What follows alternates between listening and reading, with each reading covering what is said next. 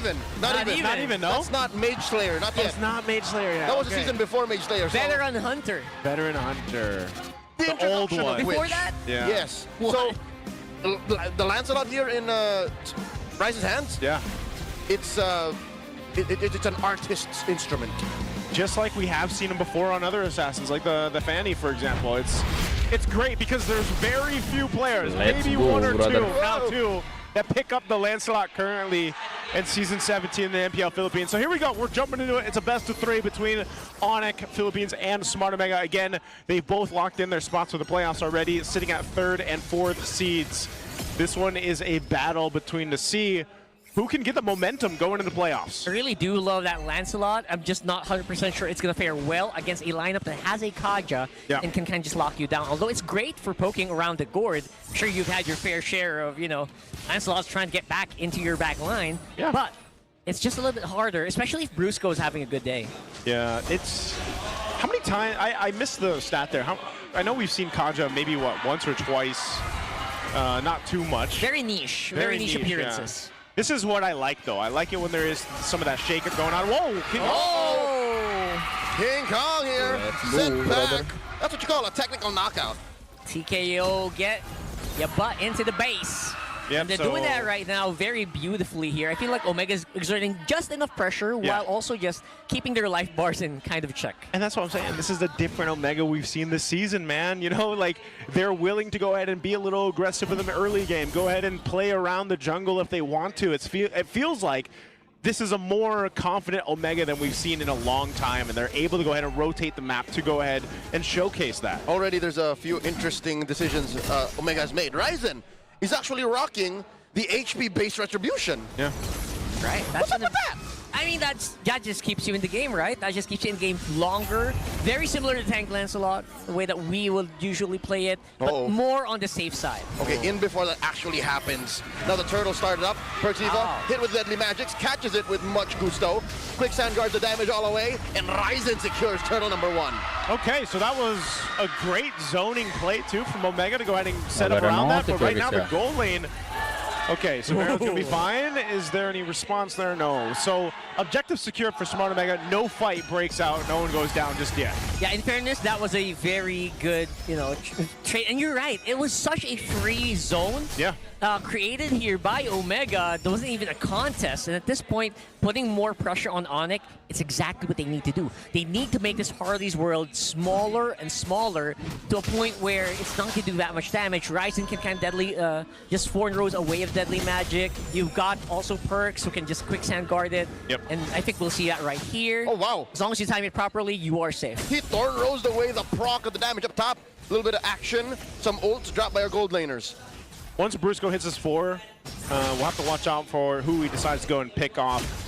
Yes, Omega's lineup gives them a lot of utility to go ahead and get out of, let's say, deadly magics and everything else, but it's more so of, you look at both sides, they have great pick potential, right? They're going to go ahead and be able to utilize whether that's the roamers to do that. I mean, obviously, a Kaja, you have a little more straightforward way of, let me just grab someone and get this flicker off so we can get an automatic numbers advantage in terms of fighting into objectives. But for Smart Omega, letting Netsky farm up on this Harith, again, he's been able to do that so well, is part of the game plan, but also utilizing Ryzen. Is he going to be more of an aggressive Lancelot, or is he going to be more of that bruiser, kind of tankier type we're used to see? I'm excited for the latter. What if he does? What if he does, right? Or it could be, again, maybe a Fredrin cosplay, try to stay in the front as much as possible. That's what they're trying to do. And I wonder if he does that, right? Well, look at the build, though, right? That feels like Warax. It's Warax. Yeah. And then where from there? Yeah. That might just be, that first item to get them. Endless, maybe? Yeah. Or brute force. I can already hear and see in chat all of the Burmese fans. Oh, boy. Ken, formerly of Mythic Seal and Falcons. Falcons, yep. Used to do that a lot. Yes, sir. Uh-oh. Second turtle's up. Brusco might look to pull the trigger here. Super Prince gets his first item and gets Glowing Wand. King Kong already picked up the Genius Wand. That's the combination that usually is already enough to do quite a bit of burst damage in the early game. So you see, both teams knowing this, they're not going to fully commit yet. Perks does get stunned. Netsky picking up his first item as well. starting on the turtle. Ryzen's got control. The Severo's just around the corner, though. Netsky's there too. Okay, just like that. Smart Omega secure. The turtle, gosh, thrown out. And James is in trouble. James gets taken out of the map here as Frizz draws first blood. Perxiva, with just about 1 HP, gets away. Well, they're And they're trying not done. That's a projectile thrown out, forcing Mingwin to back on out of here. Turning tail. All right, all said and done, feels like Onyx still got a bit of a better trade there, just because they were able to push them back. Gives you more space to invade this jungle, and maybe, just maybe, buying more time for Severo. Yep, Severo, you know, he was there. Oh, no, that's a stun. Another projectile just bouncing to almost sheer death. When you think about it, it's interesting, right? There are two projectiles that latch on the heroes. Yeah. Here, Harley as well as a Terizla. You gotta be very mindful for both of them. Yeah, if you get trapped in this penalty zone, oh, Netsky. What a takes bait. Damage. Netsky here committing the Zaman Force. And this kind of gives Frinz like a guide as to where you can put the gush. Yeah, yeah. And not only that, too, that knowing the Zaman Force isn't available also gives Severo a bit of an upper hand up there, at least to control this part of the lane. And that's why you also have Perxiva up here, just to go ahead and make sure. Netsky should have that ultimate back up here shortly. Yeah, Perxiva definitely doing a lot of the heavy lifting of absorbing all the aggression that's supposed to go to Mingwin and supposed to go to Netsky. That's why Netsky feels he's so confident, right? He's just joining these team fights non-stop. And look, it's a good look for them, honestly, despite Onyx obviously still having 1.1k gold lead. Item check here feels like, you know what, Netsky does have the items to go get ready. And, you know, we're looking at marksman trending here for Severo still, so that's still a lot of time. It's maybe like 5 minutes or 4 more minutes. Yeah. The Gush was used as peel. Yep. Is Onyx not ready for the fight? Nah, absolutely. Yeah, they weren't ready for it. And sometimes that's what Fritz is going to have to do. Severo. Wait. All right. How is Severo policing Ryzen out of his own jungle? He's just cutting that wave, man. Supposed to be the other way around, honestly. So catching up off guard. Brusco comes in with Divine Judgment, but Perxiva wasn't having any of it. Zaman Force trapped in now, and they put it all on Brusco. Mingwin gets the kill. Ryzen making a beeline straight for the turtle, and there's the penalty zone. Perxiva catches Deadly Magics. Turtle still standing. 2-0 so far, making it 3-0 as Omega take 100% of these early game major objectives. Okay, we're going to have to take a breather. Not sure which side you can online. But yeah, we're going back to it. Not too much, not too much action. It's mostly been Smart Omega just controlling objectives. It looks like they're going to try to make a push up here on that top side, tier 1. Severo's here. He's got the information, but I don't think Onyx can really respond to this. So Smart Omega playing around their advantages for now. That's right. Despite all the ejective trades, it just, it's an equalization, right? It's still Onyx who got a big chunk of that early lead. And right now, what they're fighting for is more on map control. Oh my God. James here. It's his turn to kick out the opposing jungler. And now they sent 2 over. It's Kirk and Brusco. James refuses. Yeah. Mr. Gloria, you can't do this. Woo. This guy's got a grudge, man. Yeah, Hilda's so strong for this. And that was part of the key. Oh, 1v1! Who's hanging? Severo's the back on out of that. Gets taken down. Super Prince jadi penyelamat, bro. 2v1. Not done. Mingwin, Crimson Beacon. No targets. Whew, you can't bob and weave when there's a huge straight beam just in the bushes, man. You're seeing the switches here, right? Yeah. Amazing. Amazing switches. I know it's very basic, but you're looking at just masterful maneuvers here. You know what? If that was a 1v1, I think Netsky would have won. Yeah, if Fritz wasn't there, definitely he would have been able to go ahead and get that proc off. And he had the Zaman Force too, so. Oh, Divine Judgment on a James. James flickers through the wall, does survive even the gush, and in comes Ryzen. Does not want to push the issue. I love that when the moment he saw Divine Judgment on cooldown, oh, it's my time. No, Ryzen just not going to be given anything here, at least for now. Whoa, Perxiva jumps on a Severo, BMI out. What is Ryzen building? He's got a Fury Hammer, he's got the War Axe. And then he's on his way to Brute Force. Is There that it Brute is. Force? Okay, Brute there's Brute Force. Force. There it is. All right. Dean! I thought he'd taken up second, but he ends up getting it third. Dean, Confirmed. what's going on? He's building Bruiser Lancelot like it's 2022. He said, you know what, Fury Hammer is all I need, bro. Yeah. And maybe a War Axe. Yeah. And it actually is fine. It's fine. Actually, it'll help the Lancelot with just so much in-game or in-fight Masdondon survivability. PPS tidak And mengeluarkan it just adanya makes it so slackness. easy to take these objectives. Oh, No comment gua. halted there, stunted by the Mystic projection. Percuma King juga Kong di taking set the purple. Nasin juga endingnya zone Ryzen's juga off kan. about 4 seconds. Yeah, they gotta kind of wait here. There's at Udah the same paling time, bener even with the itu Lord up, they keputusan really can't Shaper. do too much commitment to it just yet. He's gonna go ahead. Ryzen grabs his purple buff. This is where Udah we see paling bener Onyx dah, actually soalnya wants tiap hari to go ahead and ketemu- fight for Ya walaupun space di control MPL dia around TTA this. lah. Perksiva picking up his own chastised pauldrons. We got a good couple of defensive items picked up for Smart Omega here before this fight breaks out. Kalau di They play might go apa for a pick. di It might even MPL be jangan Onyx ditanya that goes gua for a itu. pick before the Lord take here. They don't have much that they can push with off the other side of the map, so they all want to be together. James. 2v1. He's got Savera and Kirk on him. Oh, boy. Brusco looking for targets. He doesn't have James will flicker. survive. Lordy are at a 10 of his health. In comes Brusco. Savera coming in. Natsuke looking for the punish. Down goes Ryzen. Super Prince finds him. And Omega are left with one member missing. They take down another. King Kong kills Perksiva. It looks so good for a moment there, but just when they need it the most, all this burst, all this AoE CC popping in from that gourd. And we're seeing the power of the gourd plus the Kaji right now. Savero being such a free hit menace against Omega. Yeah. Oh, no, there's a pull. Divine Judgment on a James. Another one. No bush here, sir. No bush. Nasty, Kirk nasty. here. Gonna get hit with that Crimson Lantern, but he survives. He's alive. Kirk's alive. Falls. Crimson Beacon by Mingwin. Revenge strike takes down the cap, and the Lord will pop the shield down bot. It seemed like so much just happened there. Omega loses their shields. The Lord charges into that bottom turret. They still maintain it, but whoa, Ryzen! Okay. Woo! All right, he took so much damage.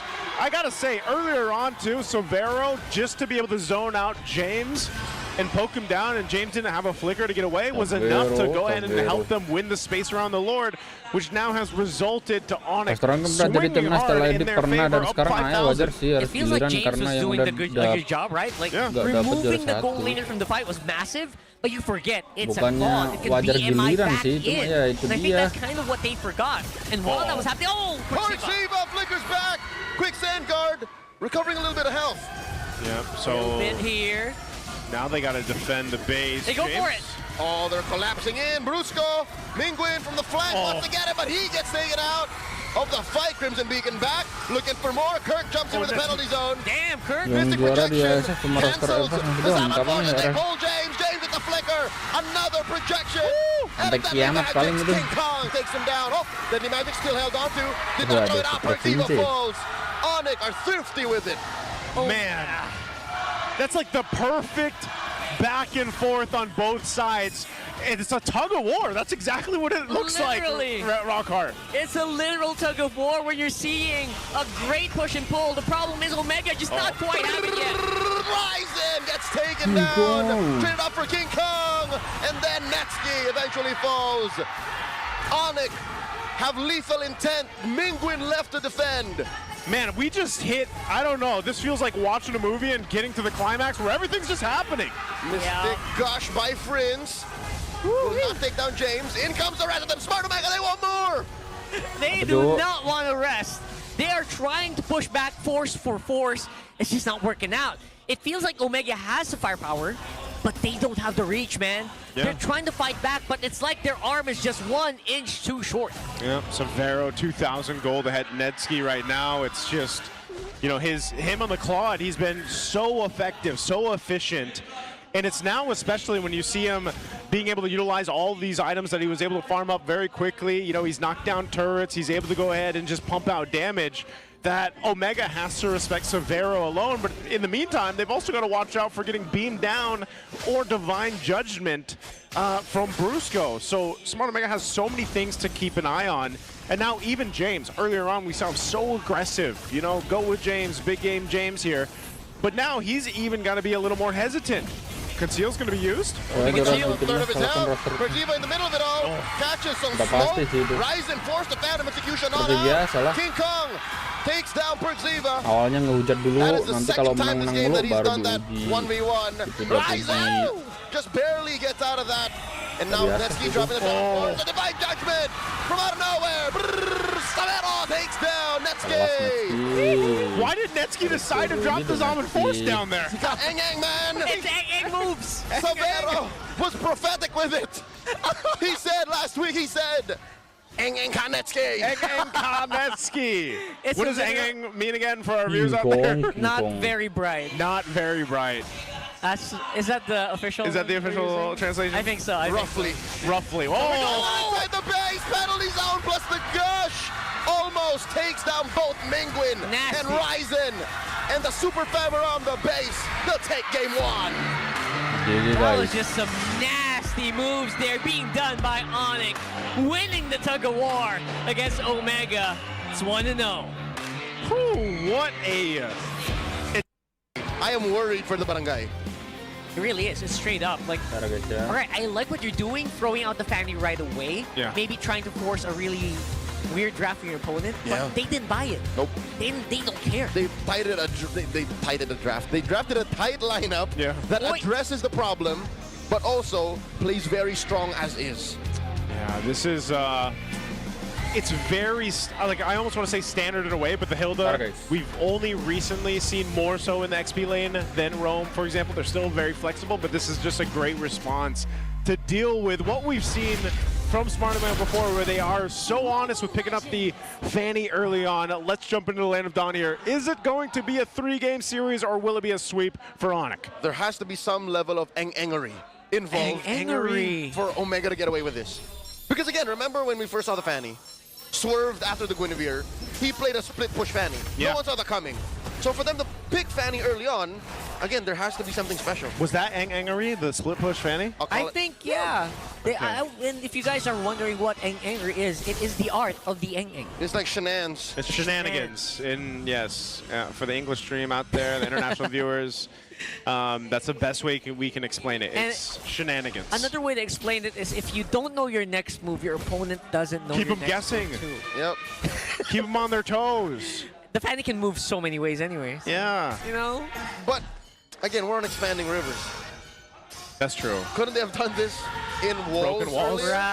Right. Because the response is also faster in expanding rivers. If Yeah. you do shenanigans, the opponent can usually catch up pretty quickly. Yep. That's why you have a lineup that goes fast. Oh, Brusco. Oh my God, the damage onto the bruiser! That's the shenanigans, but King Kong comes in to punish. Oh my Lord, one more incoming. Perziva with a swing and the flicker out. That could have gone so much worse. Yeah, that's level 4 for King Kong already, giving so much output. Look at basically slicing Mingwin in half. And that's a great trade for Onyx, man. You're roamer for the jungler of Smart Omega to put Ryzen down, and that's why they're so aggressive right now. Oh no! Okay. Fortunately, Big Game James had a gleam out. Yeah. Still got game. He's got game. He's Aman James. bro ya. And But they're this doing is- I mean, look at this control right now. That one response, that one counter punch from Onyx will get them pretty much this first turtle here. There's right now Ryzen's gonna go ahead and grab his orange, or his purple, so they already know this. King Kong will go ahead and secure the objective. And that's the lead we're talking about, like a small gap, right? You give a small Kirk. gap. Oh, Kirk, what? Coming through, power of wildness was enough.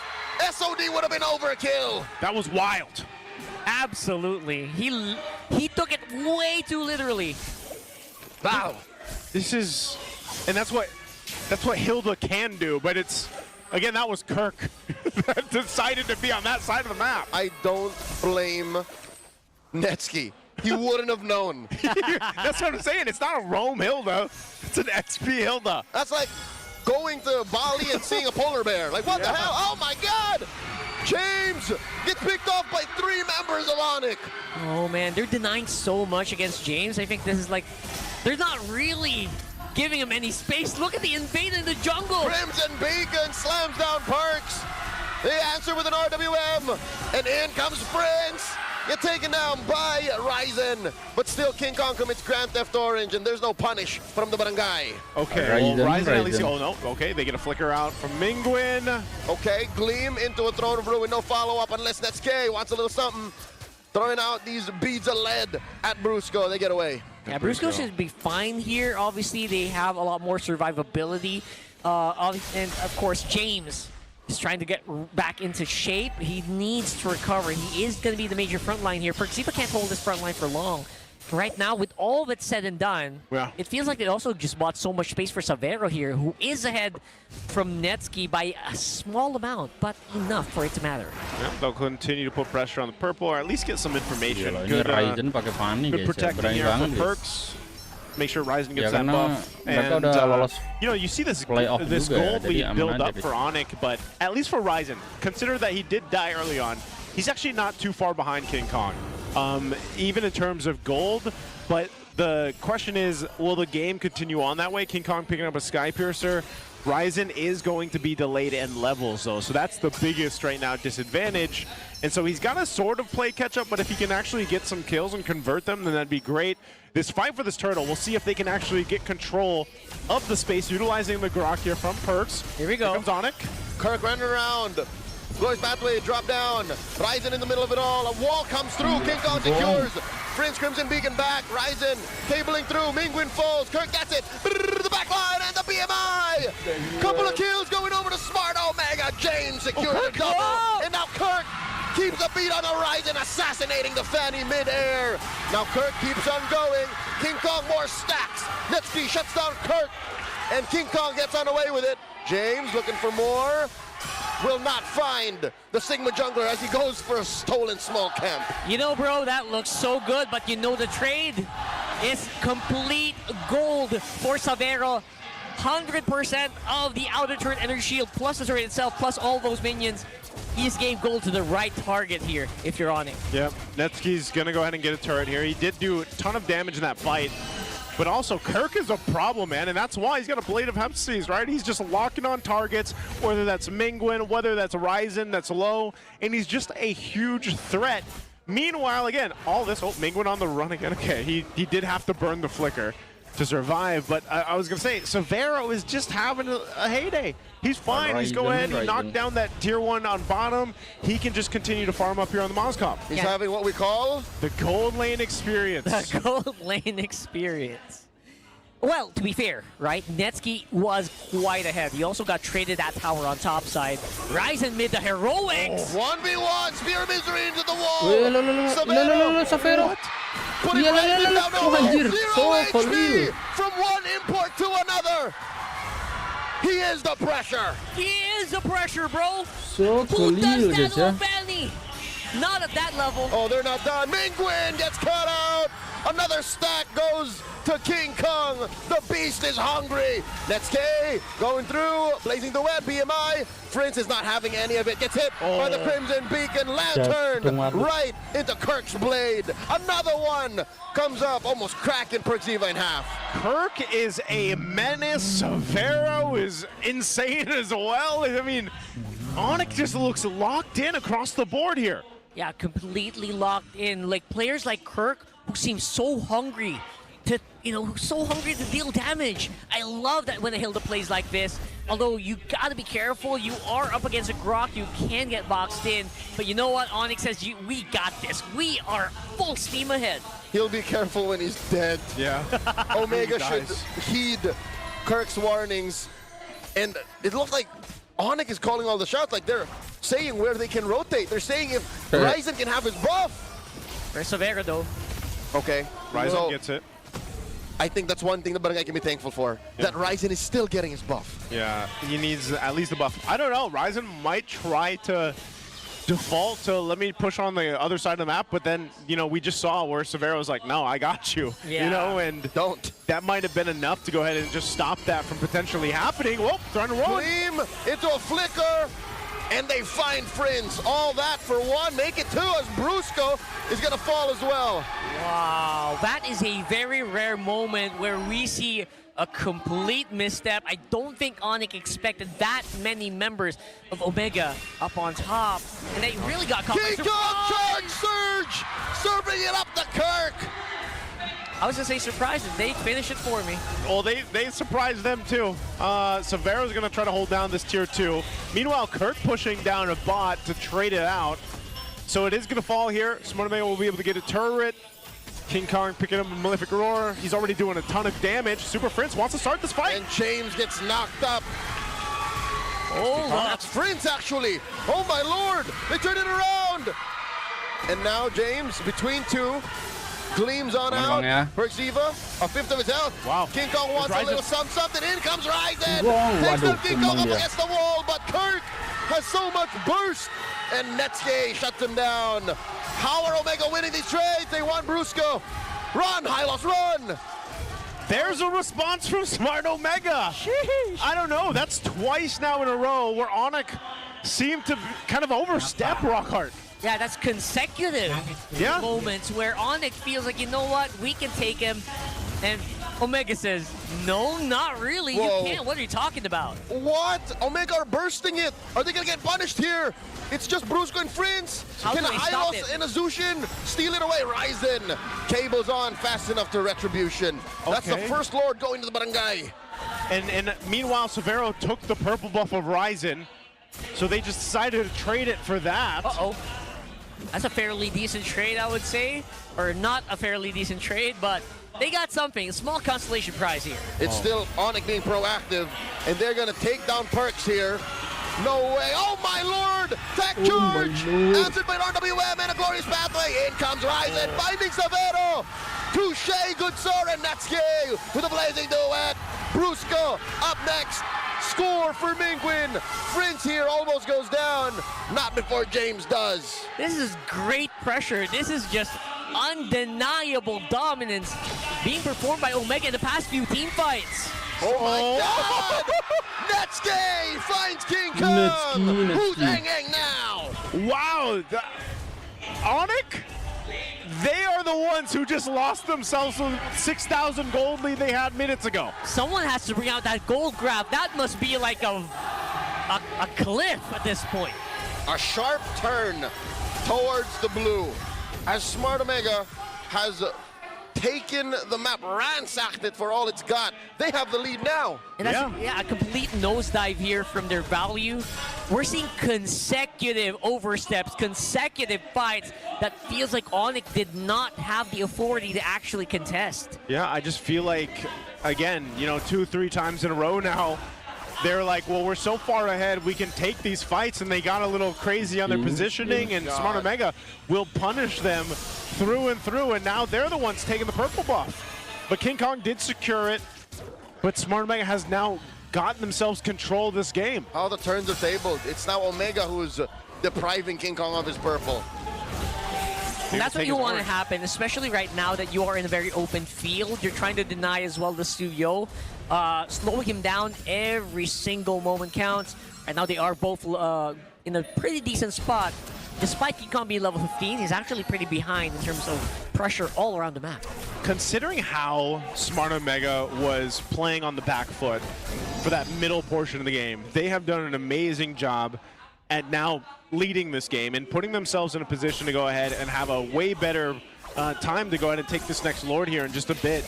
You can look at, there's the graph. I mean, look at the graph. Look at the change there. Just in the matter of, what, 2-3 minutes maybe of that time, Severo finally picks up a win in nature. He definitely needs it to deal with Ryzen.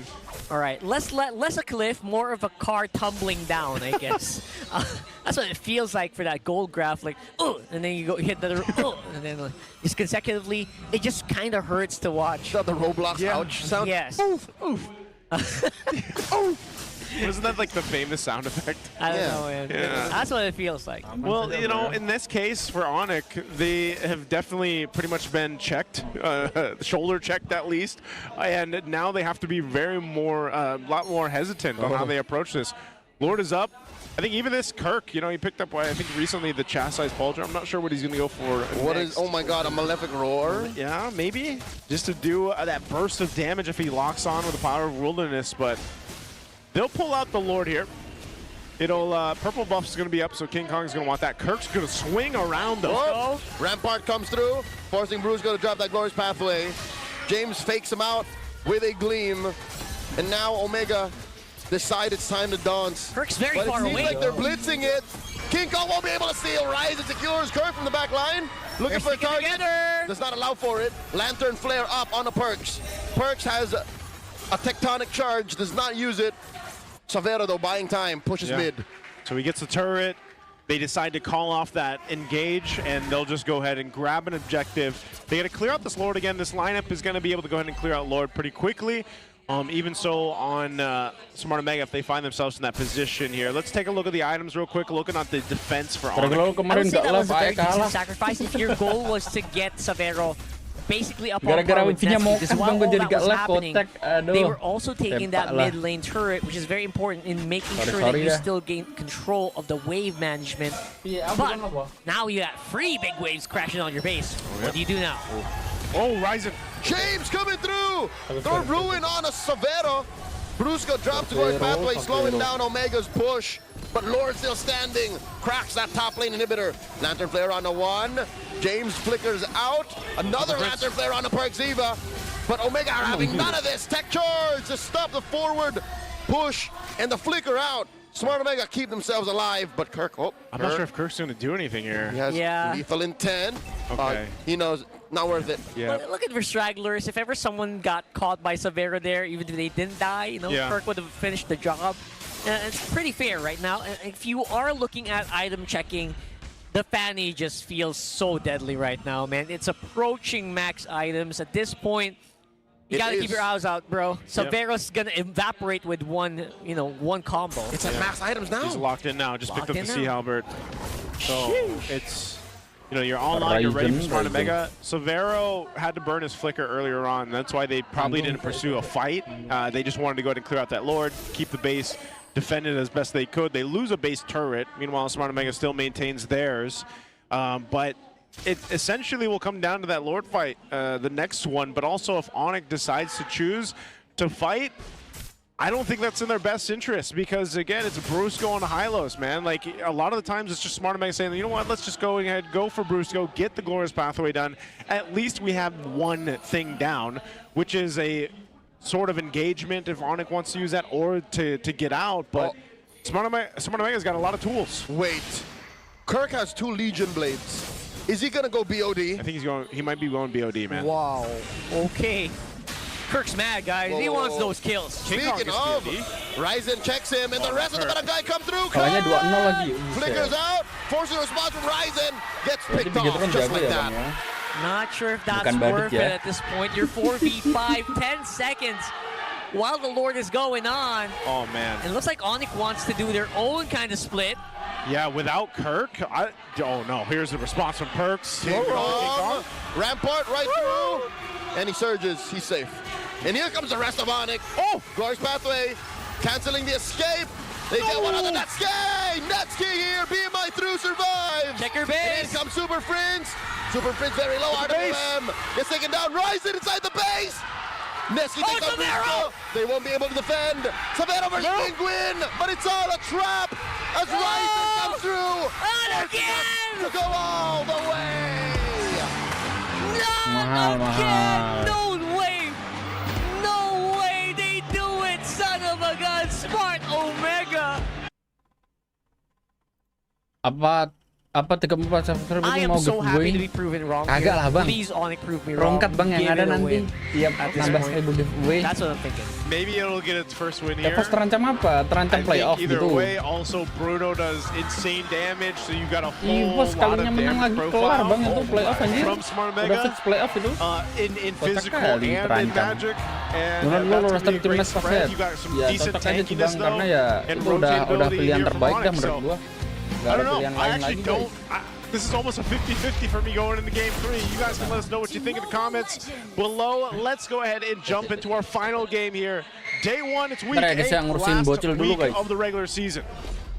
Yeah, we're going into this one obviously with both of our gold laners very firmly on that fighter emblem. More survivability, and again, it has more ramp-up time. I'm looking forward to that, seeing that from Savero. See how they deal with that, but right now, it's the newly buffed Cho here. And like we mentioned, you'll probably see it smoother, move a lot, more a lot faster on the map. Maybe it will look like it's moving faster. It just doesn't have that swing. Whoop. So let's see. And his kick hurts more too. Like his Way of the Dragon ultimate hurts a little bit more. So I don't know. We'll see how Brusco utilizes this. It might.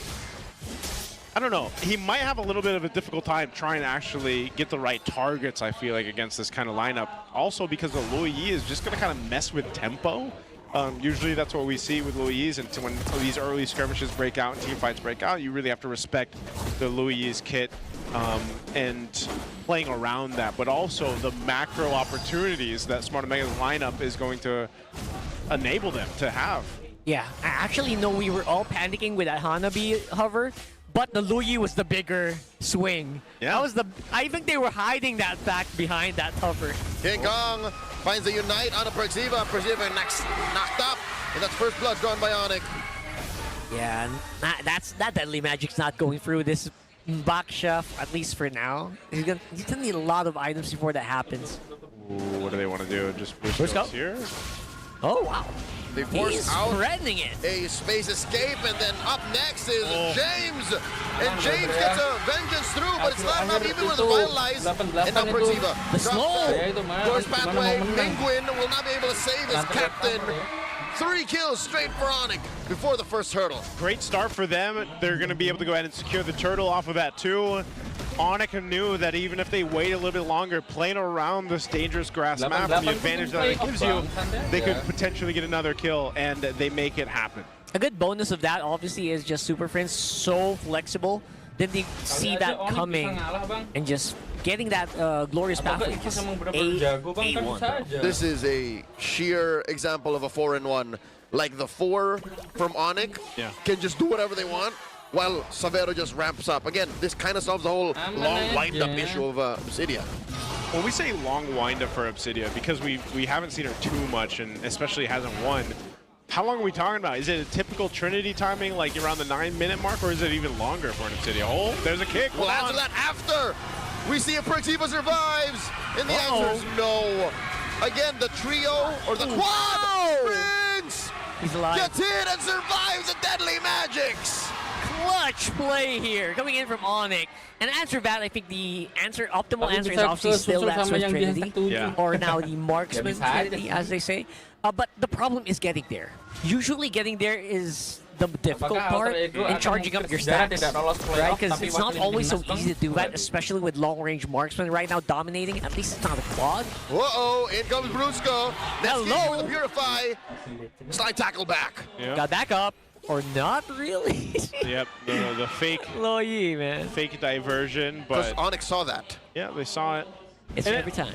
Even in that way, you get the Purify out. Whoa! King Kong with the Unite on the Perxiva. Drops to revitalize and the Glorious Pathway will survive for now. Very happy to take that. Again, this mid 4 that you're talking about can really just get so much attention. Yeah. That's the power of this lineup. While all that's happening, Savero just not getting ganked. Yeah. Right? For like how many minutes now? 5 minutes. No one's touching that bottom side. Almost. And that's the perk of this 4-1 lineup. I'd say even for Netsky though, he's doing fine. And if you look at both golden laners, they're pretty much relatively even across the board, so they're kind of doing their thing. Turtle's going to be up here, second one now. Genius One picked up Horizon. What? But his pathway, there's a final. Massive final slash. Prince didn't have anything to say. And now King Kong gets him with Deadly Magics. Ryzen finds him. Perxiva survives, but Ryzen does bite it. No retribution from both sides. Kirk here still fighting back. Brusco thinking twice. For the first time in this game, Omega punish Onyx. Wow. Again, that's what I'm talking about. You got to respect the Lui's kit. You see that burst amount of damage too. Just when you think you're going to go ahead and fight. Oh, Savannah thinking twice. Whoa! Does not commit fully the Hunt of Bone. We're seeing it though. We're seeing it. We're slowly seeing the ramp up, and of course the rest of Omega down here just to help out if they need it. Okay. And that turtle. Look That's at that. a 4-man. Kirk and King Kong coming from the flank. Severo does Up. oblige. Turtle at a fifth of itself. Perxiva. Glorious Pathway and Revitalize. Taken down by Kirk. Turtle still standing. And King Kong secures. Now Mingwin is taken down. Kirk with the flicker forward. Netsky gets secured by Prince. And just like that, the Super Fam trampled through. Diversion. James did not expect that. But he gets away. I was close. Oh no. All right, we're getting it. We're seeing this. I think at this point, I'm going to be pretty happy if I was Severo. We're doing everything by the book, and they're getting trampled here. Onyx just savoring this right now, maximizing all the gold that can go into this gold lane. Joseph, this looks like the gold lane experience premium. Yeah. There's a premium subscription? There's a subscription, man. Oh my god. Right now, Severo's got it. He's trying to get this first win. Whoa! Whoa! That's what comes with premium. Yep. You get a bonus. A big bonus. That's the bonus. If you guys didn't see, that was the Sky Piercer getting locked in the moment they called the subscription button. The moment he pressed the subscribe button. Yeah, payment success. Payment success. So, it popped up. Got a Corrosive Scythe, and then he went Sky Piercer. We'll see what else he decides to build up. Second item. Yep, Wow. second item. He's ready to join the fight. He's basically saying, like, now that I've taken out this turret, I'm ready to go ahead and join. They're centered up here on this top side of the map. Kirk jumping in. And he got that. The tail end of Landshaker. Glorious Pathway stolen away by Prince. Blocking out the escape route. Oh, and James gets taken down. Kirk versus 3. Kirk will not survive as Netsky shuts him down.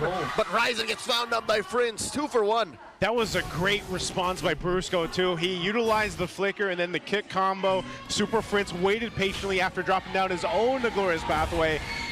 Good team fighting and game sense there from Onyx.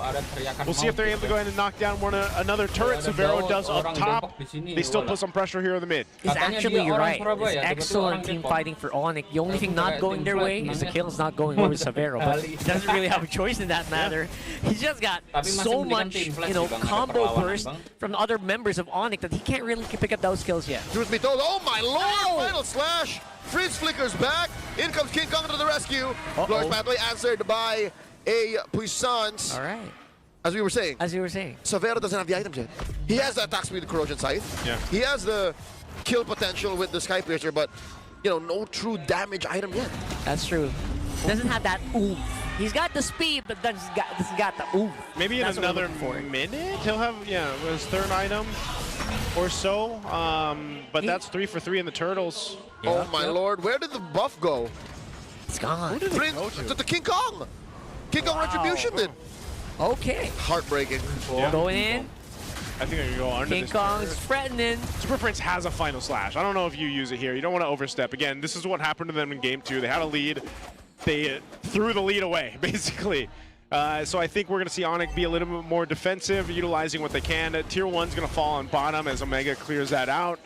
So at least they get a turret down. They have to start making moves across the map because it seems like they're just not really ready to team fight just yet against Onyx. Yes, Onyx right now being more careful of overheating. James! King Kong finds James!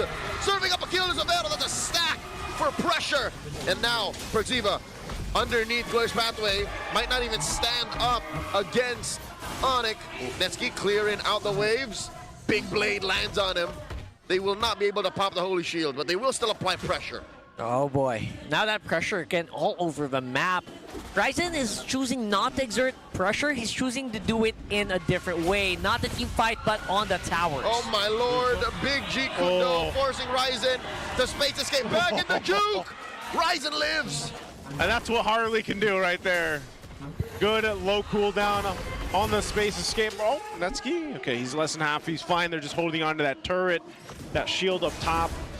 And Onyx will continue to put pressure in the jungle. Purple's going to be up here for Ryzen. See what they try to do. King Kong trying to jump on in. And Ryzen will secure the purple buff, so they're fine for there. Are they in a fighting position to contest this first Lord here, though, Rockhart? Yeah, this feels like it is prime contention right now. Both teams have that initiate that they're itching to use. James right now is looking for an opening. You know he's going to go for it. The big gameplay is on his mind, but Onyx just not giving it. Yeah, you can see that too. 3 items locked in now for Severo. He's got a DHS locked in, working on the next. I think that's the damage we were looking for. That was the damage. Damage against Perks, damage against James, HP based. Yep. Damage from the DHS. On his way to a Golden Staff Lord here at a 10th of its health. Yeah, no, Perziva may have paid for this information a little too much. Yep. All he had to do was stand nearby and say, yep, they're taking it, but instead he pays with his life. Now James, going home. That's a swing and a miss. And Omega are going to suffer for this. They don't have the engagement, don't really have the firepower to team fight. And in comes the rest of Onyx. James gets picked off like that. Oh, the rotations from Mingwin, but no follow through. I think Netsky has already thrown out the world. You know, Kirk catches a Deadly Magics. Ball to his face from Netsky. Kirk flickers through. He'll survive. That is a stolen diversion just for rotate. Brusco with the flicker. Ryzen gets picked off just like that. And Mingwin, the punish, traded off for Brusco. Rush pathway, but no damage from Omega down bottom. They're gonna have to concede this tier 2 turret. Yeah, they do have to deal with this Lord up top too. Netsky is there to go ahead and help with that, but Onyx really just shoving themselves to fight under the turret against Smart Omega. So it finally falls. The Lord's going to be trying to make its way to this turret to see if it can get the shield down. King Kong and Severo are here, but it's held there for now. It doesn't look like the shield's going to go down. Severo does pick up another item. He gets a golden staff. A lot of these items being locked in. Aman bro ya. Oh, the shield's still up. I guess they took down the minion as it came in, so they're going to keep this shield for about 10 seconds. 10 seconds. Yeah, 10 seconds. You know. All that for 10 Wow seconds. gitu ya, right? bilang Hey, wow so ya. Nobody died. Nobody died. That's an important thing. And then again, that's despite both of these teams just having so much Wow, tidak ada engaged beras. potential, so much firepower that they're itching to use. Wow, That berasnya no hilang. one died. There was Wow. honestly a big surprise. And then also the tower is just surviving is a big bonus. If you're Omega, you're trying to buy as much time as you can. Get Netsky to the point where these crits are starting to, you know, where these crits hit the 1K mark. Speaking of people watching from home with, you know, full-on speakers, imagine, hear those balls. Yeah. They are booming. They hurt. It's base. But are they though? Yeah. How many items does he have? Oh, He's got some. here print comes there. Onyx. They hunt down even Mingwin, the kick on the Perxiva. This might be a 2-man assassination coming from the Super Fam, and Parks here actually lives. Now hunt the bone. James, too much. Severo gets a stack off him. Severo is at 4. 40 stacks, man. bro. 40 stacks on an Obsidia. Yeah, he is locked in. You see the damage just melting down. And he held on to the ultimate, that Hunter Bone. He didn't want to use it on Perxiva. You know who else held on? What? James. He still has a flicker and a final slash. Yeah. That means he was able to use neither in that engagement. Oh, I'm not sure if I want to do that, but at least he will have the flicker ready if ever they go for this Lord. That's trigger discipline. Trigger display, maybe? Oh, man. They're going to need it for this Lord. I don't know. This might be one of those situations where it's just blitzed down very quickly. The information is going to be there from Perxiva. He's got them in sight. What do they go for here? They have the Luigi and Netsky clearing down the bottom. It'll bring them with the diversion, but this might be a little bit too late. Okay, diversion. They're setting it up. Parks is looking for a response. Netsky and Mingwin are in the vicinity. Glorier at a 16th of its health. 2 glorious pathways. Paling atas mah santai, yang paling bawah itu mana bisa santai. World is still on Netsky. Down goes James. It's deja vu. Agak And now lain ya, collapse dan onto ya. Omega. Brusco finds a kick. Gets rid of Mingwin, and now Perxiva's gonna be up next. Hunt the bone. On the next day. Forward flicker. My friends. Severo is a maniac. Bang. He is the pressure. Pape, Severo, Pape. On the Obsidia. Pape, Severo, Pak. Unbelievable, man. I am loving the banget nih, flow. Pak. I'm loving the momentum. They got the tempo. They're taking the game. Alex Clayton. Gila banget. Gila, James ya. James ya gak berani, crazy Jir. in this game as they take the series. James ya gak berani, guys. Elah. And the crowd goes wild. Look at all the fans right now. Severo making the Severo. Obsidia work finally here in season. Surprisingly, we don't see Grok as much anymore, but then with the pressure applied by the Marcel, Let's go, brother ya. with Game Khalid and Hildegard, pertama. the Grok does add Onyx to that Philippines pressure. versus Eve, as expected, is locked in there for Sanji. So I'm just really looking at how the early trades are going to be dealt with by Onyx Philippines with the Eve present. Yep, and super fans, you guys are sharing your thoughts in the chat. Well, why don't you scan this QR code as well? Get a chance to win 1,000 MLBB Diamonds. 3 winners per match. So we've got this one and we got next one. And then we'll probably have something more for you guys for the playoffs. So take a look while you can. There's our Superfan prediction right now. Pretty close, 44 over for Onyx Philippines, 56% for Team Liquid. That's about as close as most fan bases get against the Cavalry. Yeah. The Golden Rivalry definitely is a must-watch, even in the twilight of Season 17. great rating on Onyx. Yeah, I was actually going to say before we even saw that rating, I like the lineup that they have here for Game 1. I think this is a really solid foundation to get Game 1 for Onyx Philippines. Yeah, that's why it's really good that they're actually even JP back to Purify going into this one alongside Teddy. You don't see that often for roamers, but it is important. Well, here we go. Golden Rivalry. First match of the day before we end out our regular season. We know what's on the line here for the playoffs, that upper bracket spot to be solidified or not for Team Liquid Philippines, and we jump into it. I love that Daddy JP put a Purify on Marcel. It throws me back to whenever a chip puts a Purify on itself, just to make sure that the shortcut happens here. It's for the golden hour. Yeah, and the good thing with that is also beyond saving himself, if ever whoever he can give a shield to during the golden hour, any of his allies, good escape for both of them. All right, Severo, fine, handling the lane relatively well, but did get forced to use his regen. A lot of really deep invades, but JP is getting the trump over Onyx so far in terms of vision, while Brusco and Super Prince are just taking their sweet time, making sure that minion waves are healthily cleared by these two, because them going into level 4 or getting closer to level 4 by Turtle 1 is going to be an important condition for them to trade with the Eve lineup. Yep, a lot of good information here coming from both roamers on each side as well, wanting to go ahead and secure these buffs for their junglers and get things set up in that first turtle. Interesting how the first minute and a half has elapsed, because we talked about Aura in the pre-match panel. Yeah. It seems like Onyx have let go of the orange gambit. Like, they're not even trying. They didn't even cross the river. And I think they knew it'd be way too risky with the pokes from Sanji, with the Marcel there. Okay, so we're seeing a little bit of what Coach RC mentioned earlier about how difficult it is to trade with Severo in lane, and we see why Clint is getting popular again. Yeah, you're seeing it, you know, throughout the weeks here. We've been talking about Severo's performance of being that first import throughout the league here in the MPL Philippines, and I think he's done more than prove himself worthy to just be called one of the more deadly gold laners and so versatile in the lane. The fight for this first turtle, half health. Oh, nice jump, Requiem, the answer. King Kong, they take out 40, but Liquid happy with the turtle. Yeah, that's exactly what Liquid wanted. Even though Sanford went down, they did everything to stop King Kong. The Platinum Snap, the crowd control coming in from the Marcel, plus the fact that Sanford committed Flicker with his penalty zone. That just went all to plan for Liquid. Oh, big swing here. Putting Teddy up against the wall. A lot of damage coming through from Severo. Called easy. Looking to repair the situation. Taking Brusco down to 5th of his health. Throwing out the charge Quella. Oh, Severo, he's half health, but yeah, he's going to be able to go ahead and stay in that lane. Good response there from Carl Teasy to be there in time for that. Great rotations. This is what we were talking about in Keys to Victory as well. The Sigma rotation and the GOAT rotations on both sides. The gotation. Gotations. So far, we're seeing a little bit more of the gotations, but King Kong is balancing it out with some invades towards the Beetle top side.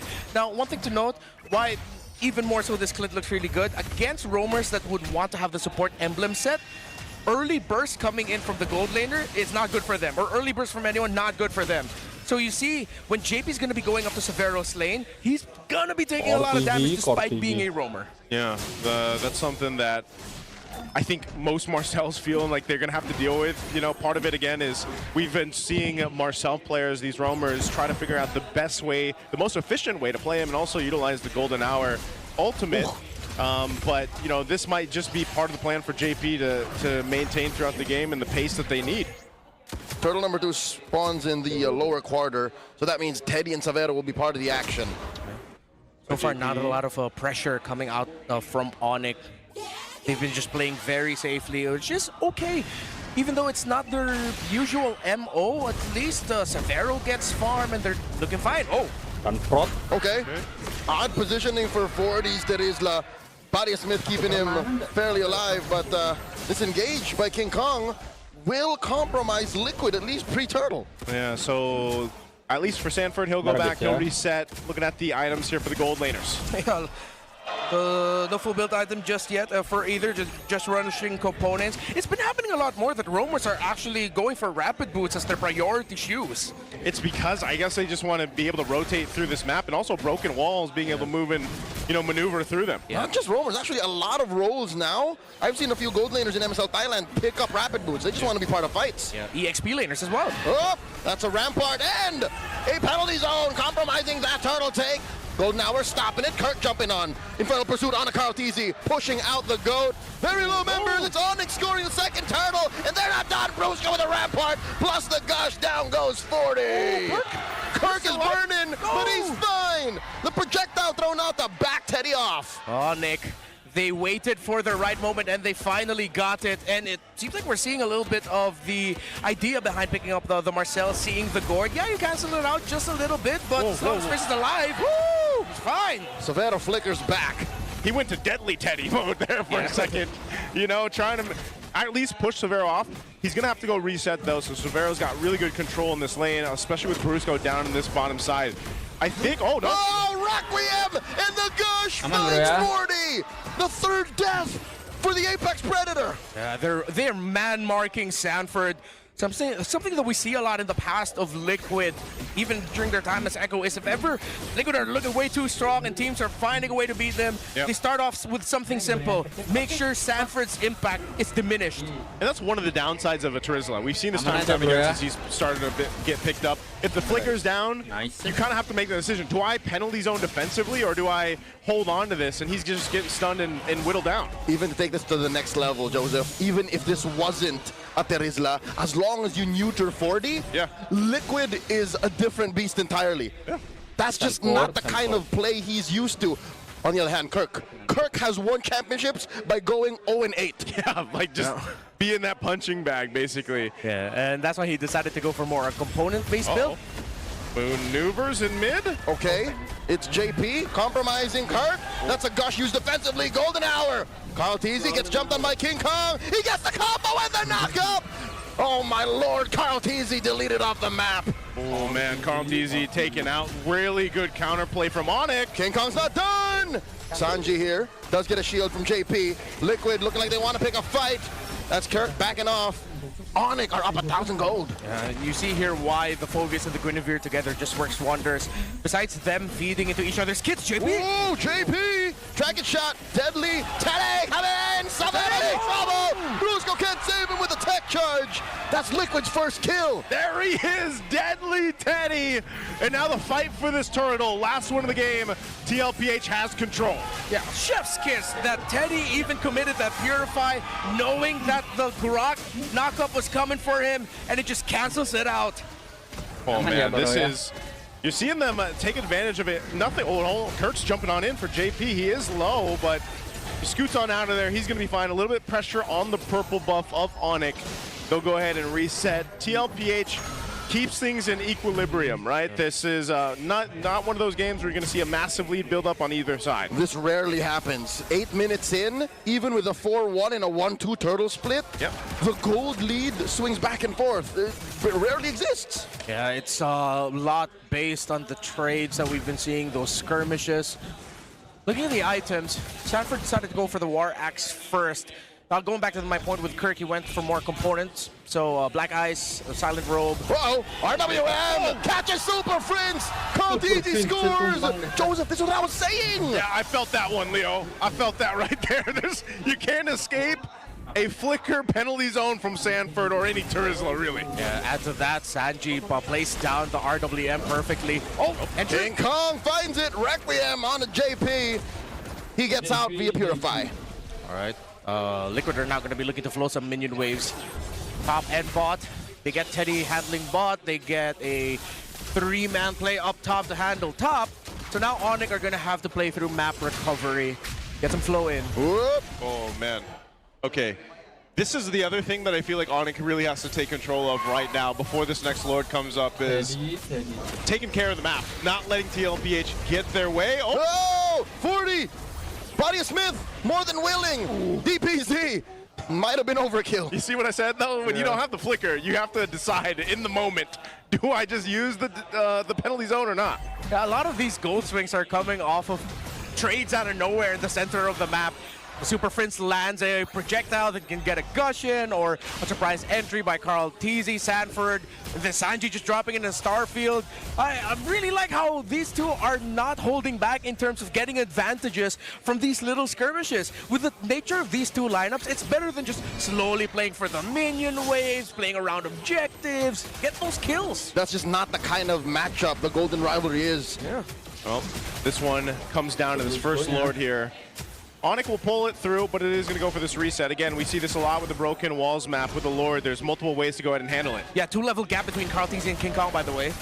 Okay. And this is, oh my lord, nice catch here! Crush throw down from the Zaman Force, Requiem, catches King Kong, but he's on out of here, Sanford finds him! Golden Hour, but Kirk takes out Sanji, swinging away, Karl'Tezi wants more, Fertile Pursuit, Brusco gets cracked in half by Teddy, and Karl'Tezi takes down Kirk! That's why he's called QB1!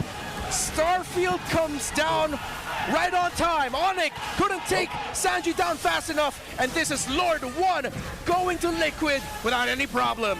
Man, another decisive fight showcased here by TLPH in the first Lord. This is what we see. Even if a team is able to keep pace or keep things under control in the early to mid game, by the time you get to that first Lord, that's where TLPH plays the map and around this objective so well. Let's take a look at the replay here. Yeah, it was the initiation from Onyx, but Teddy was free to jump onto Prince, forcing the flicker and ending the Mystic Gush early. That's why they couldn't get Sanji down quick enough. Teddy was not caught by Onyx. A great usage of the Golden Hour as well. That's something we talked about that JP is going to have to utilize, and that kept Brusco there frozen in time for just long enough that they could deal with and reposition into that team fight. So in a literally a one team fight, look at the gold lead. It's ballooned up almost 5,000 gold. And even without that team fight, if it was just straight up Lord into conversions, Liquid would have ended up with the same lead. Yeah. That's just how they play. You give them an inch, they take a mile. Can't fit a horse in a box. Oh, they take tier 1 in mid. That's it, the main artery with a Lord down bot. Yeah, one thing to note also for this Suyo is that more and more we're seeing less Skypiercer rush for the Suyo. This is just old school Suyo style. With the Hunter Strike, the War Axe, and the Malefic Roar, Liquid continue their pressure into the orange side of Onyx. They still have the Lord with them. This is going to be a huge gold swing and map favor for them. Yep, they will clear this Lord out before it gets to the wave here, before it gets to the shield. No, shield's gone. And so this is the thing. TLPH will go ahead and play the discipline route. They'll get some of these tier 2s down. Oh, little beam thrown out by JP, but he's fine. So as his Purify too. Little damage check from Super Prince, which is still respectable. Again, you know, it's more so of, can he get the full use of the ultimate of the Gourd, that Mystic Gush? Can he actually get the placement he's looking for? And I think that's what we're missing with the whole Harley ban. Yeah. Is because that should have been a shred. Here instead, it's Guinevere Gourd. So there is a CC set up, and then you get the Gush. It's just, there's not much of a payoff. Yeah, the payoff doesn't come until Severo also has a full stack of items, and he's ready to just burst down anyone that gets in front of him. Oh, with him blocking the flicker, he might even commit that flicker to go for a really deep dive onto Sanji or a better angle onto Teddy instead of using it for escape. So let's look at Severo where he's at in items. 1,000 behind it against the Harith. He built up his Skypiercer earlier. Does have the Malefic Gun. This scenario, one more, and then he should be fine. The 5th item for a Clint is really just consolation at this point. Once you get to 4, you're fully locked. That's how much he hurts. Yeah, we've seen it before. Clint can pop off. This is the other thing, too, I guess, that you can think about is just that combination of not having the Harley and the Genius Wand that's usually built there is why that burst works so well with a Gourd.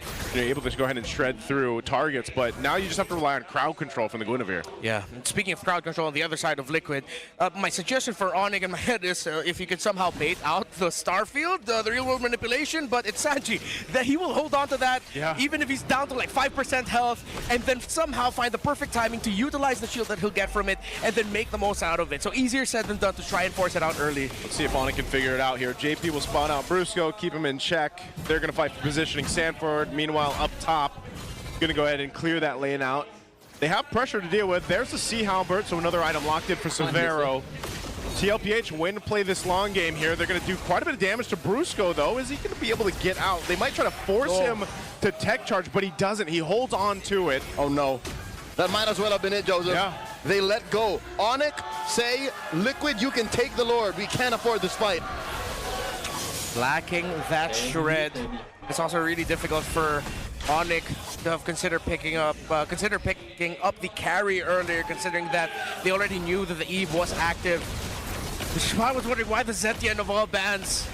But instead of crying over spilled milk, let's see how they recover they have the core items locked in for King Kong, but then the problem is even if they get that set, Team Liquid Philippines fights a really good long team fight that they can sustain through. They trump them in the damage, they trump them in the defensiveness as well. This might be it for this push. If it's not it, they're gonna lose almost all, if not all, their base turrets. Yeah, they've got to also watch out for Sanford. Oh, there's burst. That's step one to having this cleared out. Take out JP. He didn't even get a chance to purify. He really didn't have many options to go to. Okay, fair enough. That will at least make this a defensible pressure applied up top, but with all the ults thrown out, I think Liquid deserves to take down top lane tier 3. I think that should also be another equation. Fulvius into Harith, Fulvius is happy. But if there's an Eve on the other side, you can't really fight under the real-world manipulation. So I think that has to be definitely something that needs to get checked by Onyx. In terms of how they can make a comeback, I don't think they're going to get a lot of these pickoffs that they get from time to time. Even if you get one, you still have a Terizla to deal with. Let's say you find JP again. Yep. Team Liquid still has a tank that they can work through. They still have a main initiator and the Terizla as well. Considering that Sanford decided to go for Immortality as his 4th item too, it's going to be costly to try and take down either the Marcel or the Terizla. That's one of the things JP's doing. Look how aggressive he is with the conceal. Runs through 2. Has it, Golden Hour stops him in place, and that allows Liquid to stampede right on through. King Kong very low, Revenge Strike will take him down. Zaman Force dropped in, Kirk did not last a second underneath the pressure, and now in comes Liquid, they want more! The backline is taken out by Carl, and Carl walks away. They take down tier 3. Sanji even flickered forward with the real-world manipulation just to show how ahead they are. And what a play by Carl! Yep, he wants to go push that mid lane in so they can potentially end the game here. The rest of the 4 members of TLPH are in the base, while Brusco and Super Prince are on the defense. They've got a wave in mid, a wave up top. Last inhibitor falls. Brusco doing his darndest. Summon Force coming through. Super Prince cannot drop the gush long enough. Liquid take game 1. They look like they really just want to make sure that they go into the San Juan Arena, top of the standings, and they don't want a tiebreaker. It got rocky at the start, but it got smooth really quick. It's just that's exactly how a Liquid items. Yes. But again, the numbers state Liquid on top, because again, the damage is just ridiculous. Not to say that this lineup doesn't scale in the late game. This lineup has damage from early to late. It's just that it might not fare as well when the other team also has the damage. If you can't catch the Claude, if you can't pressure it enough. Let's see if they can get some early kills onto the Gata Kacha and Sora, because if they can stop them getting items, that's your best way to delay the late game. I think not only items, but will we see the stacks build up for Super Prince? I'm assuming he's going to be the one with the Sky Piercer on the Jushin, not the Suyo, since we've been seeing more Suyo build that Hunter Strike War Axe combo. Let's take a look at the emblems, though. Ooh, Teddy rocking with the killing spree on this Freya. Fighter Emblem focus. Super Prince forced to pick up the PYT because he wants his Purify way more often here. Even the Magic Worship for the Benedetta. So yeah, they're really just thinking about damage, domination. Yeah, lately we've been feeling that more in our ranked games. It's like more damage, more win. Yeah, this is what we're talking about. Kirk gets away by the skin of his teeth. All right, he gets out. JP will take a couple shots. Ooh, supportal combat. It's just roamers. You did mention punching, man. We got it here. Oh, Brusco. We get snapshotted. He'll be fine. Whoa, one couple more. Shots to JP. JP knows he was this close to getting lifted up. Yeah. You don't do that to daddy. You don't do that. That's a good thing earlier that Kirk didn't give that early kill, because that is not what they want for any of their frontliners right now. Well, for Liquid, they can just trade. As long as JP doesn't die too often, he should be okay. They're 35 seconds and counting until the next Lord spawns. Very aggressive cut to the proxy, a wave from Teddy. He wants to be felt more in the map, much quicker. He gets vision in purple. We'll see the scaled lizard. All right, so just aggressive Teddy Freya tactics. He's going to be waiting for the next wave as well, and will be cutting that because he wants to be part of Turtle 1. Whoa, 2v1! Kirk! JP on him, and they back off. He's got Super Prince and Brusco. Good read by the duo up top. Yep, he's still got Flicker too, so he's going to be fine. Turtle's coming up here. And there's a push down bottom. At least they'll keep Severo there to get some of that extra gold. It looks like we're going to have a rotate from Teddy. He wants to join this. They want to secure the first objective, so they make their way half health on this turtle. Tis what Freya's do. Easy finds the Requiem, and they pick up Brusco. The Bruiser's out of the equation, and look at the back line. It's Teddy holding back Kirk. How often does that happen? Liquid scores. Yeah, too clean. Once Guinevere gets that first pick off, that first sense of crowd control, and there's enough members of his team to follow up, it's gonna be way too tough. Yep. A little bit of pressure there, or at least information on the purple buff of King Kong. Sanford taking a couple shots, he'll be able to get away. I think this is also one of the things for Sanford after he was the body bag, the body of Smith in the Charizza last game. He's like, you know what, give me the Benedetta. I wonder how that conversation went without the during the draft. Ooh. Stuns here. Oh, they actually get the beacon out from Super Prince though. Ooh. Yeah. So, big force out. Big force out there. Yeah, they just needed to commit the second skill of the Guinevere for that. They didn't even need to commit anything big. But to be fair to Super Prince, he needed to do that. Yeah. Even though he's still got to Purify. Again, if you guys missed it, TLPH on Flying Clouds right now is 13-0. Sanji with a gush, putting Prince to a third of his health. AOG, Sanji, superhero reflexes, flickers back. And even to cap it off, he gets a stun and the golden hour from JP. Okay. Just a flex on him. Easy comes in, but not underneath tier 1. Up top though, 40 puts Kirk down to a fifth of his health. 40 refuses to back down. Yeah, no flick for Kirk though. Okay. I think the timing was off there on that try to play in the mid because he didn't have the projectile for the stun after the golden hour finished, but that was the idea.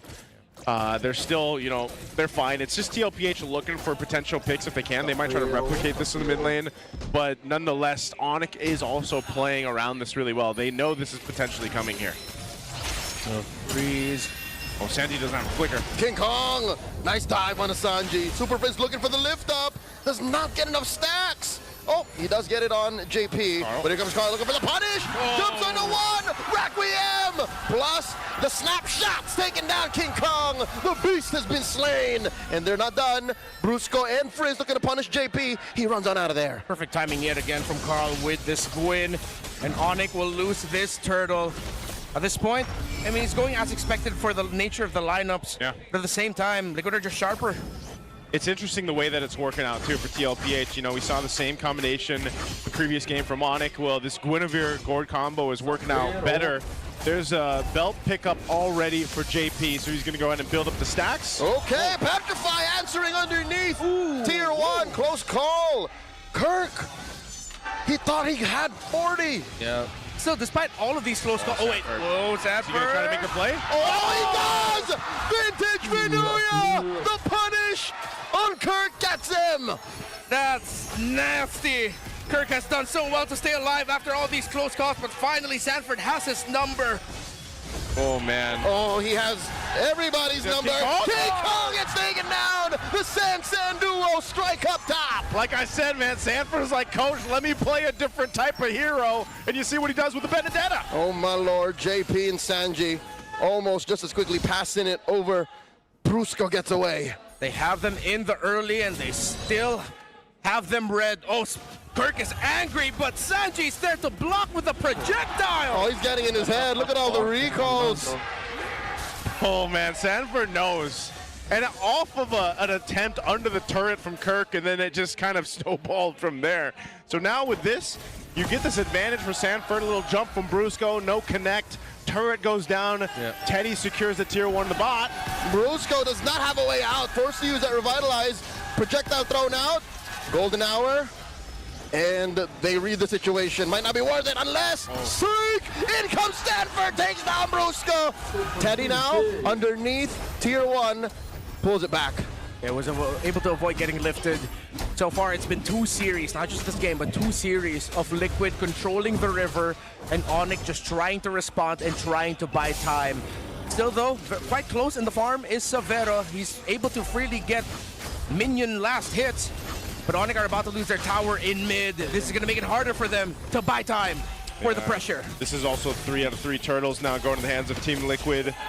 Off of the wins of just great team fighting and being able to go ahead and keep Onyx under control from trying to find rotations they're looking for. Oh, man. So Sanford also just enough of a distraction himself. He sees multiple members of Onyx. We'll see what the response is going to be from Onyx. I mean, what do we? Is this one of those situations where you're just waiting Severo to hit that Trinity? And easy! Sanji jump King Kong and Brusco. By God, they folded him in half. Here comes the pressure. Blazing duet, but he can't take down Carl, nor Sanji and JP. And in comes Teddy and Stanford.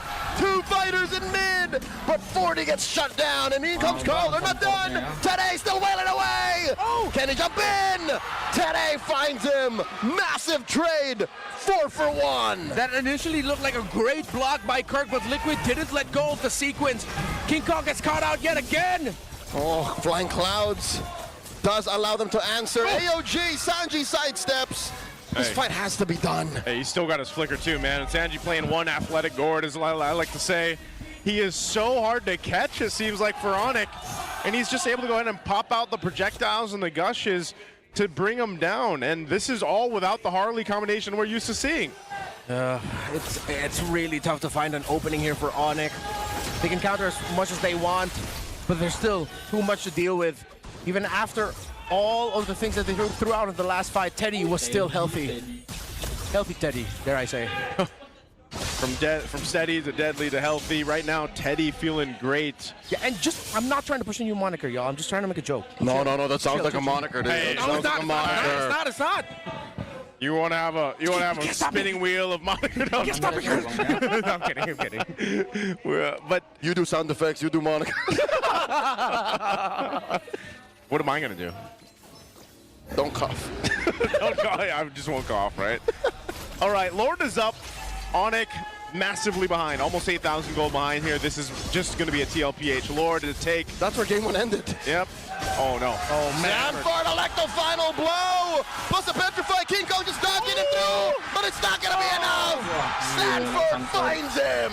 And he does it with 72 heart rate. Oh! Sanji, just the cleanest gush I've seen in a while. Takes down Brusco. Golden hour. Severo ain't going nowhere. Oh, poor Clayton gets taken down by Teddy. Now Kirk with a full combo and Prince, but there's not enough damage between them. And now in comes Carl.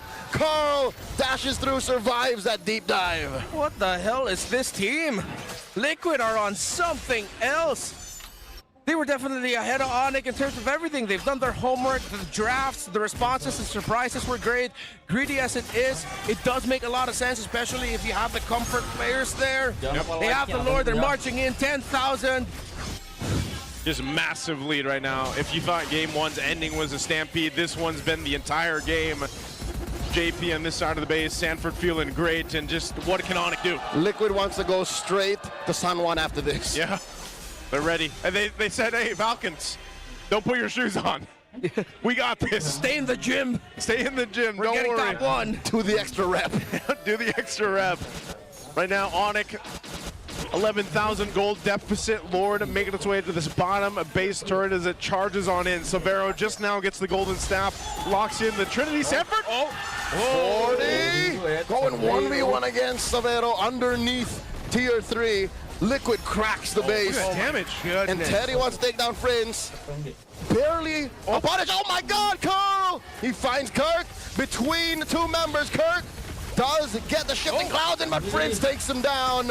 Sanji gets punished hard. Kirk survives, and that base is gonna crack. Oh my Lord. That's 1 turret left. AOG by Brusco. Oh, Onyx have to catch their breath. They can't keep fighting like this. Yeah, despite that loss of Sanji, Liquid still have gained more. They've already taken down 2 base turrets. Still a win is a win for Onyx. They can get just a little bit more farm, especially into Severo. I think they have to accept that King Kong is definitely going to be losing this. Carl finds King Kong. He just wanted his orange, sir. Oh, Carl! He finds Brusco too. And just like that, Onyx were punished for just trying to take what was theirs. They just want to find any resource they can scrap up off the ground, and TLPH has taken everything from them. This is the most Hunger Games we've seen so far, and now they're looking to end the game potentially. 3 defenders.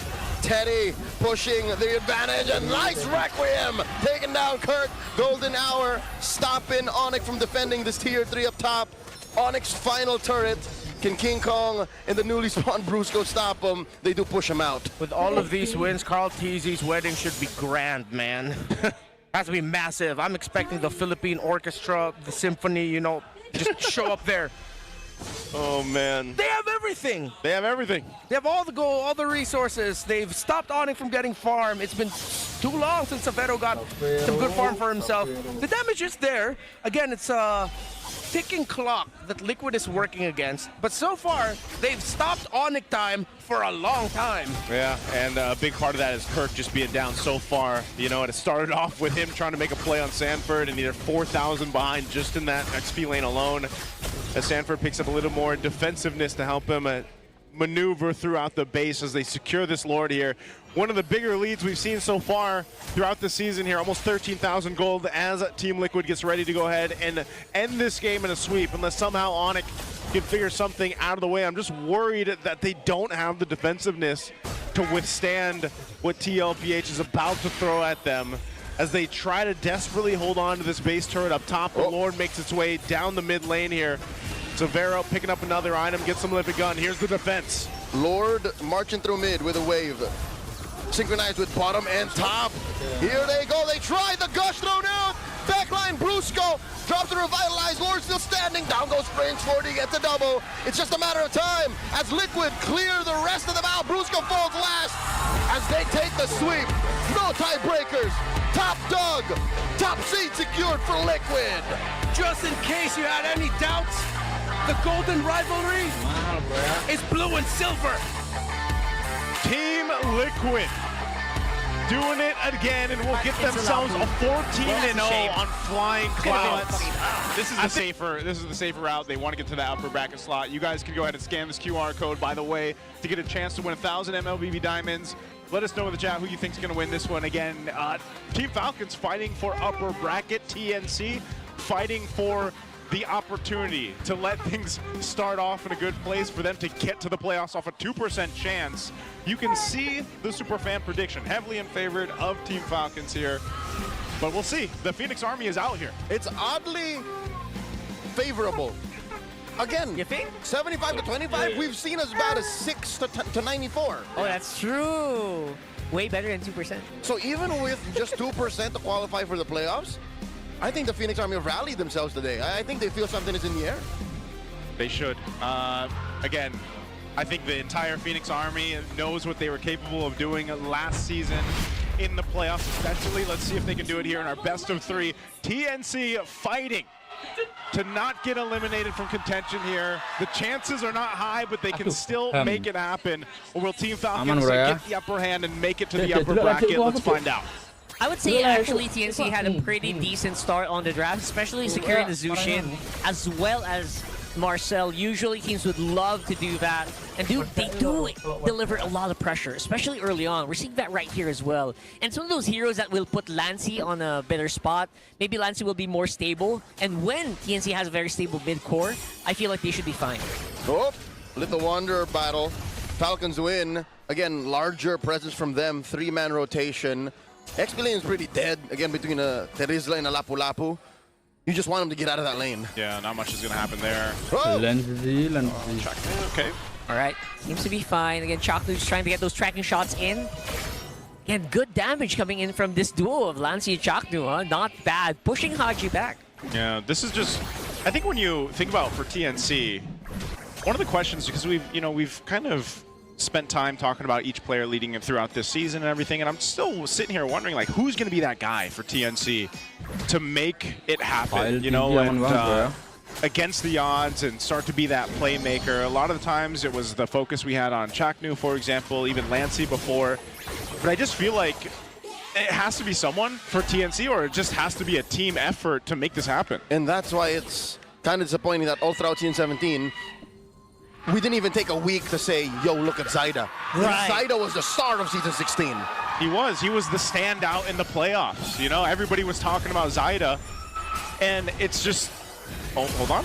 Oh, Gwen catches the deadly magics, flickers back out of there, technical knockout, but wait, up top, Kyle finds 3 more. That's an actual knockout coming in for Falcons, and we're going to slow it down a little bit, try to digest what happened. We're going to be zoning out TNC quite a bit here. Here we go, Mountain Shocker, throwing it out, down goes Ogwin, and Balakuni steals the turtle, Crimson Peak it back on out of there. Haji gets caught out. Can Lancy finish the job? Underneath tier 1 and mid. Zaida comes through, taking down the machine. That's what I'm saying, man. That's what I'm saying. Ogwin didn't go back. He chose to fight with very low HP, right around half. Yeah. And I think they really suffered because of that. And that's I didn't think they would actually decide to go full force for it, but they get a whole lot. Something went very wrong. Yep. Because Ngeri somehow juga, bro, ya. Benny got the turtle. Yeah. Okay, my theory is, I don't know what the exact damage sequence was, but Mount Shocker made such a difference. Yeah. Just throwing that inside the pit Yep. is, I think, what turned it sideways for Falcons. Yo, there's a lot of tick of damage. If you miss your retreat, it's gonna go and make some noise. Ogwin dealing a lot of damage on Zaida. Has to space escape on out of there. Benny's control of half the map is ungodly. Like, what is this? He's double laning like crazy right now, and I think that's gonna help so much since the Yi Sun Shin is a very fragile. Uh-oh, Mount condition. Shocker once more, forcing a Bravest Fighter out of flap. He swipes on there. Crimson Beacon, the punish from Lancy! And Benny Cutie comes in, has the back out, golden hour, freezing Ogwin mid-air, and he lands! Gets Ngeri juga, smacked bro, ya. by that lantern flare, and he has to get on out of there. Whole lot is thrown out here. I think they still want to fight, but 3 Mars here now, so Team Falcons finally backs off. Meanwhile, Super boy. Marco will go ahead and get a bunch of extra gold, locks in his DHS. Nothing is for free. I am just adoring how Falcons are prioritizing these fights. They're able to actually control, or they know the extent of their mid trio, and they gave Super Marco the benefit of the doubt. You know what? We can take this. Go ahead and get that yummy goal. Okay, Joseph, he's getting the gold lane experience, man. He is. Because despite the, messy turtle one take and that skirmish in mid, He's ahead. Super Marco's up by 500! Yep, he's ahead. But again, I think part of this is the Mount Shocker utility that you get with a YSS. Fighting for the second turtle. Round 2, let's get it! They jump in, the Requiem compromises the Mamba. Chaknu falls, and now 3 more in the middle of it all. Another one! The full Requiem pop, and Flap finds him. Gets traded out for by Lancy. 2 for 1 so far. Crimson Beacon. Lancy single-handedly zoning them out. Benny dealing a lot of damage. 3v3. Haji with the damage coming through. Kyle! Ogwin finds Lancy, but Zaida secures. TNC are 2 for 2. Ooh, Super Marco now in the mid lane, but oh no, Chaknu. Oh, they're not done. They'll go Super Marco in. answers with the blazing duet. Has to BMI on back. All right, so in these teams, Oh, my Zaida! Portnya Let tumbang, Rockar bro. finish his sentence. that's what I was saying. Kyle has been doing so much in these fights. Yep. But not really getting anything done. It's like you're doing so many necessary movements, but you're not really clutching the objective, man. And Harley's still the same. Harley's still the same. Harley's still the same. He might have lost a little bit of damage on his first skill, but not much at all. We'll take a look at this. Look at across the board here. So TNC's now gotten themselves up 1,000. Excuse me. Yes. Piercer on Yi Sun Shin on Benny, not Lancy on the On the Zushin. Zushin. Yeah, no, sorry. On the Yi Sun Shin, not the Zushin. Yeah. Huh. Say That's that 5 different. times quick. Interesting, right? Interesting. Usually, even though you put, even if you have the Piercer on the jungler, you'd still usually put it on Zushin. So this is a complete shift of priorities here. Por Yeah. qué? Like why? But why? But maybe it'll work. Maybe there's something here. And that's why we see also Benny Cutie being very proactive across the map.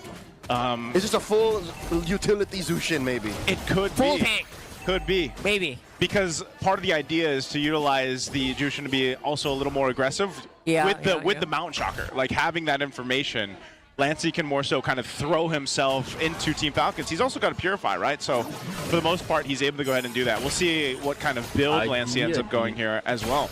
Yeah, we'll keep track of that for sure. Because it feels like Lancy just doesn't want to die. Because maybe he's expecting that, you know what? Ogwin's probably going to dive into me non-stop. Might as well. Spill that tanky, beefy boy. Ill intentions from Kyle. Has an almost full passive stack.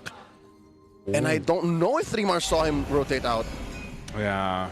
It's going to come down to this turtle again. TNC's gotten 2 out of 3. We'll see if they can get the third. They can find the jump.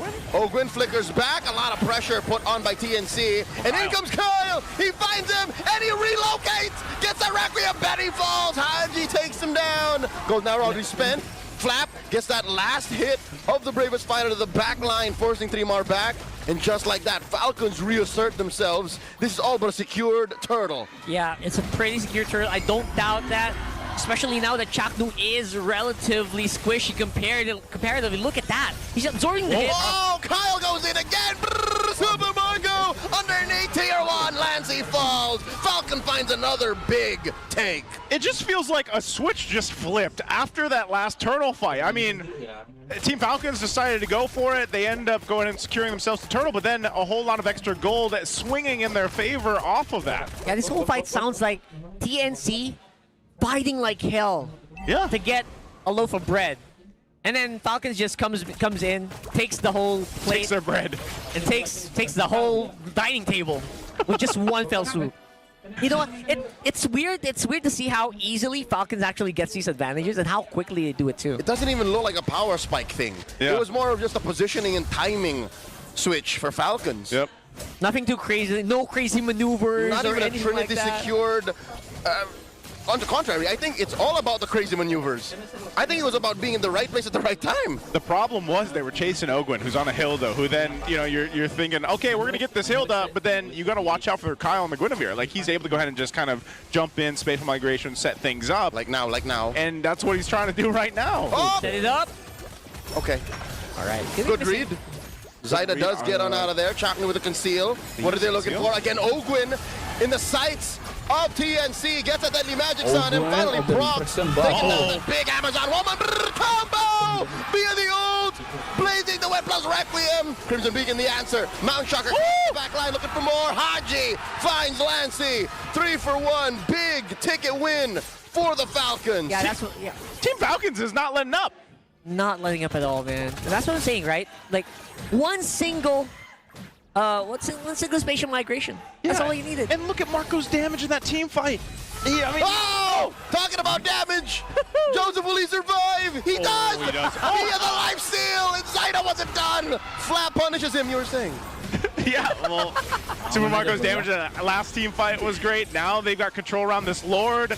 Does TNC want to stall this They're out? looking for the tracking shot. Instead, they find the kill shot. Chaknu goes down. Oh, they're quite and low. now they find a punish. Haji, the machine gets shut down. Lancey 2v2. Kyle and Ogwin versus now 4. Mount Shocker, no one home. TNC extinguishes the Lord take, but here comes Flap. What's the Filipino guy looking for? Super Marco with another blazing the wet in the backline. Down goes Lancey. And 3 more. What even is this? What even is it? I am struggling to find my words. It just feels so smooth here. They took their bread. Rock hard. They're taking everything. They're took taking the whole everything table. but the kitchen sink. Oh my goodness. And I just thought TNC might have been able to go and actually get control of the Lord after forcing Team Falcons off of it. But then they stayed too long and Team Falcons responded. Now they're going to go ahead and convert a bunch of turrets. They got a tier 2 in the mid. Do they want to fight more?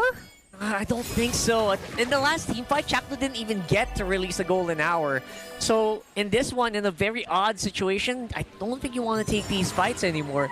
Maybe just wait for the Lord to get cleared. But right now, Falcons are soaring.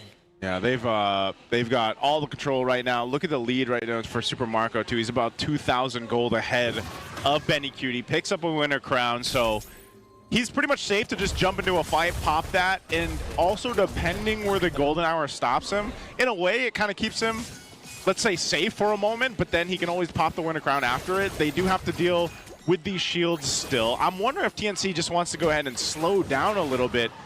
And again, the choice to go with the Sky Piercer, it's not really paying off right now for Benny Cutie, man. He hasn't been really able to get anything. Okay, they will pop this Holy Shield in mid. Still a wave up top. A chubby one, unfettered down bottom. Ah, here we go. We are the conceal. What is the Mamba looking for? He gets shut down until about a third of his health. Just like that, Ogwin gets knocked up. Lord still standing. 3 bar taking a little too much damage. And he does survive, but the turret will fall. Still, a Mount Shocker. TNC wants to fight back. They throw a lot of damage at Flap, but he refuses to fall. Falcons get what they want. Bro, I am looking for that. You saw the Mamba go in the conceal mode, right? But we did not see any plays. It feels like the Mamba's just going in, you know? Yeah. He's doing normal things as Marcel would do. I'm not seeing that 200 IQ Chaknu, bro. Again, not right now. Chaknu was one of the first players to make the Marcel work through Season 17. But right now, and even his last, I feel like pickups with the Marcel haven't been going his way. And part of it is, again, even if you're going to use that conceal, you're going to jump on in. They're just outgunned right now, man. Look at the item difference right now. And so even if you were to potentially get that setup that Chaknu is looking for, who's going to be the one, you know, to really fight Team Falcons and what they can throw at them? Yeah, they're not really in a position to actually deal damage. And even if BenQ can get close to one target, that doesn't mean he's going to be able to finish him off. And it's actually going to be questionable if he's going to be in range or if he can move because, again, it's golden hour. And that's why it's such a controversial thing to put the Sky Piercer on the Lee Sin compared to the Zushin, because the Zushin, again, build relatively tanky and then still stand in front and go, whoa, whoa, can I get stacks? And it's the Zushin getting the kills. Exactly, stacks, senor, stacks, Benny has 0. Give me that, come on. Yeah, because you can see here's the build, right? He's got the wings, he's got the glowing wand. Meanwhile, Benny now does have the endless battle and the hunter strike. But it's just these fights are not in their favor. Chaknu's going to pick up favor himself. This Lord is up. They're in position to go ahead and try to contest it, but again, in consideration of their economy right now and where they are item-wise, this is going to take a lot for them to pull it through. He gets a Malefic Roar. We'll see if Benny Cutie's able to convert some kills actually here. Meanwhile, Flap taking him from the flank. Lord here at a 5th of its health. Bravest fighter, 3 more compromised. Into the back line, DPZ. Kyle takes down Chaknu. Haji still holding on to his DPZ. Blazing Duet plus the freeze. Now Lancey falls. 3 for none. Falcons just take TNC's lunch money like a hawk. Team Falcons took everything they wanted and more. They might even end the game off of this. They're going to push down the base turn to the mid. And in goes Kyle. Benny Cutie and Zyda don't know what to do. They're very soft, and look at this! Flap and Kyle jump in. Now the base is next. Team Falcons sweep through TNC's lineup and take game 1. Draft to potentially sweep TNC and diminish their dreams of getting to the playoffs here. Again, you guys can let us know. I know, you know, the lineup rating is going to favor TNC out of the raw power that this lineup will bring them, but even with that, it's been the execution factor from TNC that's been the biggest lacking factor for them throughout the season. So maybe this, the different drafting pattern that they went for, will work out differently for them as they head on into game 2. We'll find out if TNC has what it takes to extend the series to game 3, or if Team Falcons is going to soar higher to get closer to that upper bracket spot. Yeah, so drafting pattern definitely a little different, but it still retains Lancey on the Zushin and just a little bit of a different engage factor for Chaknu. It's more straightforward. Maybe that'll work for them, maybe not. We'll find out. Okay. Looking at this too, emblems pretty much very usual for what we're seeing. Also, the Alice is going to be a big thing for 3-Mart to go ahead and be that front line. Whoop. Chaknu? He gets caught out, does not have a quick sand guard just yet. Forced a flicker already, and Lancey left alone. Oh, this is a tough trade for TNC early on. Yeah, that's definitely a tough trade, especially considering that they're going to be letting go of Leafa Wanderer. They're probably going to be letting go of some of these crabs as well, just because they already removed the threat. No flicker on Chaknu for the next 2 minutes. Yep. By the way, while we wait for some more action here, just so you guys know, you saw the playoff tickets there. You guys can also use our codes. All of us casters have codes you guys can go ahead and use, and you get 100 pesos off on your playoff tickets. That's right. So check them out. Grab your tickets while you can, because they are going fast. I saw your poster. Very nice. Thank you. You had the gourd there and everything. Yep, gourd was there. You know, I can't wait for playoffs, man, because, you know, we have one more team that needs to make it into the 6th spot there, but I think it's going to be a really interesting playoffs when we get to that point. Now, for this one, I don't think anything's going to really happen until this first turtle, because both lineups really are going to lean towards setting things up with the roamers, obviously the Khalid and then the Kalea. At least for TNC, you know, in this sense, you think they'd actually be able to go ahead and contest the first turtle over on this side of the map, especially depending how the rotation happens. But you can see the way Team Falcons is responding to this. And I don't expect the gold laners to join this, especially since we're not expanding rivers, like we saw how quick they could rotate earlier. Kalau nanti malam Flap coming in, Kyle finds him. Requiem plus the airstrike. Chaknu gets overwhelmed by Falcons, and now the shifting clouds triggered by Flap. Gets knocked up, ladder flare, puts him right in front of Lancey, but Zaya trades out for him. Cutie pushing him back. The gleam by Treemar. Ada kok. Still just a 1-for-1. Wow, Benny actually ada, nanti did go all the gua way up. ini ya. He knew there was going to be a fight. He wanted to go ahead Nanti and gua bikin videonya contribute. ya. Now who's going to get this turtle? It does go for a reset. Oh, and they do dive onto 1 plus a Tsunami Slam. They take out Treemar. SOD, in comes Super Marco. But Falcons are all here. That's a 5-man coalition. All this while, Benny had already journeyed his way down. Yeah, that's a 5-man death ball. Falcons very happy to take this turtle. And just like that, we have another lead for Falcons. I kind of feel bad for Zyda because it looked so bad. They were able to recover. Lancy was able to Lantern Flare, you know, a single target. Just didn't work out in the end. Deja vu from game 1, man. Right time, right place. Yeah. It's not even like a massive difference in firepower. It's just better decisions. Positioning. Right. That's what I was saying. When we loaded up into the game, you know, you saw the index rating. It was heavily in favor of TNC's lineup, but it's the execution factor that has been lacking from TNC throughout the season so far. And Team Falcons, they're a team that knows how to punish those out-of-position mistakes, you know, and that's what we've seen them do time and time again. Flap is willing to take those fights even if he knows he's going to die because it just allows Team Falcons and the rest of them to have the space that they need. Picking up a Radiant Armor first item too makes them all that more tanky to deal with this kind of magic damage that's overloaded right now from TNC. I also kind of understand where they're coming from because just right now, we mentioned this during the draft. TNC's lineup is just overloading with crowd control. So right now, it just gives you more surprises. Kyle finds a Requiem. The SOD, they pile onto Haji. Zyda gets another kill. Tsunami Slam, displacing Lancy, but it's all in on Ogwin right now. Oh-ho. Falcons could not clump up as fast as TNC did, but I think they're making up for lost time. The push down bottom and up top, Flap is getting that bread. It's actually both laners, Flap and Super Mark, who actually got a bit of gold because of that. As you can see, the gold didn't actually move, despite, you know, pretty decent pickoffs being attempted and done there by TNC here. This could end up working out for TNC somehow. I'm just going to say, you know, it was Zyda building a Sky Piercer. Whoa-oh!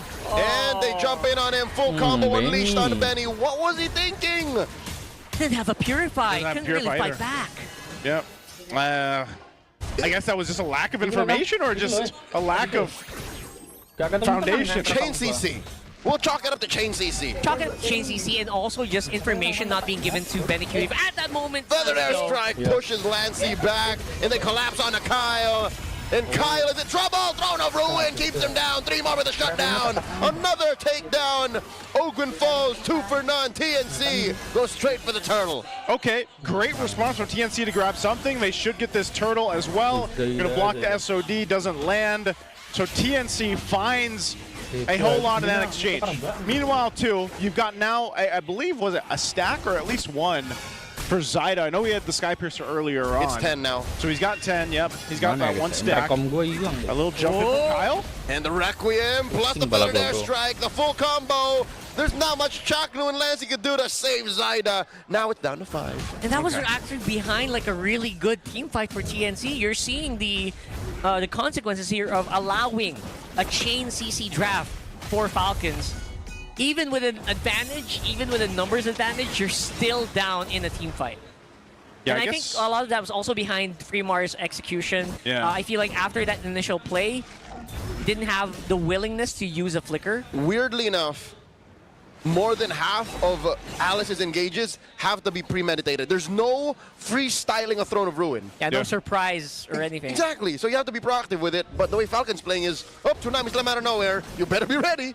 Yeah, this is the other thing, too, that's just notable. Even like we saw in Game 1, Super Marco's advantage over Benny Cutie, you know, 1,000+ gold up right now. Is it now? Yeah, he's 1,000-ish gold ahead of the Claude. And, you know, this tends to be... Whoa! Again, from out of nowhere, Tsunami Slam. But no follow-through. What's Ogwin thinking here? Gets hit with that Lantern Flare. Still alive. Stays at about a half health. Okay, maybe even TNC is thinking twice. Yeah, that Radiant Armor really keeping that Kalea in play, which is exactly what they want to do. Just try to get as much attention on mid. So Flap and Super Mark can do these things.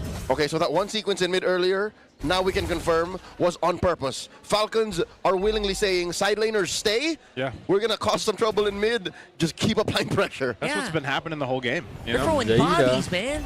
Yeah. And it's working. And that's the advantage of having that amount of crowd control, too. Because sometimes Ogwin might just be going for the Tsunami Slam just to just to make TNC think like, oh, they're going to go for a fight, but then they don't. It's all like partially a distraction here.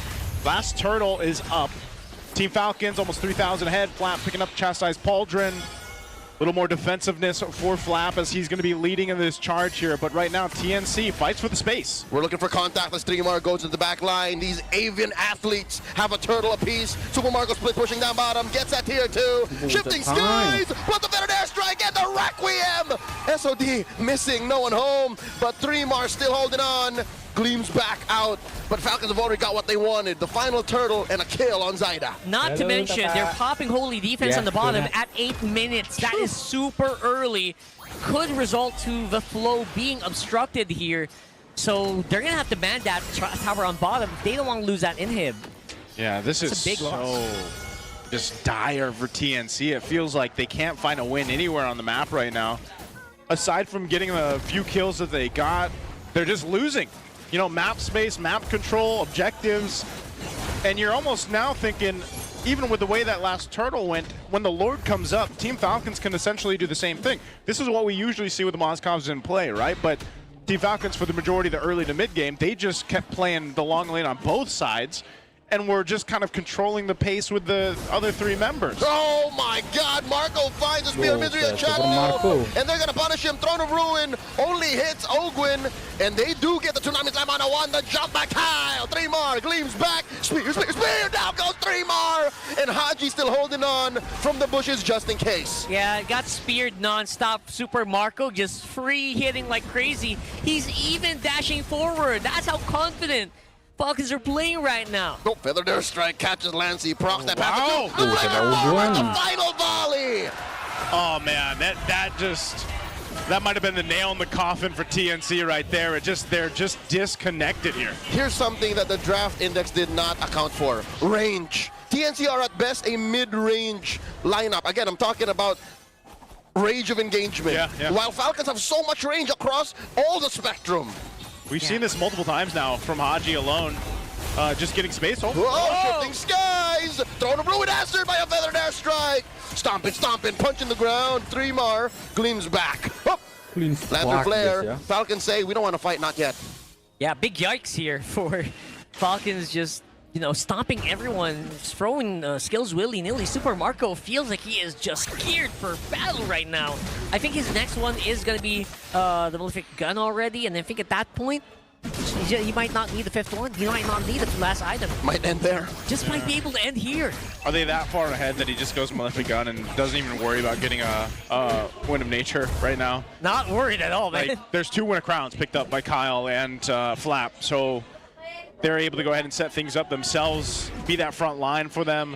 There's the Malefic Gun you just mentioned, so this is it. I just feel like the gold lane experience to the highest degree right now for Super Marco. I mean, it's not like he's had all these kills or anything like that. He's just been playing the map, pumping out the damage with the spears when he needs to, and letting the team do the rest. And Team Falcons has ballooned to almost 8,000 gold. Crazy XP per minute, by the way. That guy is farming everyone, every single lane, every single tower. I think just went to this Moscow. And I think last item is going to be the Wind of Nature. They're getting started right now. Falcons are looking for it. Yep, this push in, Lord making its way down bot. Again, that shield was taken care of earlier, minutes ago. Tsunami Slam, Feathered Airstrike, 3-1, put down a half health. I don't think that's a gleam he's gonna want to press. TNC are able to keep that holy shield up top, but they still have to deal with this Lord down bot. Okay, they're gonna have to deal with this push in. Ogwin picking up an immortality. The Lord's charging in. They crash in, plus they find the Requiem on a check. Nui flickers back. Benny Cutie gets the AOT stacks on 3. Shifting skies on 3mar. Throne of Ruin on the 3. And 3mar deals a lot of damage. Opening up the punish. Benny Cutie with a blazing to head of the back line. Down goes Chaknu.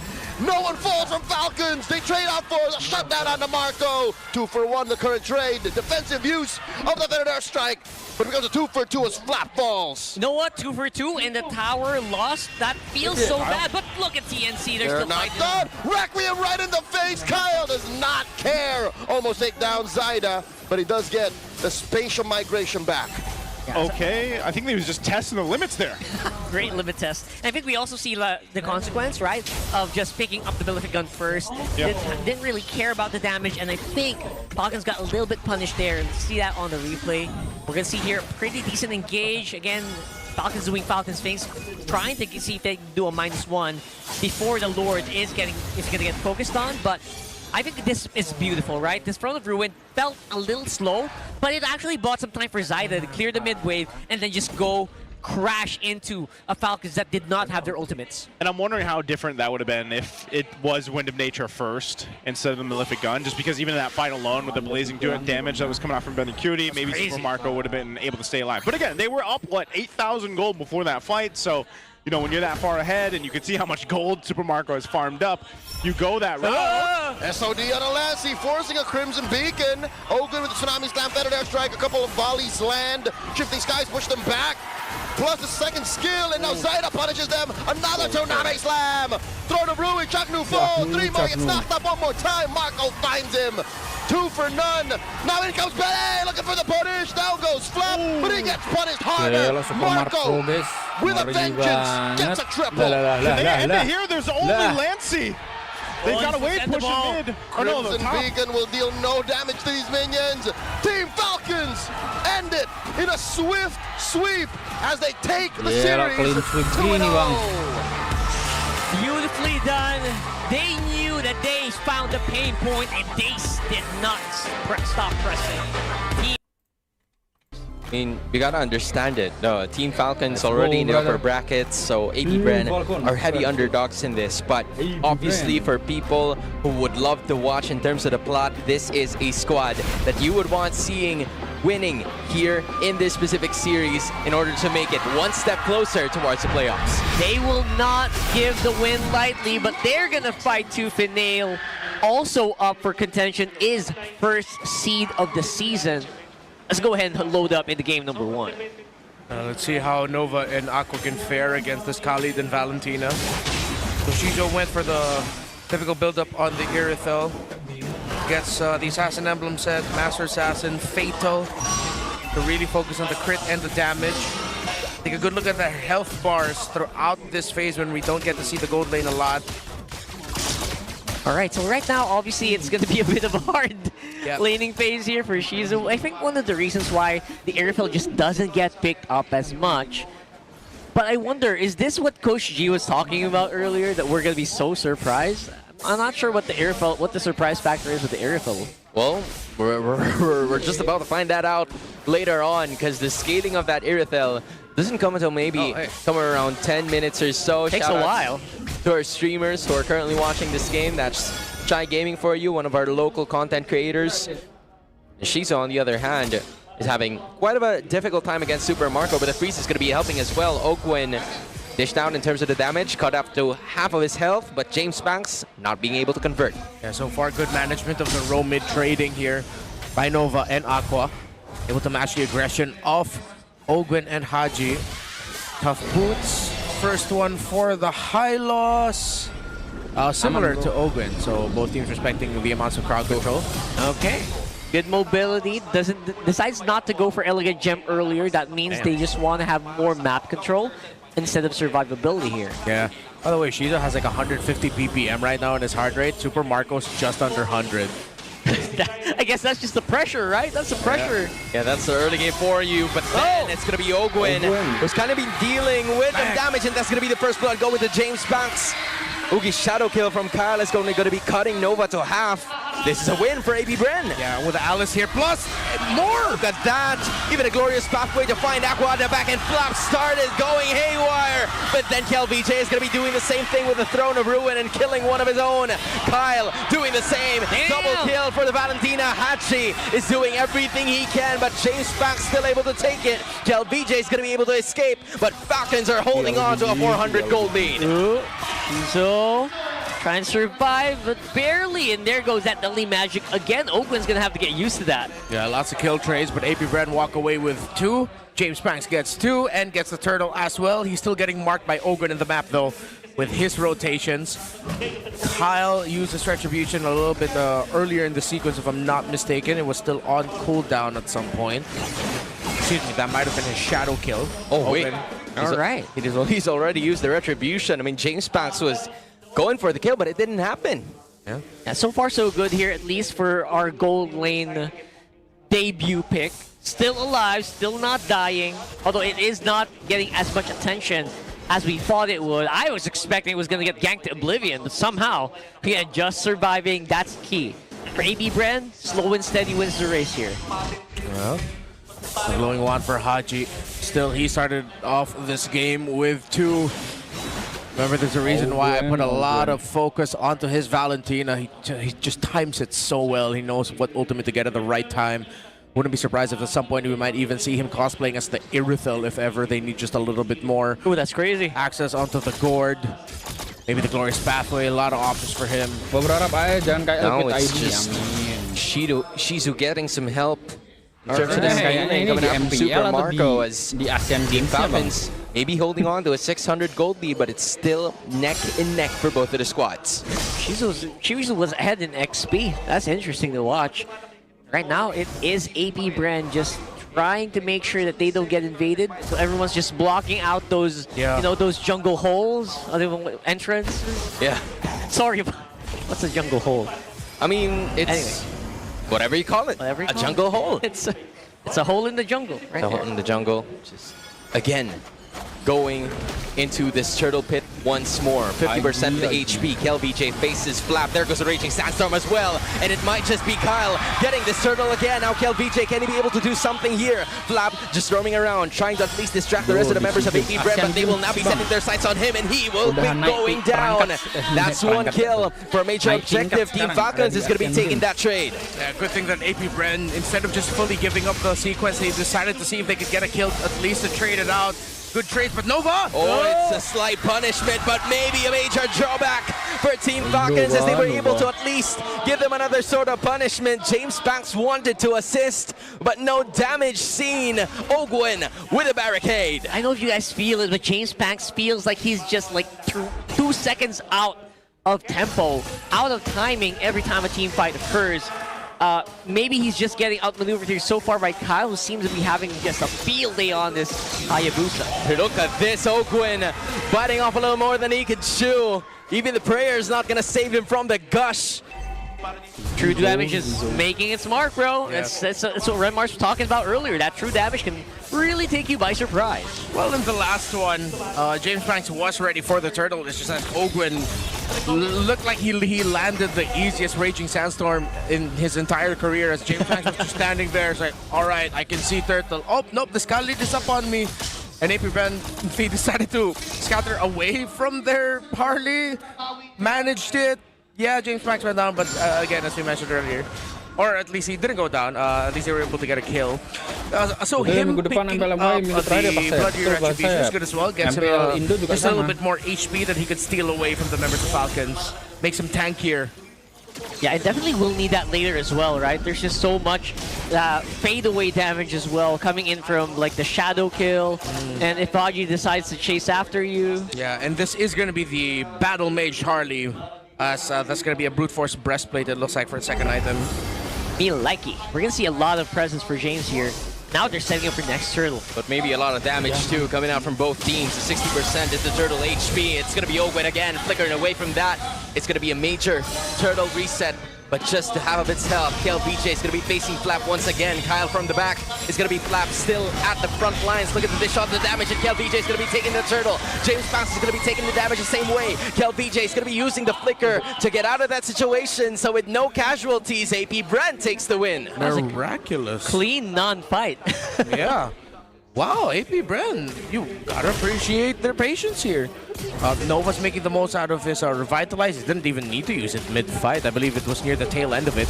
But Falcons will be able to break the tower in mid-first. Yeah, they wanted to go for it, but instead it's a major blunder as Flap falls. They were able to take the middle lane turret, but it is at the price of 2 lives coming out from the Falcons as they've lost their wings. AP Bren, the Bees, are looking to punish them even more from their crucial mistakes as Falcons are now just 500 up. War Axe for the Hayabusa right after the Hunter Strike. Still, AP Bren are making the most out of their trades as these late entries of Shizo, the usages of the heavy crossbow, having that still late into the fight after Falcons have tossed a good amount of their abilities is what's changing the ties here for AP Bren. I'm really starting to see what the surprise factor is here for AP Brand. Why this you know, how this airfield could actually work. It's really good at following up whoever gets hit with the deadly magic. Yeah. And that target just gets removed so quickly. So I think they can really leverage that. All AP Bren is doing here is waiting for time. They're waiting for the items. And it's important to take note of Shizu's items right now. I think he's on the way to his third. That is impressive. If you think about it, 3-0-1 on that Eerie. Yeah, like as soon as everyone started running out of gas, that's where Shizu would come in very handy. So again, Team Falcons is going to be transitioning to what they are used to do, working on their macros, fixing some things in order for them to get a little bit of a lead against AP Bren. They were able to take a turret down bottom, so this is going to be helping them towards the Turtle Siege, leading by 400 gold, and seems like Owen is going to be the main suspect here. They don't know that Kyle's around. It's going to be Nova again, using that Revitalize to be able to actually help. It's also Shizu using that motorcycle to actually help out. It's still Ogwin dishing, dealing with the damage and using the Freaker to be able to get away. So no casualties, but a lot of battle spells consumed. Yeah, you really see the impact of this Aerothel, the zone out, the hesitation of Falcons to fight. Because if Aqua still has the Mystic Gush and the Aerothel is pressed forward, they can't fight, they can't dive. But that's the thing though, 2 of AP Brens no longer have their ultimates. Meanwhile, it's still a full slate for Team Falcons with a 50% HP bar on this first Lord of the game. Will they be able to reset it? The answer is yes. This is the calm before the storm. Yeah, that's the reset they needed to get Kyle into a good position. They also need to manage those waves. James Fang's already doing that on the bottom as well. Ooh. And now he's getting a purple stolen. Yeah, that's a great decision there by Kyle. Something that we saw Zydo was doing earlier so when he was playing the Saber. Because of the minion wave up top, getting pushed in for AP Bren, means that Kyle has the space to actually play that. They're still going to be bursting down Ogwin, but he's just going to use a Raging Sandstorm to get out of there. Kyle making the most out of those nothing fights where they have now completely capitalized in the situation. And James Banks, purple nowhere to be found. Yeah, he checked it. Where is it? Oh, okay. It seems like AP Bren understand just how much weight the Mystic Gush has. The ultimate of that gourd in a team fight. They're going to be playing around its cooldown timers. Core items locked in for the Battle Mage Harley. Divine Glaive third. They're looking to burst this down since they saw that Kyle is at top, but it's still going to be Haji taking it for the team. It's Slap now dishing the damage, and Shizu in front, and Ogwin is looking to help out in the party as well. Look at Flap and KLBJ as well. Haji making the crucial play, and KLBJ, I was supposed to do that, but Haji says no. Throne of Ruin in order for Team Falcons to place it upon themselves. I think AP Bren were rattled after James Banks missed the retry. It might have been a little bit earlier, a little bit late. It's Haji, this Valentina. Yes, it is a risk that you're giving the Throne of Ruin to the Valentina, but so far KLVJ and AP Bren have been playing very well around it. But all it takes is one moment to show why this hero is Haji's best for Season 17. Oh my goodness. So ironic. It's the copied. It's a copied Throne of Ruin that did the biggest impact so far in terms of these two. Imposter is on site. It's Haji, and he means business. Now it's going to be Ogwin Owen. Ooh, that's a great bait. That's still a solid take. Kyle, I'm wondering if he's going to go in. The answer is going to be no. They're just going to leave the Lord alone. They got more than what they wanted. They're able to trim down the base of AP Bren to get more of their real estate too. All right, I think we're starting to see the chicken armor here for AP Bren. If you dive heavily on this lineup, it's actually very hard for Shizu to, reposition himself. He doesn't have Flicker. Yeah. So it's going to be a bit easier to, death ball into this lineup if they don't see it coming. Now they really have to take into account the Throne of Ruin that Haji could take away. Win in nature and core items locked in for Shizu. Rushed that. But I believe he has to consider building the Malefic Gun next. Yeah, he does have the Fury Hammer, so Malefic Gun is going to be coming up. Tiap hari gue marah-marahin tuh. You also have to make sure that for AP Bren, I'm talking about AP Bren here, is that if they can start off the fight not on Ogwin, but actually either Flap or a bit of a wishful thinking, but Haji, then that would be better. I think Ogwin, they can just poke slowly. If it's Flap who shows up, that's the one who you give more focus to. All in. All in. but make sure that you have some movement abilities ready for Super Marco's entry with a Blazing Duet. Here's the conceal. Y'all heard that. Ogwen's looking for something. He might go with a raging Sets up to 3. What a play coming out of Ogwen. He's going to be able to take Aqua down, and the rest of AB Bren with it. James Spanks goes down, and AB Bren falls back into base. What a heads-up play from the Falcons. It feels like a bad case of deja vu. Wasn't it Tracy who played a similar play against AP Bren in the similar spot? Oh, Ogwen. Khalid. Ogwen's so good with that one. Again, finding that opportunity and maximizing the conceal as well. Now they're looking to protect their inhibitors. It's going to be Alice now. KelVJ looking to protect it. Same for Nova and Shizu with just at the back. But they're not going to be taking the burden of the damage. Instead, it's just going to be a little too much to bear as Team Falcons looking to push inside. But look at KelVJ, terrified by Haji. What a play to keep him at bay. Team Falcons being able to escape, only having no casualties at all. What? That could have been so much worse. Falcon's able to get out without a scratch and can actually reposition to this Lord is massive. Yeah, the bad part is the minion waves don't look good in the side lanes for AP Bren. If ever they full fight this, it's all or nothing. They're a bit more calculated with it. But are they aware of this? It's going to be James Spanks now moving forward, but Kyle still gets it. Now for the great escape. James Spanks is looking for it, but instead, the crossover might not work, but he still has time. Now it's going to be Shizu looking at the breadth of the damage, using for more of those free hits. Flap is going to be taking it. Look at the back. Shizu takes down Flap, but Ogwen cut down to only 5% of his HP. What seemed to be a disaster. AP Bren did damage control. EXP for EXP. This is why you built the Battle Mage. More sustainable Harley. James Spanks took so much, bro, and he still got away. KLVJ, kudos to him. The entry with the Throne of Ruin. But it was, after all that, just an EXP trade. Aqua couldn't maximize the Mystic Gush onto Marco. Only got like 2 ticks onto him. Super Marco was free for majority of that sequence. The Malefic Gun is up for the Irithel, and that could be just the damage, the extra bit of damage that they have been lacking. That was already an insane play, man. Ogwen was relentless against James, and somehow James survives the perks of being a Battle Mage Harley. Yeah, this is the thing, though. They kind of have a little bit more time as Kyle trimmed down to only 5% of his HP. It was a close call for the jungler of Team Falcons, but they will be able to escape. Same could be said for the Lord, as it will be taken down. Haji has nothing else to do there, so he had to escape. Great defense from AP Bren. Team Falcons not being able to maximize. Still with the lack of turrets. The turret in the mid lane for Falcons still standing. This is going to be one of the toughest climbs for AP Bren in this game. They have the tools, but the Falcons have been team fighting really well.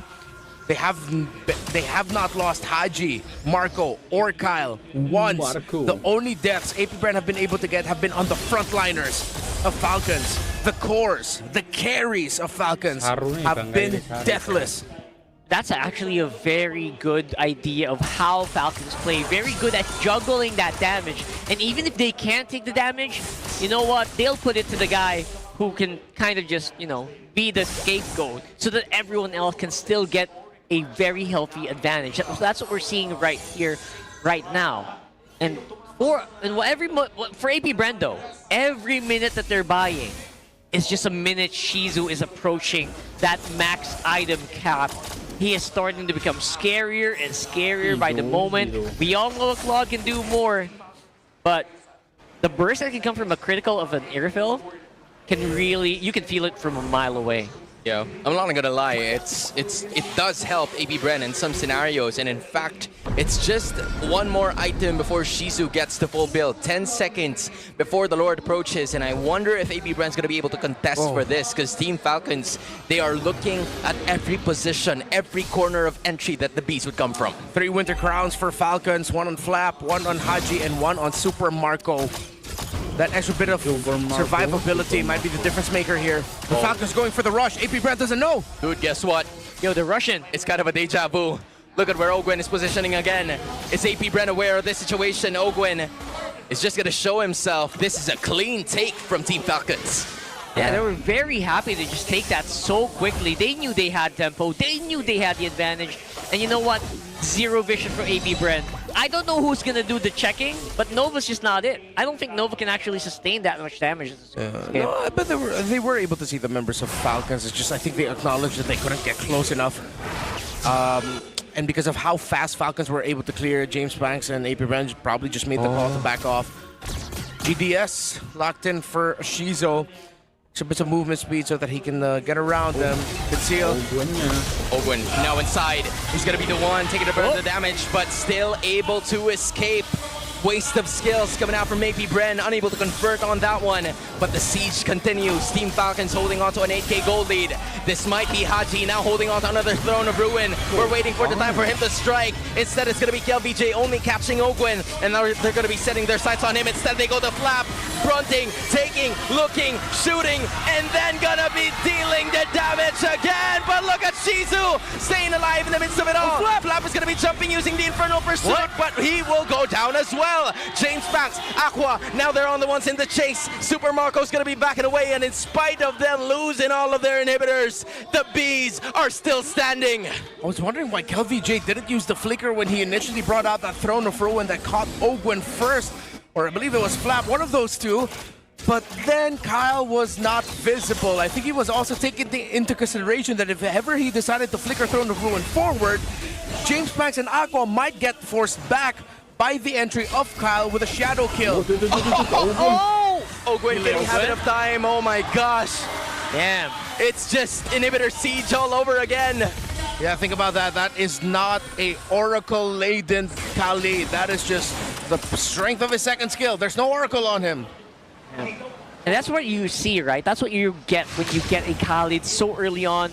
Just slap on a Radiant Armor, and you're pretty much just a regenerating monster. And that's something that's a little hard for most Harleys to deal with. That's why that matchup is just so good. But right now, if you're talking about like KLVJ, like why they didn't go for the flicker, maybe it was they just wanted Ogwen, probably, right? They just wanted to get rid of this Khalid who was just giving so much for Shizu to think of. Yeah, that's the thing though. I felt like they were just willing to take down whoever they can. Because to be fair, if it's not the Khalid, I think they can take down anyone. It's just that there's just so much resistance from the skill set that Khalid has. Okay, this has to be an all-in by AP Bren. They're gonna have to start with something. They have to get something here. It's gonna be really difficult for them to push, to defend from an evolved Lord already. At that point, Falcons can just throw bodies, but they're handling the macro really well. Both side lanes getting pushed towards the AP Brent side. A minion wave, a small little minion in mid. The Bees are gonna have to make a choice. Kyle is still nowhere to be found, and Team Falcons are holding on to this. Shizu is in a very dangerous corner, and it seems like Haji is smelling something. Ogwen is feeling it too. Is this bound to happen? Ogwen is gonna be right there, and Shizu, he has been compromised here. Now he will be able to escape through the help of KLVJ, but look at where Kyle is at. They're gonna have to go back. They're gonna have to make a choice, and that is exactly what Aqua is gonna be doing. Same could be said for James Banks. They backed away, so it means it's an all-5 lineup for Team Falcons, and with that, the rest of the Bees are going to be going away unless they go for the fight once again. It's a very open Lord here. Who is going to go take it? No. It's still a no-go here for AP Red. They're fighting it out. Hold up, it's going to be a KLVJ Throne of Ruin again, but look at that. Flap just right behind, using the Winter Crown, evading possible territory, but look at Haji again! Shizu popping off the ultimate and immediately going down. What a setup from Haji, the machine that you are, finishing it off for AP and Team Falcons. Full 4-man strong, Marco doing his best, but James Banks has nowhere to go. This is the inevitable. Falcons flapping their wings for a win in game number 1. Big brain plays coming in from Haji. Very deservedly. Up with an Alice. Alice. Make Grand Mars Day an incredibly good one. Do it. And this is one of those picks where you can't do any wrong here. Alice or Arla will be fine. This Arla. Yeah. When you mentioned the Arla, I was like, oh yeah, that's a significantly better pick. It's just pretty good draft from both sides. I would say Shizu maybe got forced into the Granger. Other than that, pretty balanced. I'm trying to think why they picked up the Yuri so early though. Agree. I thought that they were maybe thinking of doing something really crazy with the Uranus pick, like putting it in the roam against that glue. So it's like an EXP lane matchup, but it's in the center of the map. Or you put it in the jungle, and then you put the Harley elsewhere. I thought that's what we were getting of like the wow factor fighting from Coach G, but no, we just end up with the Uranus. Right. So this is after it's the Uranus that does the same thing. after attempting the wow, they defaulted back to the Yeah. Yeah. They went with default. They defaulted basically. Yeah. I'm sorry, I tried to make sense of I'm sorry, that was What you were very. saying That was a. If a long anything, walk. they should apologize to you. Why? Global Legends. say sorry to me right now. All right, game 2 here. Falcons and AP Brand. Falcons, as usual, just excellent drafting. AP Brand, again, just picking up what's safe. Let's see if they can make it work here. Yeah, these are some comfortable heroes, honestly, for AP Bren. They are in dire need of a win because of the points that will be very beneficial for them come the playoff time, and a decider against Aurora could be imminent if they win this game. Okay. Ooh, James Banks goes for the purple beetle into lizard route. Interesting. All right. Will he be able to take it away? He does. So he's going to be hitting level 4 before Kyle, most likely. Okay, so that's one way to slow down the Fredrin. Obviously, there's not much you can do to slow it down except speed yourself up. Bottom side, though, Lap could be in trouble, but decides to just back off for now. So, interesting path from James. What's the logic between that, though?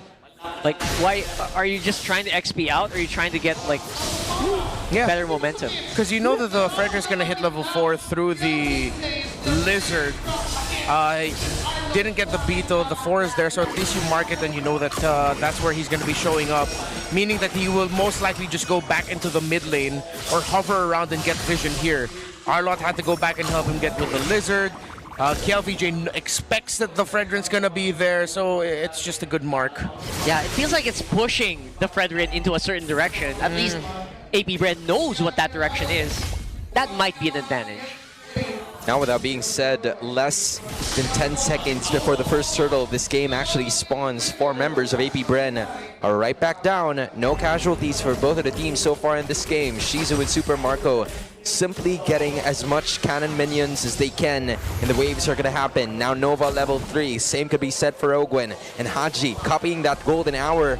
And Nova still doesn't have it yet, so this is going to be a problem moving forward. As KLVJ is going to be taking the damage again, but stuns from Nova as he's going to be utilizing with that final slash as well. Now it's going to be Aqua, Crimson Beacon, lifting Ogwen a little bit closer to the bees, but still no casualties. So we'll be taking this first hurdle. The answer is going to be figured out in a later bit, because again, first blood going on to KLVJ, and James Banks has taken control of the very first turtle. It's a win for the bees.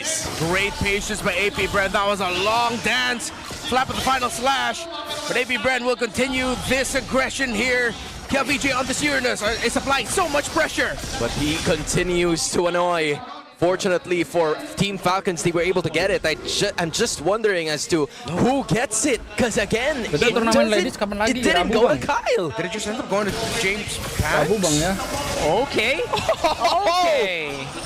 What a surprise! Weird stuff is happening right now for Falcons. I think they might be a little bit of disarray here. We are going to try to find out how that broke up, but that was a big bump for AP Brand. Finally in the lead here in the series.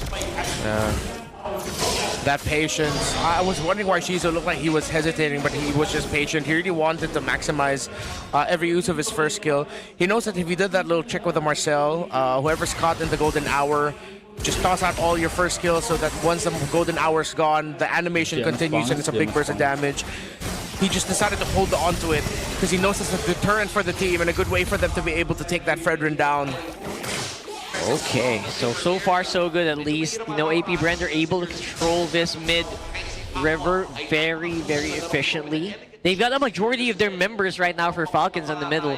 Trying to see if they can make a pickoff happen, but we all know that's a pretty difficult thing. Now they're trying to focus on bottom. And maybe they can, you know, pick off Haji in a weird position, but so far, Falcons are keeping it tight. Yeah, this is a really smart approach coming out from AP Brand. They're just waiting for the right time to strike as Super Marco is going to be taking the damage. And even those long-range shots coming out from Shizu, but he's still A-okay, using that extra recover for him to be able to stay alive. Now everybody's going to be setting their sights towards that turtle as James Banks and Kel VJ. Even Aqua is joining the party against Kyle and Flap. Former TZ Bros now out of the family. That's going to be a final slash against Kel. Will he be able to stay alive? The answer is going to be yes. But then it's going to be Nova now, stunning them one by one. Kyle is in the midst of it. Oh, he's going to use that Appraiser's Wrath to get the turtle and steal it away from the bees. Yeah, you're not going to be able to out-threat that at that point. No way. He didn't even use Retro for that. That was just a smack. Oh, James Banks. Gotta feel bad for him. That's 2 big retros he missed so far. Yeah. But maybe this is a window of success or an opportunity for AP Brand. They were able to at least trim down Flap, but dashing away and an outplay is imminent. Oh boy. Bringing Kel VJ down. It's the machine taking the kill. For a second there, I was wondering, it's like, oh, how come Falcons isn't affected? But then, yeah, it's the golden hour of Valentina, not of the OG Marcel. I got confused for a moment. Valentina really plays tricks on your minds, right? Earlier, actually, game 1, I thought some of those were, were killed. Oh, yeah. Was Haji, actually. That's why I get so confused, bro. So confusing, man. And one of the perks as well, if you were confused, what more is their opponent? Oh. But he's still able to stay alive. Super Marco might have to surrender this top lane turret as Ogwin is going to be facing Nova in that bush. The gold laner is going to be walking back safely. AP Brand still holding on to 1.2k gold lead. Shizo, it's time to get some stacks, bro. Get those stacks! Again, but then it's difficult with the Arlott, Fredrin, Glue. You're really... Seems like the only way that you can get stacks is through a very, very long team fight. Hodge, Marco. Yeah, which then it becomes a question of, will Aqua's mana be enough? Oh, it's Ogwin again. He's going to be the victim towards that golden hour. But it's still not enough. The last Bang. Rabu Kamis doang. Didn't get caught. Oh, that's the golden hour. Rabu Kamis doang. Habis itu He didn't maximize his Rhapsody there. Right. Oof. Oh well. Yeah, I guess that's a pressure that you get when you have like all these really crazy set heroes. You can't maximize the golden hour as much as you want to. And that's the thing, that's one big ultimate loss. But here is Kyle again, just using the retribution to be able to take that next turtle away. And now the fight ensues. Ogwin is right at the back, but a Crimson Beacon is going to be tossing him up. Goes up to that Zushin as well. Kyle's going to be joining the party, and instead, it's going to be a 1-for-1 now. Kyle, Haji, and Flap are going to be backing away. Same could be said for AP Brand, while Super Marco is safely securing the bottom lane turret. Yeah, great management of the macro from Falcons as always, but AP Brand will be able to trade it out a little bit as well. Getting a bit of a minion wave flow up top that Flap will have to deal with. And this allows AP Brand a bit more breathing room in the center to position around the bushes. Yeah, that center right now, we're going to have at least, even us, we're going to need a lot of breathing room here. Non-stop action so far. AP Brand making sure that they hold on to that advantage that was slowly built up against Super Marco by Shizu on the bottom, on top side of the map. But they are actually slowly losing that. There are a lot of these fights where Super Marco wasn't even part of it. Oh. Hello? Still a-okay for Nova as of the moment. They're still not putting the usage on towards Ogwin, and I think it's inevitable for him to die, but the same could be said for Nova. Oh, what a turnaround it was. Rated. Yeah. Still, great call for Ogwin to not let that go. He just decided to commit it, and he still got the trade. Decent at least. I mean, the kill did go over the Aqua, so I'm not sure what the stacks are. Oh, he doesn't have... No. It's one of those non-piercer Zushin. Yeah, it's going to be one of those, suddenly he gets 2, then 3, then 4, then it chains together. But that's wishful thinking at this point. Super Marco and Falcon still doing a great job at handling the maps, with James Spanks doing what he can to even out the efforts of Falcons with their macro pushes. Core items already locked in for Shizu, so he's up to the Malefic Roar. It's the gold laner's time to shine. Oh, they're catching up, by the way. I mean, Super Marco has caught up, essentially, in the gold, despite all the ganks that were being done to his side there. Now, we're going to a bit of a lull here as we're approaching 9 minutes in the game. Oh. This next floor is going to be massive. Wait. Oh, James. Oh, he You're playing a kept that. dangerous game here. Dude, he kept the hat there. And Ogwen was like, what is happening? Instead, it's going to be a few more. He missed. Flap. Now Kyle from the back. It knows. Taunts Nova. And thus deals some damage, but it's not going to be enough. So both teams made some moves, but none that provided enough casualty for either side unless a final slash happens. KLVJ using the consecration to be able to escape, but this is a signal for Team Falcons to push with the Lord. Yeah, it's basically a full-on dive fight here. Golden Hour cast in the middle, and even it's KLVJ keeping frozen. You got a grab right now happening, and they have Shizo. He's going to be able to no, not really. Traded once again. That's trigger management coming out from Ogwen. Taking the gold later down. Now Marco wants Kyle, and Pax is gonna go down in the hands of the bulletproof Super Marco. Even flickers were utilized, and Super Marco's just, I'ma get out of here quick. Absolute flicker fest, ladies and gentlemen. Oh, Falcons are just keeping pressure up. KLVJ, I don't think has enough regen to survive against that Armon and that Claude. And Falcons will get this Lord. James Banks nowhere close. Kyle and Falcons secure it. oh wow.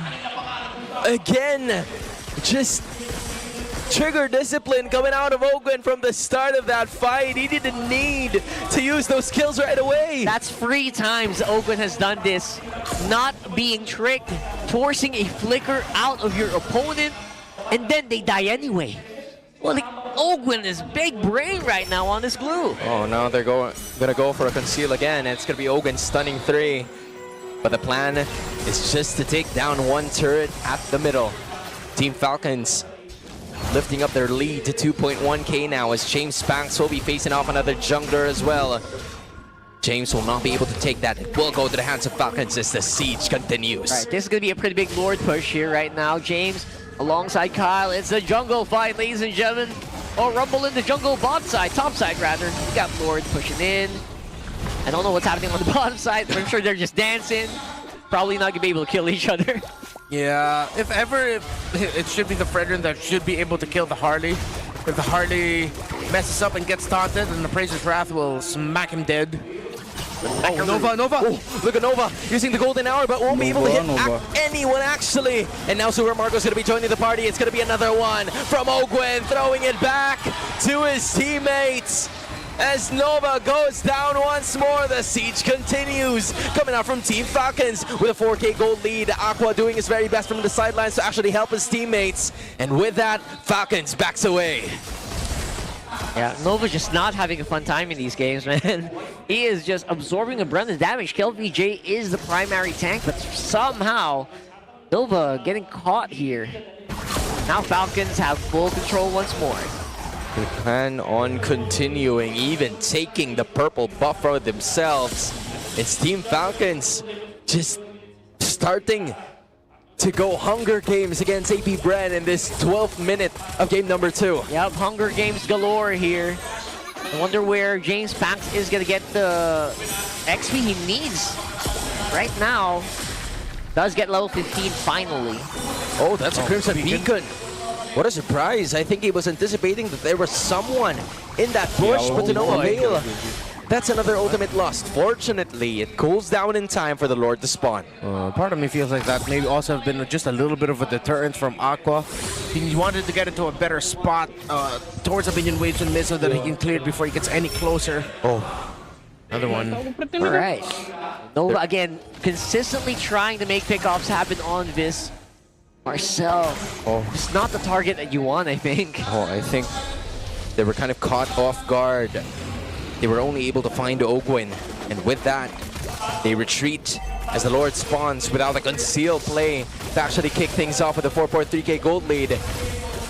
AP Bren, look at the charge, 30%, Lord HP, Nova's gonna be stunned, Ogwen's gonna do it again. KLVJ doing enough damage, but apparently not, as Super Marco now gonna be joining the party. It's a Purify used against Ogwen in order for them to back away, but that's a clean take, and another golden hour. This might be the window that they would want, but to no avail.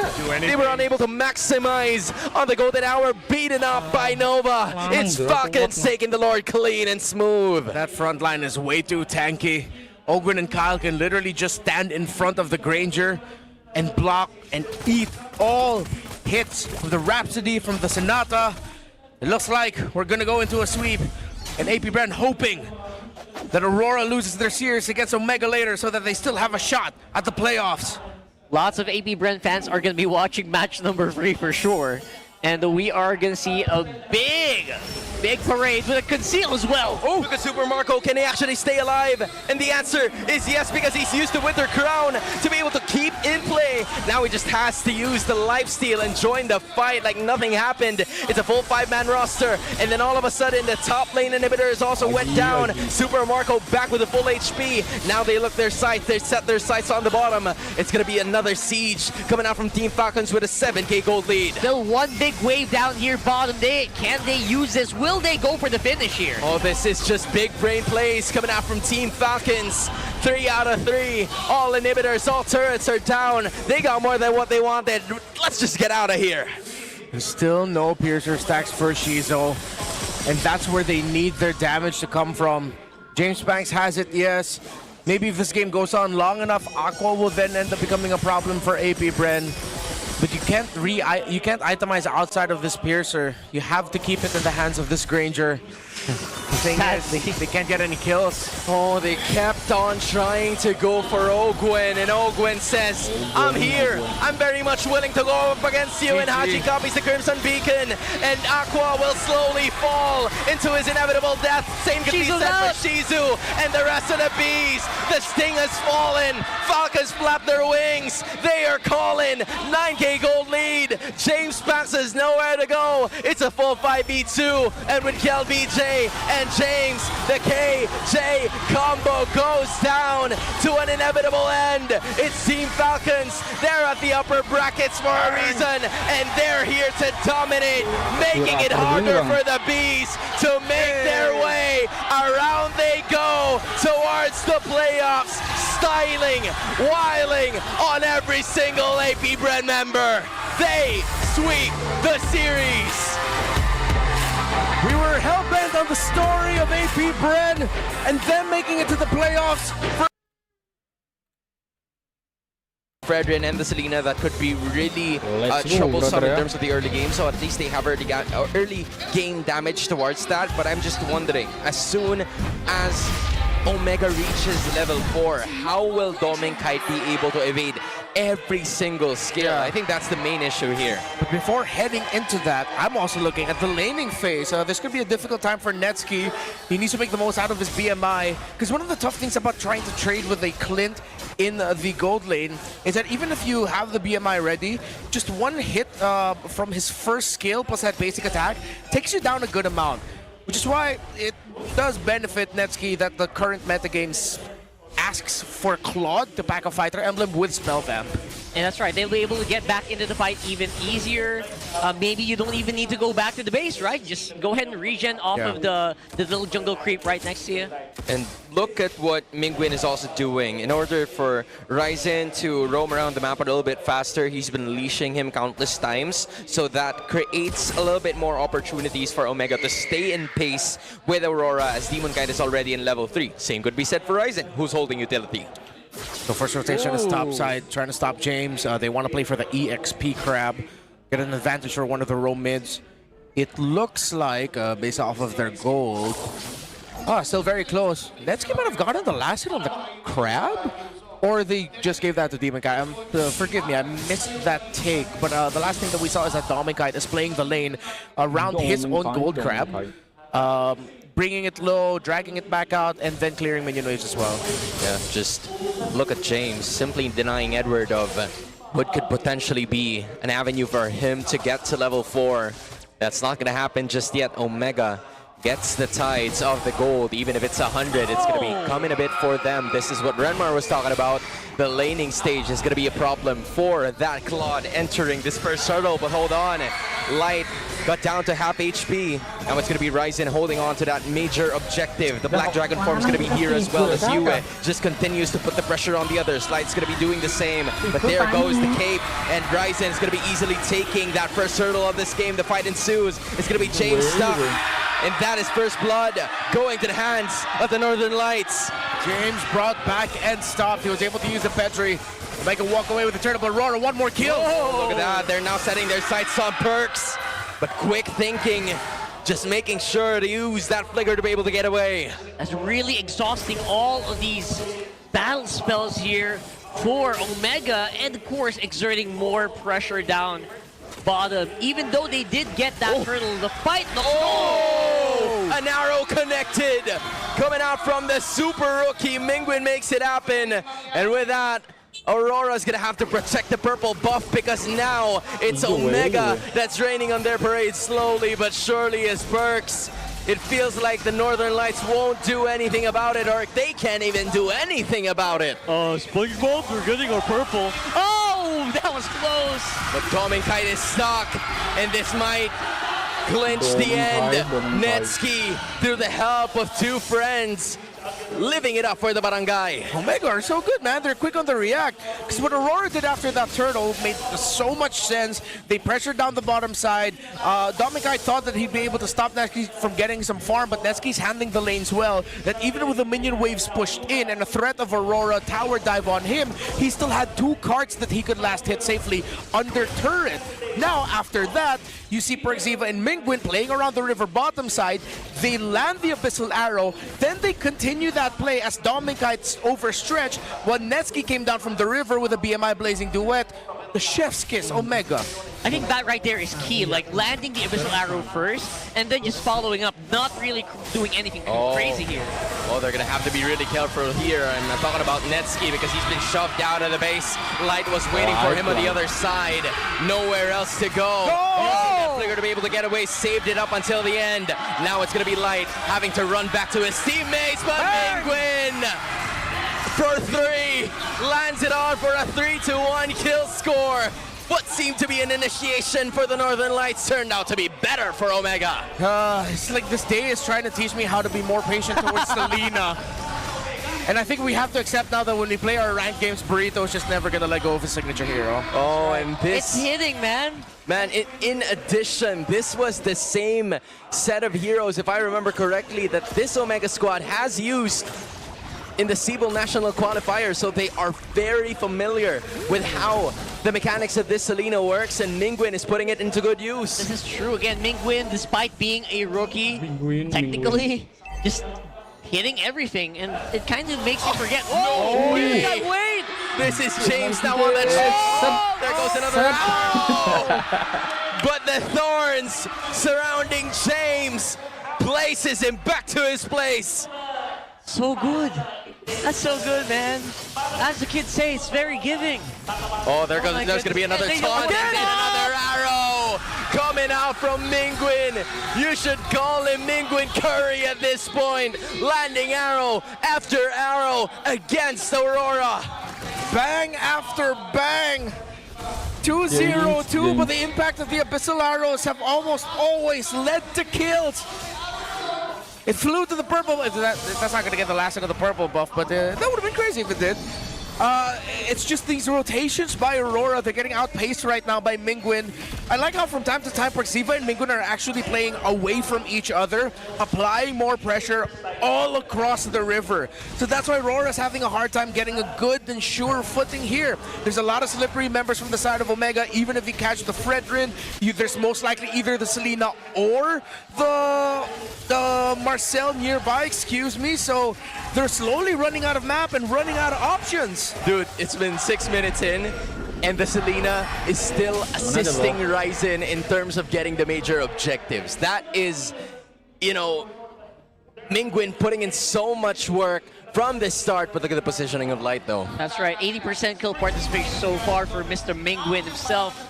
Failing to miss so far. Only misses like 1 or 2 arrows. Light covered in darkness. Now he's going to be pushing forward. Same could be said for James, but look at the conceal. There's someone from behind. Mingwin evades that.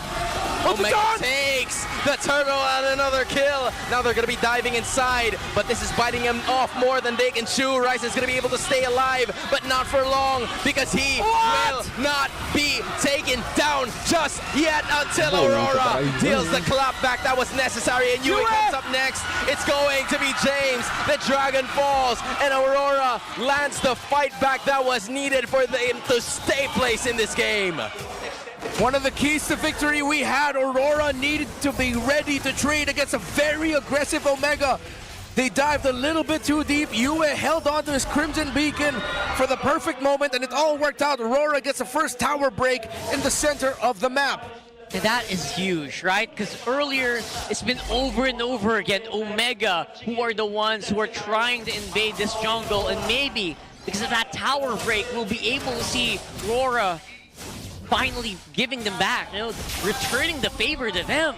And right now, Demon Guy, despite all the downsides, despite all the slips and grips, he's still actually pretty close to Ryzen in level. They're actually dead even.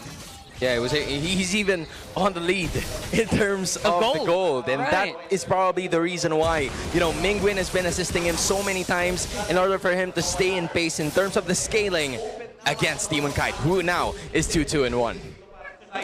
Right, so now we're looking for another moment here. Edward was caught by a huge energy eruption earlier. Let's see if he can pull that off again. If they can catch Mr. Consistent a second time around and stop him from doing that engage, maybe Omega can get another team fight win. But so far, it's avoiding Arrows Day for Aurora.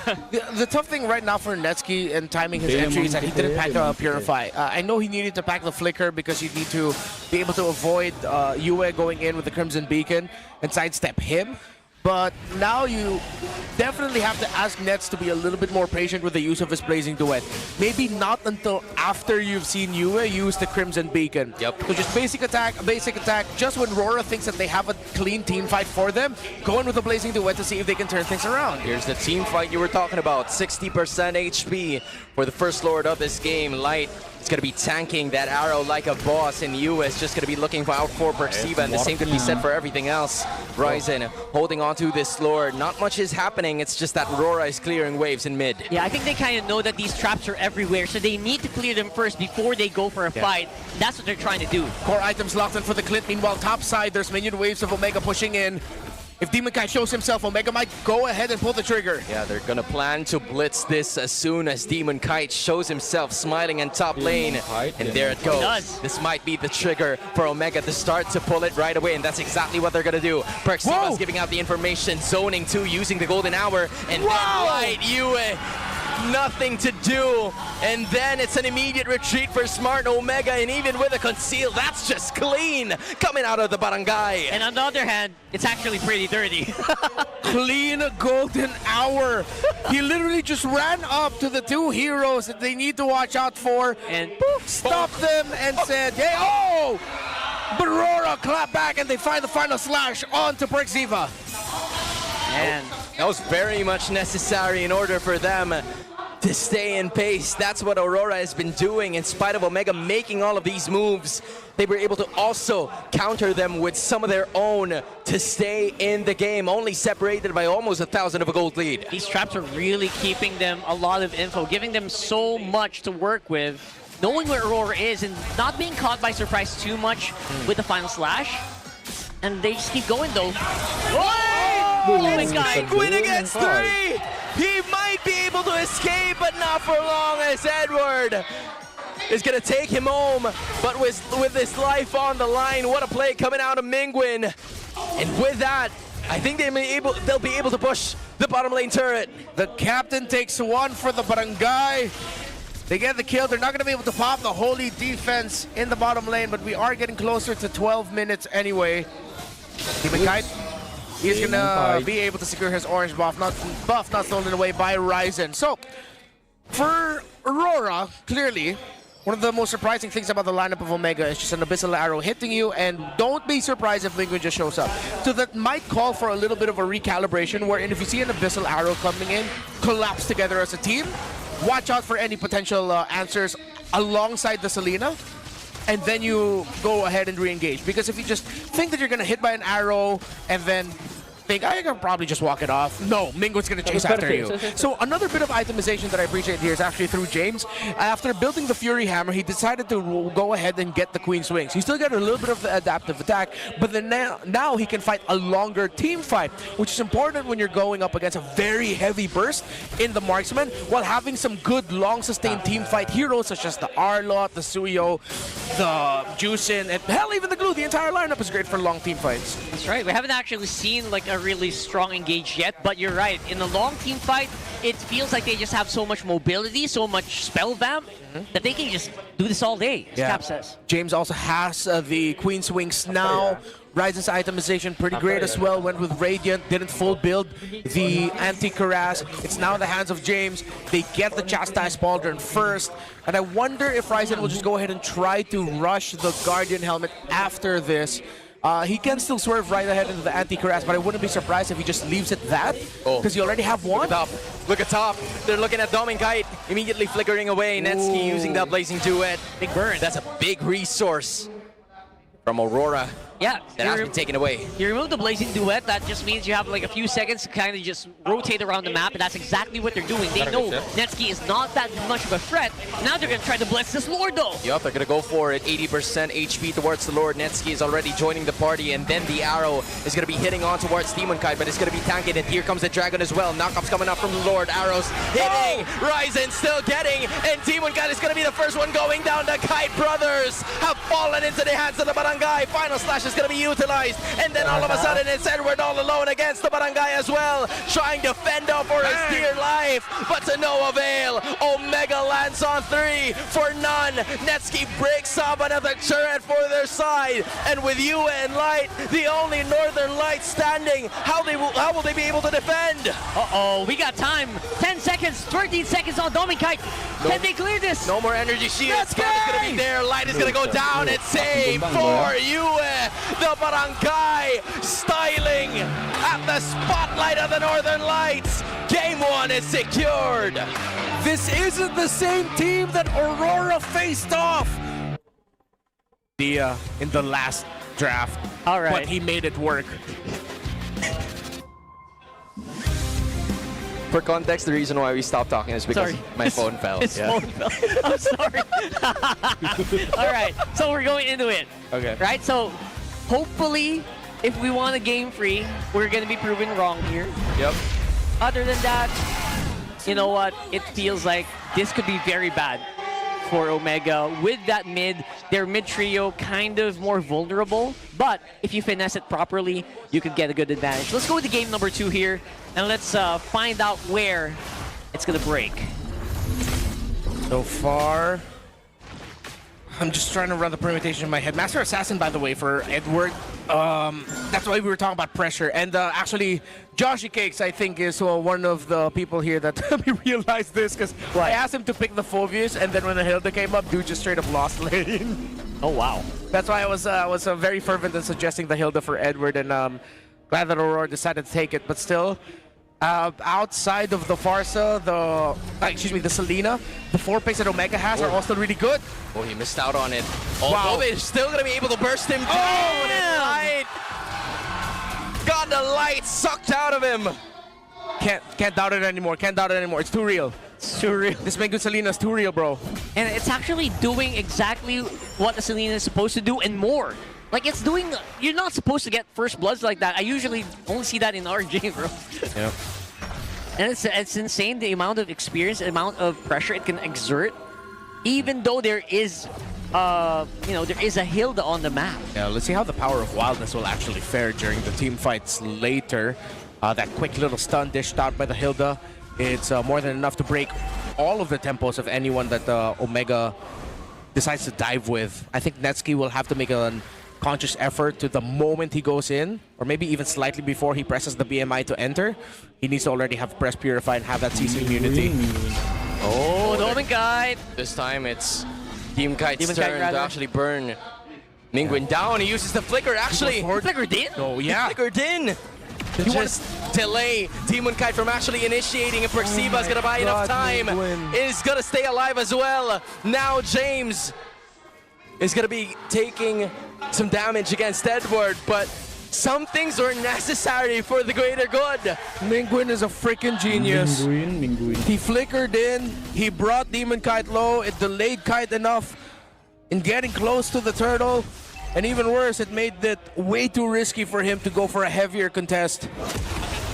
So that was almost a semi-TKO because, you know, Demon Kite couldn't actually fight inside that turtle pit. Yeah. Crazy. Again, all of that after he just got bumped on, and he, you know, that's That's wild. Mingguin's mechanics here. Oh, now they're gonna go for one instead, and PHILLIPINES is gonna fall. That's the first kill on the board to the Northern Lights. One kill, but what did they build out of that? That felt like a bit of a self-serving pickoff for them, just so that they could say, all right, at least we got something in the map, guys. But in the big picture, it also means that it's a little bit more dangerous right now. Ryzen up top and Rora have room to proxy waves and pressure Netsuki. That's going to be a lot of decent pressure, which is exactly what Rora kind of has to do. They cannot fall back on the pressure game. That's one thing that a Harley is just so good at. James is trouble though. James uses the flicker, still alive, but he's gonna come back knowing that there's gonna be extra reinforcements. Demon Kite smells this, Edward feels the same, and that's gonna be the end of it. No casualties for both sides. Let's see if any of these EXP winners are willing to give up a wave or two just to make sure that their team will have a 5-man presence in the turtle. It seems like the answer for that is it's gonna be James. Edward's gonna be left in lane to clear it. James is gonna join Omega. They're still energy shielding, so they don't have to worry about it getting pushed or the turret getting damaged. It's gonna be a full 5-man team fight. You know what's going to happen here. Edward's already running up on mid. They're trying to get into their positions, trying to clear out all of these, you know, traps, making sure that, you know, at least it's going to be even Stevens. Yeah, James has no flicker, so there's no flicker Darkwave surprise entry for Omega. Only choice here is to fight. PHILLIPINES finds the light, and they're going to be the ones to burst him down, and then all of a sudden, it's going to be a revitalized PHILLIPINES from the back. He's going to dish out some damage and tank a bit more, and PHILLIPINES is going to stay alive, taking some HP from the turtle. That's -1 for the Northern Lights, and Omega's holding on to this. Demon Kite is still alive. It's going to be a retribution battle. The question is answered immediately with Ryzen taking it for the barangay. Edward looked like he was making a beeline straight for Ryzen, just wanting to stun him, but then he gets stopped by the Abyssal Arrow. Another great team fight played by Omega. A fantastic initiation from Aurora. Gonna have to give them that. But then they couldn't get PHILLIPINES down fast enough. He was able to knock up the gourd. Entry with the AOG. And then Netsuki caps it off with another well-timed blazing duet. That's right. Actually, he forced Yue into a defensive flicker instead. You know, instead of now, you should be threatened by it. It's gone. That's so big. PHILLIPINES, again, despite being usually very passive, now he's able to actually AOG in and just force so many things. And now, Omega, you know, they know that they can take these fights. Again, they're making the right moves. AOG popped off by PHILLIPINES, not going to be able to hit anyone, but that is just to neutralize the threat that was going against Netsuki. Now Demon Kite looking at the back, just looking to continue the waves in Aurora's favor, as Ryzen just simply clearing a bunch more of these jungle objectives before the next major objective appears. The next major objective is going to be on the bottom side of the map, less than a minute in. Maybe picks can happen by then, but at this point, I actually also like where James is at. James feels like he will have a pretty decent time alongside the rest of the squad, just making sure that you can kind of just keep Demon Kite in check, keep you in check, even Light right now. Great minion wave management by these two teams at 6 minutes in, heading into 7. No turret has fallen. A good amount of damage on especially the one top side. But still, no one has given up any outer turret. 13 seconds until the last turtle. Mega look to play the map with just a little bit more. But Aurora are handling it well. Both teams are just doing their end of the bargain, clearing as much room as they can before the next major objective appears, which is now Edward looking to be in position. He is surrounded by 3 of the barangay. Will he be able to escape? The answer is no. He's actually going to dish some damage to Ryzen. A flicker is going to get him to escape. Full 5-man coming out from Smart Omega. Light's going to be getting into the air, dishing damage, assisting the rest, and James is gonna go down. No initiation as Mingguin takes it anyway, so it's a life in place for a major objective. Just one yet again. Perxiva, the revitalized, being able to keep himself alive long enough. James falls, but the turtle, all objectives go to Omega. Aurora will push down bottom, while Omega will go push up top. They just go for cross-map trades. Yeah, and maybe that's the point of Aurora, right? That's the point. They're trying to get Demon Kite into that form, or Domin Kite into that form where you're going to be so hard to touch because you're just so buffed up on items. The more that you're splitting this up, the better it is for Domin. Oh no, they're setting their sights on Ryzen, although the arrow's going to be there. Ryzen's going to be able to escape. It's still James dishing out some damage against 3 other members of Aurora's. Yu is going to be joining the party now, throwing the ball, dishing the gush. Whoa. And then a stun coming out from James. An immediate block. And this is going to be round 2. Dominguez going to be joining the party as well. The ball's going to be thrown again. And Omega is going to take Light downhill once more. That was 3v4. While all that was happening, Netsky split up, Ryzen was split up. They still got a better trade there. Yeah, but they timed it really well with minion waves because it's not like Netsky was able to push the tower, the inner turret up top, but still that could have been so much cleaner for Aurora. You got to give it to Omega. Of course, Mingun again on the Selena. They are answering all of Aurora's forced sequences incredibly well. Yeah, and we're literally seeing Perks in front of our eyes just doing some magic. Absolute magic in this game. Oh, JB's probably so proud of him right now with the development that this kid has grown, not even having playing time at all when he was still with Team Liquid Philippines, to now leading the charge for Omega, neutralizing the situation with every single attack approach that Aurora's going for. Now, they're setting their sights on the Lord that's going to be appearing near the bot lane 5 seconds from now. Oh, with so much rotations that he had to do, it took 9 minutes for Edward to get his first. Oh, this is going to be another Mystic Gosh, and that lands well. James might be part of the party as well, and then Netsky's going to be using that Blazing Duet accidentally. -2. Aurora finding the right targets as they work their way towards the Lord. Yeah, -2 is big. This is going to be such a difficult Lord to push back here. Mingun can only watch while the rest of his team is just struggling to maybe get the consolation prize on the other side of the map. They're not even going to fight for it anymore. It's the first major objective that they have gotten, but now Netsky's going to have to fight Edward. Ryzen is going to be joining them in just a bit, but look at the damage coming out from Agent Zero, using that flicker to be able to get away. Leaning towards the bush for the extra HP. A-OK for Aurora. Conceal comes up next. They're looking for something, but Omega is nowhere to be found. What a turnaround from the Northern Lights. Yeah, with the last attempt of the pickoffs that Aurora had, the egg would have cracked eventually. They would have eventually gotten 2 big kills. For majority of it, it's been James and Perxiva. Only one of them falls and the other survives. But when both fall, it's a difficult team fight for Omega. So keep looking at Light and Yue.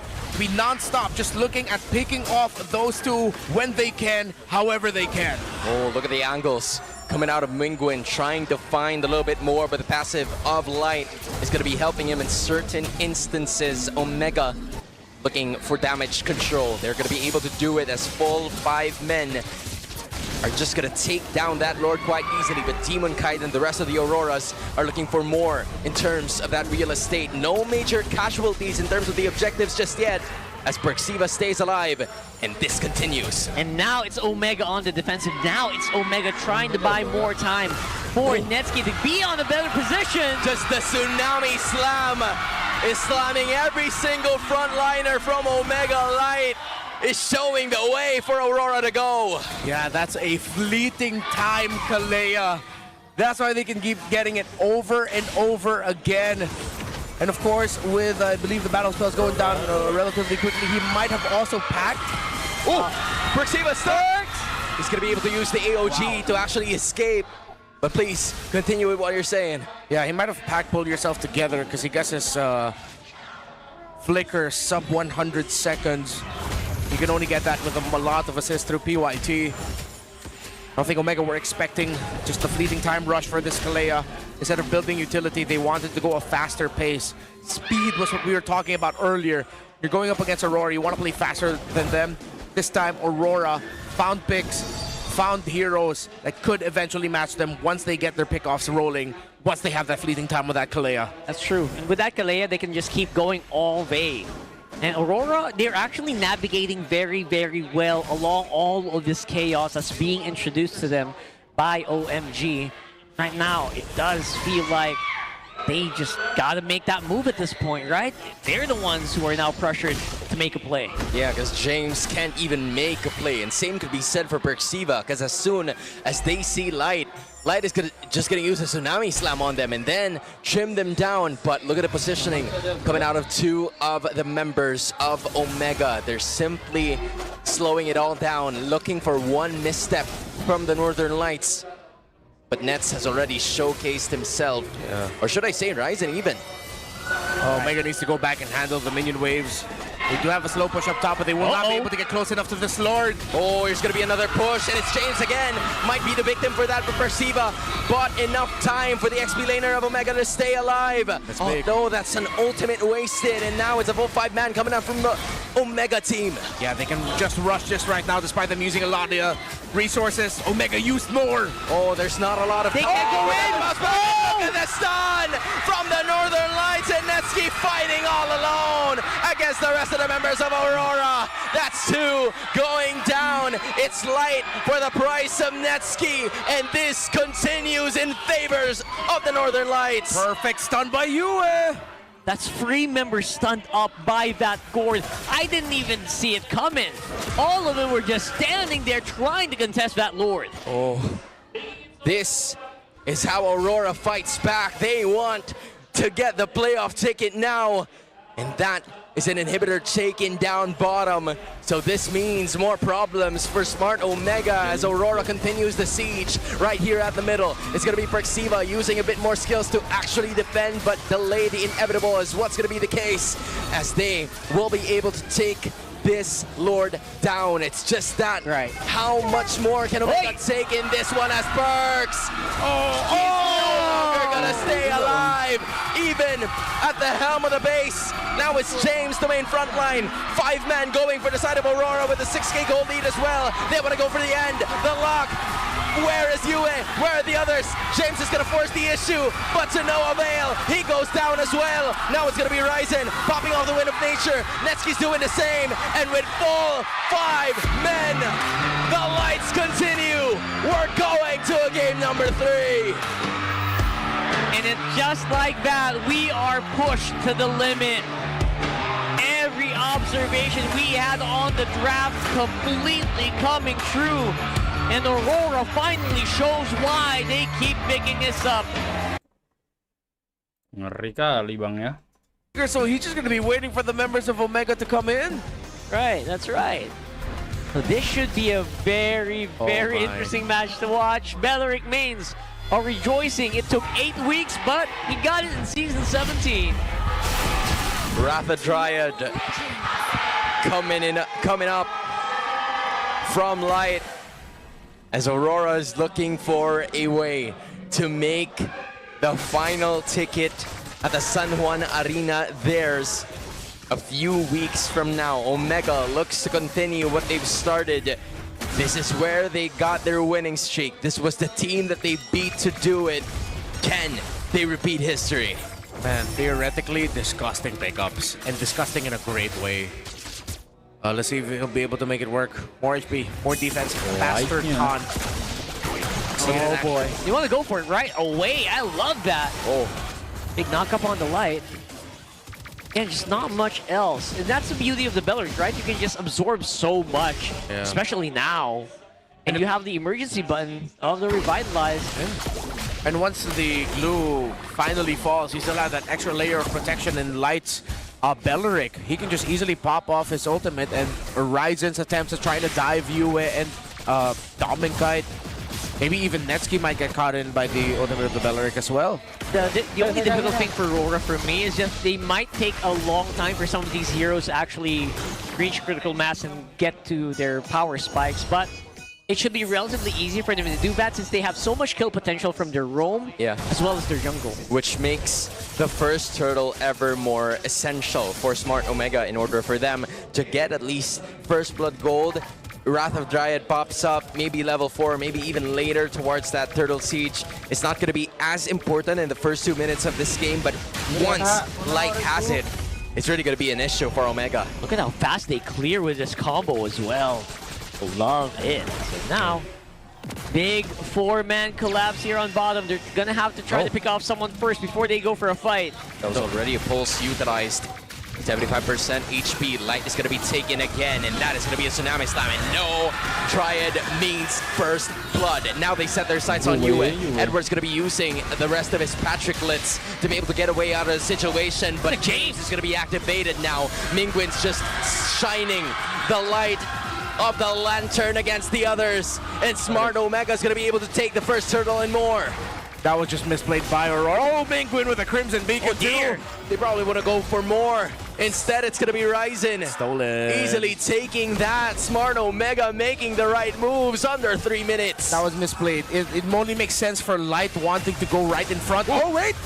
And they try to make up for it right away. Perk's very close by. You gotta remember, you're not as tanky as a roamer as you think you are. You're a Kalea. Yeah, as I was saying, in that last turtle fight, it should be Edward getting in front of first and then Light's just providing to peel. It only makes sense to do that once he has his ultimate. Netsky is surrounded. He's gonna be able to escape that. Fortunately for Smart Omega's gold laner, now he's gonna be dishing some damage and still taking the cannon minion. Yeah. Okay. Yeah, these are one of these days that I kind of have to remember. Wait, you said this earlier. A pick lost, but who was using it? Netsky on the Irifel is actually an OG pick. Before we got into this whole thing with just Claude and Carry. Oh, yeah. You remember, Irifel and Granger, they were like really big picks. Yeah. Netsky almost played the Irifel exclusively back in MY, I think. Yeah, it was during that time leading up to the M6 World Championship where Irithel was just one of the top picks. It was like a trade between Irithel, Granger, Harriet, things like that. Yeah. So, yeah. And that was the time that Claude was not picked right as much.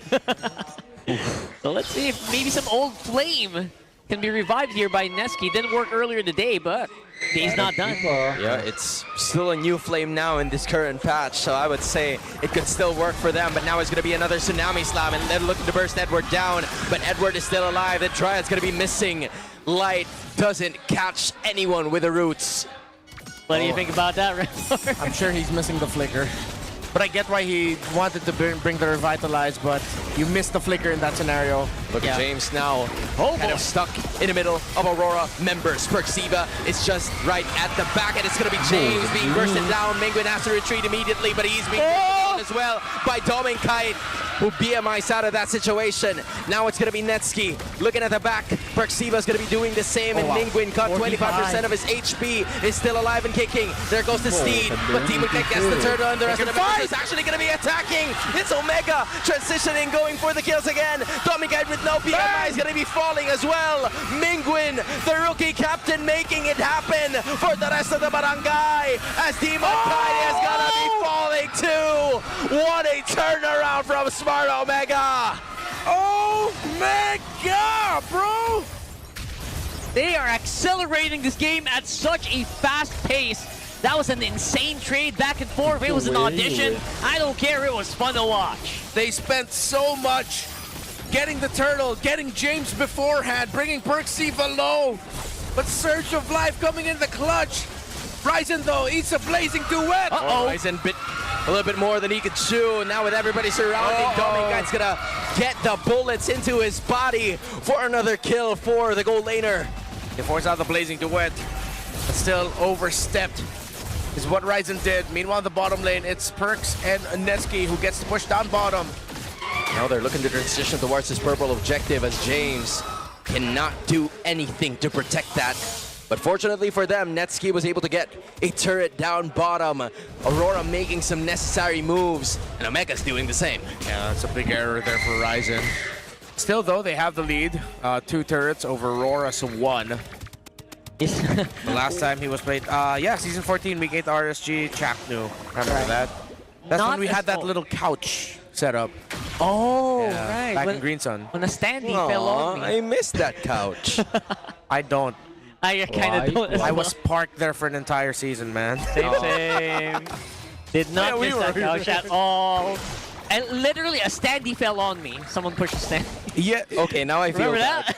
that? Now I feel bad. I don't miss it anymore. You know, yeah. You know what I miss there? What?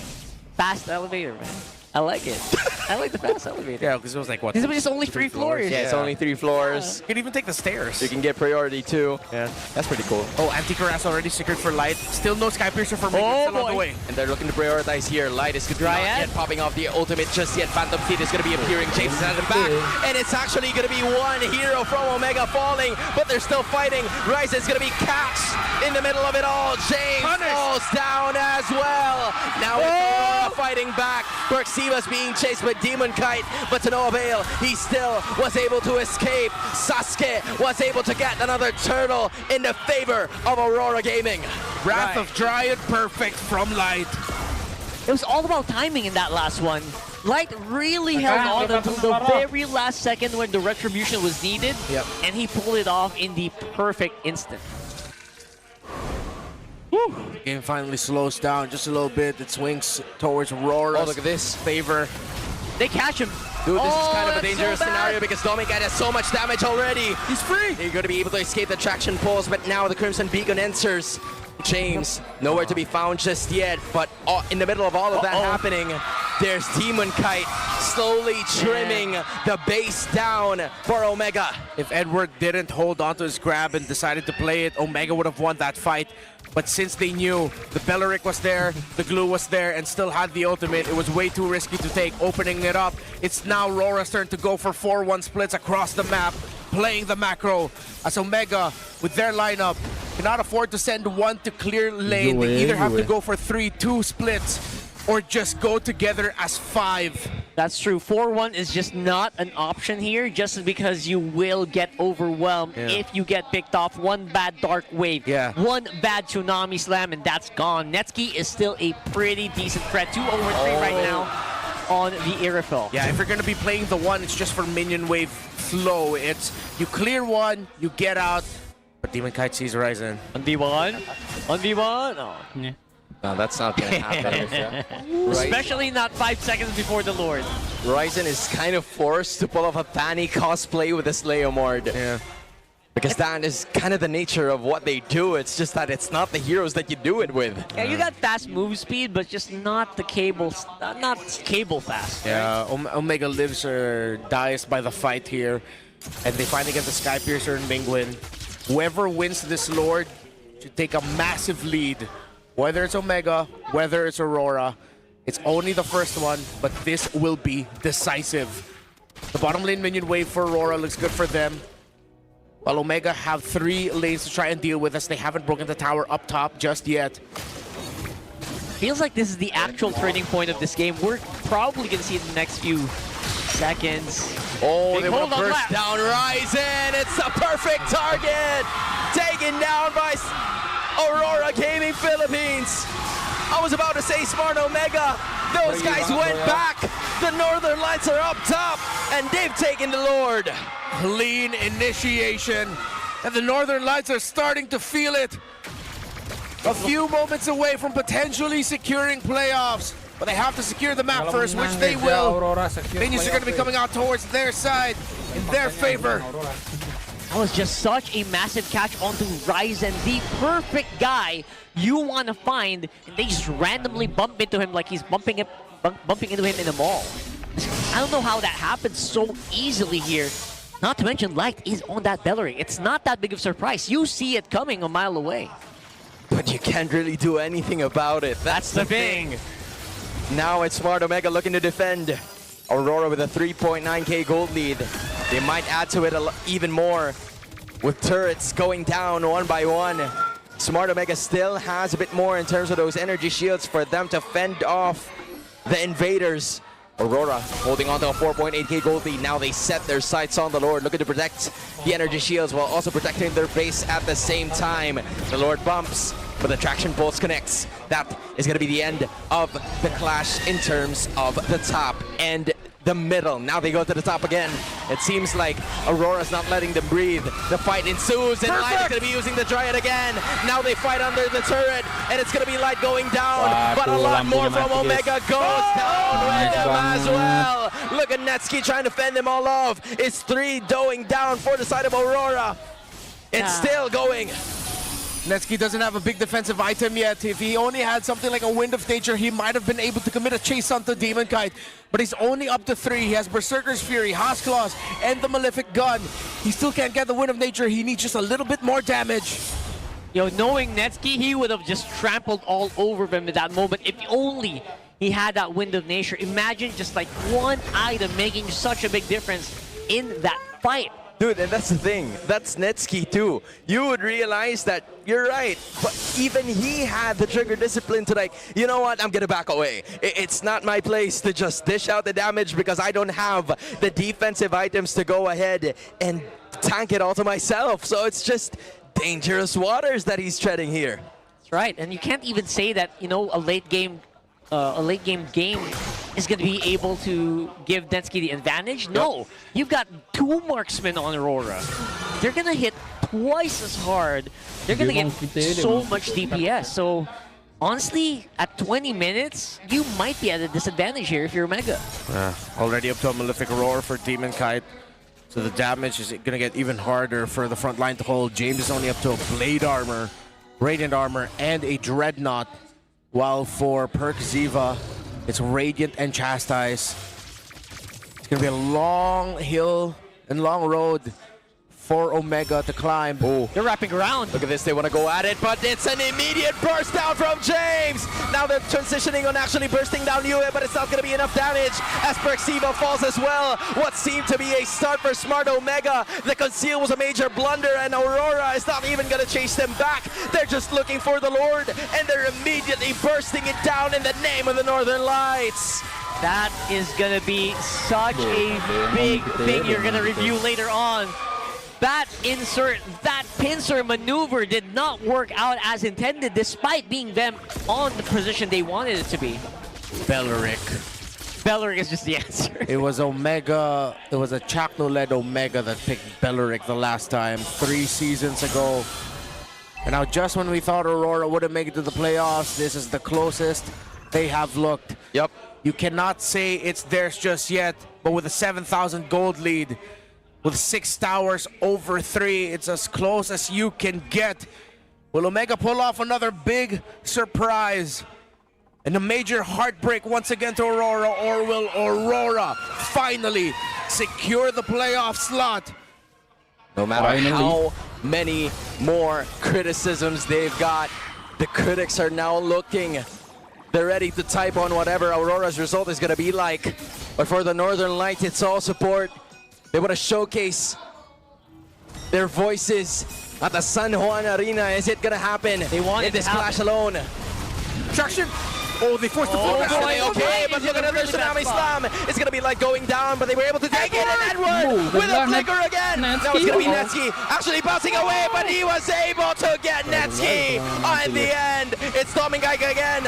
Demon Kite as well. And with Mingwin left to protect, it seems like it is now happening. It is possible. Aurora, the Northern Lights will be able to do it. Aurora completes the San Juan 6. It was a long road from glory to it's like such a solid pick, and now with the choke on the side of Twisted Minds, I think I see that happening more and more. Yeah, at least they have one now compared to what the NC Pro team had for the entirety of their lineup. They had a bunch of crowd control, shifting skies, even the split is there too. So Twisted Minds are going to have to find ways to not only evade that, but to also counter it completely. And I think this is where Tracy would come into play big time once they get into level 4. All right, we're loading up into game number 1 here. Twisted Minds versus TNC Pro Team. It's the last dance. It's the last hurrah. Let's see if TNC can actually get the last laugh. I wonder if anyone in this game is actually going to be packing a Sky Piercer. I don't think so. Maybe MP the King is going to be your best chance at that. But then will anyone at TNC back a Skypiercer, or are they just going to rely on the raw damage burst that Zyda has? Let's see. One of the things you have to consider also is that Nausea is going to be diving into a lineup that is great and very happy with you coming close to them. Oh, that's true. He's going to be putting himself in a lot of danger with every Blazing Duet entry. That is true, and if you do that, there's also a very good chance that Chaknu is just gonna stick to you like glue. Yeah. And of course, a lot more crowd control you have to deal with either way. So, you know what? It's mostly about risk management here. Think about it. Honestly, I feel like not a lot of fights are going to be happening in this first 2 minutes, except when both of everybody's heroes reach level 4. So far, it's just Stone and Tracy, checking each other out. Not really much happening. That should be expected in this first minute. Yeah, even if they do fight, it's going to be like two skinny, kids fighting in a schoolyard, just slapping at each other. And they're going to be able to regen anyway, so waiting for those level 4s for sure. And I'm also waiting for Zyda. Like, what's the route that he's going to try to go for here? I love that Renmore brought that up. Skypiercer on this could be make or break. Maybe you can just go for like a really good Hunter Strike first. I haven't really seen that many Nolan games recently, so yeah, that's what I'm looking forward to. Top side, I believe. I couldn't tell if that went to 3-Mar to Lansu for the crowd, but they're both neck and neck in terms of their EXP, so both teams are just going to be rotating for their EXP laners to try and hit level 4. Hold on. 3-Mar immediately had to handle the axe that was brought about. It's going to be Tracy this time, looking to confuse Stone, but an ultimate coming out from Zyda will not be enough as Tracy safely gets himself across. Turtle's going to be reset. Shakno still not a level 4. But they will try to continue with the siege. Lansu's going to be taking a breath of damage, and TNC Pro Team will try to ace this inside against the first turtle. But the same could be said probably for Lansu's life, as he is now being surrounded by the split. But it's a little too much for Chaknu to handle. He had to flicker away, but there's no other way to escape. It's Twisted Minds taking the first blood. Great patience and outplay there by Twisted. Oh, Lansu! Oh, wait, what? I think he expected that Lancy would go straight back home. And that is a crucial mistake. At least Lanzo was taken down, but again, these are some of the errors that shouldn't be happening in the first place. Yeah, I think you could also see heading into that first turtle, once Lanzu brought down the axe and once Tracy decided to take that trade against the Valentina, that you knew that Twisted Minds wouldn't be able to win the turtle. They decided to play for the heroes instead after TNC secured it through Zyda. Good for them, they were able to take that, and they still walked away with the extended sequence through topside with 2 kills. Yeah, and very good presence of mind from Zyda to be able to pick that up. You know, they traded, but I think it was a little bit more on in favor of TNC because the goal in the XP went to the Nolan. It went to the jungle. He's going to have more use for that and maybe control this mid-game tempo, right? Yeah. So if they control this mid-game tempo, this mid-trio will stay relevant for longer, which we will definitely see here. Got Chaknu feeling a lot more confident to make some frontline plays. Yeah. Whoa. This is the type of things that will happen. 3-Mar misses on that one. Instead of shifting skies, even will not be hitting Tracy. Has been surrounded by the Phoenix army. The fire burns down for the roamer. That's going to be 1 down, increasing to 1.3k, and that's going to be the end of the fight. Yeah, the difficult thing about playing a Cho into the glue, and with all of the bursts and those little crowd control that TNC can dish out, as if you miss a Jeet Kondo, if you don't have your flicker out, you're most likely gonna go down unless the team is willing to trade. Dreadnought armor, the priority for the Cho. It looks like it is gonna be Skypiercer rush after the Fury Hammer for MP the King, while it's Blade of Heptasis for Zyda's Nolan. 2 kills already on the docket for him. Stone and Sean get their glowing wands at almost the exact same time. All right, so we've got a little bit more even on the firepower, and so it seems maybe TNC's got a little bit of upper hand. Way of the dragon. Same goes for Mystic Gush, but Chaknu's still gonna stay alive. It's gonna be TNC now actually going with a counter attack, and Tracy goes down, but Chaknu's gonna be suffering the same fate. Lansu taking the brunt of the punch of the clouds. TNC has punished them countless times, and they want to go for Sean even more. Benny Cutie from way downtown dashing through in. I didn't expect Benny Cutie to dive that tower. Good for him on taking that risk. And of course, Twisted Minds just felt what every one of us has felt when going up against a glue. the biggest question of why the hell is he not dead yet? Yeah, the feeling of helplessness, right? Yeah. Being so helpless in the face of death. And of course, that is what happens when a team that has the glue gets that early advantage. They're pushing it even further here. Oh, and down this boss. is Patrick even pissing you off even more. Tracy has nowhere to go. He suffers at the hands of the Mamba. Even 3 Mars pushing down right at the bottom, and then Betty Cutie.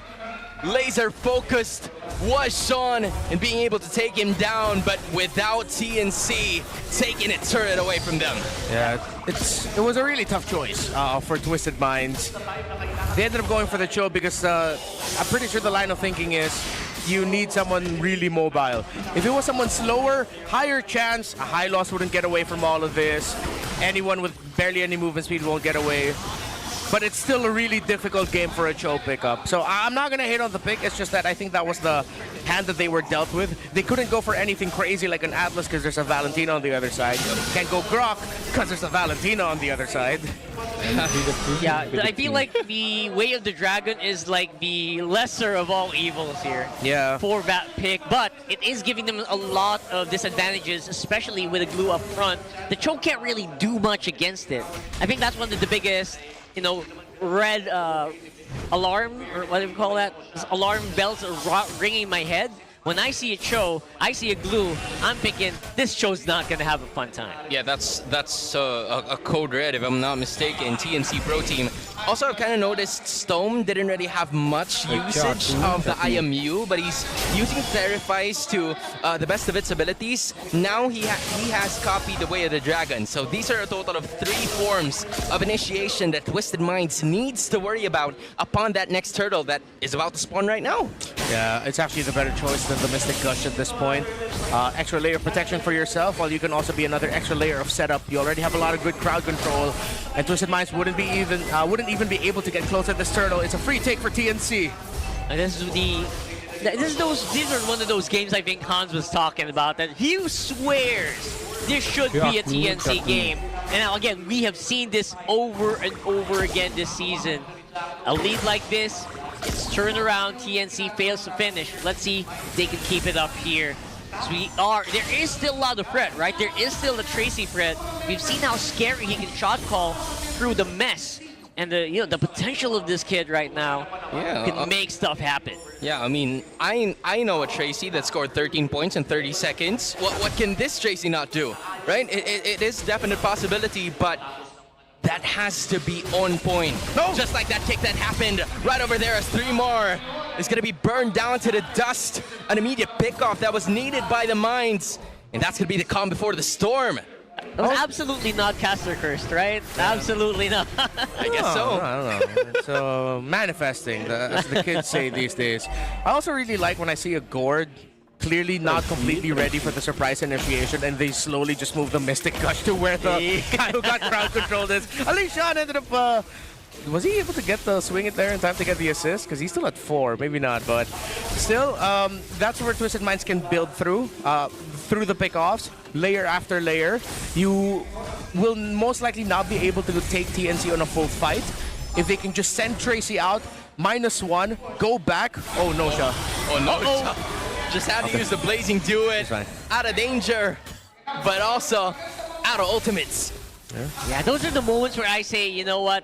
Do not keep your eyes off Zyda. Zyda has been one of the most key players in TNC for the longest time. If you slip up, you will regret it. On the other hand, it's just Shaknu and 3 Mar always at the front lines before any sort of shenanigans happen in terms of that Lord and major objective picks. But so far, Zyda and MP the King should just be securing their objectives before the start of this Lord. Yeah. 3 Mar already has to chastise Pauldron, the only one for the team. Shaknu had to go for the Radiant Armor here, and only has to steal like blades and the belt. Hey! They're choosing the tanky members as of the moment, but Shaknu's willing to fight. He's going to be pushing Tracy back, and same could be said for 3 More with the shifting skies towards MP. It's Tracy down again. 5 full men for TNC Pro Team, and it seems like Twisted Minds are just going to back away. They're surrendering the Lord of the Phoenix Army. Well, at that point, you just needed to make the call and accept the fact that if you can't get the pick off, then you can't get the pick off. Just back off. Good thing Twisted Minds got to minimize their losses and even got got to push up top for Nausea and for the team. So regardless of everything, still good. They've recovered a little bit, but they will have to deal with a Lord push, and this could be a big one for TNC. No base turrets should fall, but maybe one of the outer turrets will. Yeah, this is still really excellent inner pressure turrets for TNC. Obviously, the inner turrets are going to be probably knocked in as well by this big wave, especially while they're dealing with the Lord up top. So more gold, expect more gold for TNC here, should be a bit more difficult to repel. Look at Tracy's positioning on the map right now, just so risque. So rounded as well, because Zaida's gonna be over there. But Tracy will evade that bit of a split. Zaida's gonna deal the damage, and another roamer goes down. That's the 5th for Tracy. Might be a turnover if you ask me, but TNC holding on to a 4K gold lead. Yeah, this is why after that draft, I was already thinking that, okay, yeah, numbers are good for Twisted, but TNC should have this in the bank. It looks so much better for them. It's tough for them to get a good formation in. It's tough for them to posture. And TNC, they know the advantages. Gotta credit them for continually playing into it. Oh, they're gonna go for a fast break here. They're gonna go for it, but Stome being dished with a Mystic Gush. Lancelot at the back's gonna be able to take him down, but then the burst continues. Blazy Duet's gonna be used at the same time. Nausea being the savior, dishing damage to Shaknu, but Benny Cuties also doing the same to Tracy, and MP the King as well. Benny's dancing with everybody, you see him. The intensity from the fighter among all. TNC 6K gold lead. Yeah, it's like Benny Cutie just told himself, remember who you are. Remember. Oh, damn! That was not what you wanted to remember. He showed him who he was. That was brutal. Zaida, he saw low-lying fruit, low-hanging fruit. He went for it, man. And it was juicy. Zaida can hear the new contract offers coming up, whether it's in the Philippines or abroad. People are looking at him right now and salivating. Wink, wink. Oh boy. Now I wonder who's calling his phone. So it's what's happening, right? It feels like this is a game of contract value right now. It's rising up and up. Who's getting the bigger piece of the pie? Let me get that NIL money. You know, not gonna lie, it's kind of, you know, it's you know, but hey, it's a possibility. We're not saying it's gonna happen. We're saying it can happen. Oh, Zaida. Like that. That's gonna give you a bit more decrease on that contract that we would want. That's all you got. Less offers. That was 2 less offers. But hey, you still have a 4.7K gold lead. You're just gonna have to take care of this because Twisted Minds, they have not lost an inhibitor and they are looking to push to the Lord Pit. Yeah, they still have the Sora and the Harith. Oh, Tracy got spotted out immediately. Oh, that was a conceal. That was immediately denied. Tracy's gonna be the one burst down and Des surrounded, but still being able to escape. Shifting Skies right at the back, and Threemar's gonna be doing the same. Shaman the flicker again. MP the King using his very best to actually deal some damage, but Lansu cut down to at least half, and it's Threemar going down. Same could be said for Lansu. Nausea is still using some basic attacks to actually dish out some damage. Chapnu's still alive, tanky as hell. How is he able to stay alive? Unfortunately for Twisted Minds, they are still up one more member unless Tracy goes down here, which is not going to be the case. Twisted Minds is fighting, and Sean, unaware of the situation, that Betty Cutie is there. Now a dance begins, and it ends immediately in the hats of Betty Cutie. Why just now, man? Why just now? Come on, man. Where have you been? Oh, man. Twisted Minds, though, still definitely in this, but Benny Cutie keeps going for it. He is not terrified. Who's terrified is Tracy, because Stome has dished the damage inside the finishing blow. It's all red at the Lord Pit, and TNC Pro Team looking to extinguish the fire that was burned to be even brighter than before. Sometimes you need to take out the old flame to get a brighter new flame that has some more relationship shout out Chris Brown repercussions than I realized. I thought I was just being poetic. But yeah, we were talking about the Skypiercer at the start. MP the King did end up being the only Skypiercer holder. Now, there is a Winter Crown for this Claude. Won't have the damage that they're looking for, but right now their main damage dealers, their actual carries, are actually the Gord and the Suyo. So they're fine. Nausea getting his last damage item, maybe the Malefic Roar, is just going to be like some extra icing on the cake. But at this point, Damage Minds, Twisted Minds have it. It's just that it's so difficult to take this Harith down now. If they can somehow chain a series of stuns together to take out the Purify of Benny QT early and then catch him off guard, while still being able to manage everything else TNC has thrown at you, see, it's a really difficult checklist for Twisted. Yeah, one unfortunate thing is that Nosha still is unscathed. There goes the damage again. MP and Tracy had to back away, even Benny using the Salmon Force, and Nosha cut down to 75% of his HP. Now 2 inhibitors are finally down. Twisted Minds are locking towards this Lord for their game 1 to stay intact and alive. Stone, 3mar also doing the same thing. Tracy just simply backing away. Shaknu just face checking every single position that Tracy's gonna be coming from, and now 3mar is taking a bit of the damage. All inhibitors are down. Nosha is slowly being cut down to his health bar, and they are still holding on to this, alive and kicking. Yeah, that's a big base gutted here for Twisted. Benny QT said he was Gigil before this game started, and they're showing it. Oh, you have to pigil the Gigil. That's what the Tagalog would say. But now it's going to be Chakno again, who's going to be taking the brunt of the damage, but is still alive. The Patricks is pissing the Twisted Minds off. TNC now holding their biggest lead at 9K.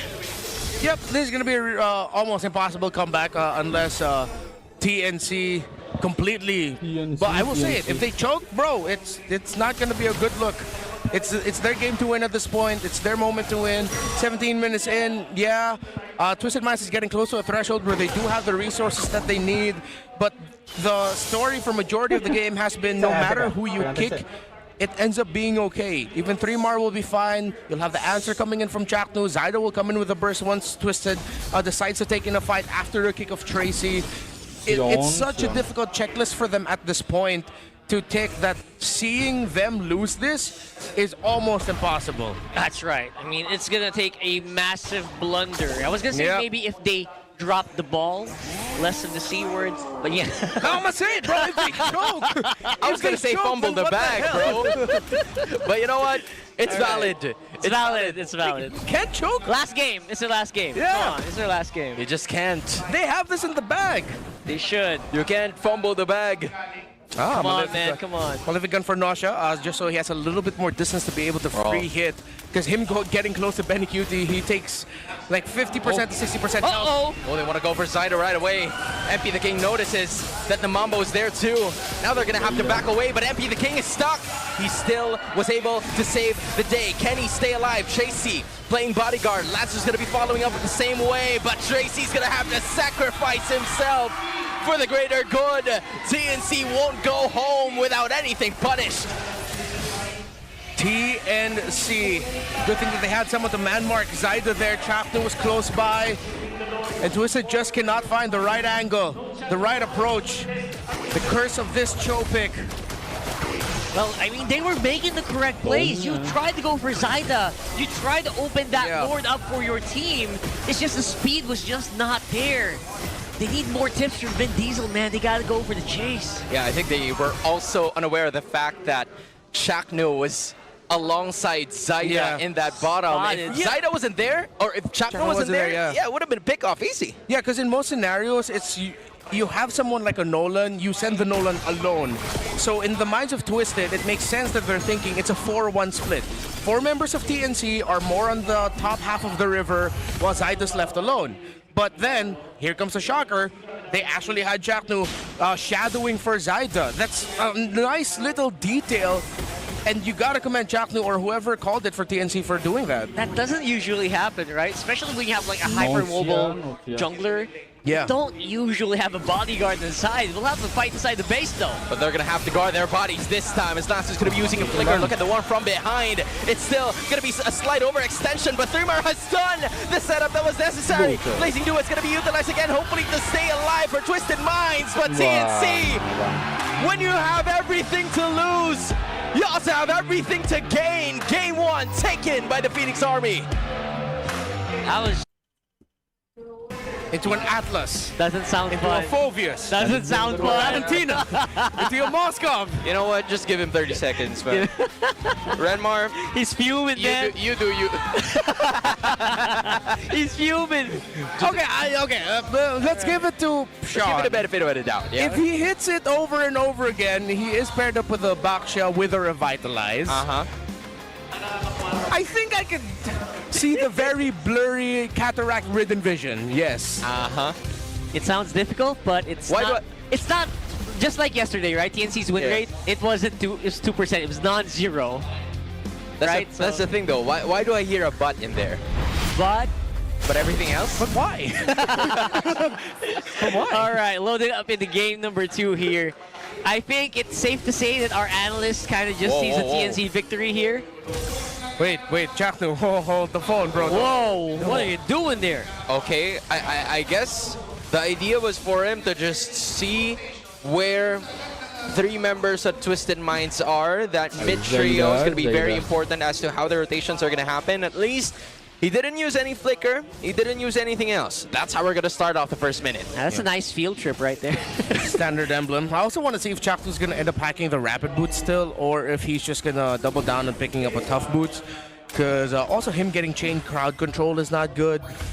Let's see if he builds it. Okay, still rapid boots for the Atlas. Right choice.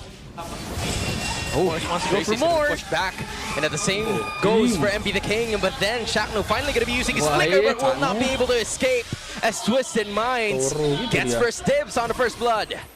Really good chain there by Twisted. This is awesome teamwork.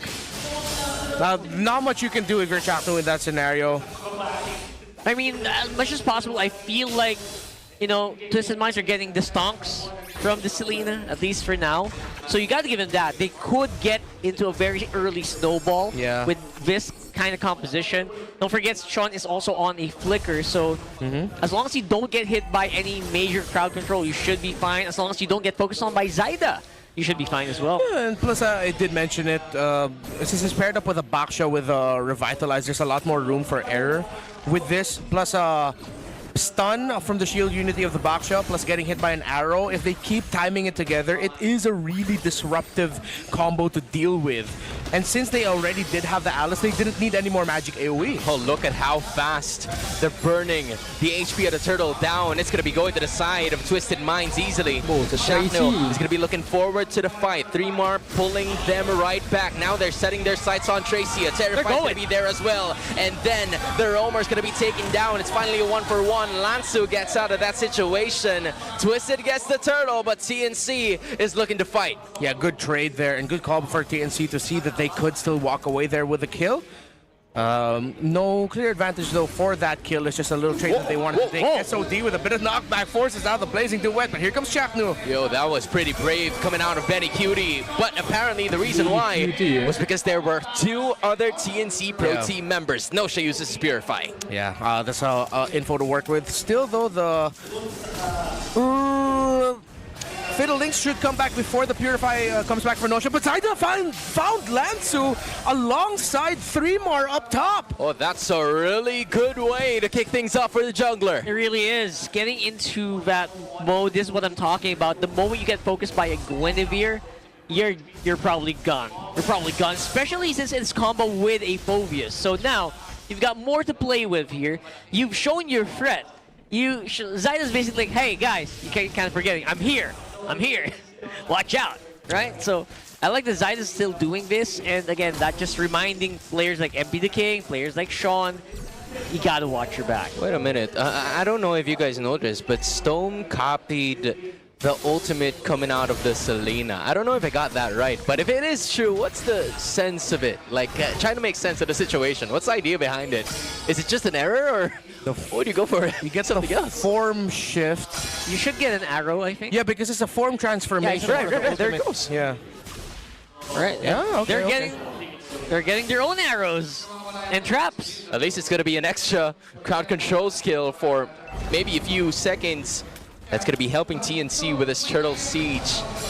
3, no, 4, even 5 coming out from Twisted Minds. Shotgun's going to be evading after the use of the turtle. They're going to be bursting down the major objective quickly again. Chakno's not going to be hitting anything. So is 3mar. So it's an easy takeaway for Twisted Minds. Yeah, and for the people probably wondering why it looked like Zyda and Chaknu needed to hesitate, or were hesitating, because they need to. You're up against an Alice, you're up against a Baksha, and then the Claude was there nearby as well, with the Moscow being at the other side of the map. It would have been way too risky to try and make it, because if ever, it was looking like Twisted Minds were ready for a fight, if ever TNC wanted to go for it, and that easily could have been a 3K, 3-for-1, or only just a 3-for-2 trade, meaning the Twisted Minds would walk away with an even bigger win. Yeah, you don't want to get wiped out this early on in the fight. Whoa! A flicker to a fatal link. Sean's not going to be able to hit it. Instead, it's Chaknu bursted down by 4 members of Twisted Minds. It feels like they're giving away so much and not really getting much in return as well. I don't know what the plan is here for TNC, but they're slowly losing steam. Yeah, that looked completely misaligned. I thought that they were doing that. I wasn't looking at the map at that time. I thought 3mar was closer, but 3mar was on the lower portion of the map. You'd only want to do that if the Phobius is close by, so... Ooh, Mamba off the mark with that call. Oh, you can only make as much highlights as possible. Nosha is going to be planned to be bursted down by 3mar, but 3mar stays under the turret, still safe in the middle of all 4 members. Stone's going to be joining the party and then backs away. All right, so they got some tricks up their sleeves still. I feel like TNC still is rocking a lot of threats, so I like what I'm seeing at least. But how long can they keep that up? Like, I know they're trying to buy time for Benny, but is that going to be enough? They're not really doing much against Nausea right now. I mean, the good thing is Stome actually has a EXP and slight gold advantage for himself. So your secondary carry right now is through the Valentina. It's going to help bridge. As long as they don't have a major deficit for him, they're going to be fine. Most importantly, Zyda decided to go for the concentrated energy first. My big question for him is if he's going to rush the Winter Crown as second item, because that would actually help TNC a lot with making more risky plays and forcing things out of Twisted Minds way too early. There goes another Turtle Siege that will be uncontested. All 3 those major objectives will be going to the side of the mines, but Benny Cutie has been able to burst down turret up top. Tracy probably up next. Chakno using the perfect link to actually go ahead to go with the others as well. Stun for a bit, and there goes the fatal links that will be only hitting 1 person. Stome, Lansu, zoning away Zyda as well, doing a really great job using this Alice, and MP the King goes for the punish. That's going to be Twisted Minds with another victory. I was expecting an SOD to come in, but I think the TNC are putting a lot of value in the information of Lansu and Nausea, and if they have their ultimates or not. So it's a mix of hesitation over cautiousness, but at the same time, it's also looking at the other side of it. If they decided to take the risk, more people might get angrier. So it's a really tough call right now for each team fight for TNC. Twisted Minds are positioning really well. MP that can easily sidestep the entry of Chaknu. He clearly saw that Chaknu was eyeing getting him, plus I believe it was Lansu or Tracy at that time with the fatal links.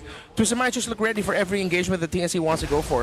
And then speaking of those fatal links, Chaknu's been holding on to them like really long. For really long periods of time. I'm not sure what they're trying to do. Maybe just try to buy time. Yeah. You are showing yourself as a threat for like 2 seconds.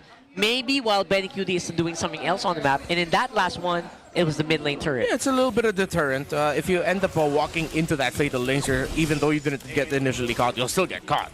So it's just to buy a little bit more time for TNC to get into better position. After he gets his first, or sometimes maybe even no target there, it just allows him a little bit more room to work with. Okay, so at least with Stone's Valentina, you can also just lay down traps. And actually getting a lot of info for TNC. Yeah, and good call for Zyda to go for the Winter Crown second item. There are some Guinevere's that end up picking it for the 3rd core item, but rushing it right away in this scenario is really good. But they have to make a play. Yeah. Do something. It probably depends on Chakno. That fatal links has to be on point. Nosha has his Purify though. No conceals have been popped off just yet. The wheel coming out of Tracy is dishing some damage towards Chapno. Lansu's looking for some possible opponents upon that siege. Chapno waiting for the right time. Threemar's going to be doing the same thing. That's going to be Tracy again, taking a bit of damage. Knockout coming from the Lord, and it's going to be Lansu taking that Lord, and it's all surrounded by the rest of the members of Twisted Minds. They've bursted 3 heroes down. Triple kill for MP the King, but then he will also suffer as a maniac. Wraps it up for Twisted Minds, ending the objective with a major win. You see the frustration from Zyda in the camera right after that moment. The team didn't look like they were completely in line with what they wanted to do.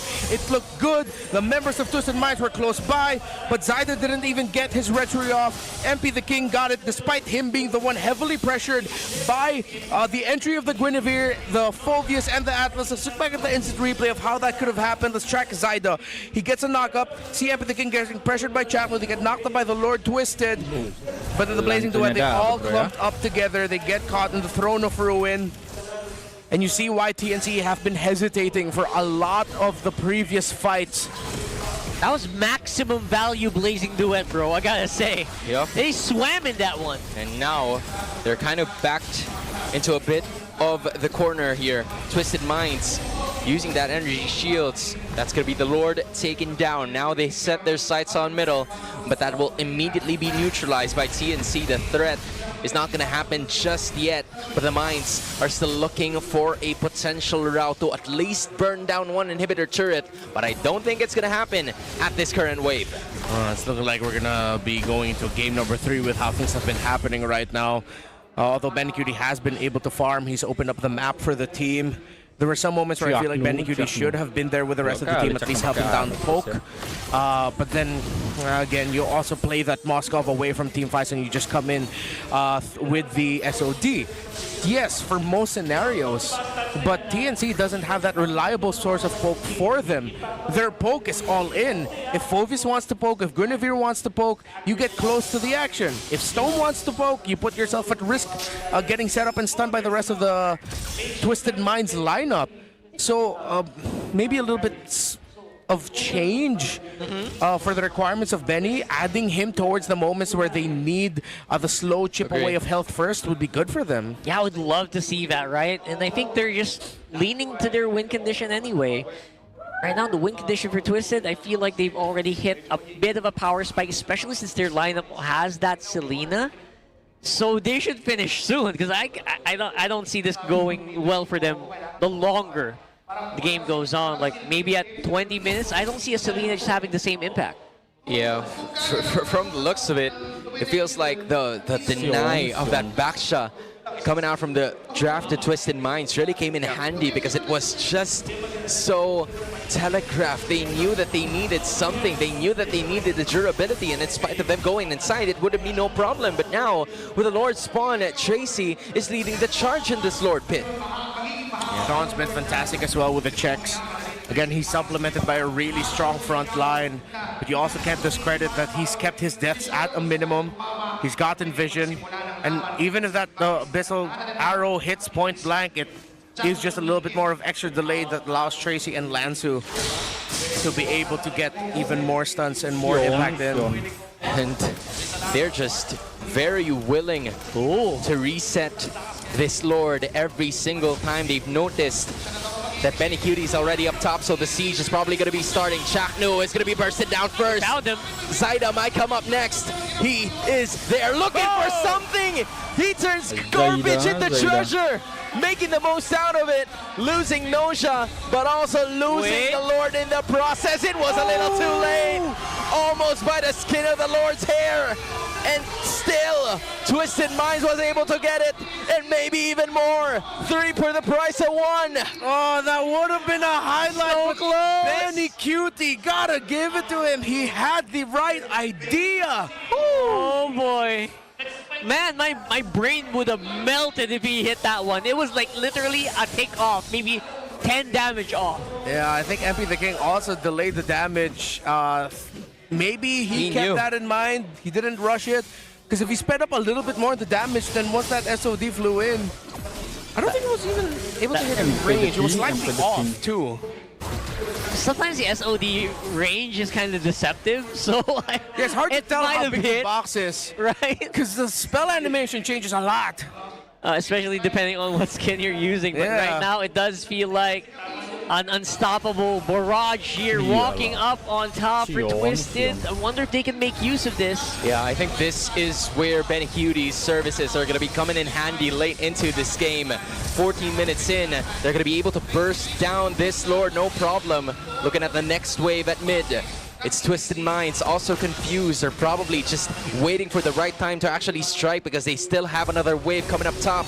Tracy kind of fighting a little bit more than he could chew, but here comes the other members with the Throne of Ruin and the Blazing Duet as well. Right at the back, Thumar's going to be dished out with some damage, and Betty Cutie's still fighting.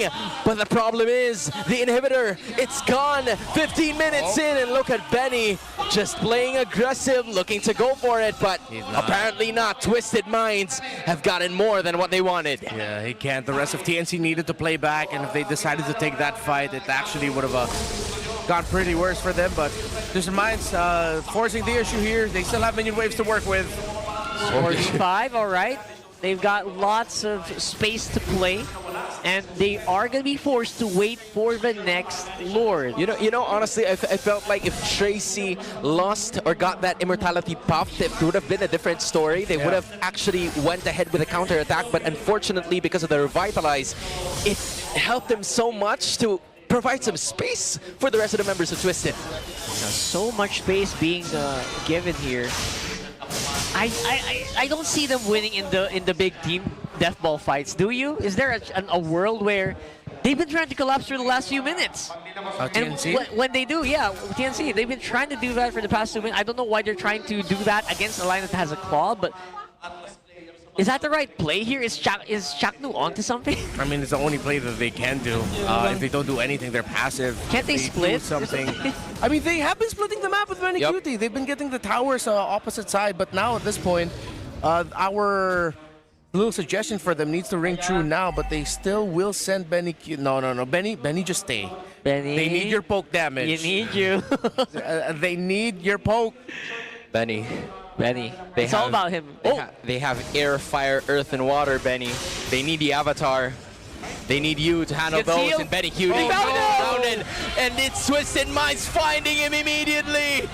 Oh, what a blunder coming out from TNC. Now 2 is down. Chaknu and Stone desperately trying to defend the middle turret, but it's because of the fact that Benny stepped too soon. Now it's Zaida looking to delay what could possibly be the inevitable, but Twisted Minds are looking for him up next. Tracy using the wheels to find him, guiding his way back to Lancelot, even following him next. And this is just a difficult route. Zaida's gonna stay safe, but for how long? I'm not sure, man, but 100% is sure. It's gonna be a lot of a hard fight. Can he actually make the Violent Requiem as an outplay? But apparently not, because Zaida's gonna come down, and it's all because of an overstep. Twisted Minds leads 9K. A very different TNC from game 1 to game 2, but then it's the second game in a row where a red 4 surprise roam pick, a steal, ended up going really well for the team that decided to call it this Baksha for Tracy, paired up with this Alice. Oh, this is going to be another 4v5 situation. Tracy still has the immortality. He would still have another extra life to actually go for the initiation, but the Lord is going to be there again. And then the rest of the members trying to look for Benny Cutie, but instead it's going to be other things that are happening around the map as MP the King is going to be popping up the immortality. Chaknu goes right again, but then the Throne of Ruin, the Blazing Duet is probably going to be finishing all of them off, but Benny Cutie's still fighting, looking to clear some minion waves, but Twisted Minds are locking, loading, getting into game number 3. That Maniac secured by MP the King in the mid. Take him down level 4. Oh boy. Oh boy, here we go. Oh boy. Do you need 30 seconds, my boy? I think you do. Rockhard, I'm gonna give it to him right now. 3, 2, 1, go ahead. You know what? Just so it's fair, I'll give it the first initial treatment, like how I reacted to the Selena earlier in game number 2. What? Why? All right, okay, that's just for fairness. I gave it to Sean earlier, I gotta give it to Zaida now. This time it's okay. All right, lane to lane, Harley versus Gord. It's excellent. right? If you're thinking about it that way, but yeah, why? Wow. We'll probably answer that as we go into game 3, obviously. And of course, there's the elephant in the room of if it does work, it will work really well. Oh, yeah. It can dunk on that Harley. I'm gonna say it right now. Yeah. If it works, it will work really well, especially since it's paired up with a Kali. That is just burst for days. They can't snowball out of control. But then the thing is, they're up against a Hilda that they have to think about. Dude, this is so funny. Imagine, So funny. like, Renmar was talking about, why not go with the Paquito? Zaida's like, hold my Phoenix. I'm gonna go ahead and make this a lot more complicated. Pick it up a Zaida in their last game of the season. A Saber, not a Zaida. Oh, I mean, Now they're gonna be interchangeable. A Saber, not a Zaida. Zaida basically just, you know, Picking up a Zaida. pick it up a Zaida. Pick it up. Saber picks up Zaida. Zaida picks up Saber. You know what? Saber's gonna pick everyone up later. No, yeah, level 4. Level 4. Level 4. Always remember 2 words. The legendary. Level 4. It's crazy. It isn't even killing spree. That dude is just going for all of burst. Literally gonna pop heads. Yeah. He just wants that damage. He wants faster abilities after he uses the ultimate. Man. Dude, everybody's waiting for the level 4. Yeah, Everyone's waiting for it. not even killing spree is wild to me. He's just watching. I mean, the cameraman's just watching. He's waiting for that level 4 hit. Bro, Zaida is wildin'. Now he has level 4. See what I mean? Here he goes. All right. Can he go into the side of the wise man? But Tracy and Lancer are tanky members in the early portions of the game. I don't think that's the right targets. Not now quite. he shifts his sights towards the bush, waiting for somebody to enter that is squishy enough to give him the first blood. It actually feels like it's more reasonable for him to go for someone's... Tracy doesn't want to give it to him. He says, not so fast, my boy. You're going to have to look for something else. The turtle is about to be reset again, but here goes another one of those Throne of Ruins to officially kick things off in this game. Not a first blood for Zaida, but a first blood for Twisted Minds, as they're going to be holding on to this major objective. Yeah, that was a great take here. Now they're going to have maximum control. Freemar still in the fight, though. But 3mar doesn't have enough firepower against the 2 members, especially with Retribution coming out from MP the King. It's Twisted, turning things around. Yeah, I mean, as expected, right now they don't have the answers that they need for this Alice, and Lance, who can just keep rinsing and repeating what he did there. If he doesn't have the flicker, okay, just gleam in, Throne of Ruin, threaten them out. Once you have the flicker, even worse for TNC. So far, though, it's good the Zaida hasn't gone down. Oh, they're going to go for Tracy. Good call, good call. That was a miss that now turned into a conversion in the 3rd minute. Ooh. In all of this, I was thinking, you know what, where's the level 4 first blood? We're all thinking that, right? But you know what, it can still come. I think they're just more hesitant to play it just because, you know what, you don't want to give away your body too much. You're a lot squishier at level 4. You don't want to give away, and you don't want to fall behind in XP very early on. They're just looking to make the Phoenix Army proud with this last pick. It's just a surprise. I even have to remember the ultimates. What's that called again? Triple sweep. Triple sweep. Thank you so much. It's been a while since we saw TNC pick this up. I wonder when was the last time that the Saber was picked up, you know? Probably years Probably ago. Season 10. I don't know. Probably. Oh, because it was the Paquito that was picked up, and the Benny Cutie's still going to be that same, but not. Oh! No, he Getting lives! taken down. Benny Cutie lives. Yeah, the burn wasn't enough. So far, we've just been seeing a lot of farming from Zaida. We're waiting to see when he'll get his first big kill with a triple sweep, but right now, Twisted Minds are keeping themselves scarce as well. In before, he doesn't get a kill all game. Just builds tank and just doesn't die. Yeah, that's what people would call a dark system or something. That's a dark system. I don't know if it's still existing to this day. I think Renmar would be the judge of that. Does it still exist, like dark system picks? You know what? At this point, I'm more. I was gonna say I'm more chill about it, but then it did crash out earlier. So, yeah, the dark system picks are still there. Oh, well, that's kind of unfortunate. 3mar's here, burst it down again.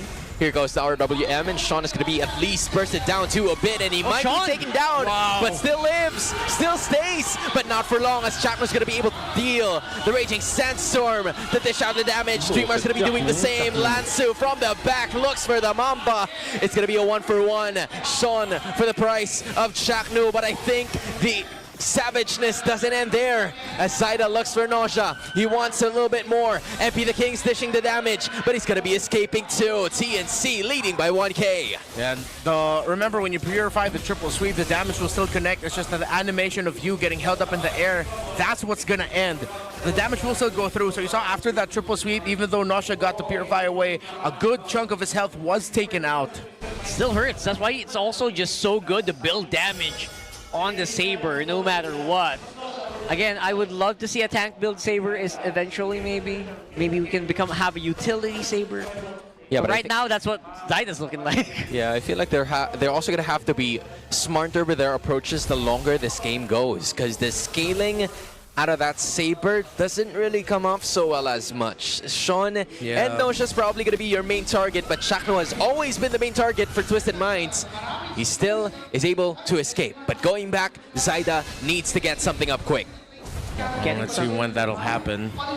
Stome also level 8. Stome's been the foil to Sean and vice versa. I think Sean needs to watch out when he decides to use the Mystic Gush. Purple buff steal completed for TNC. MP the King is one buff down. Right now, these buff steals, they're step 1, right? There's so many more steps they need to do to slow down MP the King on this Harley, but they're definitely in the right direction. Yeah, Zaida has a 2-level lead over the Harley. He's been spending a lot of time farming up, stealing resources, so they're indirectly slowing this Harley down just with Zaida farming. You know, even with him unscathed 101, that's usually a good start if you are the Harley, but apparently not so much, because TNC is doing their very best, grouping up, getting some rotations done, and now they're going to be looking for this next turtle, where Twisted Minds is looking forward for the chase. Good cut by Fremar topside, because now there's a minion wave pushing there.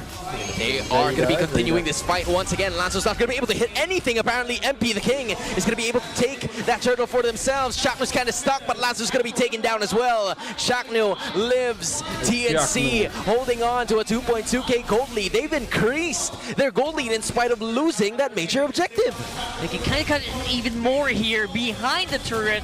TNC just exerting so much pressure right now. And look at Fremar just pushing them back as they're claiming territory slowly but surely. From 2k a while ago, make that almost 3k today. Yeah, what hurts for Twisted Minds is they know that they need their allies around.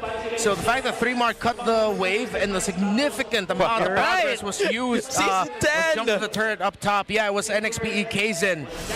Back in Season 10, the last pick, the Saber. I told you, bro. This reminds me of so many things. They had to dig deep for that one. It took them a while to get that graphic up.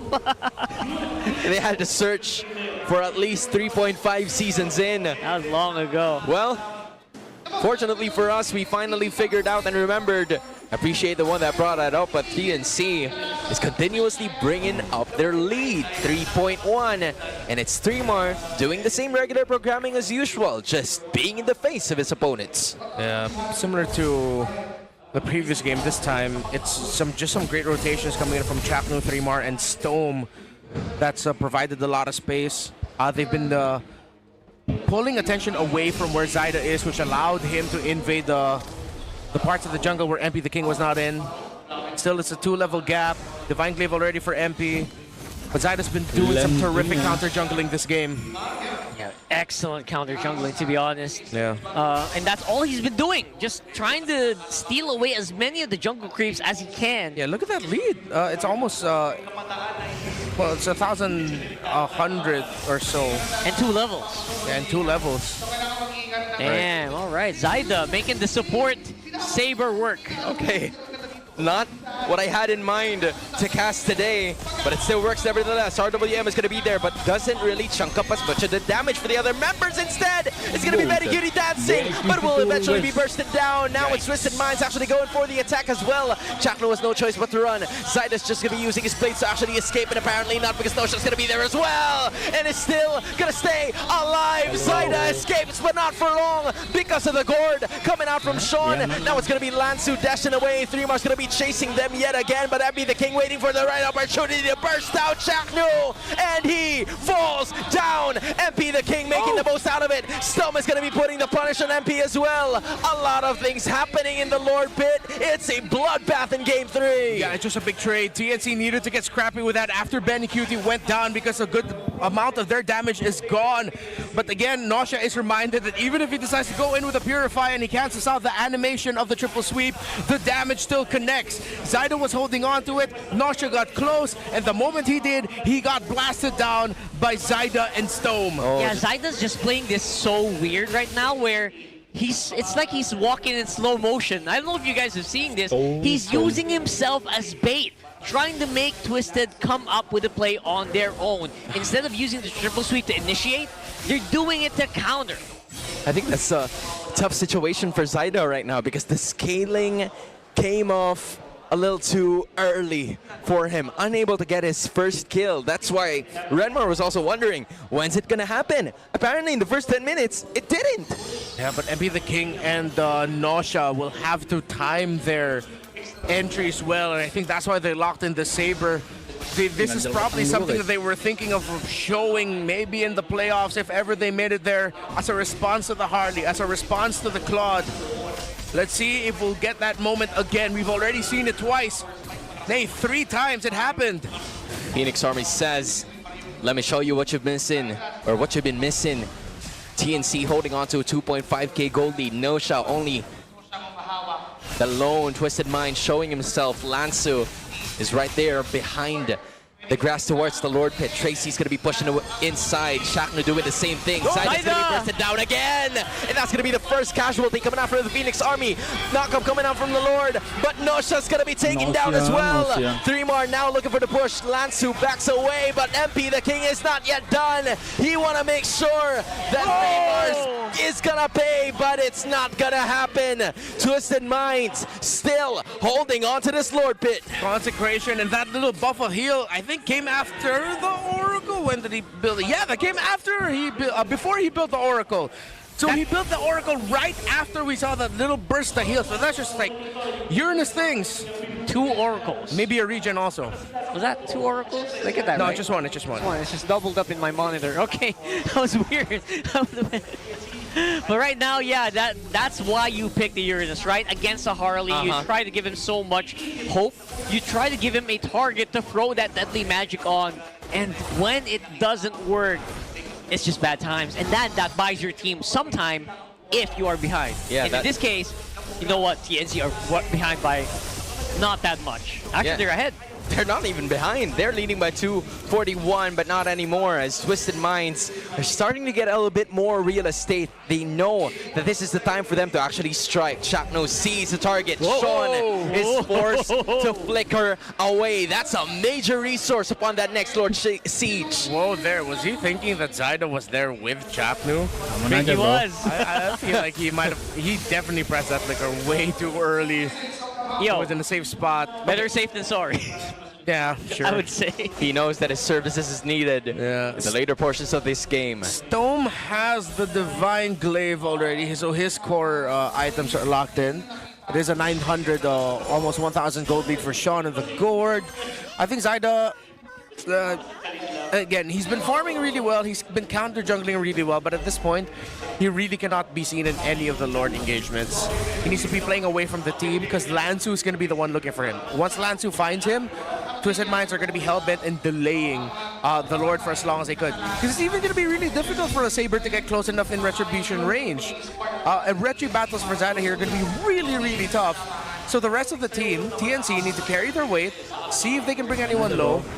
And then whoever that will be, Zyda decides to go in, triple sweep, will either finish off the kill, Retri, or he'll still save that triple sweep for the eventual entry of the Claude or the Harley, and then Retri. So it's a tough checklist for TNC.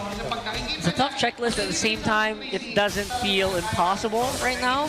Keeping Zyda alive is priority #1. I'm pretty sure Fremar knows that. He's like, you know, presidential bodyguard at this point, Secret Service. And, oh, there you go, Queen's Wings. I was looking for these. Maybe I would have liked it earlier here for Zyda. Again, better late than never. Better late than never. And again, if you can survive long enough, To see might yourself have a become the chance. villain? No, No, it's just that's just them going at it. It's just TNC things at this It's just TNC things. All right. Looking at the Saber again. Zyda nowhere to be found. Tracy looking for him proactively. Chaknu the only one showing himself. Lansu 3mar doing the same. Almost half health coming out from the Lord. But the 3 damage dealers from Twisted Minds are not really showing themselves. As to this moment, Chaknu found that Nosha was there upon that little minion or little jungle objective. Now it's going to be the rest of the members. Tracy's going to be found out. No Zaman Force yet to be released. It's still just a dance that was very important for these two teams. Really good dancing here by Twisted Minds. They're doing everything they can to get a lot of information so that Lansu can call for a play. TNC are protecting their side of the jungle though. So yeah, it's just dead even. It's really good control, especially now that you see Chaknu just roving around. They know that, you know, Remark can hold this all day long. Yeah. All they need to look for is MP, and he's not showing. Yeah, and you see Lansu holding more the beard bush right behind the Lord pit because he knows that's actually the best angle that Zyda can come through, and he checks it. So now they know where Zyda is. And this is the idea that they want to go for. Zyda finally showing himself after quite some time. Tracy also looking to give out the information that he needs. 3mar doing the same. There comes the burst down. And 3mar probably wasn't ready for it, but he is still able to stay alive. Now the counter attack comes in, coming in from TNC Pro Team, but it will also come into a halt. Both teams having some cards dealt, but not really the finishing touches. TNC have a huge headache right now, and the name is Alice. Here goes, half health, 3mar chunked into half, or maybe 25% of his HP, and then there goes Latsu again! But Zyda with a huge retribution before he dies. Now the RWM is going to be coming into play. Stone is going to be dishing some damage, but he will also be taking damage himself. It's going to be a slight disaster for TNC Pro Team as 3mar and Benny backs away. Good thing Zyda has the retribution, but the Phoenix Army flaps their wings back to their base. 100% winning the battle, but looks like they might be losing the war here. As we see Twisted barreling down on top in mid. Oh, another Throne of Ruin coming out from Lansu. Probably the biggest one in this series. 3mar doing his best. Benny out in the back, looking to defend still as 3mar taking the brunt of the damage coming out from the Blazing Duet, and he is gonna be going down. Same goes for Benny Cutie. Zyda the only one left alone. The trump card. Can he be able to protect their lair? Apparently not as much. Here's the OWM, but it's not gonna be enough. Twisted Minds bids TNC adieu. Moving on to the playoffs. They made, and that'll be the pressure in the center of the map. Having a hard time deciding what they're gonna pick last. I think this is gonna be a Guinevere James Banks jungle. So what's it gonna be in the roam? Kali's gonna be tough. They don't just go. They don't want to Khalid, do they? Rage bait?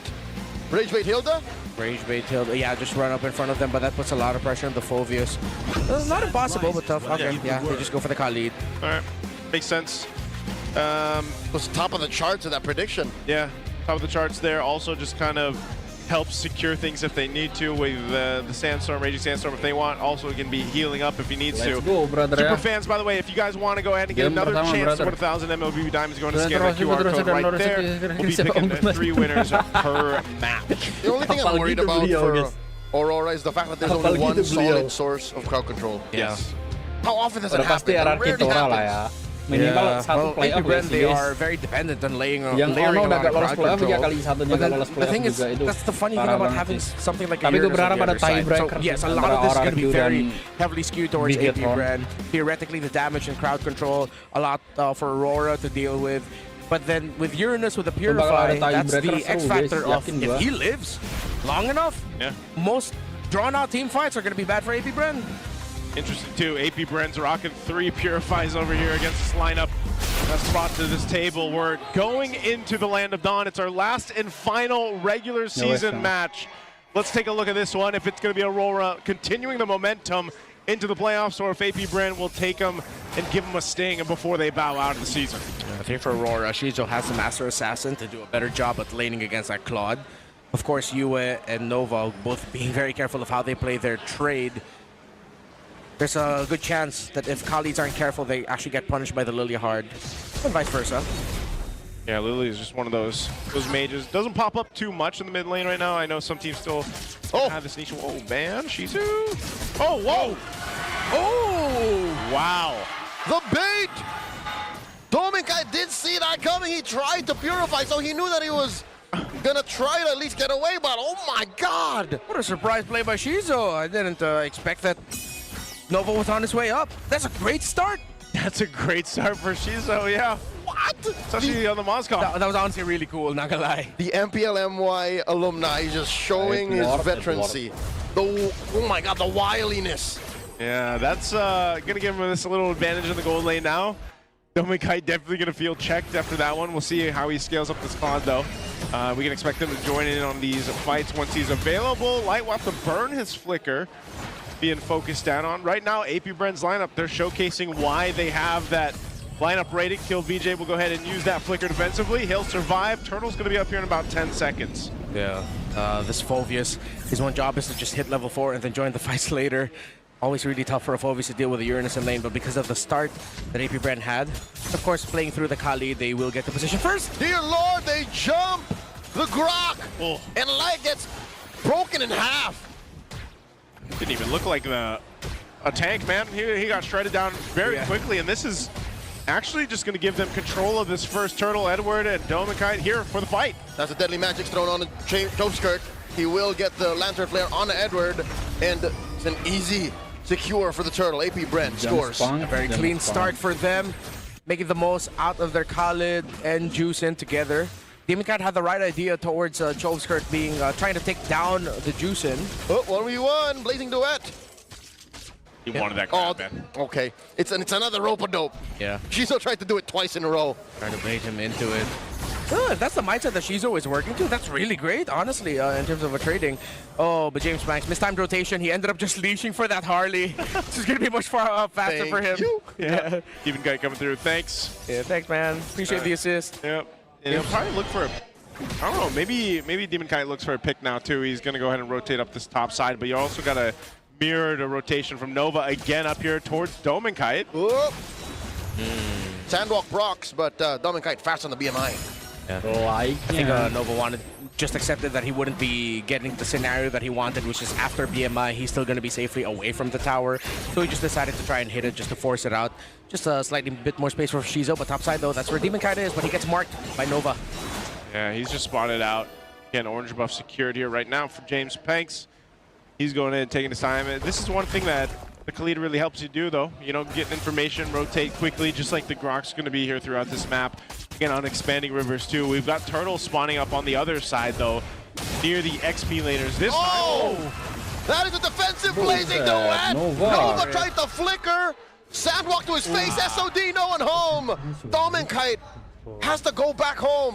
Nova almost caught him, too. Way too close. If Nova was a little bit greedy, if he committed the flicker there, would have reached. But still a good attempt by Shizu, but also a great choice by Dominkite to walk in a path that you wouldn't expect him to walk, because he had light to cover him there, walking into the L bush.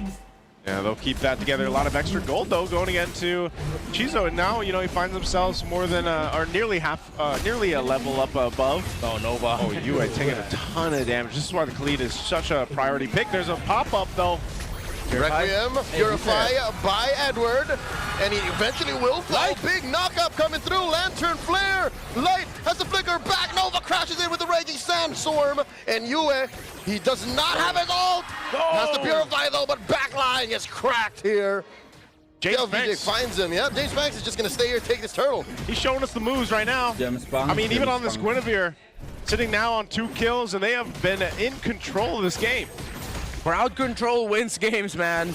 All of the layers of crowd control that Aurora needs to work through, despite a good start there, goes for AP Bren, and also the orange buff will go to James Banks. Stolen away. All this is made worse by the fact that Nova's quick sand guard almost always will be safe. Yeah. Who's going to stop him? Basically, at this point, no one. He's got enough damage to just be that much of a nuisance and a menace to multiple roles here, multiple heroes across Rora. Yeah, both EXP laners rushed for the Radiant Armor. Stuff boots for Grok, but of course our Rapid Boots. And the Fury Hammer. And then also building Radiant for Nova. So good itemization by Nova. Yeah, that's why he's doing so much damage, man. Yeah. You know? I think that's what's fun about Khalid, though, especially for the roamers out there that get to play him. You know, you get to be pretty aggressive. It's almost in a way like the Hilda, but just I feel like a little more safer, and then you can really set things up throughout the course of the game with that Raging Sandstorm. I like how even though the laning phase is theoretically done, Shizo is still doing what he can to stop Dominkite, or at least make it difficult for him to get last hits on minion waves. There's always Nova lurking around. Dominkite is also thinking about the possibility, and even the Gold Crab would go to Shizo there. Encourage now activated for Nova, so that's extra defense. Dominkite throws out the deadly magics. Will mean nothing to Nova. Nova's going to be fine. This is one of those games, because of the compositions, that you just mainly look to see if James Panks is going for a set with the Guinevere, or they just fight around objectives. And there's something to say, too, for Aurora's lineup, that there is that potential with Light, like we've seen him do many times, where he could go for this great set. But even with the Lilia, you need time to build up damage, just like the itemization that a Claude takes for Dominkite. So you're talking about just buying time for Aurora to be actually activated with this lineup. Because even when you see the Demonkite throw out the Deadly Magic, who's he mostly going to hit here? It's Nova just playing so up front that he just tanks it all. Yeah, Shizo 700 gold. Actually, no, even more. Closer to 1,000 gold ahead. Whoa! Rampart plus Flicker Tech Charge. AP Brent survives. Now they're going to clap back. That's a massive loss. Again, the only crowd control Aurora has. And AP Brent still has more. Brent still has some, but they had the Purify was already used, and there's no Flicker for Light. They're just pushed off. The turtle again. Demonkite loses to Shiza one-on-one. Oh, and they secure the final turtle. What's going on? AP Brent have Aurora read like a book. A little Raging Sandstorm just thrown out. He wants to delay him from this tier 1 take. It's not going to happen. The Rampart may have actually helped AP Brent because it kind of spaced out that minion. James Panks pushing the pressure a little bit more. Might want to steal this purple buff. Oh, he has a Retribution in 5. Will not need it. Gives it over to Nova. What? Great control by Nova and Chove Skirt. They've controlled this game. Of course, Aurora, their lack of crowd control is hurting them. That Uranus can only do so much to be a nuisance for long when the rest of your team falls down so fast. You gotta back off alongside them. Yeah, AP Bren, very healthy lead now, almost 6,000 gold. This tier 1 turret will make him there, plus have more space to work with. Little defensive. Raging Sandstorm used from Nova. He's not too worried about it. Oh. Massive Requiem forcing that Purify out of Edward. Yeah. I like how AP Bren, knowing that the lead that they have, and even before that, every time they see someone trying to get vision of their side of the jungle, or at least just getting vision in general, they just give it to them right away. They threaten them, they force battle spells out, force them to use their ultimates to maybe get out. So it shows the mindset where AP Bren is at. They're going up against Aurora with the tactics that most teams that want to deal with Aurora go for, which is don't let them set up. Don't let them just get into position and get vision comfortably. Challenge them in those key spots. Yeah, they've been challenging, man. That. AP Bren's been doing it throughout the course of this game. I don't know where that potential for Aurora is going to come from, other than the fact that you're looking for scaling. You know, scaling on the Claude, UA's Lilia too. Scaling and a massive Rampart tech charge. Like that's like the only way. It's the end all be all. Because of how much control AP Bren has in the river. It feels like I'm watching an extension of the previous series. Just river control wins games. But of course, with an extra added layer of like more crowd control wins games. Another thing that could happen is maybe a miracle steal somehow from Demonkite. Oh my goodness. Which would essentially buy them the time that they need right now, because they are just out economied right now. Edward's going to deal with Nova, just bringing him down. Even though he should be able to go ahead and heal back up on this, he is this Uranus. But just look at this. Nova, he picked up the Blade of Hepsies. Just whoa, Light! Light comes through, spins that flicker. Skirt with the Crimson Beacon does survive. Nova takes out Demonkite and Dominkite. The brothers are down.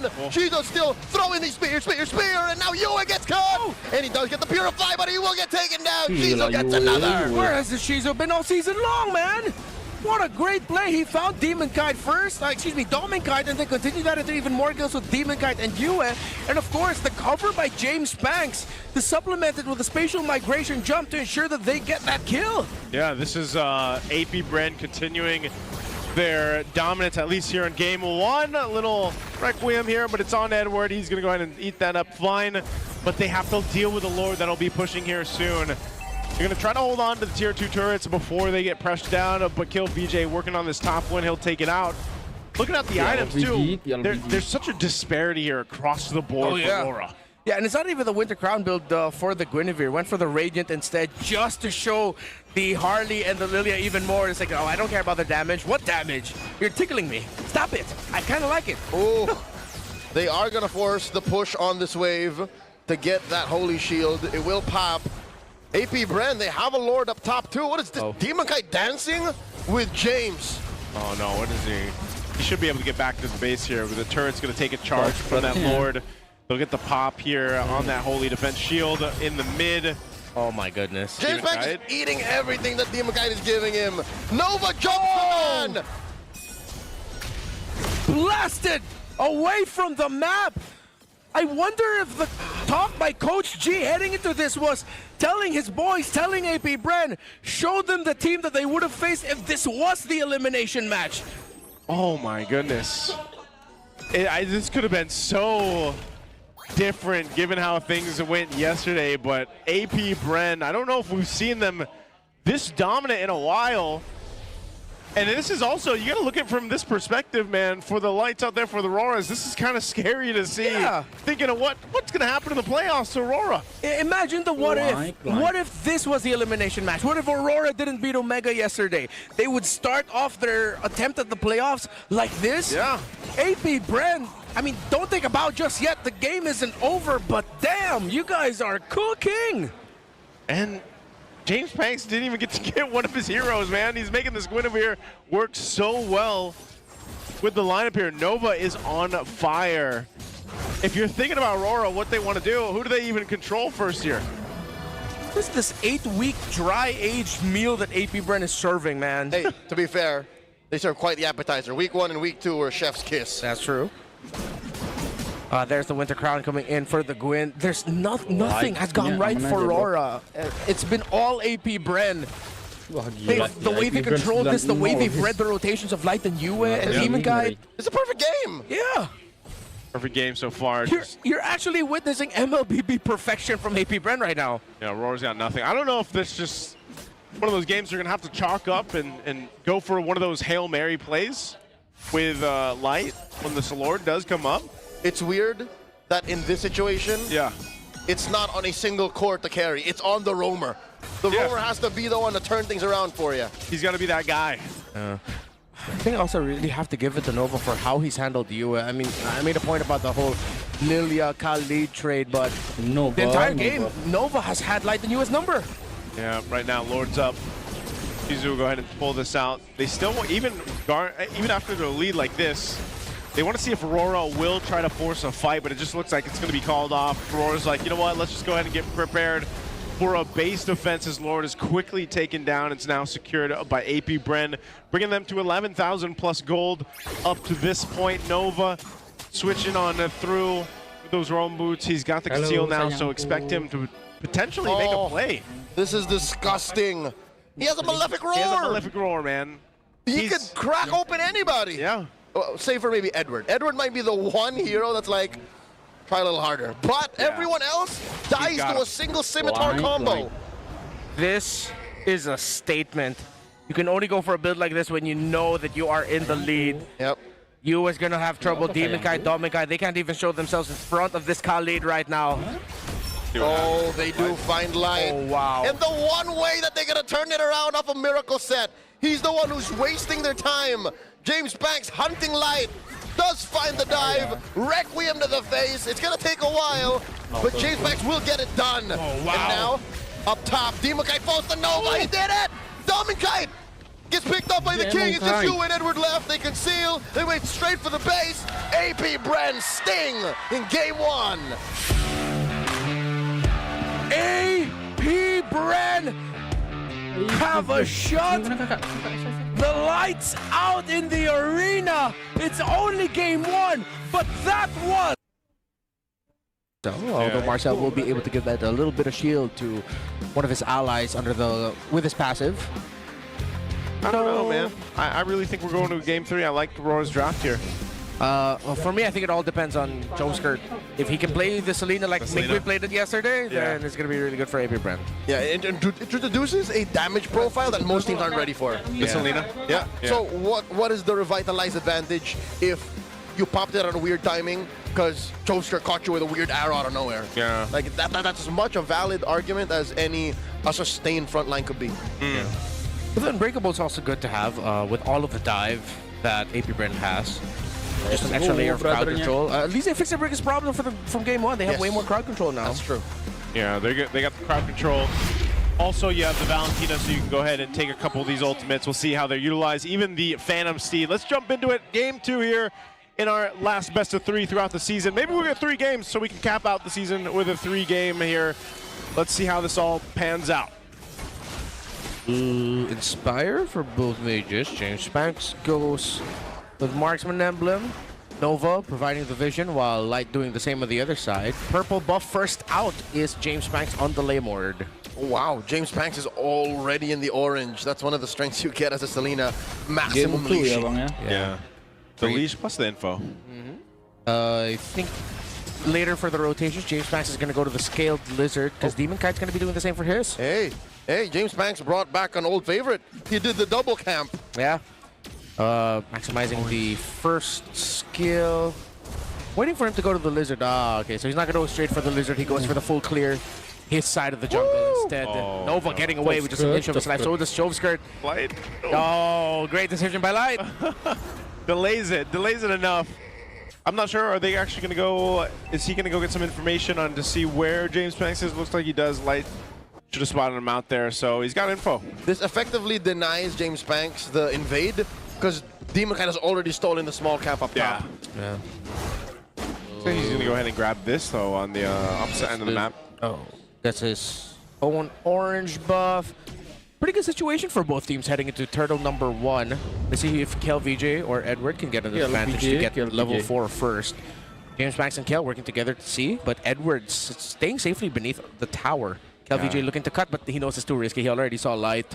Yeah, they just want to go and fight for that first turtle. It's going to be started up. Well, right away. Looks like AP Brand just wants to blitz this. Oh, looking for that Unbreakable. Demon Kite throws out Deadly Magics. James Banks still gets the retribution, but you are not going to punish. And that stolen Phantom Steed scores Rora first blood. Really good thing for a Valentina to have a Phantom Steed around. That was all you, Leia. That wasn't me this time. Joseph. It was me. It was me. But yeah, it's great that you can get the Phantom Steed. I mean, we've seen this with the Valentina. I expect UA to continue to grab that, but you saw how quick AP Brand gave the call for that turtle. Pretty decisive on that. Now they just got to watch out for Demon Kite. Now that he's going and scaled up pretty early on this Harley already. Having that 1 kill, we'll see he's pretty aggressive on this side of the jungle, but he's going to get taken out of it. Oh, great block there by Edward. I think if Cal VJ was able to get close enough, he would have attempted the dive onto him because they had the information the members of Rora were in. Arrow by Joe Skirt goes long. Catches Light, but Demon Kite comes in, throwing out these cards. Deadly Magic on Nova as well, disincentivizing any further aggression. Yeah, that's so good. Again, just the early damage of Valentina also keeping AP Brand's mid duo in check. Oh, Shizo still handling the lane well against Domigite. Of course, we didn't get to see a similar play such as the previous one. Light will have his revitalize back up. A flicker, an arrow. tracking shot was everything but the kitchen sink thrown at you. No Light pops and revitalize, gets pushed back by the Stampede charge. AP Bren with a 2-man pickoff. The timing on that was impeccable. Yeah, perfect. There's not much you can do when the other team just lands everything that they need to land on you. You take it, you go next. Yeah. It reminds me of one of those clips that you see before when everything's thrown at you in the mid lane and That's what I'm saying. That's what TikTok highlights are made of. Yeah, that's the one. Let's take a look at the replay here. Boom. Very aggressive on the flicker there to get the snapshot. You take an arrow, take an SOD. Phantom Steed there too. Like, how do you survive that? You don't. Oh my God, down bottom, Cal VJ gets the Deadly Magics on him.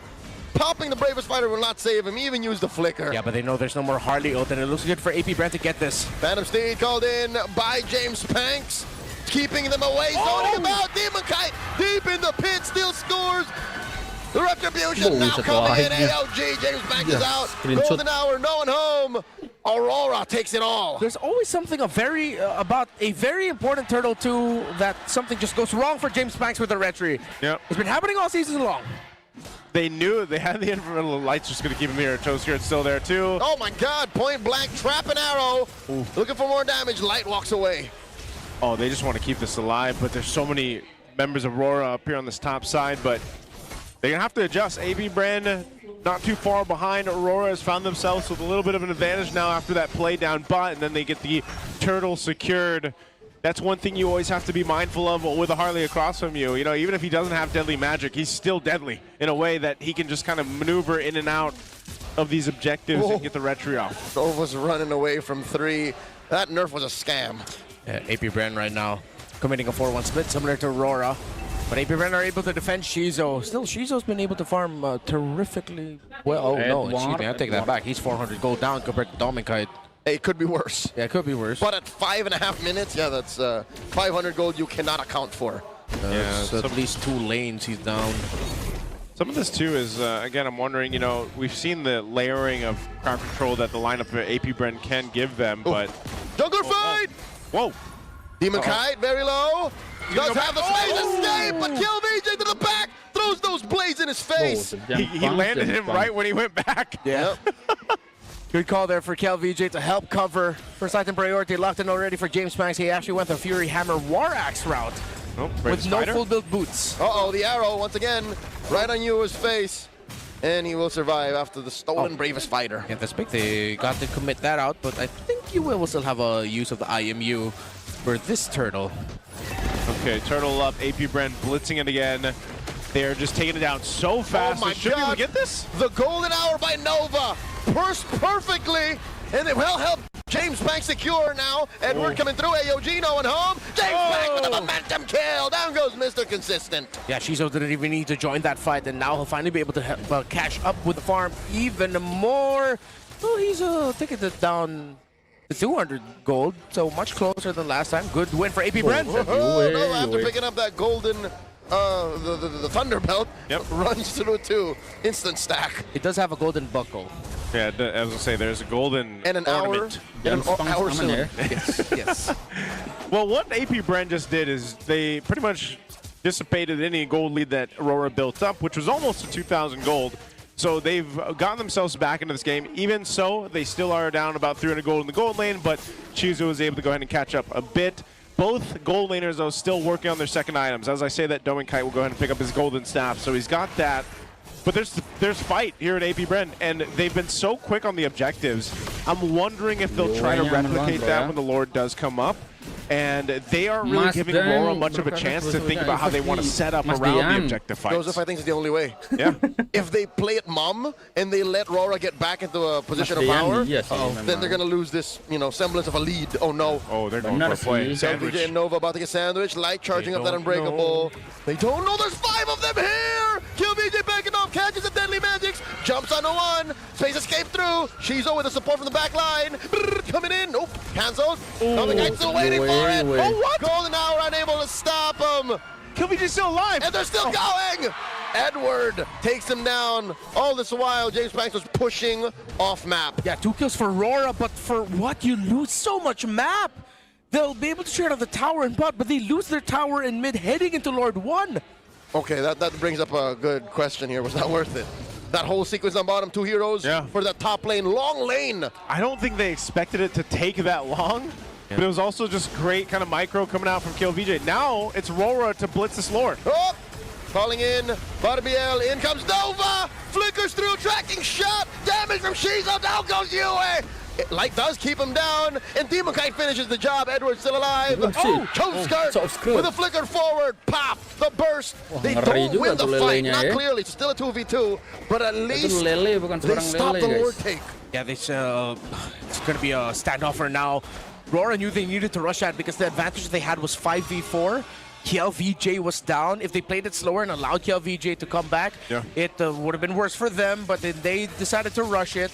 James Banks, though, I think need to make sure that heading to objective fights, he's not the first guy going into the main area.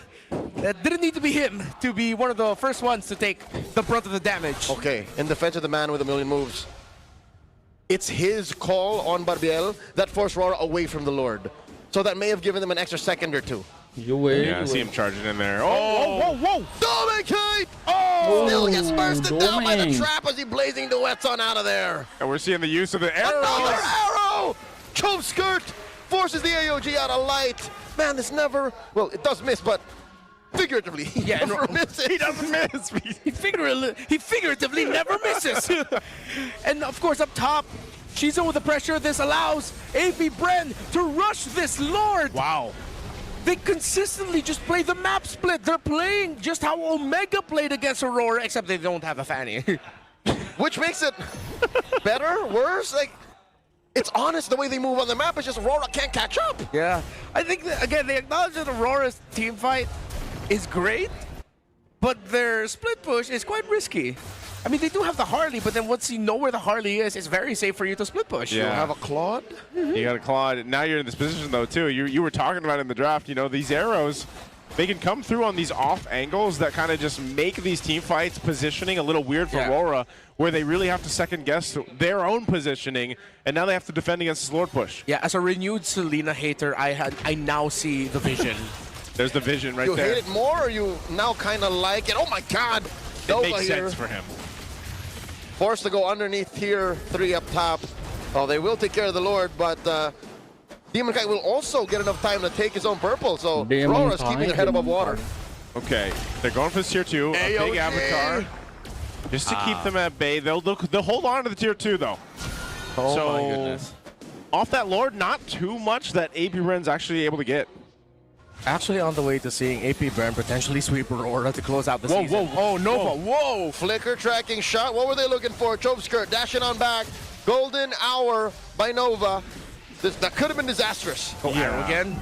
Were they just stunting on them at that point? I don't know. The timing was off. Okay, no, I get it. It opened up space for this second tower push. Okay, without that tower push, it would have been for naught. Yeah. Yeah. That made it look even better. Yeah. It's just them playing the map then. This point, AP Bren will continue it on. This is where again, these arrows, the traps, they provide some additional info. Oh, Nope. man. Oh, there's the trap. Man. Arrow on a Dominicite. Be-Mi's back. Close call, the trap. Ooh. Yeah, and with Dominicite having to go back, that resets. Oh, Shizo trying to be cheeky with it. If that hit. I think that would have killed him. Yep. Yeah. AP Bren just wants to. Nova. They want to leave us staying in Aurora, man, before they bow out of the season here, and they're well on their way to be able to do that. I'm wondering how Aurora will take this next Lord fight. They really have. We haven't. It's kind of odd seeing that. Like, we haven't seen the dance that we usually see around objectives for this one. Well, I mean, I think that's one thing you could call a Selena Abyssal Arrow. It's a dance disruptor. Yeah. It's you want the tango, but you got one guy crumping across you. That's different genre. And you can't help look. but just try to dance along with it because the rest of the crowd is going, boo, why are you trying to tango? We want to see crumping. Oh, another arrow thrown out. Oh, lands. Oh, you see, they can't get into position. Chove skirt, bro. What's he building to? Big He's got ups. Enchanted, Okay, so glowing. that's why he keeps throwing arrows out. Yeah, he's got enchanted. Talisman. Double cooldown. Cooldown. Yeah. Triple cooldown items now. Through the magic shoes. And of course, he was rocking Inspired too, so. All the arrows. All the arrows in the world. But that also just provides so much space for AP Bren's lineup. Exactly. And the way that they want to do things here. Aurora's Apa? seeing this Lord's going to be started Udah, up. sit down, Dominicite's on the konti, other mau. side of the map for Tak now. ngerti He'll make his way. Shizu picks up a Wind of Nature. UA is going to go ahead and take the Phantom Seed. We've seen this before. AP Bren will be careful in this one as they're pushed off. Dominicite also Wind of Nature now. He's stacked up. Arrow's going to land. Lord takes a shot too. Light, still tanky. He's sitting at half health. This actually looks good for Aurora. AP Bren need to be careful. Oh, there it is. Arrow on Dapat. Edward. Lord within retribution range in a Doming. few seconds. Blazing duet. Iyalah. Compromises Shizo. And there's the golden hour. AP Bren have to Demon recover kita from dapat this. Lord bang. goes over to Aurora. And down goes James Banks. It's all gone sideways for the Hive. Aurora, take everything. That wasn't a curse. That was a warning. They weren't careful. They didn't watch their positioning. Oh, Demon Kite finds him. Nova, you can't punch these two. 6, 1, and 3 for Kite. He was forced back. but because James Max decided to go for a really heavy dive to supplement his backline, the Blazing Duet entry of Dominguez brought him down low, and Demon Kite got to rejoin the fight. AP Brand wanted to do so many things at the same time. Yeah, they wanted to do a little bit too much. They're going to lose the space turret here. Hey, Gets knocked down. Whoa! Shizo! A little too forward. Our Racer does get the lifesteal out of that siege minion. He lives, but they do lose 2 inhibitors. That went from a low light to a highlight real quick. Yep. Just barely surviving. 2 base turrets down. Lord is still here. They're going to be able to clear this out. There's an AOG jump from Light. The arrow! And it will compromise Light. Chove Skirt does pick off one. Shizo falls. Light might be up next. Lord still standing. James Max looking to finish the job. SOD! Light falls! And it's a 2-for-1. AP Brand get to keep their base, at least for now. Okay, they keep their base. They get a couple kills out of it. But all base turrets fall. Rora's back in control. And AP Bren, they can't take another fight like they did for that Lord. Ooh. After I saw the damage dished out by Yue and Nova, usually that's a telltale sign of how well another team can make a comeback. If the mid laner that you're up against can melt your roamer pretty quick. With a Shadow Strike and just a few Wisp dashes from the Wisp, he was actually able to bring Nova down to like, not down to 20%, but like shave off 15 to 20% of his health. So that should have been the sign that AP Bren should have been ready for a very aggressive charge. So with a Blazing Duet, with a Dark Wave. Oh my God, Chove Skirt! No. He will try to survive, procs it, and James Pang says, no. Clutch moves by Nova, saving Chove. Big brain move using the golden hour to save him. That's a teammate right there, keeping him alive. The smile on Nova's face. Unfortunately, the sad thing about that is Demon Kite can just do that again. Yep.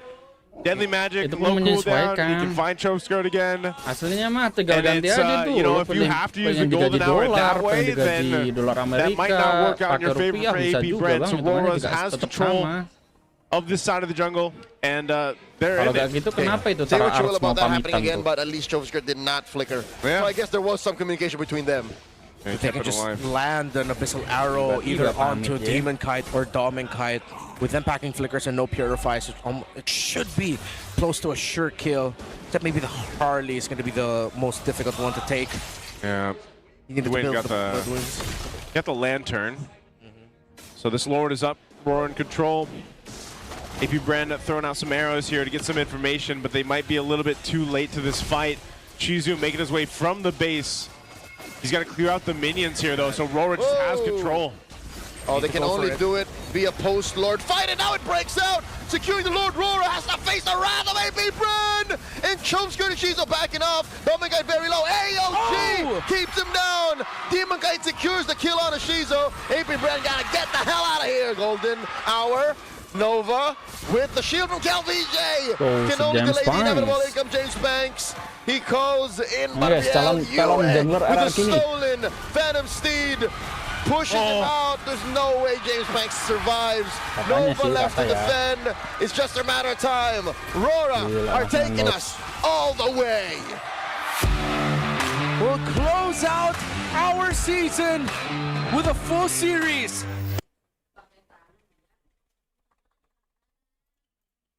It makes sense for Marcel, man. He is Marcel. He is Marcel, man, though. Yeah, even before Ogwin was Marcel, man, he was Marcel, man. That's why you need these purifies over here, too. You don't want to get fatal links to death. Well, you guys can let us know. It's our final one, our final game here, and our final series of our regular season 17 here for the MPL Philippines. Will it end on a high note for Aurora as they get ready to prep for the playoffs going in the last spot? Or will AP Bren give them the final sting before they bow out of the season? Let's jump into it. Yeah, cooldown focused, but down. Nova, I like that he went for Vitality instead. You're already gonna pack Rapid Boots. You don't need to get Agility with it and pull yourself together. It's a must for playing Atlas now. Faster flickers. Yep. Okay. Nova's gonna be fine. Taking a little bit of damage. This is one thing though too. I feel like in AP Bren sense, part of the hard part for Nova is can he get the Purifies down or at least find the right target acquisition. And then sometimes even if that's Demon Kite, if it happens to be the Fredrin, I feel like they'll eventually have enough damage to go ahead and even burst a Fredrin down. Yeah. Between Shizu and Chovskirt, yeah. Even in the early. Being a fanny, James Banks decided to go for his purple buff straight into the gold crab. The gold is what you're looking for the most, actually more than XP. Just want to get your items fast because that allows you to chain snowball kills. His job is going to be simple. He'll have to look for Yue before objective fights start up once he hits level 4 and once he's feeling it and he feels comfortable with being able to burst down or bring Yue down low. If you're not going to kill him, just force out the Crimson Beacon. Yeah. Well, action here in the mid. James Banks hitting that level 4. He's got it. Whoa, James Banks, a lot of damage on Yue. There we Puts go. him down a third of his HP. Yeah, forces out the regen. No Crimson Beacon to pop off just yet, but as expected for a rotation for a fanny. Oh, DK running through the rivers. Engaging onto Kel VJ. And that puts Kel at about half. Yeah, and he got the flicker out too. Oh Whoa. my god! Fist break on a Chovskirt. Put down about 10% of his HP. Safe to say he's not going to be part of this turtle take. Yeah, AP Brand's just got to give this one up. They lost the battle spell for Kill VJ up top. After DK went up there, he's going to go ahead and secure himself this turtle too. Well, Yue will secure it, but Roro gets it nonetheless. He'll take a little bit of resources on the way out as well against AP Brand. Great rotations by Roar to respond to this. Whoa! Uses that retribution to slow down Kiel. James Banks with the entry. Kicking him effectively out of his jungle, and now James Banks gets the retribution.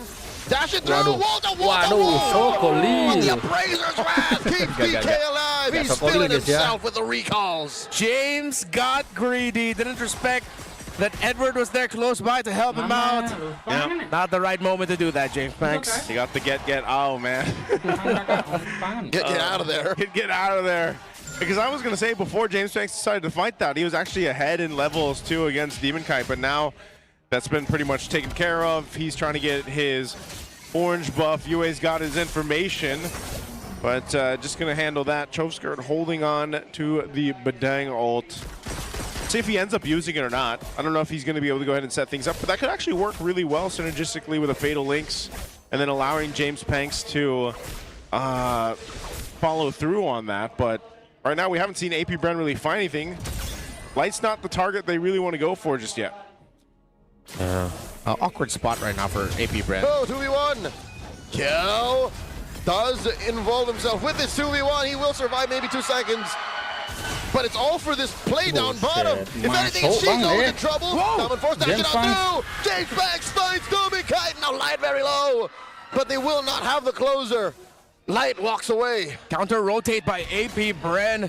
Shizo almost falling down, but now here's an invade by Demon Kite. Oh, he does get it, but at what cost? Demon Kite, I would reckon, does not have an Appraiser's Wrath right now, and Yue gets to protect them. Okay, good little bit of extra gold over to Edward too. So even with that great play from AP Bren down bot to be able to take out Demon Kite, they're still falling behind a bit here, and now Turtle is up, second one in the game. James Banks locked into the farm. He could have stayed, but he also could have risked losing himself. I think he's going to go for the push for the minion wave up top. And I think that's why he decided to just go up top instead of staying around and trying to see if he could get a kill on that Fredrin. Did he? Yeah, he used his retribution on the minions. He wants to flow that minion wave and get gold for himself.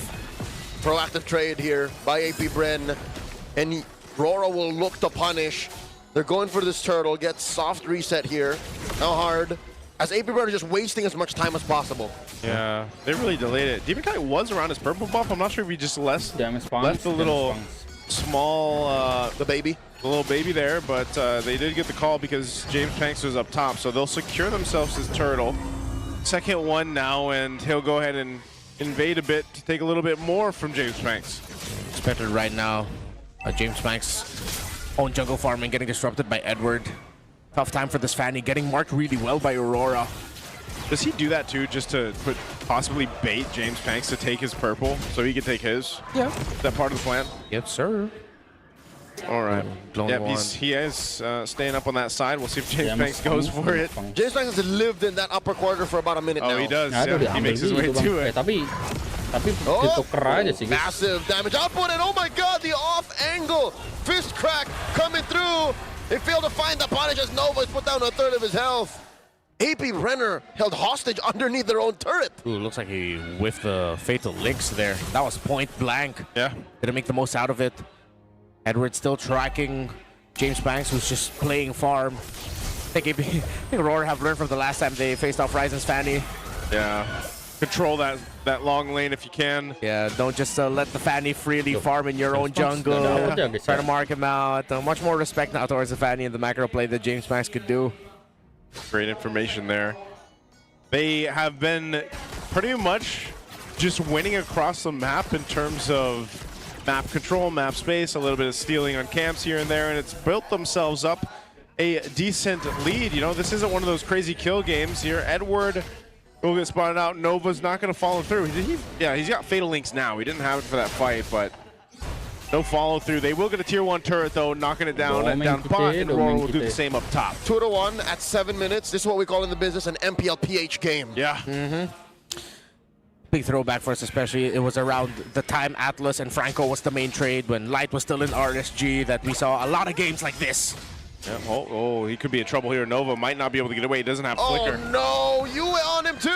Not to mention Dominkite. Kill goes to Edward. Who has the piercer? Dominkite does. He's like, man, I want that stack, man. Yep.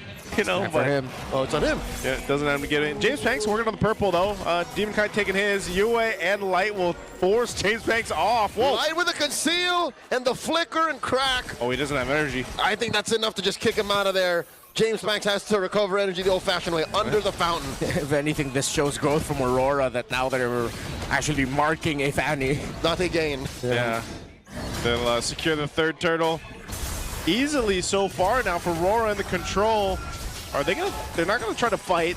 They do about half damage here to this tier 2 turret up top. Shizu though will go ahead and start knocking down the tier 2 of Aurora. He doesn't get it, but he's been able to farm up. That's one thing that Shizu has been able to do. Let's take a look at the items here, where things are falling in place on both sides. Still taking a while for James Banks to get his second item, and the anti-harass makes Demon Kite a very difficult target to take down. And that's how you know Lapu Lapu's in the lead and very comfortable. War Axe and Queen's Wings rush for Edward.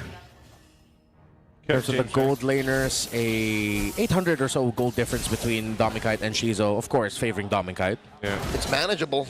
Yeah. Oh man, his orange buff is gonna get taken as well. James Banks is just, he's starving, man. He does get a Malefic Roar, but oh, this might be a forced fight for the tier 1 turret. Oh, nice crack here coming in from Light. Demokai takes down Chokeskirt, and the back line looks a little more dangerous. Kill VJ. He only wanted to protect his turret and his teammates. Pays the price.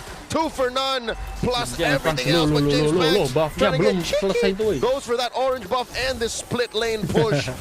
Oh, but he can't get both. Oh, he's gonna have to try again. Yeah, he needed to choose. Oh, that's unfortunate. He didn't even get the last hit on the turret down bottom. So close. Oh, no, there you go. Oh, wait. Energy. Uh-oh. James Banks. Yeah, he has no purple. Edward's not going to be able to catch him, so... He got it the hard way. Yeah. It's about all he could get, you know, just if what he can. Most of the time he's at an orange buff, and then he's able to do some damage to the turrets, but the team's been holding up that front line, dealing with what Rora's throwing at him across the map. Nova again. Whoa! No one home. They do click the Purify, and look at this. They answer with a crack, and KLVJ does jump onto them. Crimson Beacon by Yue, trying to peel him off of Dominkite, but KLVJ will find him. But they lose too much on the trade. 3 for 1. As AP Bren real in pain, Lord just spawned down bot. So much spent just to try and take Dominkite down. Great defense, of course, at the start of that fight early on. Demonkite landed a massive taunt onto 3 members of AP Bren that sort of messed up their flow. It was just enough space to drag out the fight long enough to punish everyone who wanted to take Dominkite down. So set themselves a Lord off of that. Rora in the driver's seat so far throughout game 3. AP Bren scrambling across the map to see what they can get. They do get a couple turrets down. But what more can they do? Can they just defend? Can they turn it around? They need plenty of time. Some of the items coming into place here too. A Divine Glaive now for Chokeskirt. Shizu still building in to his third. Wanting to get that Holy Crystal, I'm assuming. But man, James Banks just pretty much handled really well. And Edward is doing a lot of that on the assignment of keeping the Fanny in check. Yeah, he was man-marked all game long. And just AP Brent. Oh! James Banks, whoa. Dear God! What? James Banks finds Dominkite, but it's a 1-for-1 trade. I don't know if that's worth it. Well, they don't have their main source of basic attack damage, although you do get a little bit from the Badang, sure. Still, for me, it was worth it. If they can hold on to this and Shizo gets to hit. Dominkite does keep it close with Nova. Nova still holding on that Fatal Links. Lord still standing. Diamond Force dropped in by Shizo. And massive Fatal Links, but no follow through. Yue backing up, kill VJ in the heat, in the thick of it all. And Dominkite looking for that massive Appraiser's Wrath. Kill VJ overshot. And now the punish, they're looking for it. James Banks inside. Massive bonk. Down goes Edward. That's the first win for AP Brent in quite a while. Wow, Dominkite's still alive amidst it all. He's that tanky. Yeah, man, it's a big lead for him. He has the Radiant Armor. It's a Brute Force Breastplate, second item, Fredrin. And in the end, the James Banks kill onto Dominkite before that Lord made it to the middle worked out. They still held onto the tower in mid. They got a kill to walk away with it. It was good. Yeah. If a hero that was man-marked trades out for a hero that was given the gold lane experience, I think that's, eventually that was worth it. Yeah, and it's insane that he did that, in front of 4 members of Aurora? Dominkite had all the protection that he needed. The audacity. Yeah, the audacity of James Banks to do that. Walked up to your squad and he slapped you in the face. And then left. Well, no, technically he died too, so it's like he got slapped too, but he got the right target. He got clothesline on the way. All right, amidst everything that James Banks has dealt with too, and the fact that he hasn't had a purple buff for quite a while. Almost 10 minutes. Almost 10 minutes. It's crazy that he's still able to go ahead and make that happen. And right now, Aurora will try to keep control. Does he know? Oh, I think they're gonna go. Are they gonna use a conceal? Does he have conceal? Did he take the conceal? Okay. Yeah. Light does have conceal. Yeah, he's got conceal. So James Banks is something spotted out. James Banks is doing this on purpose. Yeah. He's baiting Aurora. Yeah, the feeling. Still though, Aurora are not biting the bait. They will send Dominkite close enough to the center of the map, and they get out. They cut into the purple. My purple, sir. Oh, he did cut the lane. We cut the lane. They know he's around, but they don't want to overextend either because the rest of the team could happen like this. Nova was trying to get a final slash. Here's James Banks. They were sandwiching him between the walls. He still gets cut out. Nova and James Banks bite it. Now KLVJ's up next. The intent was there. The stolen Crimson Beacon will save Chovskirt, but they've already lost 3. Light with the save, fist break and fist crack. This Badang has been used for Aurora all season long. Here's the real Crimson Beacon looking to choke down and take down Chovskirt. Summon Force by Shizo, the hero play. It's not going to be enough against 5 members of Aurora. They make the discipline call. Let's go for the Lord. All right, they got a base turret down and they make a beeline of the Lord. Aurora will go ahead and secure this and get ready to cap out the game here. But AP Brent's been showing fight. They've been showing life. They just haven't been able to get the set that they're looking for. Even on that attempt there that they tried, Nova wasn't able to get the fatal links that they wanted to set up with. And then they just got collapsed down on. James Banks in the range of fire on that one too. Yeah, it's not like Dominkite has hella stacks as well. That's making it tough for Nova. It's just that the other members of Aurora just got their items way quicker, and plus there's only so much you can do to deal with the Appraiser's Wrath burst, even if you try to itemize for it. Finally has the anti-crash, should help a little bit, but it's the Chastise Pauldron that I think would be good for him. No, but the difficult thing about packing Chastise is it's not even a Sea Halberd Granger.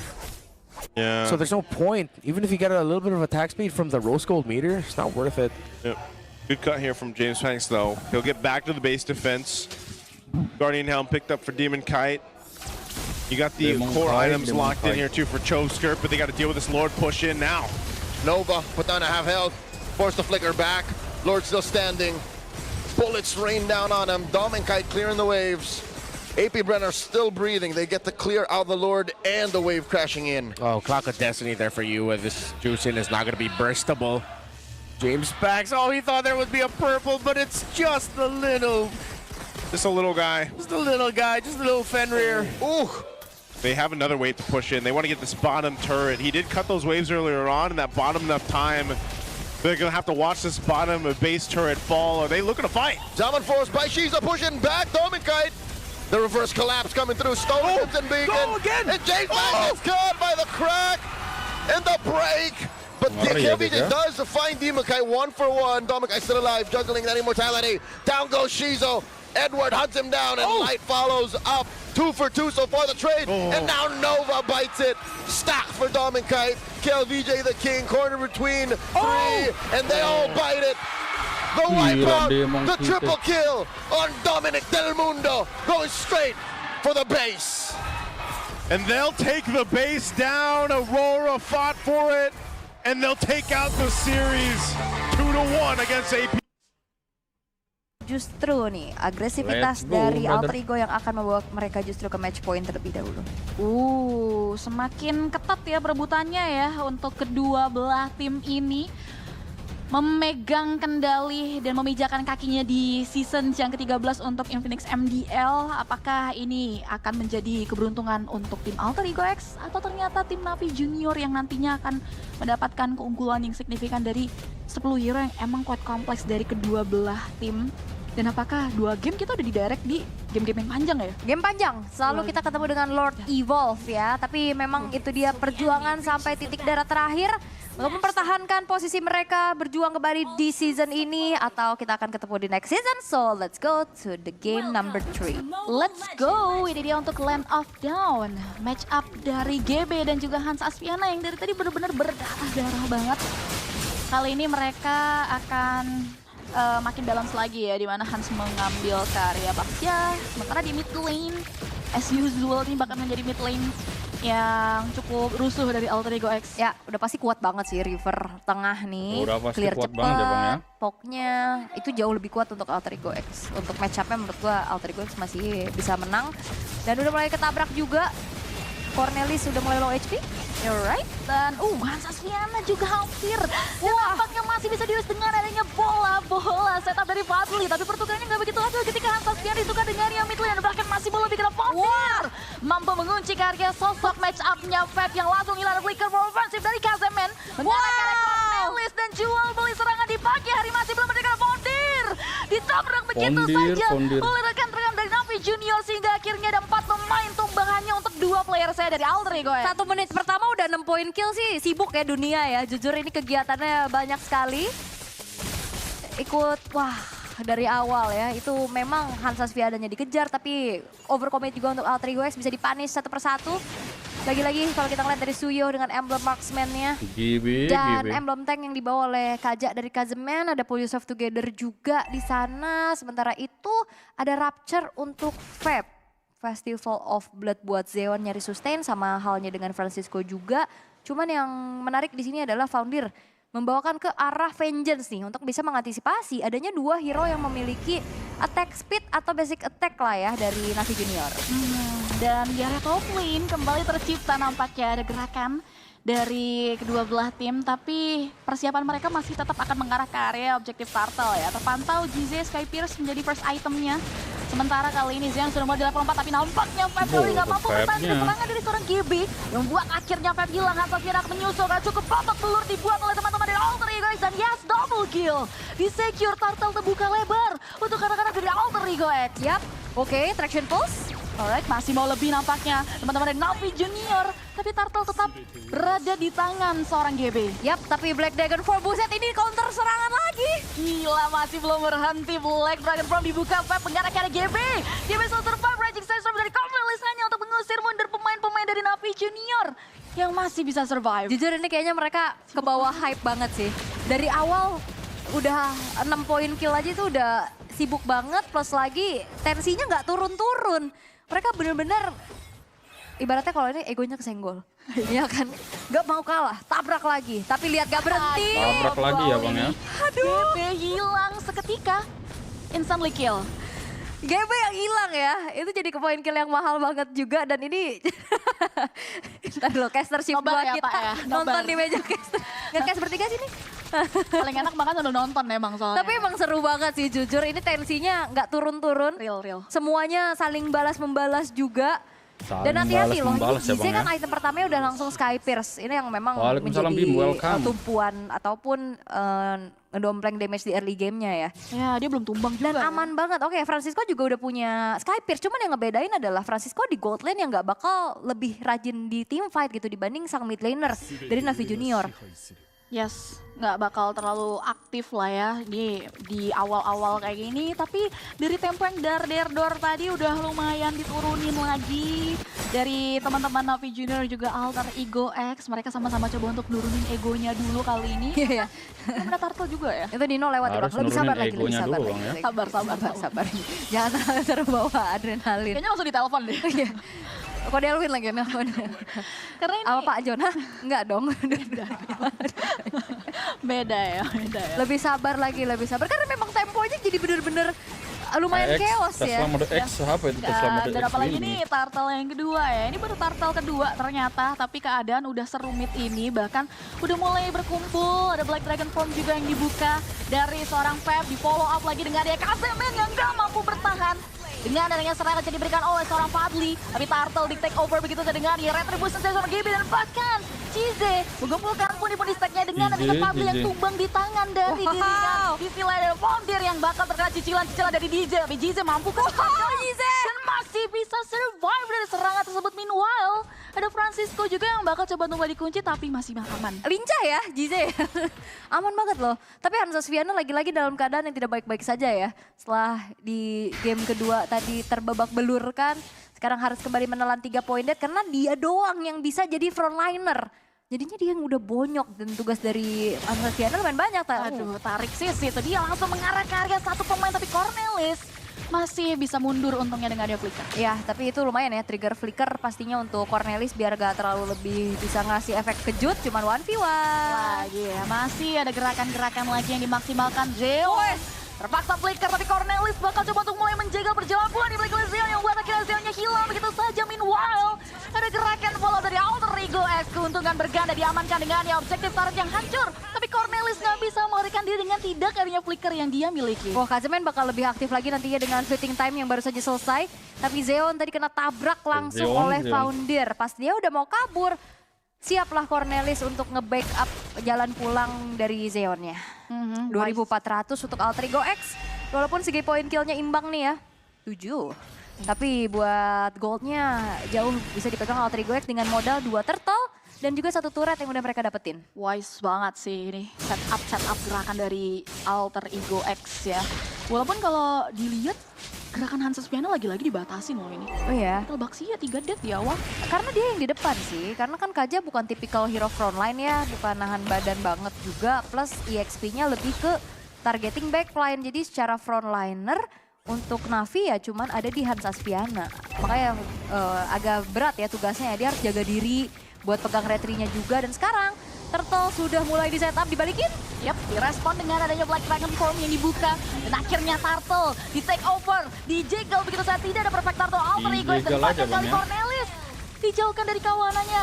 2 keuntungan diamankan begitu saja, tapi nampaknya Fab terlalu dalam masuk sehingga pertukaran hanya di seorang Fab saja. Itu Fab tadi memang misahin ya damage dealer yang lain dari Alter Ego X biar Cornelisnya juga nggak di backup.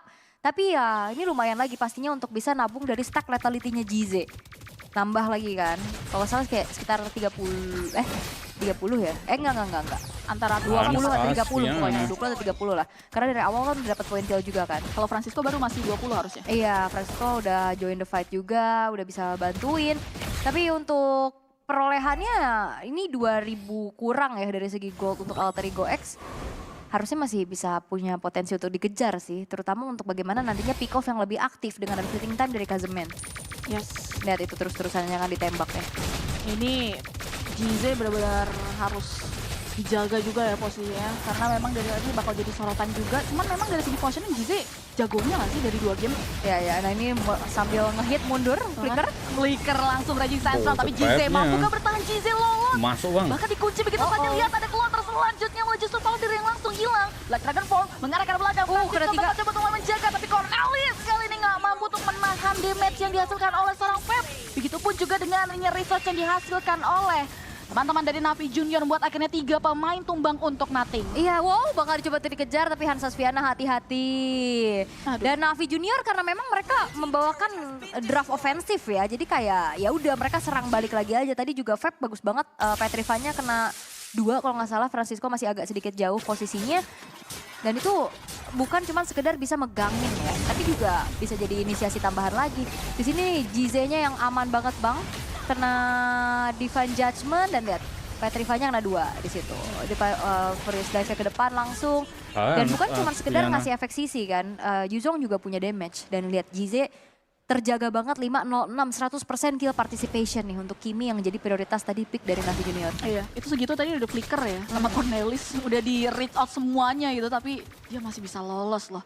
Dan ini benar-benar jadi ancaman nyata banget buat Alter Ego X yang udah lumayan bisa kepegang ya, kayak Black Dragon Form, resource dari output damagernya, lumayan ngebatasin Foundir. Ya, Francisco juga. Ya, outer middle turret dari AE yang udah hancur juga ini bakal membuat leluasa Kazemen ya nantinya buat trapping-trapping.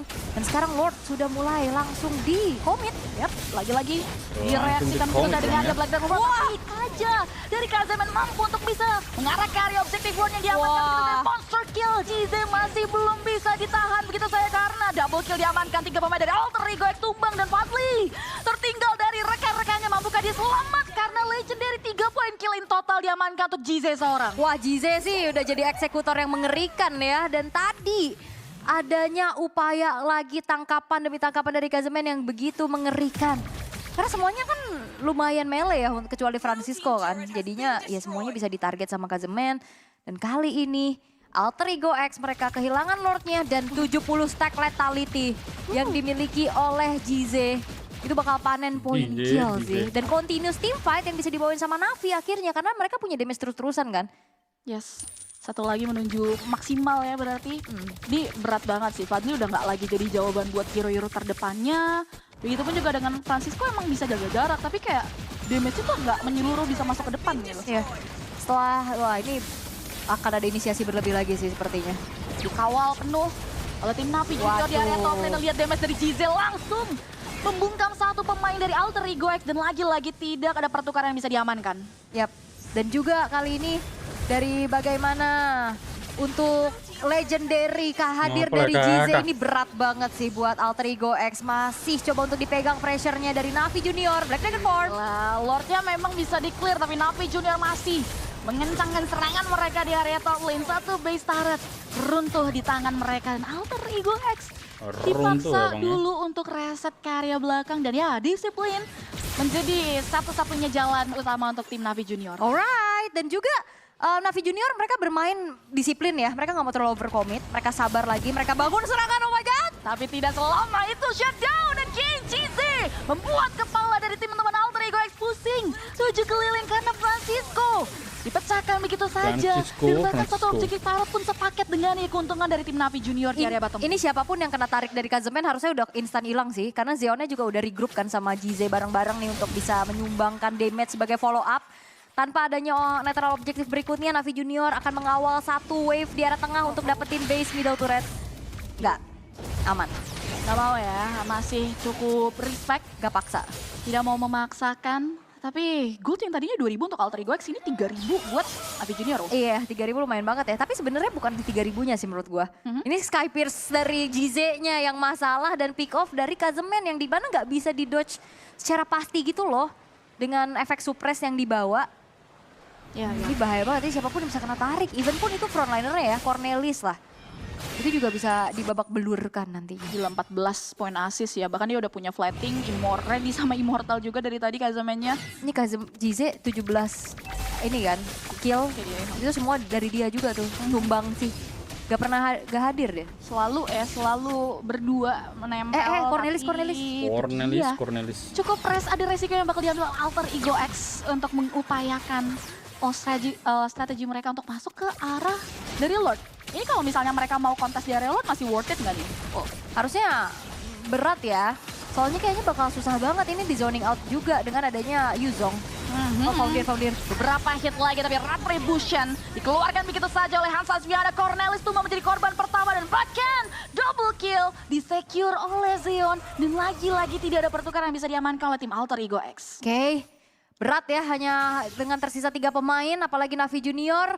Mereka sudah siap dengan Kazemen yang punya Immortal, Flicker, dan Divine Judgment-nya juga ready, tapi GB terkepung di depan halaman rumahnya sendiri. 3 in total bisa dikantongi oleh teman-teman dari tim Navi Junior. Nyawa melayang, 5 pemain grouping, Flicker dari Kazemen juga Divine Judgment. Mengunci tepat karya sosok dari seorang founder yang buat akhirnya legendary di secure oleh sosok GZ. Yes, dan Navi Junior tahu mereka masih punya Lord. Mereka nggak bakal paksa untuk bisa masuk lagi ke dalam defensif dari Alter Ego X. Mereka akan mengandalkan satu super wave minion di arah tengah. Black Dragon form. Langsung ya aktif mengarah, mengusir mundur pemain-pemain dari Alter Ego X berada ke posisi yang cukup aman. Tapi Lord kali ini beberapa jengkal lagi untuk masuk ke area halaman rumah ini milik Alter Ego X. Legendary GZ. Kembali menyambutkan match point diamankan begitu saja teman-teman dari Navi Junior dengan game time yang berbeda dari 2 game sebelumnya. Setelah kita disuguhkan Ya, kalah anjing. Dari hero yang diamankan oleh tim Alter Ego X, dan apakah dengan hero ini Alter Ego X mampu untuk menyamakan kedudukan di momen-momen yang cukup kepepet juga setelah match point dramatis di game yang cukup cepat diamankan oleh tim Navi di game sebelumnya. So without any further ado, let's get jump to the land of down. Let's go! Match point untuk Navi Junior. Apakah mereka mampu untuk bisa langsung secure point di game keempat, atau kita akan melihat game yang kelima? Karena secara draft agresif nih yang dibawain sama Alter Ego X, Selena dan juga Marcel. Nah ini ganggu-ganggu ya, tapi lumayan glass cannon sih buat Alter Ego X ini dia. Ya, nggak seaktif di beberapa game ya, lebih tepatnya 2 game sebelumnya atau 3 game sebelumnya juga dari Alter Ego X. Balance nih early yang diciptakan oleh Cornelis dan juga Fadli. Sementara itu belum ada gangguan-gangguan juga ya, GB masih aman. Oke. Udah mulai kelihatan lagi Kazemen cicil-cicil. Nah, sama-sama ya, nggak mau kalah agresif pastinya. Movement yang dicari juga nih karena 2 roamer ini enak banget buat rotasi ya kan. Kejar-kejar, tapi kalau kita lihat dari segi emblemnya, untuk Francisco lebih ke emblem fighter ya, ditambah dengan adanya 1 buah Master Assassin dan juga Trill. Sementara emblem Assassin, tapi hati-hati Feb. Oke, 1v3 situation di follow up lagi dengan adanya Fadli. Tapi Flicker terpaksa terbuka dari seorang Feb, malah justru yang tumbang adalah sang jungler Hans Asviana. Harus menjadi korban first blood dari rekan-rekan Alter Ego X. Dan bahkan Feb bakal coba untuk lebih maju lagi, Cengkil diambil. 2 pemain tewas untuk nothing. Ya, tergeser soalnya tadi ya sama GB juga yang akhirnya ngebuat dari Hans Asviana secara damage dealing tadi nggak bisa langsung nge-follow up. Akhirnya jadi kerugian yang cukup berasa untuk Navi Junior. Alter Ego X mereka nggak akan ngasih kendor serangan mereka. Oke, Kazemen jadi kloter selanjutnya yang akan babak belur dibuatnya oleh teman-teman dari Alter Ego X. Dia Foundir 2 point kill di awal dikantongi. Hans Asviana juga harus mundur lagi ke area belakang. Sementara Cornelis masih bisa jaga aman. Walaupun Foundir kali ini masih bisa diamankan, tapi dibayar dengan ya Turtle yang bisa disecure oleh seorang GB. Dan Fab kali ini nggak bisa melarikan diri. Lagi-lagi pagi hari yang cukup chaos dari anak-anak Alter Ego X dan juga Navi Junior. Flicker terpaksa dibuka dari seorang GZ, dan bahkan kali ini dari GB nggak bisa bertahan. Masih bisa coba untuk mulai ngedodge. Serangan ini diberikan oleh Kazemen dan kawan-kawan. Ya tadi Golden Hour mau coba untuk jauhin Hans Asviana ya. Tapi Kazemen. Oke, mundur nggak sih Bang? Ini bakal coba untuk di follow up lagi, dan upaya yang dilakukan oleh Kazemen tidak membuahkan hasil. Cornelis still survive dan Kazemen hilang. Justru sekarang Navi sih yang kayak terburu-buru dan tergesa-gesa kayaknya ya. Dan juga tadi pick Nolannya itu setelah Arlot. Udah buka Arlot dulu kan, baru pick Nolan? Oh, belum. Kan dia soalnya abis ban dia yang pick kan, pick Nolan baru Arlot keluar. Oh iya benar. Ya. Dan itu jadi pick yang bagus banget kan, trigger untuk ininya juga ya, ngejar-ngejarnya tadi ya. Betul. GZ. Dibuka begitu saja mengarah ke GZ yang meng-copy paste setup dari GB dan gak ada korban jiwa. Oke. Tapi GZ nggak seagresif di game ketiga tadi ya, karena secara damage dealing juga kan minim banget untuk Valentina. Dan kali ini Alter Ego X berhasil untuk bisa mengantongi banyak sekali poin kill. 5-1, agresivitas yang tidak terbendung. Ngebuat akhirnya pemain dari Navi harus termakan satu persatu. Terutama Kazemen nih, yang maju dikit dia kena abyssal trap aja lumayan kan. Kedetek gitu loh. Gak bakal seleluasa itu untuk bisa menyambangi jungle-jungle yang dimiliki oleh Alter Ego X. Ya, rasa banget sih ini di harusnya juga ya dari Alter Ego X. Mereka maksimalin early potensialnya dan emang itu yang dibutuhkan. Kartel yang kedua ya, ini udah mulai ada beberapa arus rotasi. Belum ada prepare, Alter Ego X malah justru akan mengobrak-abrik lini jungle. The Final Slash yang mengarah ke area Kazemen 3 kali sudah. Kazemen tewas untuk tidak ada pertukaran. Itu enak banget sih, kena potret sekali, langsung di Abyssal Arrow, digeser. Gak bergerak, dan bahkan dari X-Flicker pun kayaknya nggak akan membawa keselamatan buat Navi Junior. Sehingga kali ini Turtle akan dilepaskan saja, membuat akhirnya dari Alter Ego X menjauh lagi dari segi gold lead yang sedang mereka pegang. Lagi-lagi tipikal early yang bagus buat Alter Ego X ya. Tidak ada setup yang bisa dimaksimalkan juga. Bahkan kali ini orange buff yang dimiliki oleh Hansasviana juga bakal di-freeze gitu aja. Sudah mulai ada golden hour yang dibuka. Dan nampaknya teman-teman dari Navi Junior memilih untuk memberikan satu buah perlawanan di area objektif orange buff yang dia miliki dan mampu untuk menumbangkan karya GB di tangan seorang Jize. Dan masih belum berhenti sampai di situ. Foundy terjebak, masih ada flicker for defensive. Dan ya tidak ada serangan tambahan. Wah, Jize sih berusaha keras ya tadi, dia copy ke Final Slash. Dan akhirnya dapat GB. Nah itu, langsung ke turret lagi kan. Ada bala bantuan juga damage dari satu buah inner turret di area top lane. Dan Navi Junior perlahan mengejar ketertinggalan mereka. Hansasviana yang masih sibuk untuk farming dan secara pattern harusnya Nolan ini tipikal assassin yang cepet banget loh. Kayak movementnya cepet gitu loh. Dia nge-damage-nya juga kencang banget buat langsung bisa mendapatkan jungle-jungle yang dia butuhkan. Sementara itu untuk item build-nya abis Heptasis kayaknya Francisco mau langsung menuju ke arah Sky Pierce ya. Dengan ada 2 expert gloves di sana. Dan ini terbilang harusnya kalau ngelihat dari Brody sekarang, dia lebih diproyeksikan juga untuk mid to the late game-nya lebih survive. Ya, belum ada yang berfokus ke area situ juga ya. Di sini Godland benar-benar belum dilibatin. Cuman apakah ini waktunya kita lihat keadaan cukup tenang. Belum ada informasi yang didapatkan kecuali Alter Ego X ya dengan trapping dari Fadli. Ini ngebantu banget dan ya Uranus being Uranus dia bakal potong-potong wave minion. Masih coba untuk aktif nge-clear area. Ya. Dan juga dari tadi kasihan ya Kazemen nyicil terus ya, dikit-dikit nginjak trap, dikit-dikit nginjak trap. Jadi keberadaannya tuh ke pot terus-terusan juga. Dan sekarang Fadli udah selesai dengan Glowing One-nya, Founder bersama dengan Oracle-nya juga. Masih mencari informasi satu sama lain di area netral objektif berikutnya.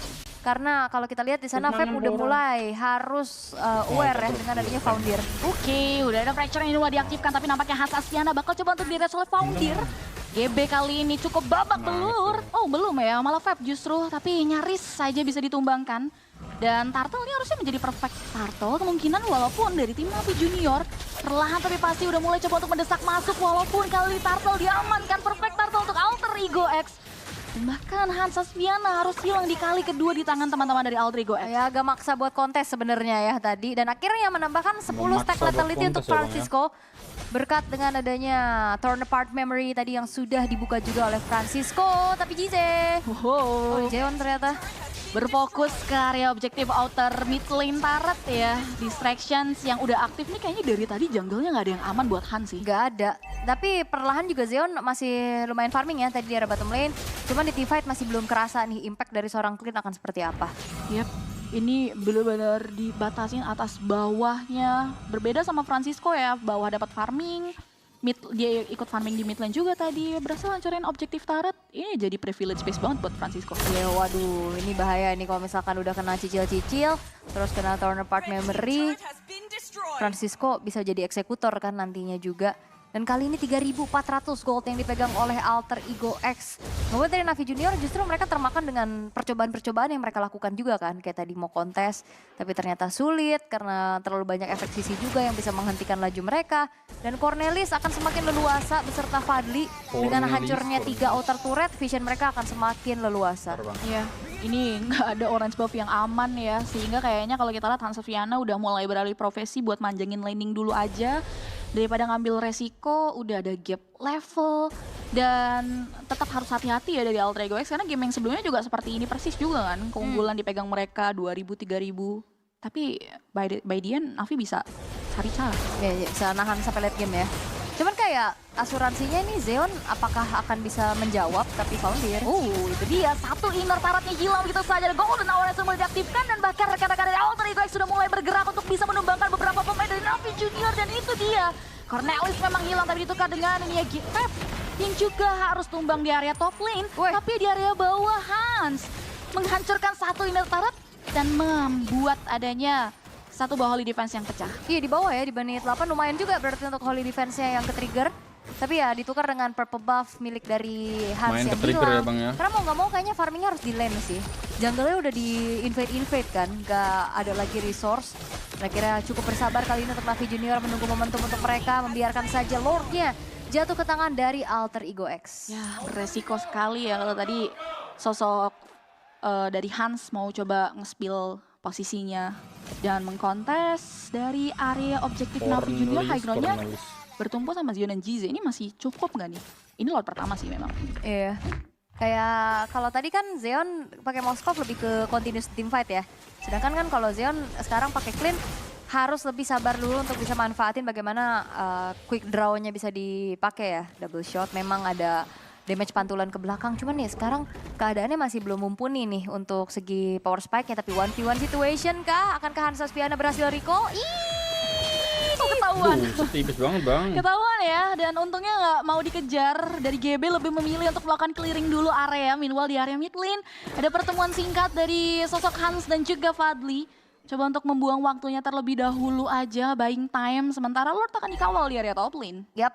Ini masih Lord yang pertama loh, udah langsung memasuki ke area satu buah base top turret. Golden Hour-nya dibuka, tapi belum ada inisiasi berlebih lagi yang coba untuk dilakukan oleh Alter Ego X. Ya, dikawal ya, udah mulai berhasil hancurin satu base dari anak-anak Navi Junior. Kazemen kali ini cukup kewalahan, Hansa Spiana memotong, tapi nampaknya geraknya dari Hansa Spiana terlalu beresiko yang membuat akhirnya dirinya pun harus ditumbangkan oleh anak-anak dari Alter Ego X. Yap, itu dia yang tidak baik-baik saja. Sudah mulai coba untuk dipaksa lagi kah? Modelnya sudah mulai terpanggil dari GB. Memberikan gerakan di area sisi bawah sana. Tadinya final slash juga mengarah ke area Kazemen, tapi masih bisa mundur dengan dia flicker for defensive. Base turret di area bawah hilang. Bahkan dari penerapan memori dari Francisco mampu untuk mengarah ke area double kill. 2, 3 pemain dari Navi Junior hilang begitu saja. Dan kali ini dari teman-teman Alter Ego X sudah mulai mengarah ke area high ground yang dimiliki oleh tim Navi Junior. Dan bahkan triple kill itu begitu saja oleh Francisco, menyisakan 2 pemain dari Navi Junior. Mampu karena Maniac jir. looking for Alah sepetnya Bang hilang. memori nyaris saja mengarah ke area Zeon, tapi base-nya sudah diamankan begitu saja. Alter Ego X menolak memberikan poin penuhnya ke area Navi Junior. Dan 2-2, game yang kelima akan kita saksikan pastinya dan menjadi penentuan untuk keduanya. Alter Ego X dominasi yang mereka berikan di game yang keempat. Sebuah agresivitas yang tidak terhenti sama sekali. Ya, itu dia ya. Dari teman-teman tim Alter Ego X di game Ngeri ya, yang Bang, ya. keempat tadi.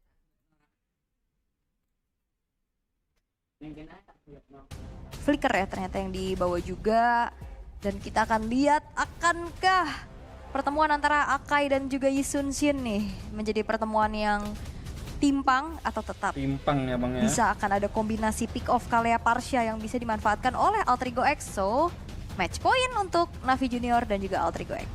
Wow, go big or go home. Siapapun yang akan kalah, mereka akan harus merakit strategi dan comeback stronger di season 14, di season selanjutnya. So, momen penentuan pertemuan antara Alter Ego X berhadapan langsung dengan Navi Junior. Siapakah yang akan lolos ke round selanjutnya? So, welcome to the line of doubt. Let's go, game number 5, match point. Siapa yang akan lolos? Dan siapa yang akan terhentikan langkahnya di ronde yang keempat ini? Uranus Gold Lane. Oke, buat nyari sustain pastinya juga ya. Nahan-nahan tapi Cornelis. Itu dia Lantern Flare menyinari Cornelis dan juga Fadli. Baru mau terbang ya, langsung kehentak gitu aja. Dari Navi Junior bisa mengendalikan early mid cukup baik. Yap. Oh, ditabrak balik Kazemen. Hero strike. Ora.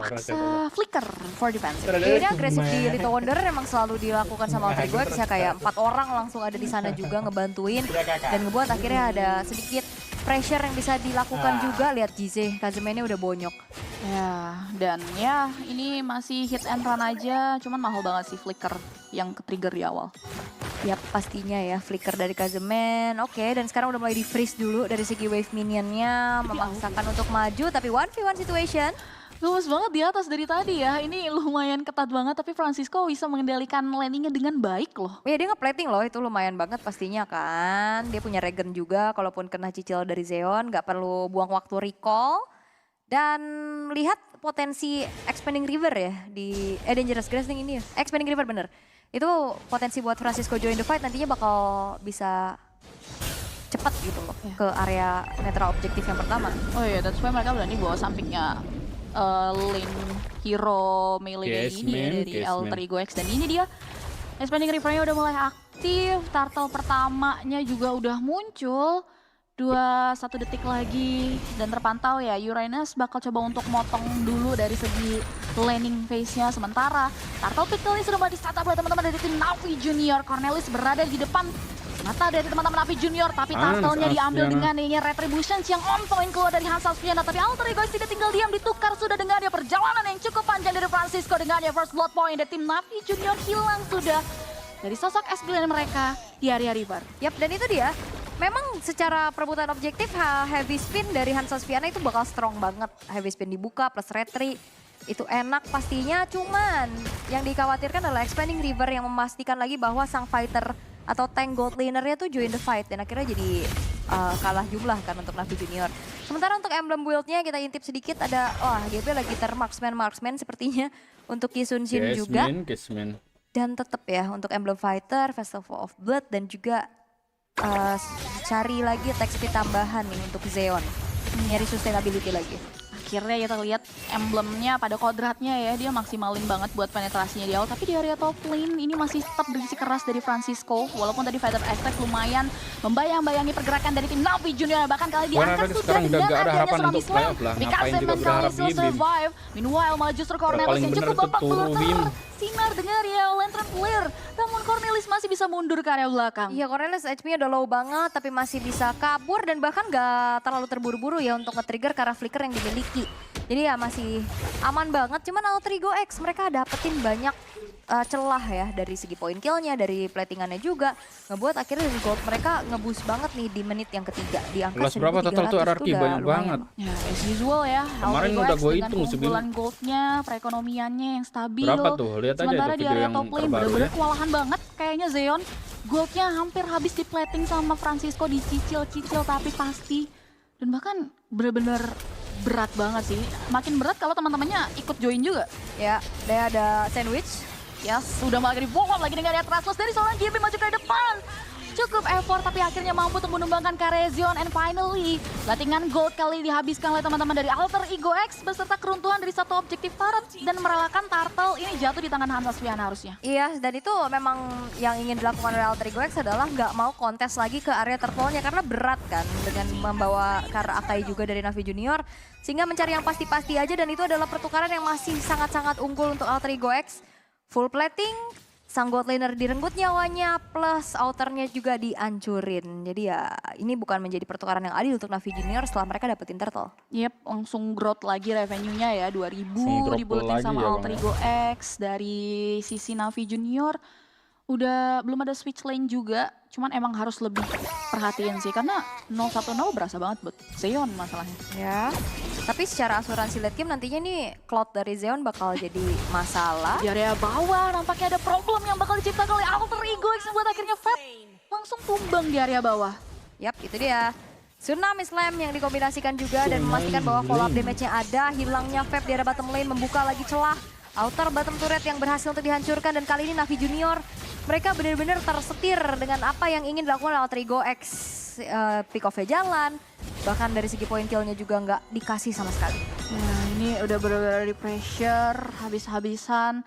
Game time masih menunjuk ke area 5 menit, tapi teman-teman dari Navi Junior menukar kerugian, belum ada point kill dengan satu turret at least. Yep. Oke, sabar lagi dan juga kayak di team fight besar ini Alter Ego X gak mau terlalu ngeladenin ya, karena ini bakal ganggu banget pastinya dari Feb, Hansaspiana dan juga Jize. Jadi lebih ke sabar aja, maksimalin rotasi yang berseberangan untuk ngemanfaatin pick off power dari Cornelis. Ya, udah jadi juga Oracle sebenarnya untuk Francisco dan juga Feb. Cornelis. Tapi belum berasa di bener-bener impact di fight 5v5. Ya, first itemnya Hunter ya, Hunter Strike dari DHS dari Zeon benar-benar bakal coba buat nge-meltdown garda terdepan dari Alter Ego X. Cuman yang belum bisa dipecahin ini gimana caranya momentum dari Kazenman bisa relevan juga untuk bisa pick off anak-anak dari Alter Ego X yang kali ini mereka bakal set up. Tsunami Slam sudah mulai dibuka lagi, di follow up dengan ya Restream dan juga Blazing 2 dari Zeon. Akhirnya pecah telur dari tim Navi Junior dengan adanya satu member yang hilang. Romer ditukar dengan adanya Romer.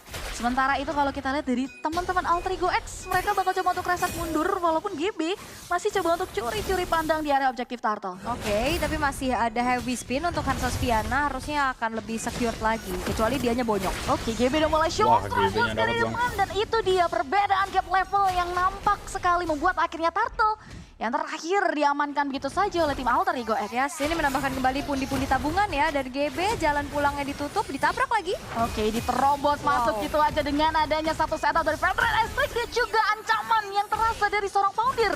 Membuat akhirnya Hansaspiana harus tumbang di kali pertama. Beserta juga dengan adanya satu inner turret yang kali ini akan diruntuhkan oleh anak-anak dari Alter Ego X. Di follow up lagi dengan Arya PP maju ke depan menumbangkan karya founder. Satu turret menjadi pertukaran. Tapi nampaknya dari Alter Ego X kali ini masih coba untuk memanjangkan prolong team fight yang masih belum berhenti. Dan Francisco still survive untungnya walaupun tersinar dengan area lantern flare. Tapi Tangle masih ada flicker. Yes, dan juga tadi untuk Fadli masih punya wings by wings untuk kabur ya atas kejaran dari Feb. Tapi ya masih pressure-nya dipegang oleh Alter Ego X, mereka nggak akan ngasih kendor, tapi hati-hati. Jangan sampai terlalu terbawa adrenalin lebih dalam, karena ini match point tentunya satu kesempatan nggak akan ada reset lagi untuk di next gamenya. Dan melihat dari Navi Junior, lambat laun, scaling hero mereka ini udah lumayan menjadikan sebuah jawaban sih. Karena Zeon nanti punya damage, terus Fab-nya juga makin tebel.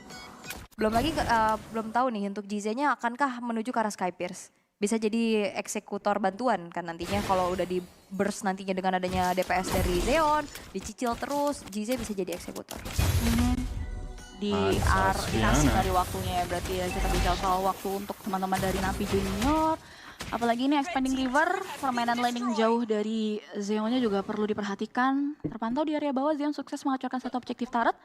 Sementara itu dari Alter Ego X di sini masih coba untuk keliling dulu aja ya, karena Expanding River-nya udah mulai aktif.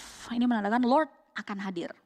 Oke, 4.000 masih dipegang oleh Alter Ego X nih ya. Secara setup harusnya ya lumayan enak dengan adanya nanti Stormbind dari Foundir, terus juga Tsunami Slam dari Cornelis. Namun apakah lini belakangnya akan menjadi target dari Feb? Karena udah mulai terjadi adanya pertemuan juga nih di area Lord. Atasnya show harusnya. Ini Expanding River ya, kayak lumayan bantu juga untuk dari segi mobility. Tapi nampaknya ada Tsunami Slam yang di pop up, mengarah ke arah Kazeman yang terlihat. Dan nampaknya Kazeman langsung tewas begitu saja. 4 pemain tersisa dari anak-anak Navi Junior, tapi Hansaspiana mampu untuk men-steal karya satu objektif Lord.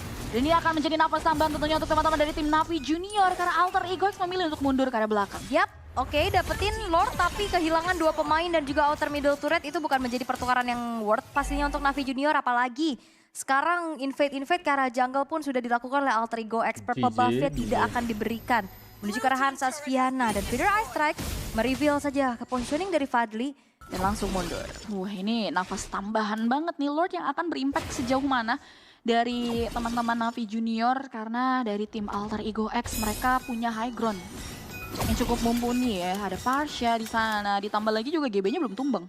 Iya, GB-nya masih aman terjaga ya. Level 14 soalnya sekarang juga bedanya 3 level. Secara power retribution nantinya akan berbeda, secara damage dealing juga pastinya akan jauh berbeda.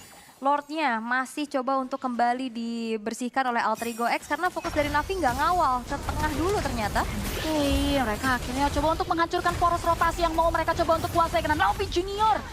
kali ini terlalu dalam masuk membuat KZMN tumbang di kali ketiga dan bahkan GB sudah mulai coba untuk standby on position dengan adanya console play hanya untuk mengusir mundur aja pemain-pemain dari tim Navi Junior. Tadi kena angkat ya KZMN-nya dari Tsunami Slam juga yang dimiliki oleh Cornelis.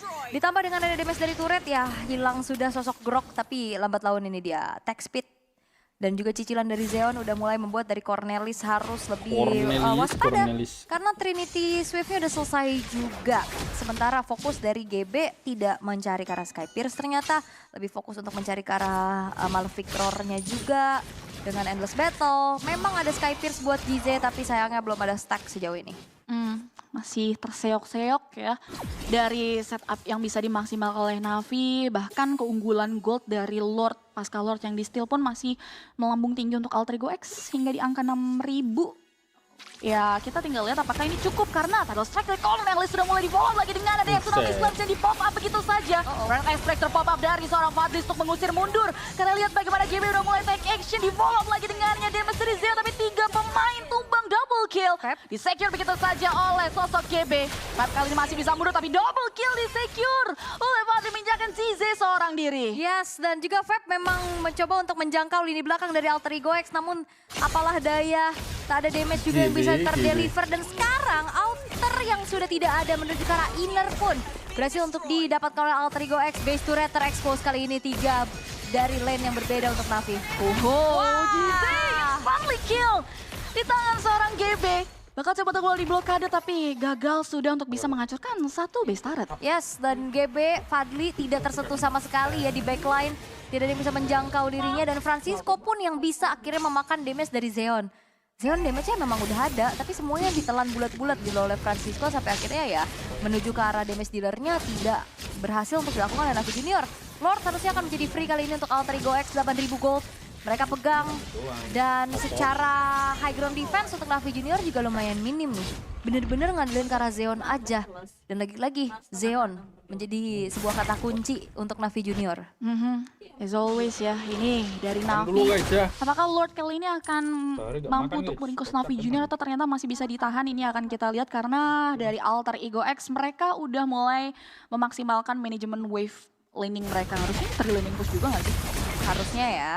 Tapi ya masih jalan juga untuk wave atasnya ada sedikit resource lah yang bisa didapetin sama Navi Junior untuk sekarang. Tapi ini masih Lord yang belum ter-evolve. Tapi dengan keadaan berbeda hampir 10.000, ini bakal jadi masalah besar buat Navi Junior. Dan apalagi zoning out nantinya dari area of effect yang besar untuk Fadli juga. Itu yang harus diantisipasi sama Navi. Nah itu dia, this is it Lord. Sudah mulai langsung masuk ke area objektif high grounds yang dimiliki oleh anak-anak dari Navi Junior. Tidal Strike dan juga ancaman sudah mulai dibuka dengan adanya sosok Cornelis di depan sana. Tapi nampaknya Cornelis dicicil dengan adanya serangan yang dihasilkan oleh Jizen dan juga kawan-kawan. Ditutup kerugiannya dengan adanya show off dari GB double kill. Di-secure begitu saja 3 pemain tersisa dari tim Navi Junior. Lord kali ini masih coba untuk dicicil oleh teman-teman dari Navi. Dan nampaknya teman-teman dari Alter Ego X masih coba untuk mulai bermain masuk ke area ini pernah terdoang. Tapi GB kembali take action mampu untuk menumbangkan karya KZMN. Belum mau pulang. Walaupun terlalu lama. Nampaknya GB berada di area tersebut yang membuat akhirnya oh no, shutdown double kill. Diamankan oleh sosok GZ. Lagi-lagi over untuk Alter Ego X yang ngebuat akhirnya dari goldnya pun semakin menipis. Dan juga ada shutdown yang banyak sekali bisa didapatkan oleh Navi Junior. Menjadi momentum untuk mereka. Terlalu lama dan akhirnya itu dia yang dikhawatirkan adalah over commit. Iya, overextend banget juga dan akhirnya satu persatu dan GB ke shutdown dan Fadli ke shutdown itu jadi bounty yang mahal banget sih buat Navi. Tadi hampir 10.000 perbedaan dan sekarang sudah dipersempit lagi oleh Navi Junior. Nyuset ya, tapi kayak paham banget sih adrenalin Russia buat langsung endgame ya. Dan masalahnya nih langsung ngasih celah buat Navi Junior. Walaupun memang Navi Junior harus disibukkan dengan wave dan kita bakal lihat mungkin di replay. Ya. Berawal memang tuh lihat dalam kan tadi masih ada turret juga. Feeder ice strike, nah itu dikasih cancel kan tadi tuh ditabrakin lagi. Plus masih ingin lebih di situ. Karena yang masih hidup juga Zeon kan, continuous damage-nya masih ada. Zeon ya. Tapi agak bingung gitu. Kenapa mereka nggak kawal Lord ya di mate ya fokusnya. Cuma yang harus reset dulu lagi berarti ini dari Alter Ego X terpantau, GB-nya show off, terlihat. Expanding Reaper-nya sudah mulai aktif. Mereka panjangin laning bawah karena Lord-nya ada di area atas. Oke.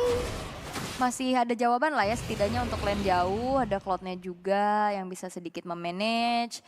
Tapi hati-hati loh, ini Alter Ego X mereka sudah bermain dengan waktu. Lambat laun Zeon-nya punya damage, Fab-nya juga semakin tebel.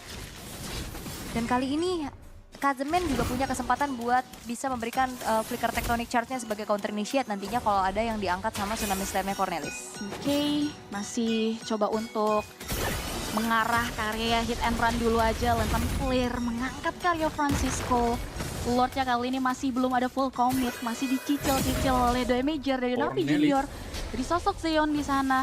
Walaupun terlihat nampaknya ada satu buat Strike dan juga Tsunami Slam yang mengangkat karya Kazemen. Tapi timfight terbagi dua. Mampukah teman-teman dari kedua belah tim untuk bisa menahan karena PHILLIPINES terkikis. Nyaris tewas, flicker for defensive. Sementara itu dari Alter Ego agak sedikit kebingungan untuk bisa mengarahkan siapa yang mau mereka tumbangkan. Tapi itu dia, akhirnya ada GB yang mampu untuk bisa nge-reach out karya Fab yang langsung hilang begitu saja. Di follow up lagi dengannya flicker dari Cornelis. Digeser strike, di follow up lagi dengannya double kill moment dari seorang GB. Mampukah teman-teman dari Navi Junior bisa survive karena Zeon kali ini take action. Cornelisnya down, tapi lihat bagaimana Alter Ego X bakal coba untuk mulai mengarah ke area high ground defensif walaupun double kill founded terlalu dalam, tapi itu dia shutdown. Di-secure oleh seorang Francisco. Base kali terekspos Fadli dan 3 rekan kawan dari Alter Ego X sudah mulai mengarah ke area high ground defensif yang dimiliki oleh tim Navi Junior. And this is it, Alter Ego X will survive dan Navi Junior harus gugur di MDL Indonesia Seasons yang ke-13. Game panjang, jual beli serangan 37 menit dan bahkan game cepat udah kita saksikan di series yang penuh drama. Dan sepertinya ada sedikit tangisan dari GB. Dengan Game Junior. Wah, Kelihatan dari game time-nya. itu dia. Hanya teori only ya teman-teman ya. Kita akan lihat eksekusinya seperti apa. Dan yang kalah di match kali ini pun belum gugur ya. So we'll see. Langsung saja kita terbang ke Land of Dawn untuk menyaksikan pertarungan di match yang kedua. Pertemuan antara tim Liquid Academy ID berhadapan langsung dengan Geek Fam Junior. So let's go to the Land of Dawn. Yes, ini dia untuk game pertama. Permainan antara Geek Fam Junior melawan tim Liquid Academy ID. Di mana Fovius akan melawan Uranus, berarti Kari akan melawan Freya. Jujur, kalau untuk masalah laning, menurutku akan lebih power di tangan dari tim Liquid Academy ID. Mengingat bahwa Uranus nggak perlu butuh banyak recall, sementara untuk Freya punya damage early power yang besar. Namun yang menjadi problem adalah kalau misalkan game ini ke drag dan sesuai dengan ketentuan kemenangan dari Geek Fam Junior, which is 18 menit ke atas kayak tadi, ini bakal menjadi suatu mara bahaya bagi teman-teman dari tim Liquid Academy ID. Nah itu dia, so far sih masih belum bisa ketebak ya. Kayak lately aku ngelihat gameplay itu bakal terlihat aktif di round turtle pertama lah, menit kedua lebih tepatnya. Menit pertama tuh masih kayak hit and run kayak gini, masih coba buat cari informasi-informasi. Ya mungkin karena ini Valentina Chow, dia bakal jauh lebih agresif. Dan secara emblem, Kari masih emblem yang cukup, ya udah lah ya, template emblem gitu buat Kari. Iya, template-nya emang gak jauh dari Festival itu juga fighter emblem juga untuk cari power landing-nya sih. Karena hal yang sama juga dipakai sama Jul kan, fighter emblem juga walaupun dia nggak pakai Festival Blood. Tapi ini memastikan untuk punya damage yang cukup sih sebenarnya dari tim Liquid Academy. Ditambah dengan adanya Lunox yang kita tahu damage untuk individualnya sakit banget. Single targetnya sakit banget tapi emang kurang dari segi area objeknya. Tapi kebalikannya sama Geek Fam Junior, menurutku mereka bukan power di trio mid lane-nya Cipi. Powernya mereka adalah untuk ganking kanan kiri. Karena begitu ada ganking dilakukan dari Valen ataupun dari Cho-nya, ini chance of success-nya tuh tinggi loh. Kita ngomongin ganking ya. Dan hal yang sama sebenarnya bisa dilakukan sama Tia lain. Apalagi Densiki masuk level 4. Mungkin udah bisa dialokasikan. Dan juga Firza ya tentunya ya kuncinya di sana. Cuman kita bakal lihat terlebih dahulu di area perebutan objektif turtle-nya seperti apa. Karena mereka juga ada grouping, bahkan kalau udah mau di follow up lagi dengan Arya Razor yang maju ke depan dan bahkan mengunci karya Ju yang masih bisa survive dan Turtle kali ini diamankan dengan dia retribution yang on point coming from Daniel. Pertanyaannya tinggal dari tim Liquid Academy ID abis ini mau ngapain? Karena menurutku emang untuk weakness-nya mereka adalah kena ganking. Oke, Firza menggunakan Kaja, typical pick off juga, tapi nggak akan selincah Chow. Yang kita tahu dengan Conceal dan juga Shunpo-nya dan juga Jet Kundo-nya itu bisa in and out dengan benar-benar gampang dan cepat banget. Dan untuk statistik hero-nya ternyata yang benar-benar baru kalah digunakan hero-nya dari tim Liquid itu cuman Uranus di game kali ini. Ya so-so ya, ada menangnya juga. Cuman debut pick ternyata nih dari Firza akan serelevan apa ya ini pick off power yang mau dibawa. Sementara Suyo ternyata baru dipakai juga sama Nazara. Oh, debut pick dari Nazara berarti ya? Oke. Berarti kita perdana ngelihat adanya Suyo di tangan dari Nazara. Dan melihat bagaimana head to head antar jungle memang agak sedikit sulit bagi teman-teman dari Geekfam langsung ke Turtle. Makanya tadi aku bilang kan, fokusnya emang lebih ke arah pick off dulu. Karena kalau misalkan mereka bawa ke teamfight jangka panjang, King Lion belum sekuat itu untuk bikin teamfightnya jadi panjang, JP. Iya, masih cukup dini ya. Ini menarik juga sih, apalagi Zealous-nya juga udah mulai ready dengan adanya resource skill yang dia copy, tapi dia bermainkan di follow begitu saja. Bakal coba untuk langsung diganyang dengan dia beberapa pemain 4 player dari Geekfam Junior, membuat akhirnya Firza tumbang untuk nothing. Itu yang harus dilakukan emang, harus main pick off, nggak bisa langsung team fight bertabrakan ke depan dari tim Liquid Academy. Tapi melihat dengan kerugian yang mereka alami, which is ada plating di arah bottom lane, ini lumayan loh bedanya. Karena kalau misalkan kalian lihat sendiri dari goldnya, beda 400 gold itu di Uranus bakalan sangat-sangat efek loh. Satu item dari awal aja, contohnya nih, item pertama aku punya feeling dia bakal coba untuk ngambil ke Dominance Ice. Itu pun udah bisa ngeganggu banget power teamfight gedenya dari Geekfam Junior. Satu item itu doang. Satu item aja ya. Ini lumayan harus dikalkulasi dengan baik. Dan so far ini sih mereka masih so-so ya. Liquid dapat Turtle, Geekfam Junior nggak pulang dengan tangan kosong. Sementara nih Turtle yang kedua akan jadi penentuan lagi. Tapi Super Gen sudah mulai aktif. Mengingat ini juga expanding reverse ya. Ini dia yang membuat akhirnya permainan agresif bisa dimainkan begitu saja. Zealous masih ready dengan adanya Divine Jump, dia copy, dia maju ke depan, di follow lagi dengan dia Retribution yang on point coming from Daniel. Dan bahkan kali Razor bakal coba dulu di follow dengan dia Traceless yang dilakukan oleh Daniel. Di follow lagi dengan dia flicker dari Zealous, tapi double kill. What a great play dari sang jungler yang dimiliki oleh TLID. Melahap habis apapun resources yang dimiliki oleh Geekfam Junior. Turtle diamankan, Vision didapatkan, dan bahkan positioning pun juga dijalankan. Kita ngelihat bagaimana top dan juga bottom lane. Plating sudah dilakukan habis oleh tim Liquid Academy ID. Yang perlu mereka takuti dan juga jaga-jaga hanyalah pick off power dari Razor itu saja. Karena udah mulai banyak pick off yang bisa dilakukan. Tapi tadi satu tendangan menuju ke arah NC ternyata nggak bisa membunuhnya.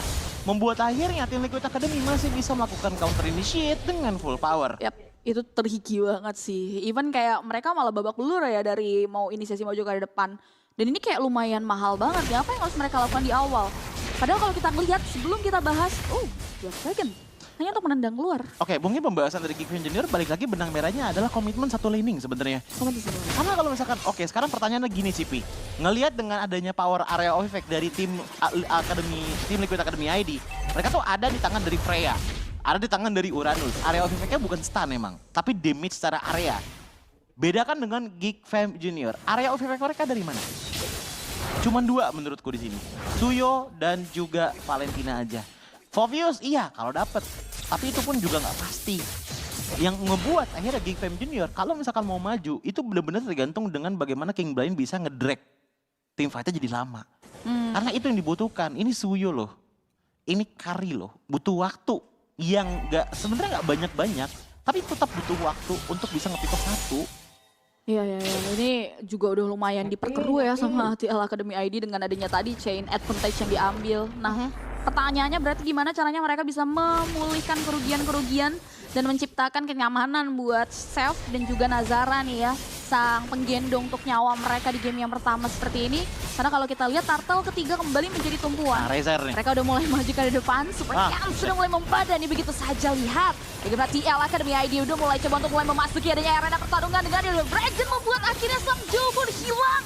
Begitu saja dan bahkan Razor dibalas begitu saja dengannya Daniel yang maju dengan sangat on point. Tapi Turtle dipatahkan dengannya Retribution yang keluar dari seorang Nazara. Membuat akhirnya tidak ada perfect Turtle untuk TL Academy ID. Nah itu mungkin menjadi sebuah jawaban simple. Bagaimana caranya Geekfam Junior bisa mengembalikan keadaan. Ya balik lagi, jangan fokus dengan apa yang diincar oleh tim Liquid Academy ID. Jangan mau apa yang dimau oleh tim Liquid Academy ID. Coba cari beberapa alternatif lainnya.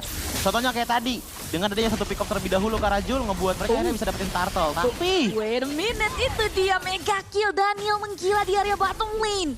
Kembali memberikan chance dengan adanya satu objektif turret pula yang berhasil diambil oleh TL Academy ID, Ji. Ini susahnya adalah dengan posisi kalian lagi under dan dilawan itu ada tipe hero yang bisa nge-pick off. Kalian bisa langsung dimasukin aja nggak peduli ada turret apa enggak. Itu nggak enaknya. Dan ngelihat dari bagaimana rotasi dari tim Liquid Academy ID kayaknya udah mulai nggak akan ngasih resource jungle teman-teman dari Geek Fam Junior. Yes, ini sih cepet banget ya ekspansinya ya. Dari area bawah dapetin King Brian, melaju ke area atas dengan sangat cepat langsung dapat inner. Ini masalahnya kita bicara inner di kondisi Geek Fam tuh nggak hilang satu player pun loh. Iya, karena tim Liquid Academy ID tuh megangin mapnya dengan cara ya mereka nggak pernah bermain dengan cara misah gitu loh. Coba perhatiin dari rotasinya deh. Kalau nggak nempel berdua, ya kalaupun emang yang solo sendiri, ya Super Gen. Ya which is Uranus, ditendang sama Chopun, itu kalau karinya belum jadi Swift Trinity, ribet numbanginnya. Ya mungkin Swift Trinity mungkin udah bisa lah numbangin Uranus, tapi untuk sekarang ya belum. Apalagi dengan head to headnya, Super Gens, yang paling kelihatan perbedaannya, itu menurutku ada di tangan dari average KDA-nya. Emang dari Super Gens itu average KDA-nya nggak terlalu gede, tapi ada satu data yang nggak ditampilin di sini. Data minion management. Minion managementnya Super Gens bagus. Tadi dari segi angka sih King Brian punya angka yang lebih tinggi. Untuk KDA iya, team fight participation iya, tapi minion management coba deh Cipi dan juga penonton lainnya tontonin di rumah. Perhatiin minionnya tim Liquid itu benar-benar rapi banget sampai mereka bisa push 2 turret tanpa adanya satu pun turret mereka yang hancur. Iya. Ini kayak the power of sinergi mereka juga sih dengan 4 pemain lainnya ya benar-benar jalan banget. Dan ini mungkin akan jadi moment of truth juga gimana Geek Fam Junior kembali untuk mengambil alih mungkin dengan adanya gerakan mereka di Turtle sebelumnya. Ini bisa jadi pacuan karena terpantau udah nggak defense Jackson lagi nih yang di copy paste sama Zealous. Entah siasat apa yang bakal coba untuk diberikan karena King Brian juga belum inisiasi, Razor juga masih cari siapa nih yang bakal siap untuk dia bisa tendang dan kasih follow up. Karena kalau kita lihat dari tadi, Super Gens nih yang selalu ada di depan gitu ya, agak berat. Tapi akhirnya flicker terdengar di follow bagi Digaria. Di Manjaka lihat bagaimana dua Groiken mendelik connect itu saja. Lordnya masih belum terreset, ada sosok Nancy yang hilang begitu saja. Lord di take over dengan ya retribution dari seorang Nazar. Bahkan double kill and shutdown. Oh my god, triple kill. Looking for Mania karena nampaknya Firza. One last hit maju begitu saja. Maniac diambil oleh seorang Nazara. Dan satu pemain dari DL Academy ID masih bertahan di area bottom lane. Save sambil terjadi namun tidak jadi tidak apa-apa. Karena lihat bagaimana gold swing dari Geek Fam Junior. Telah didapatkan 4.000 gold dari tim Liquid Academy ID langsung menghilang dengan sekejap hanya karena tim Liquid Academy ID bermain pasif. Ingat, mereka pegang 4.000 gold lead. Namun mereka tidak bertindak selagi seperti selayaknya memegang 4.000 gold lead. Mereka coba untuk kontes Lordnya, tapi seakan-akan kontes dengan cara goldnya di keadaan yang sama. Mereka tarik ulur, mereka bawa maju undur Lordnya. Ya, yang rugi adalah tim Liquid. Mereka udah kehilangan HP dari Lord loh. Digagin Lord apa segala macam. Geek Fam jadi standby di sana untuk cari momen yang tepat. Kapan tim fight harus dilakukan dan hanya dengan satu decision itu aja. Geek Fam Junior sekarang leading game. Bubar semua ya, dan impactnya besar banget sih di bottom. Lordnya udah mulai berjalan, sementara itu kalau kita ngelihat dari teman-teman TL Academy ID, jujur mereka kayak wave of AOE ya, tapi nggak membuat mereka nggak bisa defense, karena power damage yang mereka juga besar.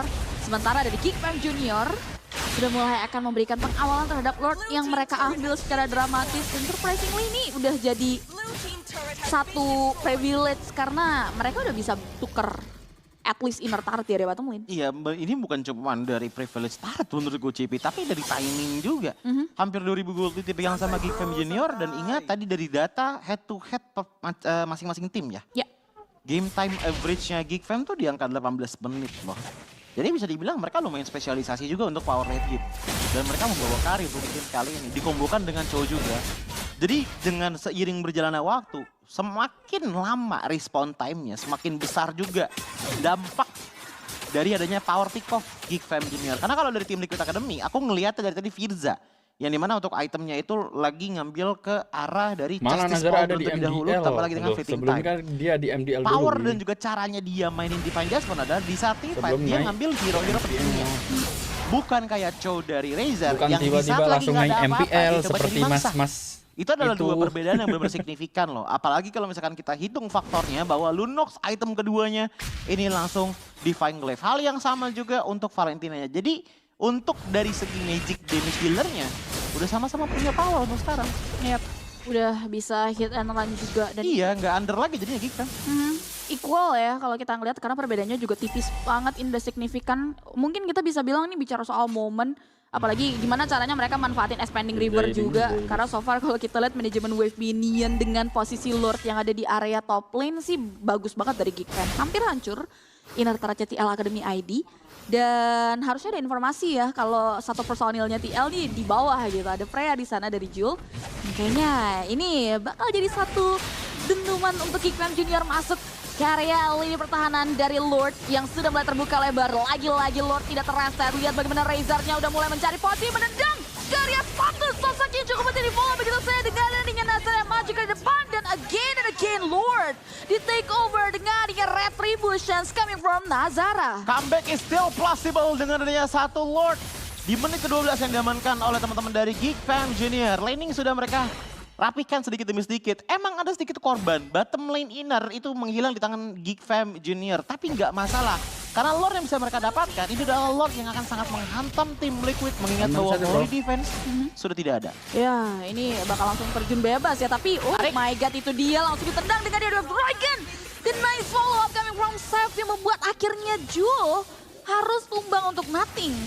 Gila, itu kurang enak apa lagi, itu ada 2 power pick off berarti CP ya. Antara Divine Judgment dan juga The Way of Dragon. Ngebuat akhirnya tim Liquid Academy nggak berasa kayak mereka punya safe space. Yes, safe space yang ini lumayan jadi apa ya, dilematis buat TL Academy Ideal. Karena aku nggak ngelihat lagi adanya relevansi dari Firza.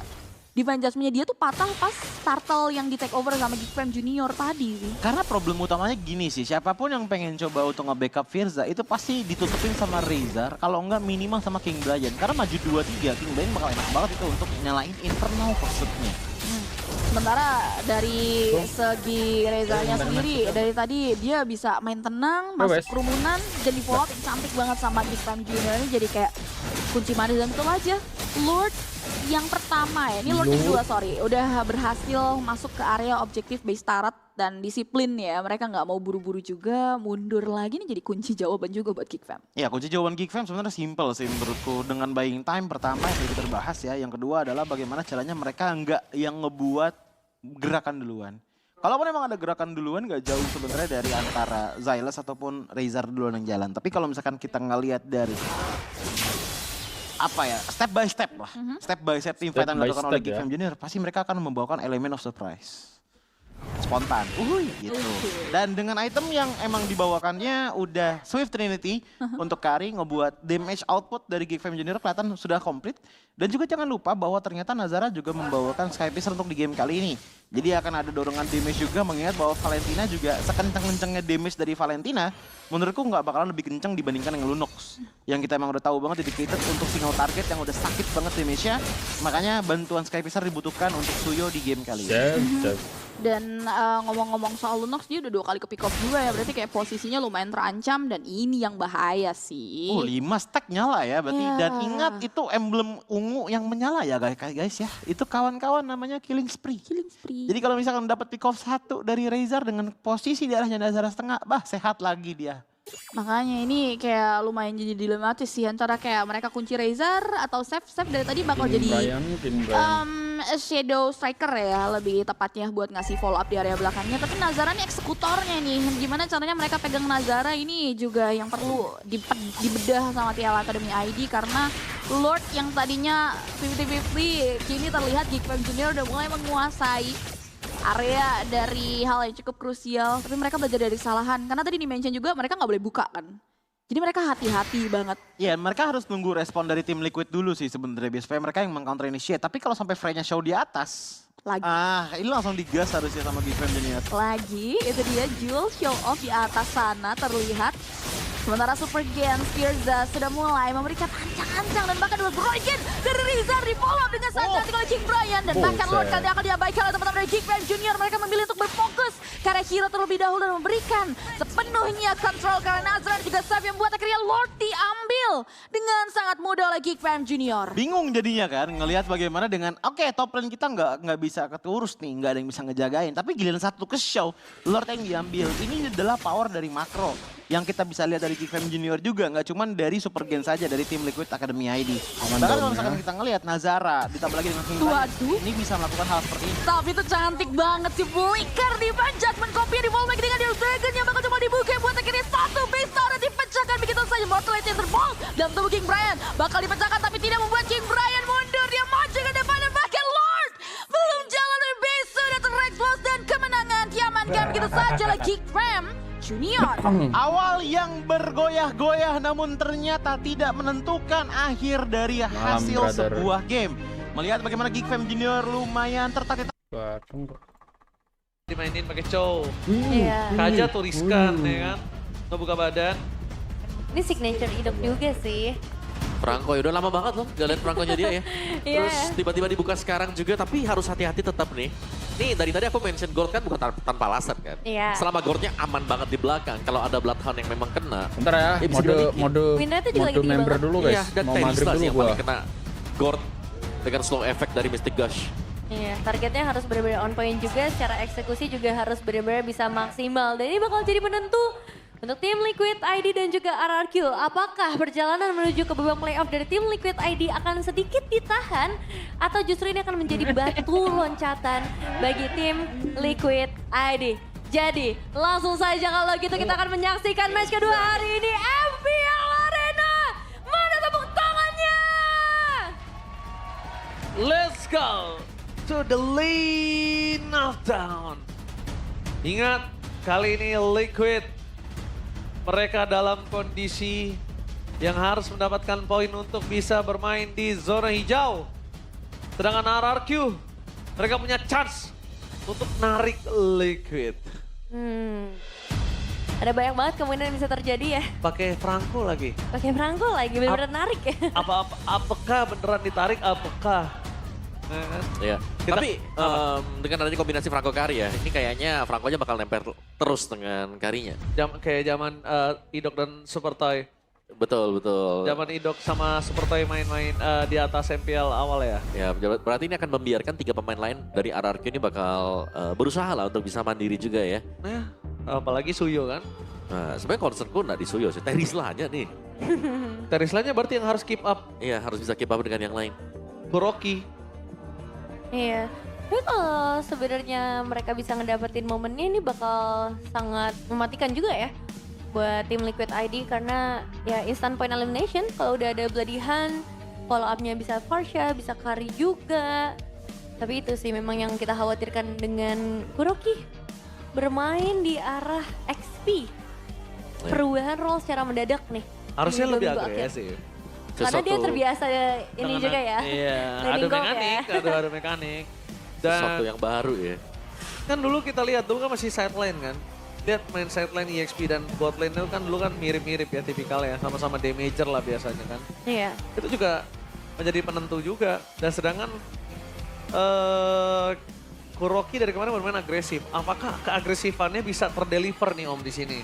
Karena kalau EXP yang agresif, as long lo ngebuat momen, walaupun lo ter-take down, itu nggak masalah. Sedangkan kalau God lane, kalau lo make a moment dan lo ke-take down, itu tetap problem. Iya. Karena God lane tuh ya bisa dibilang diharamkan untuk dimakan ya, Vin. Iya. Dan buat tim Liquid ID juga ini Popeyus yang harusnya lumayan bisa memegang ya. Sebenarnya enak sih dari Pofusion juga kan. Karena ya setiap kali ada execution strike yang dilakukan juga, ya dia bisa lompat. Keisi pasifnya dia. Cuman ya harus nunggu ada ultimate dulu, nunggu ada Infernal Pursuit, baru memang lumayan aktif nih nanti untuk Povius dari Aran. Oke. Dan kalau untuk early power Om, objektif pertama, ini bakal lebih kuat buat tim Liquid ID atau untuk RRQ? Objektif awal, kalau aku bisa bilang sebenarnya untuk tim Liquid ID sih. Selama tim Liquidnya mereka bisa usir ya. Mereka bisa usir Suyonya, itu mereka akan sangat aman sekali. Free turtle nih buat mereka. Cuman ya kondisinya adalah kalau sampai mereka yang ke zoning, kena dari Terisla atau ketetes Parsha dengan Feather Strike-nya, ya itu akan cukup berbalik juga. Tapi kalau secara overall kita ambil mungkin perbandingannya 60% lah buat tim Liquid ID menangin di turtle yang pertama. Jadi nggak sebesar itu juga ya buat bisa dapetin objektif yang pertama. Karena emang ini cenderung tipis sih, bukan tipikal yang bawa badan banget juga kan buat tim Liquid ID-nya. Dan nanti kita bakal lihat tuh hasil seperti apa karena kita sudah kembali lagi ke dalam lane of down. Bahkan IDOC yang hampir terkena first blood di sini.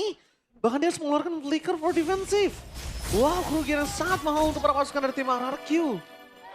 Iya, satu kerugian di awal ya. Memang bukan satu kerugian yang sangat signifikan, tapi ini akan ngebuat berarti dari Dok nggak bisa bermain terlalu galak untuk 2 menit ke depan. Dia harus bermain dengan lebih sabar juga, berbeda dengan Leoni yang harusnya bisa lebih aktif. Tapi untuk pola pergerakan dari Leoni ini bakal tipikal yang ngeganggu sampai ke arah. Oh, almost.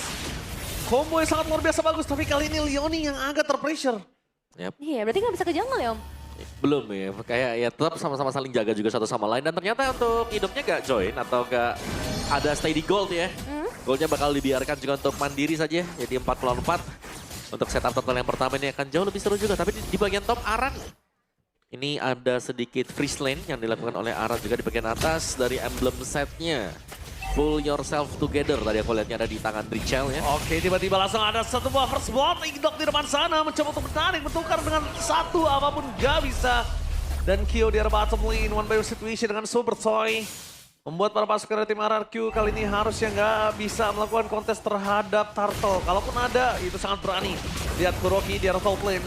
Bakal di-poking abis-abisan. Dan Yeskiel mau bantu ke arah tengah, ini akan sangat berbahaya. Cuma bisa ngeluarin Feather Strike sekalipun nanti dibalas, dipukul balik yang ada Yeskiel harus keluar flickernya. Iya, harus hati-hati ya untuk Yeskiel. Tapi sesuai dengan apa yang tadi Om Wawa bahas juga di awal, ini chance besar banget buat tim Liquid ID buat bisa pegang objektif yang pertama yang tadi 60% dengan menumbangkan seorang Indok ini jadi makin besar lagi. Dan cukup merata ya untuk cara prediction kita kali ini. Jadi memang kita ngelihatnya dari tim Liquid ID maupun RRQ mereka punya chance yang sama juga untuk mendapatkan kemenangan, tapi pressure karena Super Toy flicker Om. Ya, langsung ada flicker yang dibuang ya. Sebuah teori ancaman yang sangat menguntungkan pastinya untuk tim Liquid tadi. Wah. Tapi sejauh ini memang TLID mereka bermain dengan cukup sistematis ya. Tidak terlalu keluar, tidak terlalu jauh dari area mereka sendiri. Dan bahkan Leoni yang bermain sangat-sangat galak sekali nih. Iya, perbedaan level juga kerasa ya untuk seorang Idok. Karena memang tadi dia ditumbangkan, jadi sedikit terlambat juga. Tapi kalau misalnya udah masuk ke arah level yang keempat, aku rasa tetap serem sih rotasinya. Awas. Oke, duel Dragon with Flicker langsung di follow dengan Tim dengan langsung dari Kyo dan juga dari Magic. Tapi pertukaran Leoni tetap harus ter-take down. Idol maksimalnya mantap. Trichel bakal coba dimakan satu hit terakhir dari Yahas. Oke, aku mana? Maksimalnya mantap dari Idol yang sudah lama tidak keluar kali ini. Kembali mendapatkan poin kill dan keuntungan dari tim Liquid masih dengan 1000 gold. Tapi setidaknya ada poin kill yang dapatkan. Reset ya. Permainan nakal dari Franco Ido. Aja kundila, aku geden di sana. Bakal coba di-commit dan bakal lihat tanpa ada Feather Strike tidak berhasil dimakan. Karena damage masih kurang cukup Nevin. Iya, tapi sesuai dengan yang Ranger Mas bilang juga udah lama tapi masih mantap sih ini untuk penggunaan dari Franco-nya. Mereka dapat 2 tadi, Richel dan juga Leoni. Sedangkan memang tim Liquid ID dapetin ke arah gold lane. Tapi sekarang distraksi udah bakal jadi lagi. Instant kill Kuroki. Kali ini akan counter take dan Kuroki still survive. Ngereng ngono kok iso. Damage masih kurang cukup tapi dengan tidak adanya penalty zone ini menandakan turtle kedua sudah ada di genggaman tim Liquid. Kalau diajak login belum turun guys. Masih dong. Ini harusnya masih bisa banget ya untuk ada ya gangguan lah. Tapi kayaknya kalau misalnya untuk masuk ke area Turtle udah langsung tutup jalannya dengan Leoni yang hadir Om tadi. Yap, udah nggak bisa mendekat sama sekali juga tadi. Karena ya Kuroki harus recall berarti minimal ya untuk badan yang bisa diciptakan oleh Araki Hoshi. Richel punya glowing one.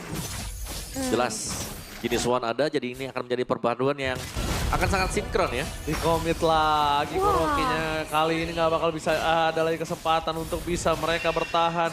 Kan lihat damage dari Mystic Gasnya. Kamehameha. Ya, bukan cuma damage-nya ya, tapi efek slow-nya juga tuh. Iya. Makanya dibilang kan, kayak Terisla ini kalau sampai udah gak memiliki battle spell, gampang banget tuh buat bisa di take down dengan Gord. Iya, nggak bisa gerak kayak jadinya. Tapi lihat deh rotasi dari RRQ yang menuju ke bagian bottom lane. Satu Iron Hook yang untungnya tidak connect ya, karena bisa banget dimakan. Mengingat gak ada Purify memang yang dibawain sama tim Liquid ID. Wah, Ido di sini pakai Frankie ya guys ya. Dari RRQ juga ya. Ini harus agak sedikit pelan. Baik.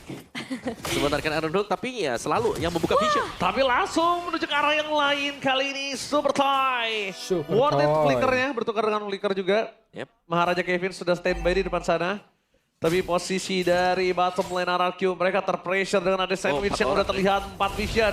Deadly Magic masuk semua ke Idol, maka coba balikin kembali kanan dan bakal Leon tertain down instant kill dari Super Toy. Dibalikin kembali kanan dan mau mundur ke belakang dengan Battle Mirror Remus dari Q.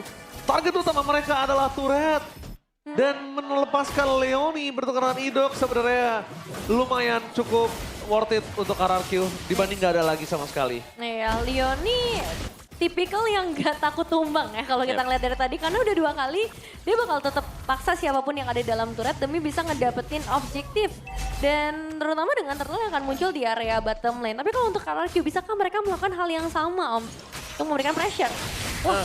Oke, langsung ada gigitan maut. Leon lagi kembali menjadi target utama dari para pasukan RRQ. Kalau yang lain nggak bisa dimakan, ya udah yang ada aja. Yang depan ya. Yang ada aja deh Om. Dan itu bisa banget ya untuk menumbangkan karena tidak terlalu tebal juga mungkin. Tidak seperti Gatot Kaca, tidak seperti Terisla. Dari Chow, bukan purely yang tank juga ya. Karena merangkap sebagai fighter juga bisa untuk Chow-nya. Loh, kali ini perfect turtle-nya tidak ada untuk tim Liquid. Karena informasi yang sudah cukup mahal mendapatkan info dari tim Liquid. Dan Super Ken berhasil memastikan no perfect turtle for Liquid. Tapi mereka tidak akan meninggalkan siapapun di belakang sana. Lihat Mystic Gas Kuroki. Harus coba dihantam Aran. Really the blessing dari Kyo. Tidak kena siapapun. Dan ternyata sedikit tembakan terakhir membuat Kuroki harus tersungkur di sana. Hampir hanya tembok yang ditembak sama Kyo. Wah, ini udah 2 kali ya untuk Kurokinya berhasil ditumbangkan. Dan sekarang Feather Ice Strike demi bisa mengusir aja ya, ditutup juga jalannya oleh seorang Aran dari penggunaan ultimate-nya. Dan ini ngebuat dari tim Liquid ID semakin berkuasa lagi karena Kevinnya bebas loh Om. Iya, meskipun goldnya masih bisa diseret juga ya oleh RRQ, tapi dengan adanya 2 wave yang bakal didapetin dengan Kyo di bagian bawah, ini sangat aman untuk TLID, akan bisa leading kembali di angka 2000-an untuk dari gold mereka. Posisi dari Leoni yang aktif banget juga ini tetap harus hati-hati ya, karena ada Bloody Hand yang bisa dimainkan sama Idok. Berkali-kali kita udah sempat ngeliat efek dari Bloody Hand ini emang bisa menjadi sebuah instant point kill. Apalagi udah masuk ke area Lord pertama, berarti RRQ bakal mainnya udah nggak sendirian lagi ya. Karena ada banyak player nih Om untuk di satu team fight yang sama. Ya, berarti RRQ ya mereka bisa coba untuk mainin. Duel Dragon with Crystal dulu Bos. Kebalikin. Berhasil mencoba mendapatkan Kuroki, tapi di belakang sana mereka berhasil memakan Leoni Itong. 2 point kill mendapatkan para pasukan dari tim Liquid. Mereka masih melebih. Dan Super Toy one last hit. Super Toy still survive blessing dan Ramkio. Mengusir para pasukan dari tim RRQ mundur ke arah belakang. Cover ya tadi ke arah Super Toy juga. Tapi 3 poin eliminasi yang berhasil diamankan dan tim Liquid ID dapetin outer turret gearnya miss juga. Adakah gerakan yang tadi harusnya nggak dilakukan sama RRQ? Menurut gerakannya sudah bagus juga karena ada pertukaran kan dari sebuah Way of the Dragon yang ditukarkan juga dengan 1 Iron Hook. Cuman ya dari RRQ-nya mereka ketinggalan untuk itemnya tadi sih. Tertinggal item, tertinggal level, dan tim fight-nya memang akhirnya bisa dibalikan dengan cepat juga karena adanya burst damage yang besar yang diberikan dari Harley tadi, dari si Kevin. Iya. Dan tadi dari Kuroki juga coba untuk megangin beberapa player di bagian belakang. Tapi kita tahu juga betapa besarnya output damage yang bisa dikasih untuk dari Kevin, dari Drichelnya juga. Dan sekarang waktunya untuk melakukan setup di sekitar area Lord Leoni. Oke, itu well taken. Kuroki masih bertahan, bisa meremesin tapi Idok menyelamatkan Kuroki, masih bertahan bertukaran dengan Leoni. Apakah team fight akan terjadi? Apakah ada steal terhadap lot yang dimiliki para pasukan dari tim Liquid? Karena depan sana benar-benar disoning oleh Aran. Mancingannya tidak ada yang mantap, bahkan ini ternyata ikan hiu yang dipancing dan blasting duet from Kyo. Berhasil mengusir para pasukan dari tim RRQ. Oke, ada banyak banget keuntungan yang berarti bisa dipegang oleh tim Liquid ID. Nggak cuma karena objektif, tapi 2 poin eliminasi yang begitu mahal. Adakah jalan keluar nih sekarang berarti Om buat RRQ dengan kondisi kayak gini? Iya, mereka nggak bisa langsung counter juga ya. Memang lagi-lagi pertukaran terjadi ya antara Chow yang menendang dengan juga adanya Franco yang menarik tadi. Cuman ketika Kuroki sudah habis di bagian depan dan ada Aran ini menurutku yang belum terbendung sama sekali. Jadi ya, Arannya harus bisa ditutup juga, tapi Franco menjadi most pick hero keempat dari Indok ya. Sejak season debut di MPL ID season 14. Wah, bahkan win rate-nya 70% ke atas ya. 14 kali pick 71% loh. Iya. Karena cukup jarang juga ya digunakan di season ini. Tapi tetap jadi hero favorite bagi seorang Indok juga. Nah, sekarang posisinya. Tarik. Oke, mancing-mancing mantap. Tapi masih bisa survive dengan flicker. Yang menyelamatkan dirinya. Leoni. Masih bertahan. Lord di battle lane. Bergerak menuju ke Holy Defense Pass Turret Indok. Mancing-mancing mantap lagi. Tapi Deadly Magic instant kill dan godlike. Dari Maharaja Kevin. Udah bukan God King lagi kali ini, benar-benar luar biasa. Kuroki. Oke, Kuroki. Aduh. Ini bisa dibilang, jujur, RRQ one-sided terejam-ejam 10 menit ini. Iya, lumayan. Terejam-ejam. Mereka nggak bisa banyak bergerak juga. Karena tadi ya ada banyak banget source skills yang dikeluarkan demi mendapatkan ke arah Leoni. Dan sayangnya Leoninya juga nggak tumbang pada akhirnya. Sehingga tetap bisa nge-backup juga ya skill. Sudah mulai kembali lagi memang ke dalam lane of down. Defend high ground harusnya bakal cukup besar. Tabrak kah? Enggak ya, masih aman juga ya. Tapi kalau untuk ngulur game ini lebih lama karena defend high ground dengan seorang Farsha, apakah itu cukup Om Abah? Cukup doang sih buat bertahan ya. Tapi belum untuk bisa menang dulu ya. Karena dari tim Liquid mereka semakin late game juga mereka lebih kuat. Apalagi ada Gord yang bisa dikombo bersama dengan si Harley ini sekarang. Jadi ya mungkin kalau memang mau ada titik comeback ya untuk RRQ Hoshi adalah pastikan ada hooknya kena. Dan bisa mempunish nih Leoni yang dari tadi sangat-sangat licin sekali. Karena begitu Leoni hilang mereka punya advantage dengan menang manpower. Iya. Franco, Winter Crown dan juga Fleeting ya. Jadi kayak belum tebel juga. Tapi cukup sih. Kayak Winter Crown kan bisa nge-delay dan buat salah posisi kan. Kalau lagi Bloodhunt semuanya pengen all in untuk nge-cancel. Jadi ya ibarat kata nggak bisa cancel sekarang buat Franco-nya. Cuman cukup gak nih untuk damage-damage yang ada di bagian belakang. Iya. Karena berbeda dengan Kuroki yang udah punya Radiant Armor, setidaknya ini bisa menutup lah damage magical yang bisa dikasih sama Kevin, sama Decisive juga dan Flanking, the Wild Dragon. Menuju ke arah Indok, dua tim fight yang berbeda. Kuroki terting dan flanking gaming dari Leoni. Tapi lihat Leoni memancing dua flicker. Seperti kill. Kuroki sudah tertake down, instant kill. Wah ini benar-benar dari Leoni bermain dengan flanking. Dan ingat Leoni dengan catatan masih memiliki flicker. Aran coba untuk megangin dua orang. Dan di belakang ini benar-benar bagaikan satu pegangan yang keras dari Aran. Supaya Super Ken gak bisa bermain bahkan mikir buat steal aja. Udah deh ya, kita urungin baik-baik deh. Udahlah, retrinya buat orange buff aja pada akhirnya ya. Daripada nggak dapetin sama sekali dan purple. Oke, ini jatuh ke siapa ya? Hilang nih baru. Kayaknya di Kevin. Enggak, di ini harusnya di tadi kok ada bunyi retri. Ada bunyi retri ya? Iya, harusnya di Kevin sih. Di Kevin ya. Oh langsung topi ke belakang berarti ya. Karena emang nggak ada sih di tangan dari RRQ atau di kaki dari RRQ sama sekali. Karena sebelum ketarik, belum nyampe ke Induk udah pecah di tengah tadi kan. Harusnya sih ini, harusnya Kevin ya karena ada bunyi retri. Iya, dan kita bakal ngeliat ya dengan didorongnya Lord dari bagian bottom lane. Dan defensif yang tadi sempat kita bahas juga, oke mereka masih punya clearing power yang cukup tinggi sebenarnya dengan hadirnya Farsha, ada Suyo dan juga Kari. Tapi itu semua bakal bergantung juga dengan efek sisi yang bisa diberikan sama tim Liquid ID. Karena kalau misalnya ini bisa connect ke 3 sampai 5 player ini bakal jadi bahaya banget. Dan Leon mantap banget. Kuroki menjadi target utama, Leon ditermakan blasting dot from Kyo. Tarik. Ada panciman yang mantap kembali lihat.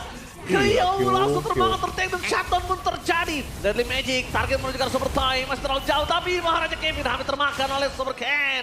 Mundur ke arah belakang semua coba, tapi itu dia. Langsung pancingan bawah dari sosok seorang Indok membuat Maharaja Kevin tershutdown.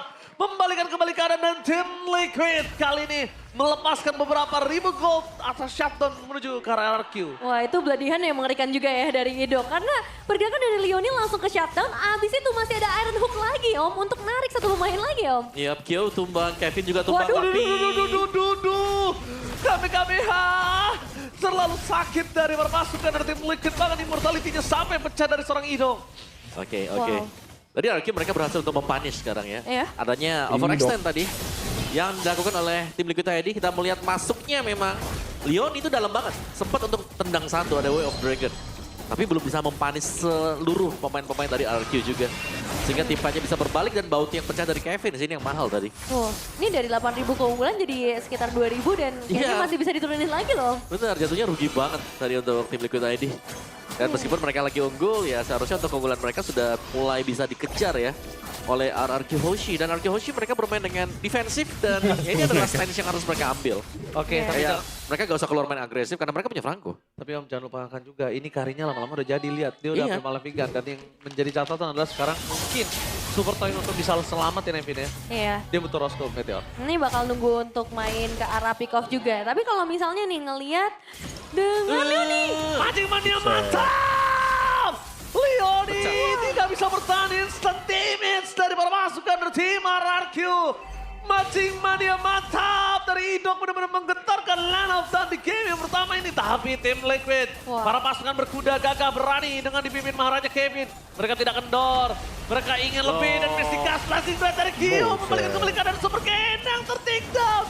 No power of retribution Aran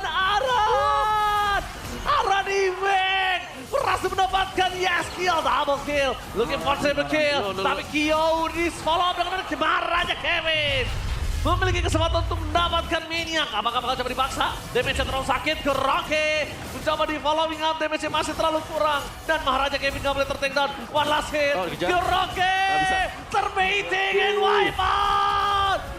Liquid take the game. Impossible Franco ya Bim ya. Tim Liquid ID berhasil memperbesar kemungkinan mereka untuk langsung menuju ke babak playoff dan game pertama yang luar biasa.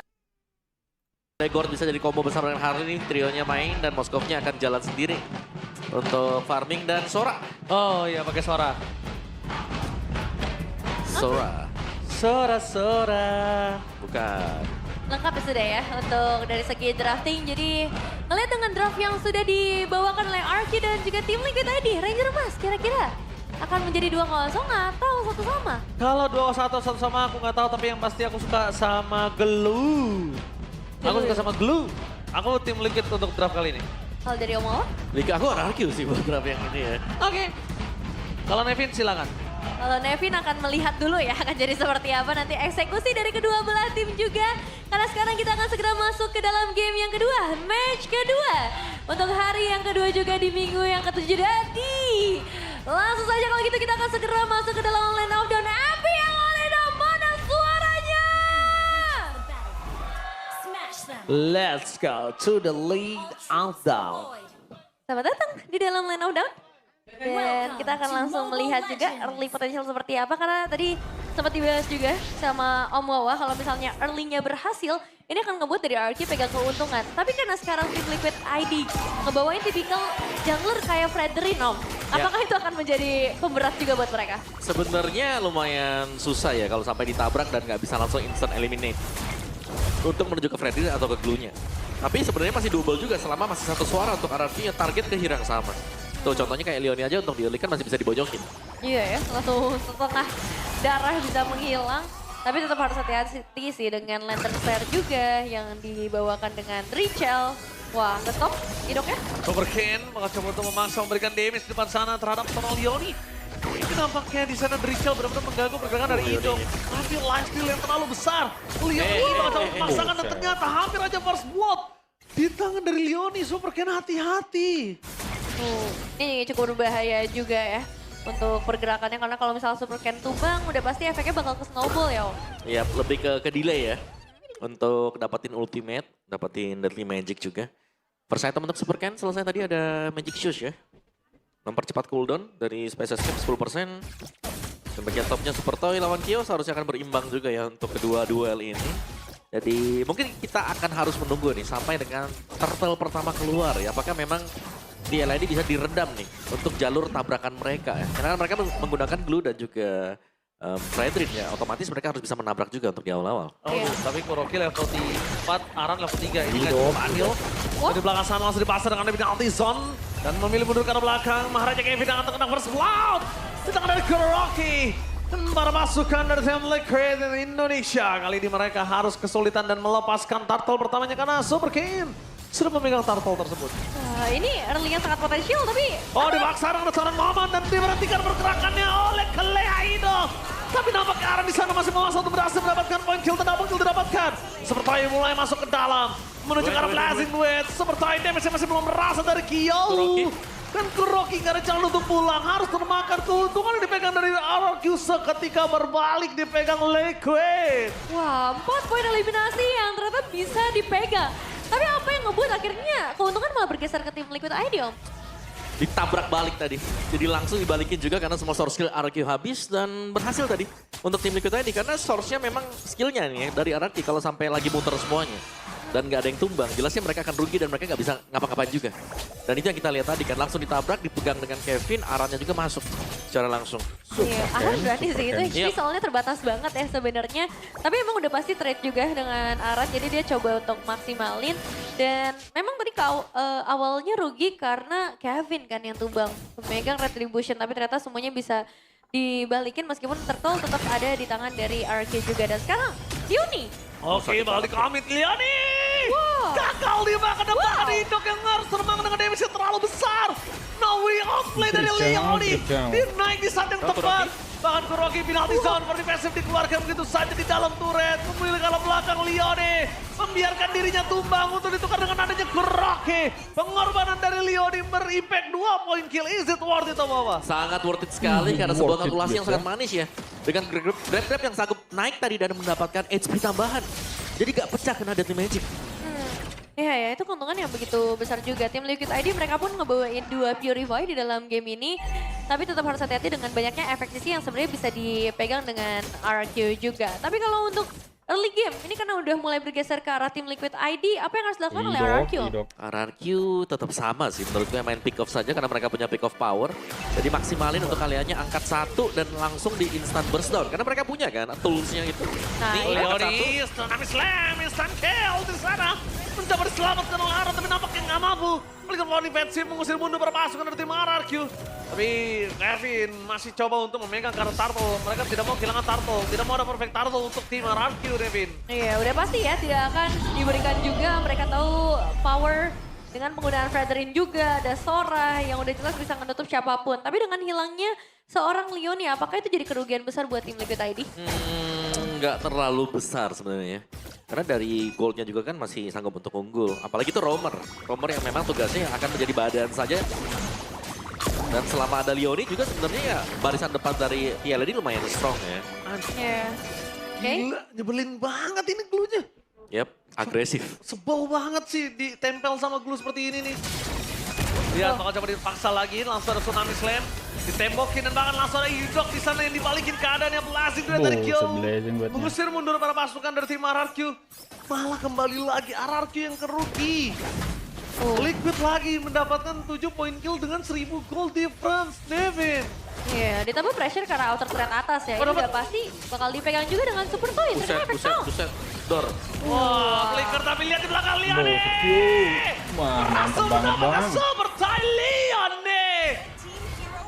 Wah, dengan tumbangnya seorang Lioni harusnya nggak jadi masalah sih. Karena lihat, mereka bisa dapetin super toy, dapetin ke arah outer turret juga. Meskipun trade memang akan terjadi di bagian bottom lane. Tapi posisi dari Kuroki yang juga mulai terancam. Wah, Kuroki nggak ada jalan untuk pulang, dipaksa dengan Saran Mount. Penalti zone dikeluarkan di depan sana, dipegangin kakinya Kuroki. Where are you going?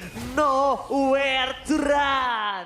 Susah sih, udah 3 player banding 1 player ya. Unggul dari segi kuantitas buat tim Liquid ID. Dan perjalanan mereka selanjutnya ini mungkin bisa menuju ke area purple buff. Dan harusnya nggak bisa dikontes sama sekali, Om. Ya, dan sudah mulai diambil juga ya. Jadi tempo permainan sedang dipegang oleh tim Liquid ID.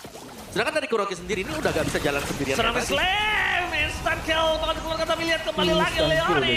Berhasil mengguncang di mana Hiduk berada. Lihat di sini mah tidak ada yang tertumbangkan, para pasukan dari tim Liquid semuanya gagah perkasa, para pasukan berkuda masih survive, Nevin. Iya, jujur ya ini RK yang main, tapi aku yang overwhelmed sendiri ngelihat Lioni.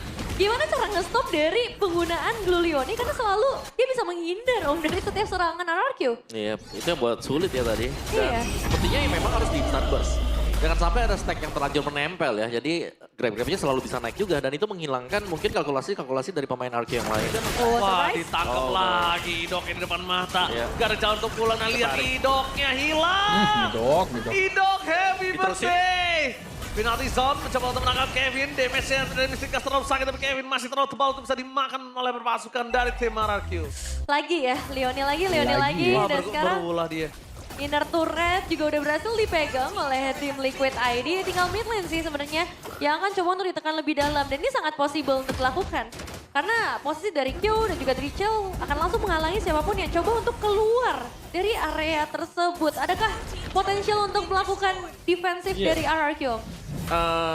Masih dengan yes kalau untuk defensif ya. Karena dia punya power untuk nge-clear lane juga bisa. Tapi jangan sampai keculik satu persatu juga nih. Karena kalau kita saksikan dari tadi nih, RQ Hoshi mereka terculik satu demi satu. Contohnya misalnya Idok harus keculik duluan ya kan? Atau yang lainnya misalnya Kuroki juga nih harus terculik duluan. Jadi mereka gak punya sesuatu yang proper untuk menahan. Sembari menunggu untuk damage yang masuk dari yes itu maksimal. Nah ini masalah dengan Dangerous Grass ada banyak banget trapping ya yang bisa dimainkan dengan tim Liquid ID. Dan bahkan lagi-lagi Purple Buff akan menjadi makanan tambahan bagi tim Liquid ID sendiri. Dan gangguan dari Super Ken tadi sempat dilakukan. Retri dia. Dipakai sama Super Cat retrinya. Iya. Dan belum dapat ya ternyata. Gak dapat. Jatuh ke tangan Kevin, berarti ada double purple di situ. Dan Sky Pierce di tangan Drichel pun sudah jadi Om. Iya, jangan lupa ya tadi sebuah tsunami slam juga tapi gak men-trigger apapun nih dari tim Liquid ID. Purifnya pun masih ready untuk Drichel dan Q. Jadi lumayan sulit sekarang untuk Q bisa keluar ya. Sangat kepegang sekali. Kuroki recall, it's okay. Supertoy punya golden staff. Di bagian atas harusnya akan menjadi sebuah perebutan juga ya untuk lord yang pertama. Lihat bagaimana tankinya juga sebenarnya untuk Kevin sendiri. Berada di barisan terdepan. Levelnya dia 12 lawan Super Ken yang level 11. Yang wow ini menurutku ya sebenarnya kalau kita melihat antara Assassin dan juga tank lebih besar ditangkap Kurokinya, di-commit, penalty zone-nya ada banget di sana, ada Torrent. Gak bisa pergi juga, bahkan permasukan dari tim Liquid mereka memaksa berdua ke arah belakang. Disengage dilakukan, karena mereka sudah sadar. Cukup untuk bisa mendapatkan Kuroki. Tadi penalty zone di tempatan. Sayangnya Leone sudah di atas, Kevin. Iya, ini di area sekitar base-nya agak ribut banget ya, chaotic banget. Sedangkan Super Ken, dari tadi dia lumayan bebas, free untuk ambil monster jungle yang tersisa buat tim Liquid ID. Dan apakah itu bisa dibilang jadi move yang bisa ngebalikin keadaan buat RRQ? Iya mungkin untuk buat dia lebih kaya ya. Tapi kalau ngebalikin seharusnya belum. Karena tiap kali ada tim fight kumpul, tiap kali mereka akan jauh lebih unggul. Waduh, ditangkap lagi. Dan sekarang Idok kembali lagi dimakan oleh pasukan dari tim Liquid. Itu dia. Injakan pasukan berkuda tidak bisa dihentikan. Ya lagi-lagi harus hilang satu ya. Iya. Set upper dari RRQ. Sudah mulai menghilang juga. Kuroki bahkan bisa kepegang. Diangkat. Penalty zone bahkan dipakai untuk mundur ke arah belakang dan Mystic Dust-nya digunakan sebelum Lordnya muncul. Ini karena udah ketinggalan gold cukup banyak juga, jadi dari output damage nggak terlalu kerasa juga. Apalagi priority item memang untuk Aran dan juga Kevin langsung ke arah Radiant dari awal game kita juga. Ada banyak banget yang bisa melakukan defensif dan dengan Lord yang berjalan dari area mid lane, Holy Defense memang masih ada. Tapi kemungkinan untuk tabrakan terjadi juga cukup besar bagi tim Liquid ID. Yap. Mereka bisa coba untuk nabrak, tapi TL sabar ya. Sabar, mereka nunggu juga karena mereka tahu bahwa ada potensi untuk terpick off nih dengan Kalia yang dimainkan. Jadi mereka nunggu agak sedikit di luar dari base turret area milik dari RQ Hoshi. Main course-nya di super minion yang ini Om. Iya. Ini super minion yang ini akan jadi main course. Karena tadi Kevin di bawah, dia sengaja, dia jauh dulu, dia dorongin bawahnya. Supaya Supertoy nggak ada chance untuk bisa melakukan backdoor. Dan kali ini kesempatan untuk para pasukan dari tim Liquid akan coba masuk. Memasang arah belakang dan Torrent! Langsung berhasil menumbangkan Super Ken. Blazing dari Q di belakang sana.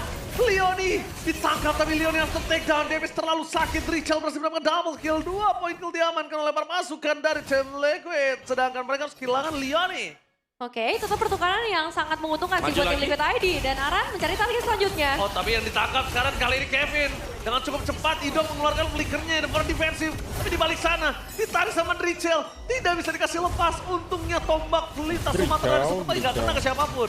Iya, benar-benar di TB ya untuk damage dari base turret-nya juga. Ngebuat dari tim Liquid ID mereka nggak kehilangan player tambahan lagi. Tapi tetap kalau ngelihat secara keseluruhan, ini dominasi belum bisa bergeser sama sekali dari tim Liquid ID. Untuk RRQ, apakah main pick off dengan keluar ke area purple ini bisa jadi jawaban, Om? Kayaknya sulit ya kalau mau main pick off sekarang. Mending mereka nunggu dan kalau memang ada yang make a move dari TLAD ya baru dijalankan gitu loh. Ditarik lebih ke belakang juga. Karena stack skirmishes lumayan nih buat Richel. Jadi ya mereka harus hati-hati gak bisa asal inisiasi juga untuk RRQ Hoshi. Ini juga menjadi catatan dari tadi kita melihat di mana ngomongin Karazuxin. Kalau misalnya di dalam satu timnya damage-nya semua nanggung nih Nevin ya. Ya. Mau tidak mau mid laner Zuxin ini harus pakai Skyvisor. Karena kita sempat lihat kan. Damage-damage tanggung ini sangat berbahaya. Apalagi ngomongin dari tim Liquid, sumber di luar damage ya. Kita harus akui cuma dari Q. Iya benar sih, karena ngebawain tank jungler juga kan. Meskipun emang damage dari Kevin pun gak boleh di-underestimate. Tapi untuk bisa Kevin dapetin target emang gak sebebas dari Richel ataupun dari Q-nya juga. Nah sekarang coba untuk mengamankan ke arah rumput. Karena dari tadi upaya ngamanin rumput ini selalu jadi masalah tersendiri buat RRQ. Selalu ke pick off kan? Iya bilang satu ya di depan dan sepertinya ini akan menjadi Lord yang free untuk PLAD kembali. Karena perlawanan dari RRQ Hoshi karena mereka harus bisa defense juga. Mereka harus menjaga wilayah mereka, gak boleh terlalu maju. Wah ini minimapnya sebenarnya agak bahaya untuk HIDUP karena gak ada follow up nanti untuk HIDUP. Oke. Dengan Lord yang udah berjalan dari area mid lane nih secara langsung bisa banget untuk dimainkan karena wave-nya ketahan di sekitar bagian dalam. Jadi mau gak mau tim Liquid ID mereka harus lebih mengawal lagi. Lord langsung masuk, Kevin sekeratul maut, akan coba dipukul-pukul karena Blabi nanti zone dihindari. Apakah super kena terperang, kabar masuk ke dari tim RRQ mereka kehilangan 2 pemainnya. No way!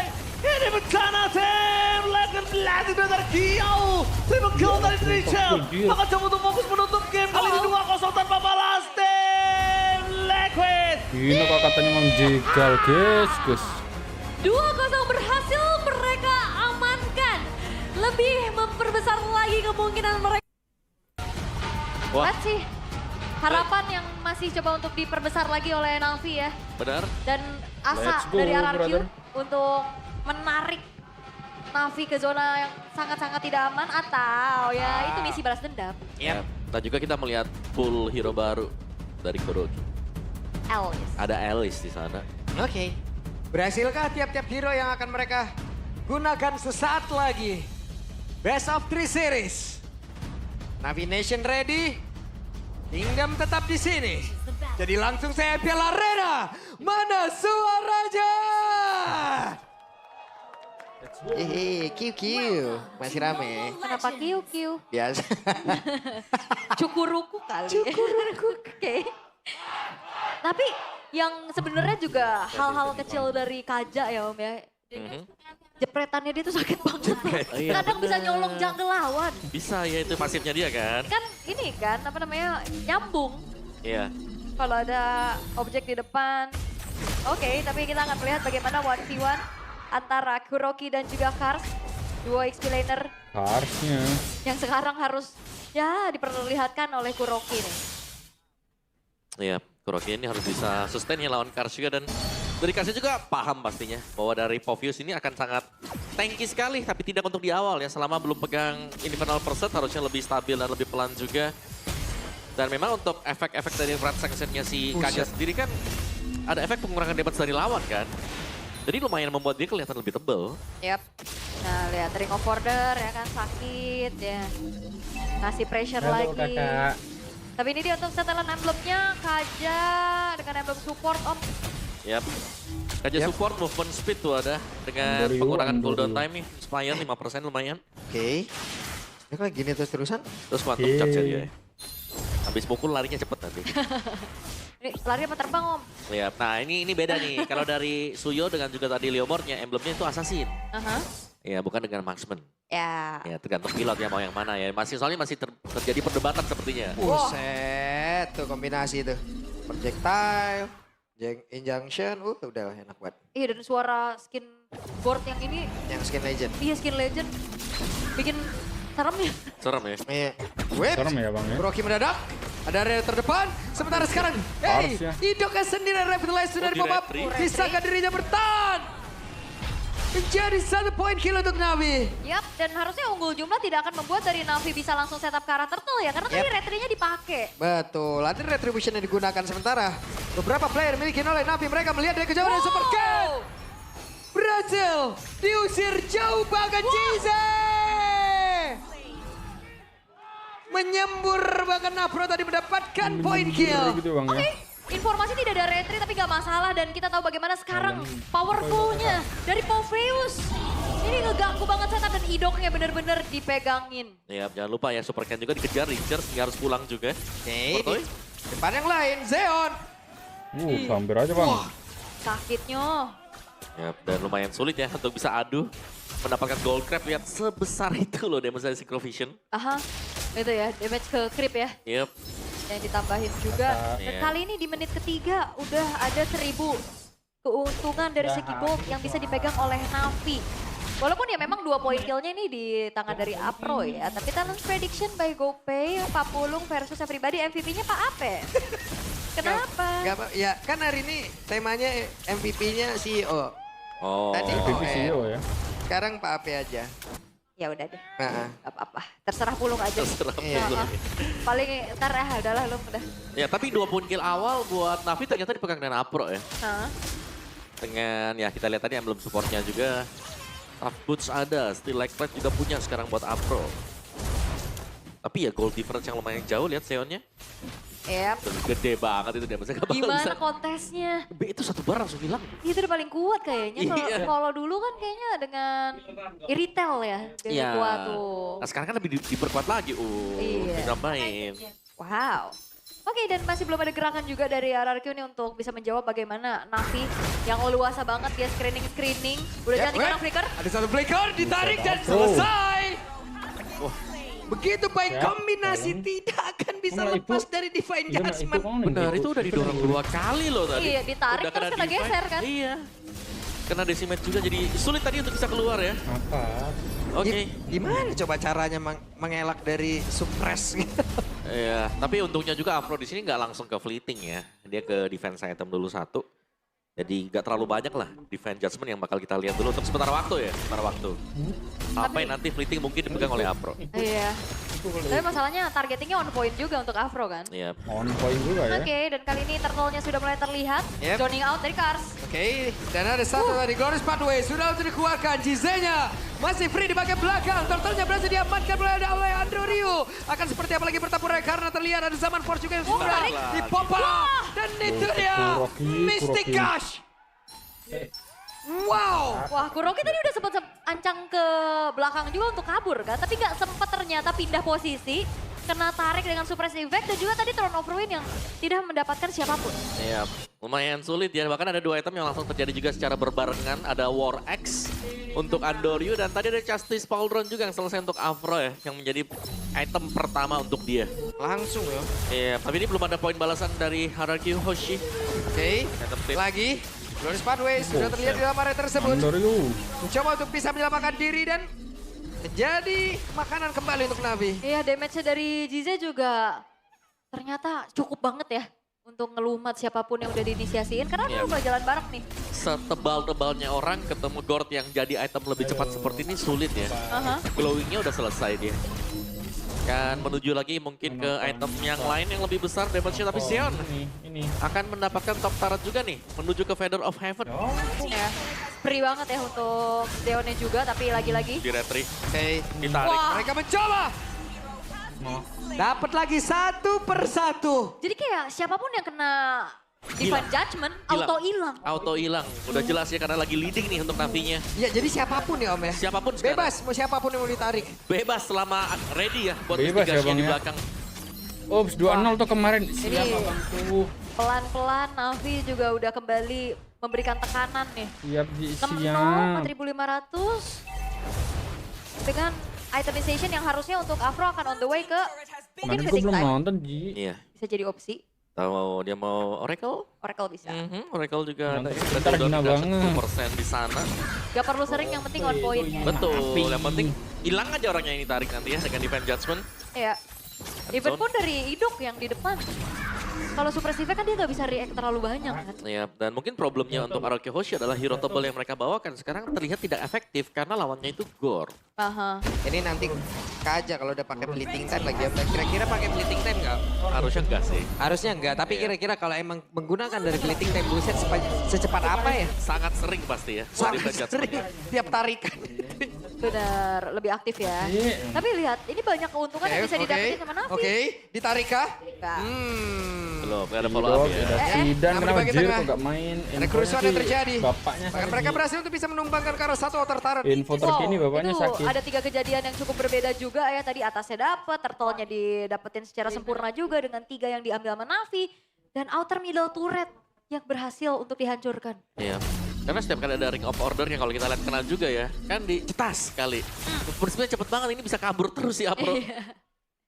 Mau maju juga ini susah ya buat tangkap Afronya juga lumayan berat kan. Iya, dan bahkan dari support toy-nya sendiri pasti ragu lah untuk masuk ke tengah Blazing Duet ya. Suppress loh ini.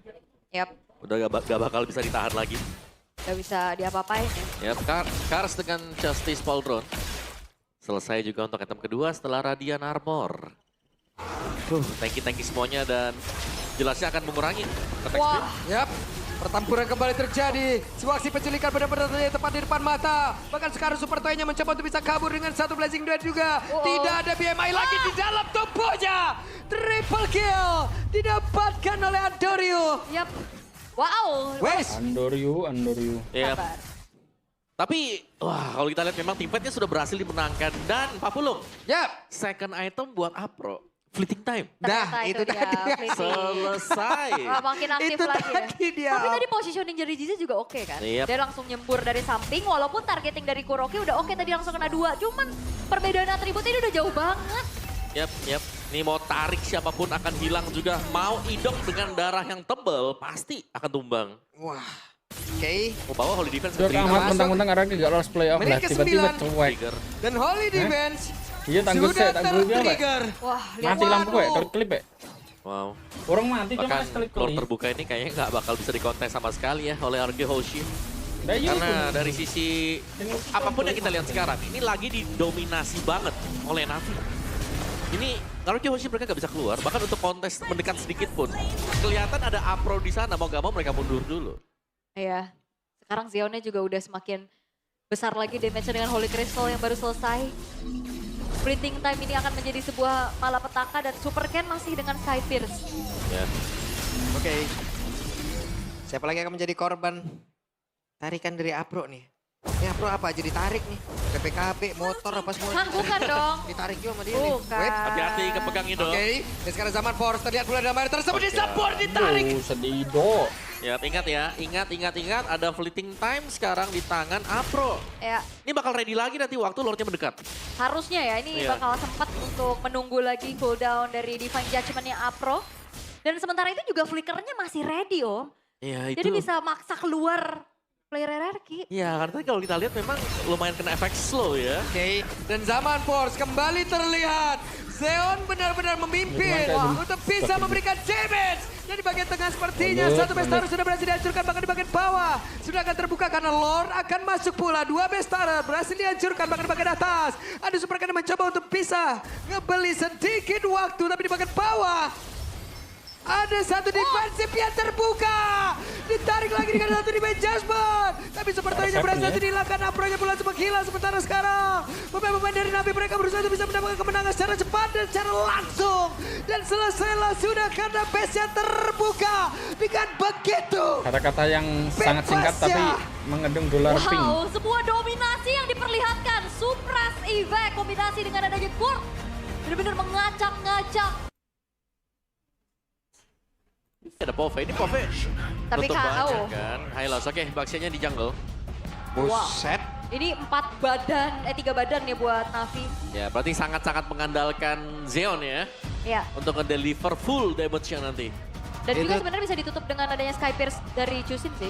Kayak Pierce Chusin, oke, itu buat ini ya.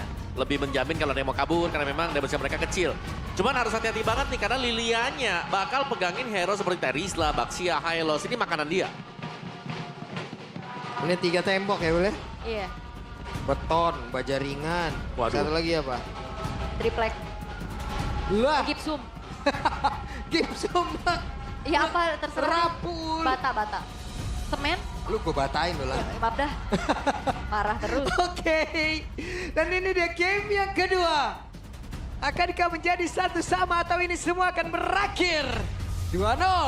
Jadi langsung saja kita berangkat menuju ke Lane of Down. Alright, match point untuk Navi ya. Membuka kesempatan lebih lebar kah atau justru akan ditutup juga oleh RRQ untuk menyamakan kedudukan? Seperti apa yang mau bilang?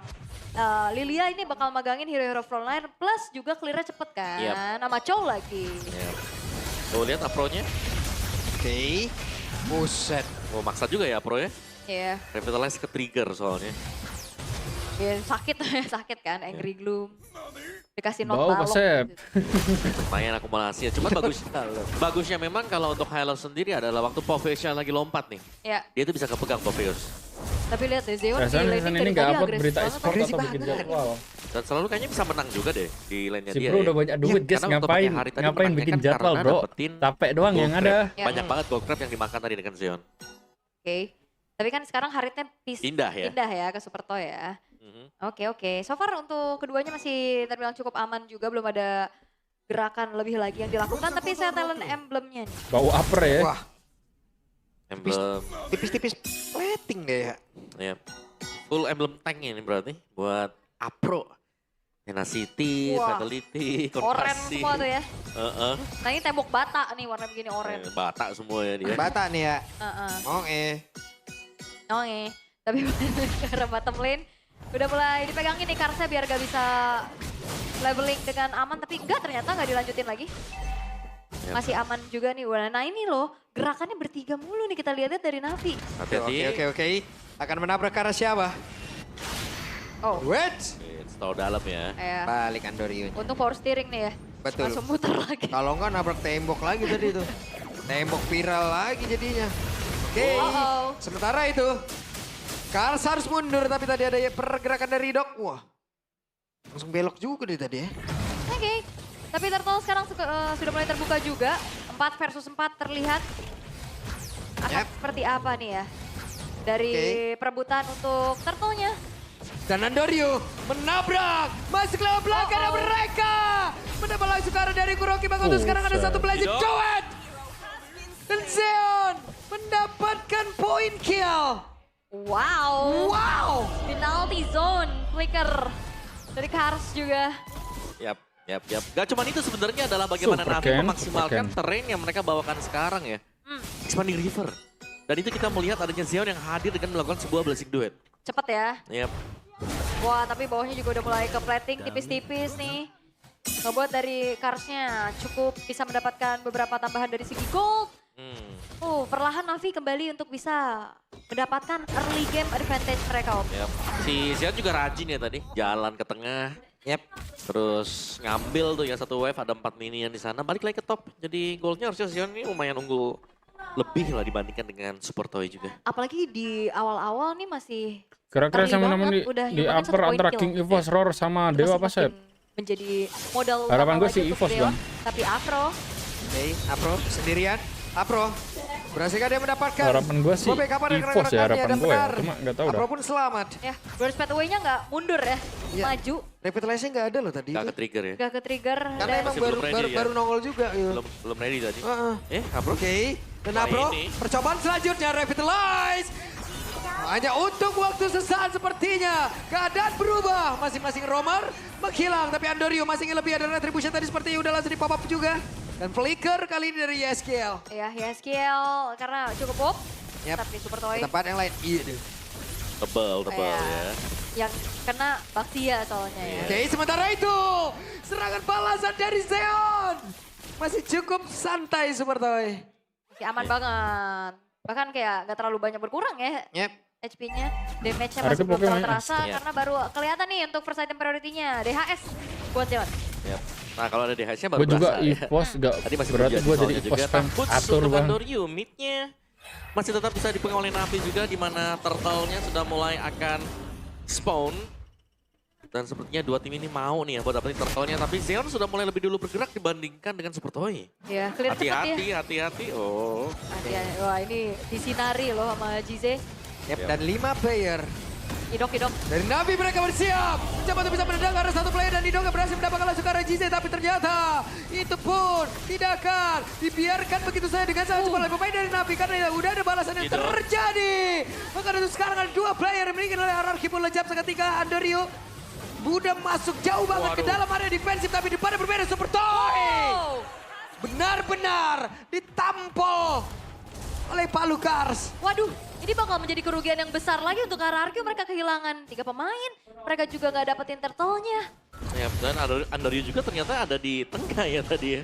Nggak sempat untuk bisa dipunish tadi. Sampai ke orange bab duluan deh. Iya, dia tempelinnya JSKL. Iya. Jauh banget tuh ya buat mainnya. Tapi Navi. Nih kembali untuk leading yang mereka peroleh lumayan sulit seharusnya untuk bisa dibalikan lagi ya. Yep. Dan Zeon terus-terusan mendapatkan poin kill juga nih Om. Iya. Assist juga dapat. Oke, tadi itemnya Super Ken sepertinya kembali ya. Akan menuju ke Sky Pierce. Dari sisi Navi belum ada Sky Pierce yang bakal di-build karena Glowing One ini. Untuk JC, first item Prayo selesai juga. Wah berat banget ini Super Ken ya. Waduh. Kena slow, oke. kena slow. Hidup. Dan menjadi santapan lagi. Oke, Girls Path Away juga di sisi lain. Coba untuk bisa menghalangi dan juga memberikan ruang untuk Zeon. Untuk dapat ya, untuk turretnya juga sekarang. Wow, rencana-rencana yang dilakukan oleh Navi ini berjalan cukup baik Om. Ya, bukan cukup baik lagi nih. Sudah mulai pegang kondisi bagi Navi. Orange buff masih sempat untuk di-secure, tapi tidak sepertinya untuk outer mid turret. Yep. Bisa? Oh, masih bisa. Clear cepat ya. Oke, oh Idok. Ditendang tapi nyangkut tadi. Udah malah membuat. Kembali dong dicemilin oleh beberapa player yang dimiliki oleh Navi. Kalau maju Mari dengan kita tanpa adanya gaungkan itu. Shurko juga tadi bahaya karena yang King bisa of pegangnya King tadi lagi. Zapro. Waduh. Yep, yang Glorious Pathway. Ada satu pelaju duet. Begitu Gua jamin menyakitkan dan playoff sih. menghancurkan serangan dibangun oleh pemain dari Navi. Mereka berhasil lagi mendapatkan karya skill. Yap. Dan di sisi lain juga Andorio mendapatkan turtle-nya dari Kuroki. Oke, Kuroki. Oh no. Kuroki mencoba untuk bisa kabur. Dan tidak akan bisa karena Kuroki pun menjadi korban dari keberingasan Navi. Waduh, ini berat sih untuk Hierarchy. Mereka nggak banyak bisa dilakukan. Mau main pick off pun dari tadi berat banget Om. Iya. Idok first item Domi ya langsung. Bicara tankies sebenarnya nggak juga, tapi butuh untuk Dominya. Ada glowing untuk yes. Tapi Navi nih ya, kalau kita melihat mereka memang job desk yang sangat baik itu dilakukan dengan Apro. Rela untuk tumbang, tapi pertukarannya itu sangat sepadan sekali, melebihi sepadan bahkan. Ya. Pertukaran yang masih menjadi keuntungan besar untuk Navi harusnya. Dan juga Jize kayaknya nih on the way Sky Pierce Om. Yeah. Oh, Glorious. Wah, diajak berantem lagi dong. Unggul 5.000. Kesempatan dan juga peluang yang begitu besar dimiliki oleh pemain Navi, dan mereka mendapatkan satu player sangat cepat, Kuroki. Wow. Ya, ini lagi babak belur sih pastinya ya. Karena dipegangin banget kan. Typical Povius yang all in, masuk one way ticket. Kepegangin sama Jusin, kepegangin sama Hylos. Itu juga udah berat banget Om. Ya, Jisnya bahkan pegang Sky Pierce ya. Udah mulai nyelipin nih satu item damage. Finisher untuk Navi. Ada Sky Pierce di tangan dari Jise. Swift Trinity juga selesai. Cepat banget ya, 8.30. Inner mid turret Tapi lo udah siap belum gua masa kalau Hierarchy gagal masuk playoff season depan pas siap. Usir aja ya. Diusir lagi. Mental Eldon tidak seperti fans yang Tapi sempat clear harusnya. ITTA Masih belum hancur. Wah, di TB-in lihat Afro. Menahan damage dari turret biar Karsa juga bisa pulang. Dan kali ini untuk Navi. Mereka bisa bebas banget buat targeting ke arah siapa aja. Ya, gak cuma itu ya. Mereka bebas untuk dapetin Lord yang pertama nih. Karena secara level item mereka cukup juga. Dari, meskipun ya misalnya dari Idoknya make a move. Ini mereka gak bisa langsung ke punish nih satu hero dari Navi. Iya, damage-nya masih harusnya belum cukup ya. Belum dapat ya? Kayaknya kalau misalkan emang Super Ken mau bersih-bersih dengan stack Sky Pierce-nya yang masih belum terlihat saat ini. Ini harus ada peran besar dari Yeskiel yang ngepok duluan. Iya. Cuman dari tadi Yeskiel ketempelan Andorio Om. Emang gak bisa gerak sih. Ditempel Andorio dengan item yang belum selesai ya. Masih dengan satu glowing one. Modal yang belum cukup sama sekali. Akhirnya tercabut juga untuk inner mid turret. Memang sesuatu yang dikejar juga. Iya. Tapi wah kabil semua nih Ul. Ya, resource-nya habis. Habis lagi. Sisa paling minion-minion yang masuk itu juga bakal di freeze. Ini area defense-nya benar-benar dijajah tepat di depan mereka sendiri gitu. Up to. Mau gimana? Di mana semangat yang dimiliki oleh RRQ? Ada semangatnya. Ada. Cuman ternyata, tapi tabrakan hampir aja bisa dilakukan Andoryu. Agak deg-degan. Karena ya balik lagi ya, efek punish ini juga bisa dimanfaatkan sama RRQ loh. Iya, bagian atas masih ada Holy Defense ya. Tapi Lordnya gak bakal kena nih untuk damage dari Holy Defense. Oke. Lord akan masuk. Sementara itu, Lord akan Duet. Classic duet!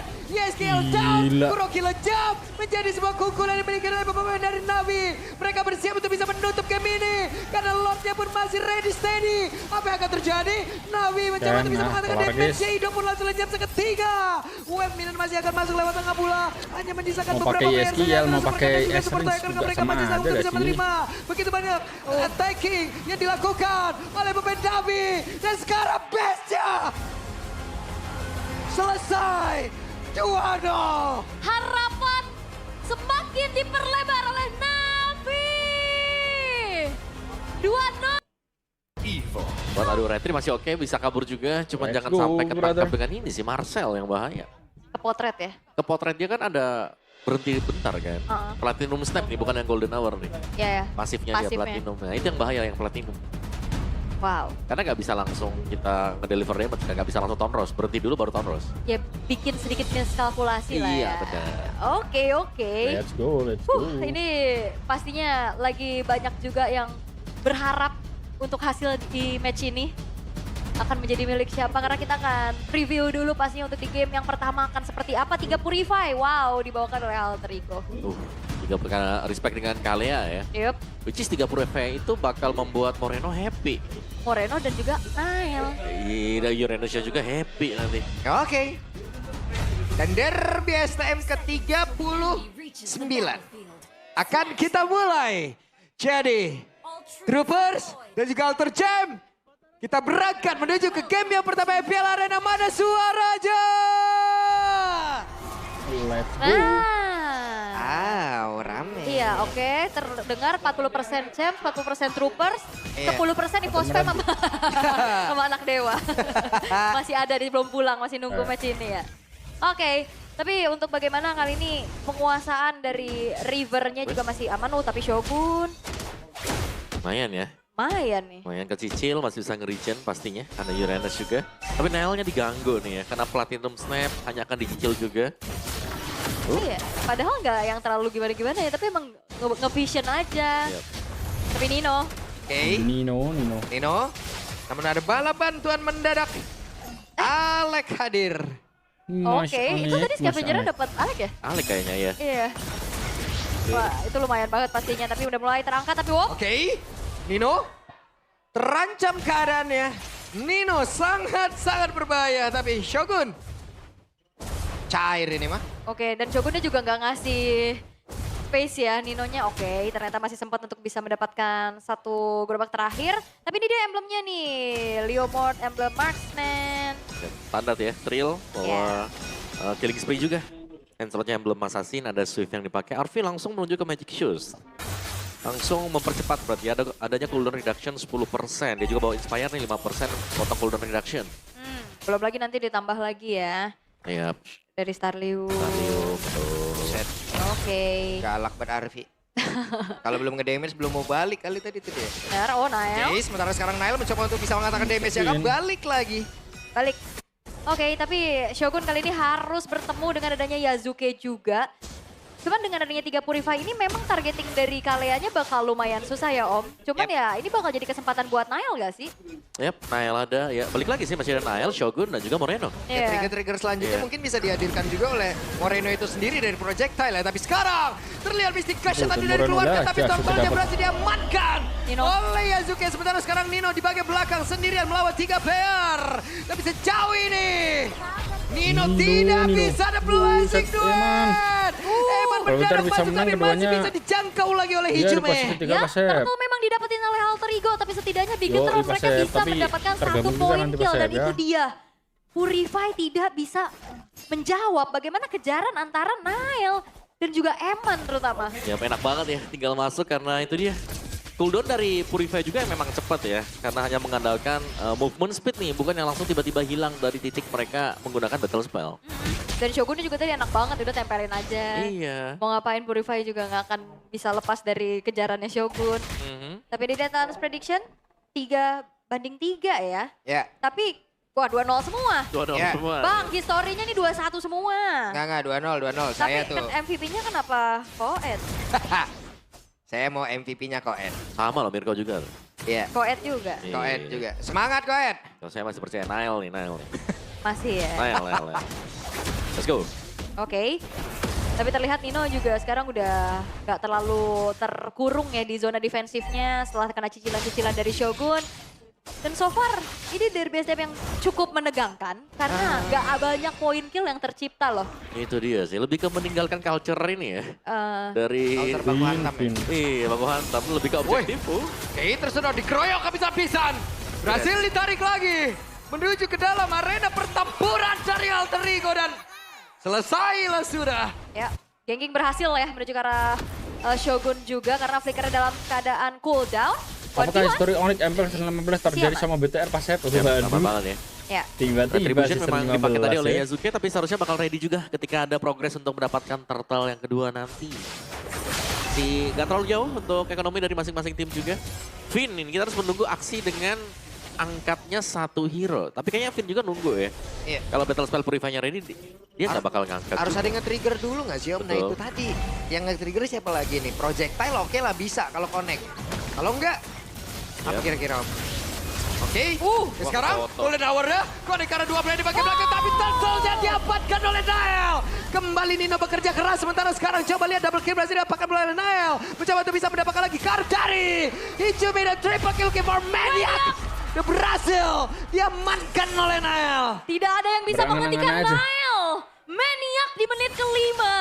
Ini langsung menjadi boostingan untuk Bigetron by Vitality. Itu dia. Tanpa adanya flicker, semua dikejar dan gak ada yang nge-stopin dia Om. Ya, terlalu bebas ya. Golden Hour-nya memang berhasil untuk menangkap Eman dan juga Moreno, tapi sebuah retribution yang manis tadi dari Nile. Turtle-nya keambil dan lihat semuanya dikejar juga. Purify memang gak terlalu tertrigger ya, tapi karena gak ada yang trigger Purify-nya jalan kaki semua gampang buat dikejar dengan Lancelot. Real. Mengerikan, tapi barusan terlihat lagi ada sebuah pergerakan dari Avi mencoba untuk bisa melawan lagi karena dua player. Eman dengan Blazing Duet tadi yang sudah dia keluarkan bola masih belum bisa menumbangkan Narvi. Yap, dan atasnya juga bakal di-press terus-terusan ya sama Bigetron.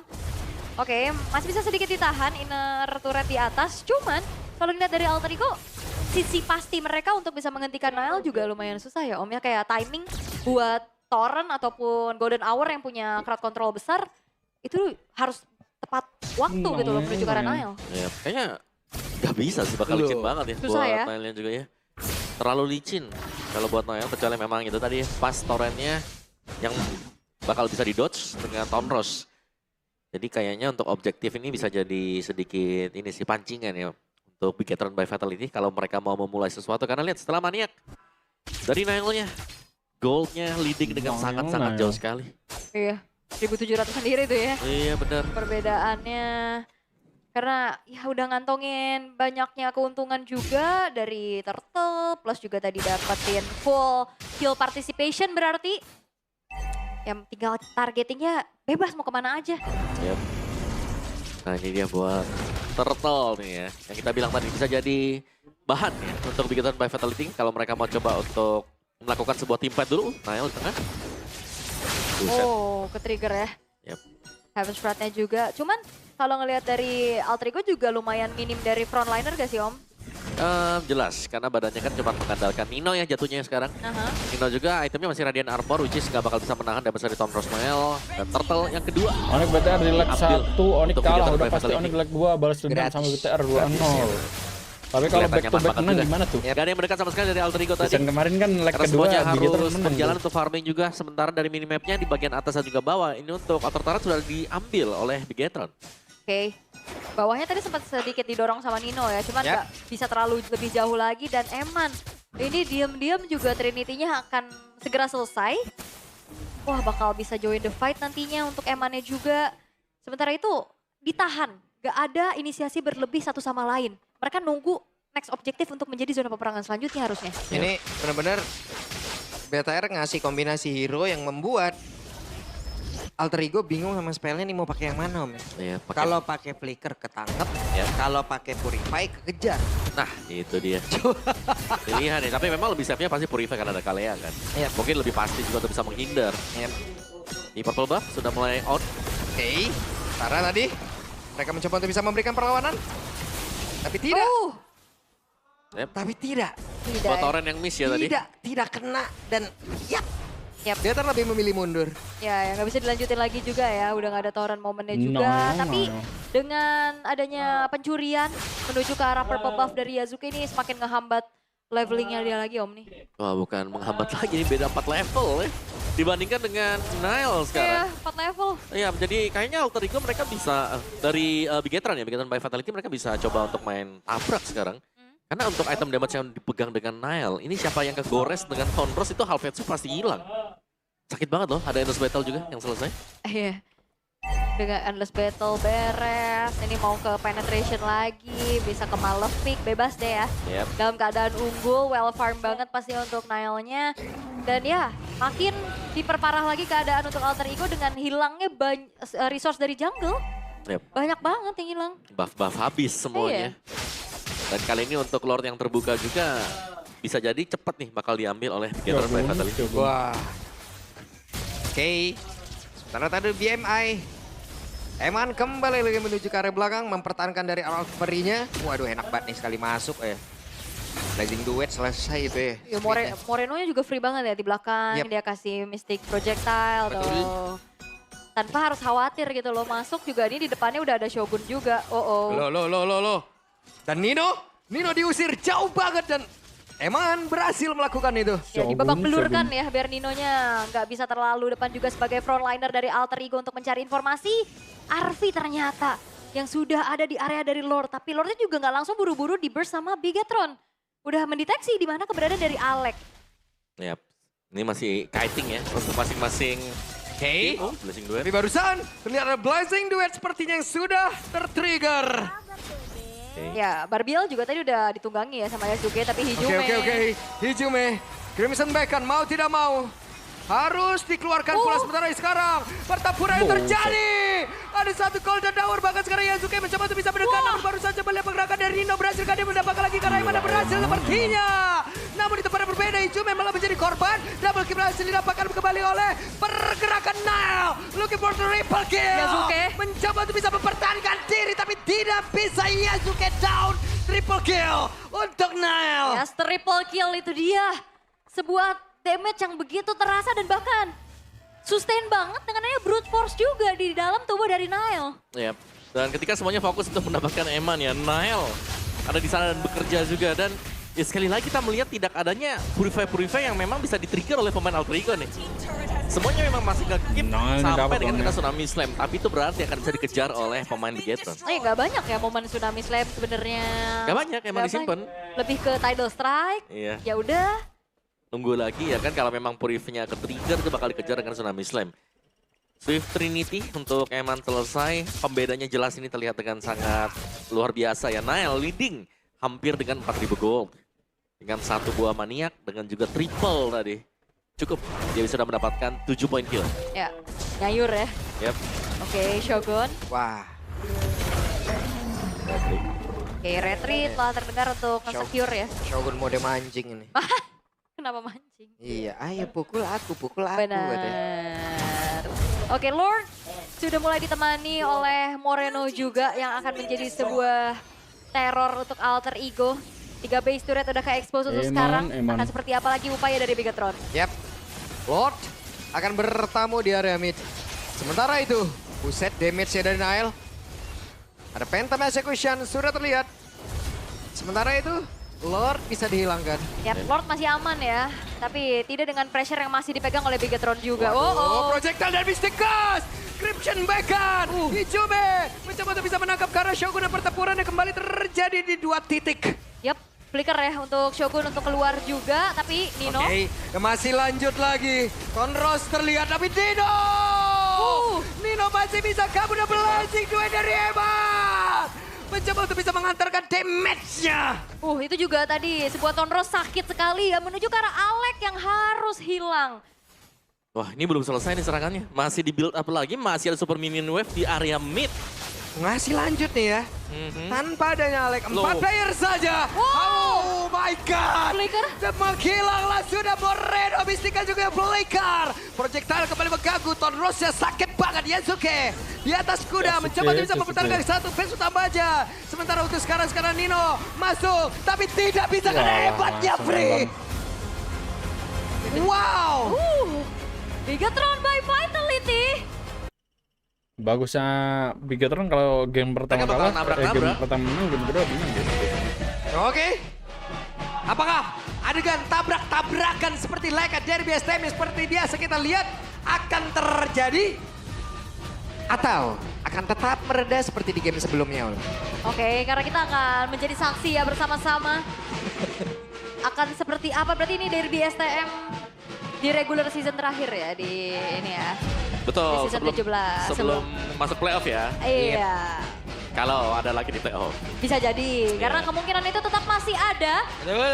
Sementara pick off demi pick off yang akan kita lihat dengan ada deretan draft yang telah dibawakan kan kita menuju ke game yang kedua. Iya, game pertama berhasil dimenangkan oleh Bigatron by Vitality di game kedua. Akan menjadi milik siapa? Jadi tanpa berlama-lama kita berangkat menuju ke game yang kedua.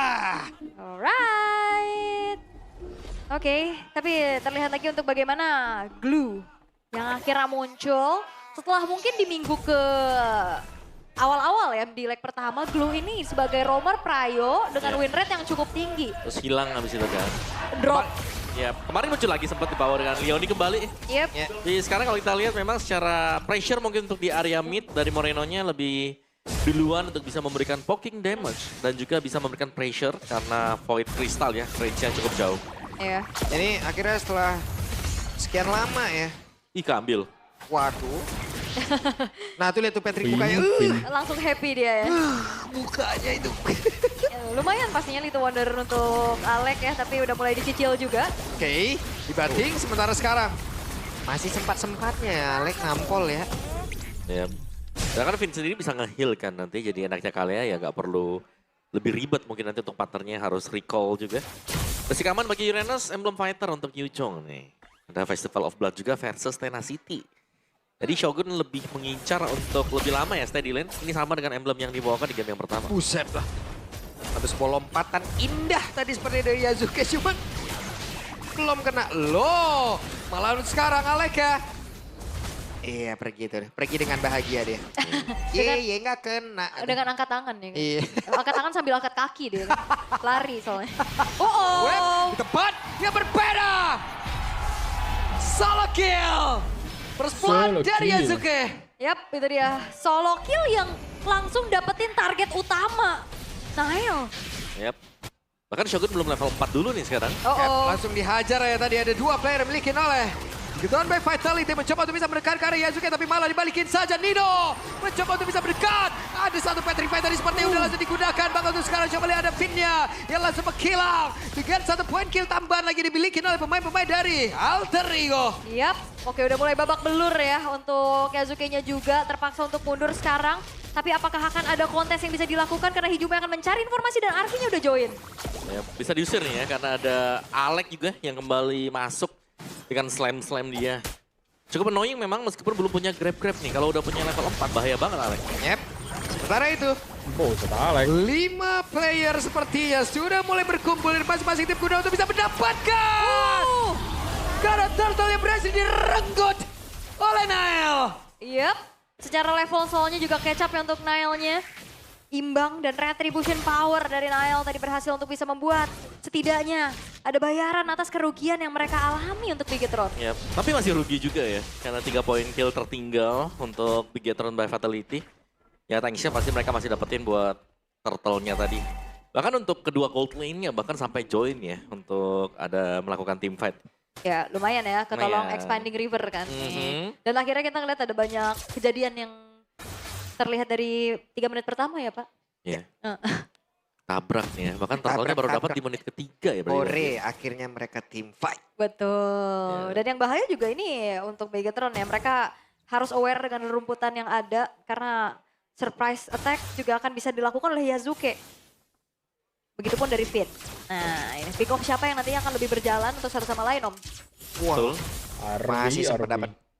Si dapat terus ada di MA ya, yang memang ditaruh dulu untuk dapetin satu katapult di bagian belakang. Finn set up nih berarti. Mau ke depan kah? Oke.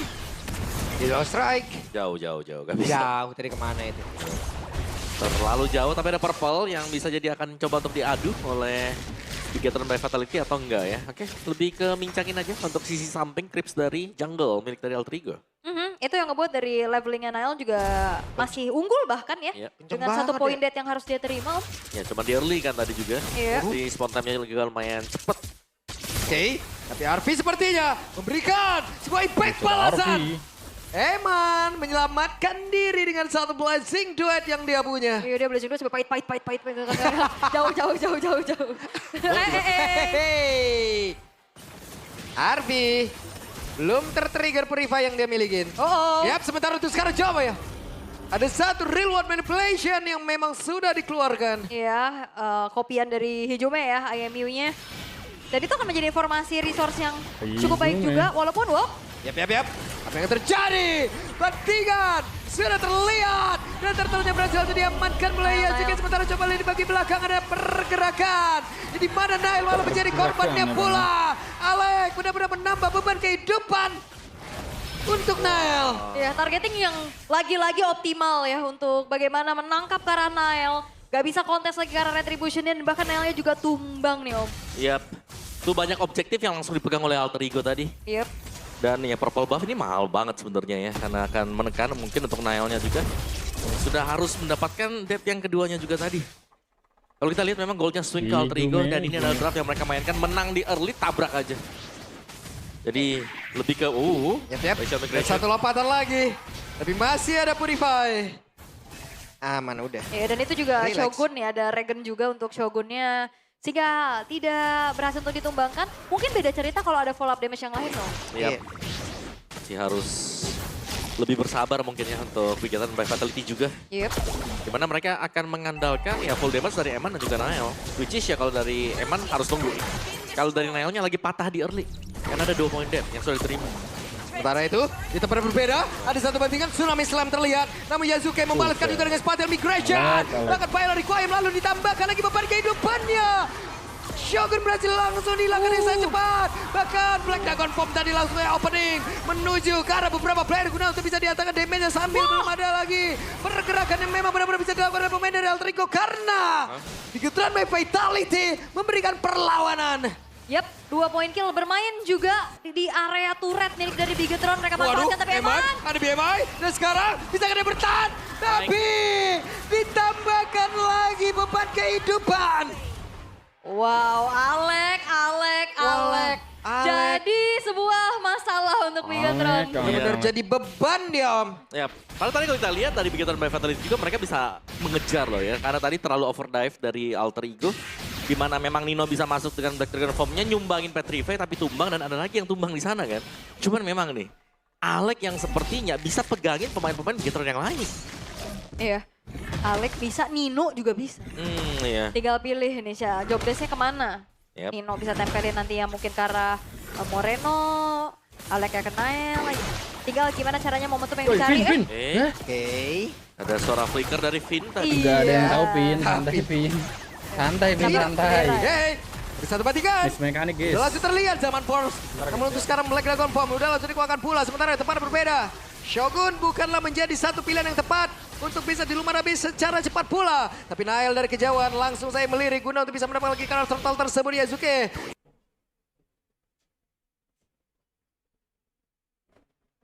Memberikan sebuah barricade guna untuk bisa memutarkan lagi karakter turtle. Tapi sekarang Finn menjadi orang terdepan. Dibanting. Di mana tadi pergerakan yang dibuat oleh Hijumi. Sementara itu...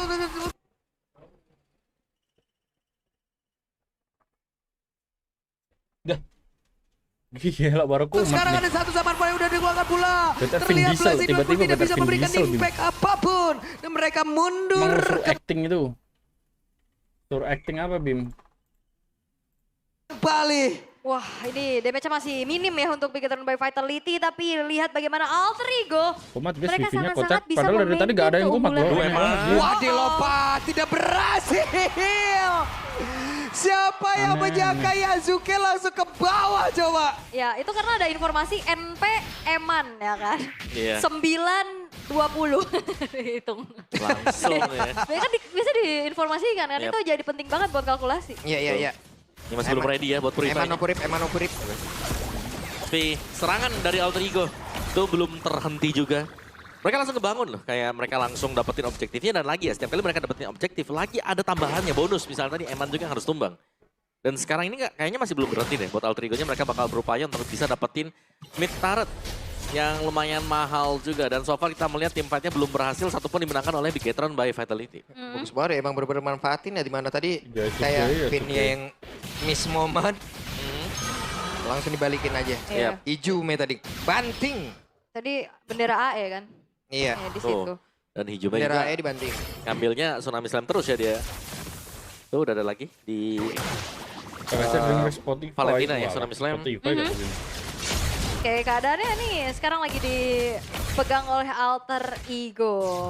Nino udah cukup juga, dia bisa nyumbangin damage kan dengan adanya Hunter Strike yang dimiliki Om. Yep. Cukup banget ya. Memang ada 4 magic ya, tapi lumayan karena lagi leading juga dari itemnya. Jadi Alter Ego kelihatannya mereka bisa nih untuk pick off satu pemain dari Bigetron by Vitality. Karena Special Migration kalau ada follow up-nya juga sakit, tapi tadi bahkan solo pun dia bisa. Karena yang ditargetkan memang ke Eman ya. Eman gak punya item-item kayak Magic Defense. Oke. Yang punya Magic Defense di sini sekarang masih Shogun. Minim ya. Minimalis. Iya. Tapi ini gerakan-gerakan Yasuke ngagetin banget sih jujur. Wah, kan? berhasil lagi. Dan bahkan ada kombinasi. Di mana satu bantingan pula tadi dilakukan. Begitu sekarang Arfi mundur lagi dengan satu zaman force. Synchro Vision dan juga Chrono Dash yang dia kombinasikan. Wow, lagi-lagi. Sebuah surprise Serem, effect ya dari Yasuke. Yang akhirnya ngebuat dari Moreno menghilang juga. Dan Freelord untuk Alter Ego sekarang. Yep. Nih bakal diambil tanpa ada kontes sama sekali ya. Karena terlalu jauh juga positioning dari Nile. Sehingga clear Alter Ego, mereka akan mendapatkan Lord yang pertama. Sangat-sangat cepat sekali ya. Dan semua bush nih, kayak mau siapa yang bakal buka juga, bisa dimakan langsung. Special Migration, gak pilih-pilih lawan. Iya, karena kan secara Special Migration cooldownnya juga cepet ya. Jadi ya udah nggak usah tanggung-tanggung untuk digunakan oleh Yasuke juga. Apalagi ada Winter Crown untuk Yasuke. Jadi di saat dia maju tidak ada kekhawatiran untuk menerima damage. Yap, itu dia. Bakal free nanti. Karena ada concentrated lumayan banget juga ya. Kalau memang ada dicicil misalnya HP-nya dia bisa bakal keisi lagi kembali. Lordnya ada di area top. Kaget juga yang keluar, tahu-tahu di depan rumput kita yang keluar Arfi. Wah, Arit. Nah, Aritnya juga bebas banget ya Aritnya. Nyampe loh damage-nya tadi, Eman udah balik ke BMI-nya. Pasnya sakit banget damage dari Arfi dan sekarang Lord sudah dibiarkan di arah top lane. Fokus dari Alter Ego bakal coba untuk langsung menuju ke arah satu buah inner middle turret. Tapi ternyata masih belum dilanjutin lagi Om. Iya, kayaknya ini hanya menjadi sebuah Lord yang ngebantu ya untuk nge-push dengan super wave mininya. Hitnya hold defense-nya pasti ke-trigger juga karena sudah menit 12 ya. Tapi di bagian bawah Arfi sudah mulai ngambilin nih. Inner bottom turret, Alter Ego leadingnya jauh sekali sekarang kebalikin ya. Oke, ada konsil. Dan seperti apa lagi? Ada Black Dragon Bomb. Bahkan ada Spatial Migration Final Requiem sudah terlihat pula zaman Force. Sakit pada Arfi. Dia bisa dimiliki dibalaskan dengan Emma tadi dengan satu blazing duet. Tapi masih bisa dibalaskan pula dengan damage Arfi yang begitu bergila. Namun untuk sekarang 4 player dimiliki oleh Bigetron Vitality. Mereka masih bisa memberikan perlawanan dan Neman mencoba untuk bisa mengejar. Tapi masih gagal. Cukup dalam ya untuk Alter Ego tadi masuk dengan konsilnya juga. Dan akhirnya Arfi dan Nino bisa didapatkan oleh Bigetron. Iya, kedalaman tadi deh. Iya, tapi masih ada poin plus kan jelasnya dengan base turret yang pecah juga di bagian bawah tadi. Tapi ya Alter Ego mereka punya sedikit peluang juga minimal ya. Mereka bisa coba untuk gundulin isi jungle dari Alter Ego. Dan juga untuk dapetin mid turret milik Alter Ego. Ya ini tapi jadi nafas lagi buat Bigetron gak sih Om? Betul. Cuman ya gak terlalu jauh juga ya, karena dari Belum ya? Belum. Karena Bigetron juga mereka pecah kan base turretnya. Iya, satu momen soalnya itu masih belum cukup untuk Bigetron bisa balikin keadaan dengan perbedaan yang lumayan terasa. Pastinya di angka 5.000. Perolehan objektif juga lihat dari turretnya, ini masih baru 2 yang didapetin sama Bigetron. Berat ya. Tinggal ke Lordnya yang berani nggak nih? Buat Bigetron coba untuk kontes juga. Karena mereka bisa sekarang sudah mulai untuk kontesnya. Atau mereka bisa coba juga untuk ngambil ya dengan kalian mereka. Karena yang pegang Purify kan hanya si Arvi. Jadi bisa jadi yang lainnya coba untuk diangkat juga. Wow, tapi ini real time victory rate-nya memang buat Alter Ego ya. Dengan keunggulan yang mereka punya juga. Dan sekarang Lord sudah muncul. Sepertinya kontes juga masih dalam keadaan yang cukup berat untuk Bigetron, Om. Yap. Alangkah baiknya di kontes atau dibiarkan saja? Alangkah baiknya dibiarkan dulu ya. Kecuali memang Eman pede banget nih buat bisa maju. Karena itemnya harusnya Eman selesai kecuali Win of Nature. Oh ini cuma mau bantu delay aja ya harusnya? Cuman ganggu-ganggu juga. Nggak berhasil lagi dong. Spatial migration. Dan itu pun nge-trigger satu Purify yang dimiliki oleh Shogun. Sementara digeruduk lewat belakang. Iya Sugme tertangkap. Tapi ternyata untuk kali ini Hijume langsung panggilan assessment. Hijume tertangkap, bahasa Yasuke berhasil selamat. Karena dia berada di tempat yang berbeda. Sampai kaget gua juga kaget. Iya bener, sebenarnya juga ini akan menjadi sebuah kesempatan untuk Bigetron. Gak jadi balik guys. Apa yang terjadi Shogun? Masuk Menjadi satu palang pintu utama mereka untuk bisa ngebadanin. Shogun harus menerima begitu banyak game yang masuk ke dalam tubuhnya. Buset dah. Tapi wave bawah nih harus dibersihkan Bigetron. Bener. Hijume. Sampai salah ngomong gue tadi antara Yasuke sama Hijume. Yang kena Hijume kan. Soalnya flanking. Wow, Arvi, sabar dulu. Arvi bisa kejar. Shogun. Wah, masih ada satu wave lagi di bagian bawah. Shogun down. Ini bakal jadi PR sih pastinya untuk Bigetron ya di bottom lane. Tapi wave-nya udah keluar. Dan masih berkutat di area dari Lord.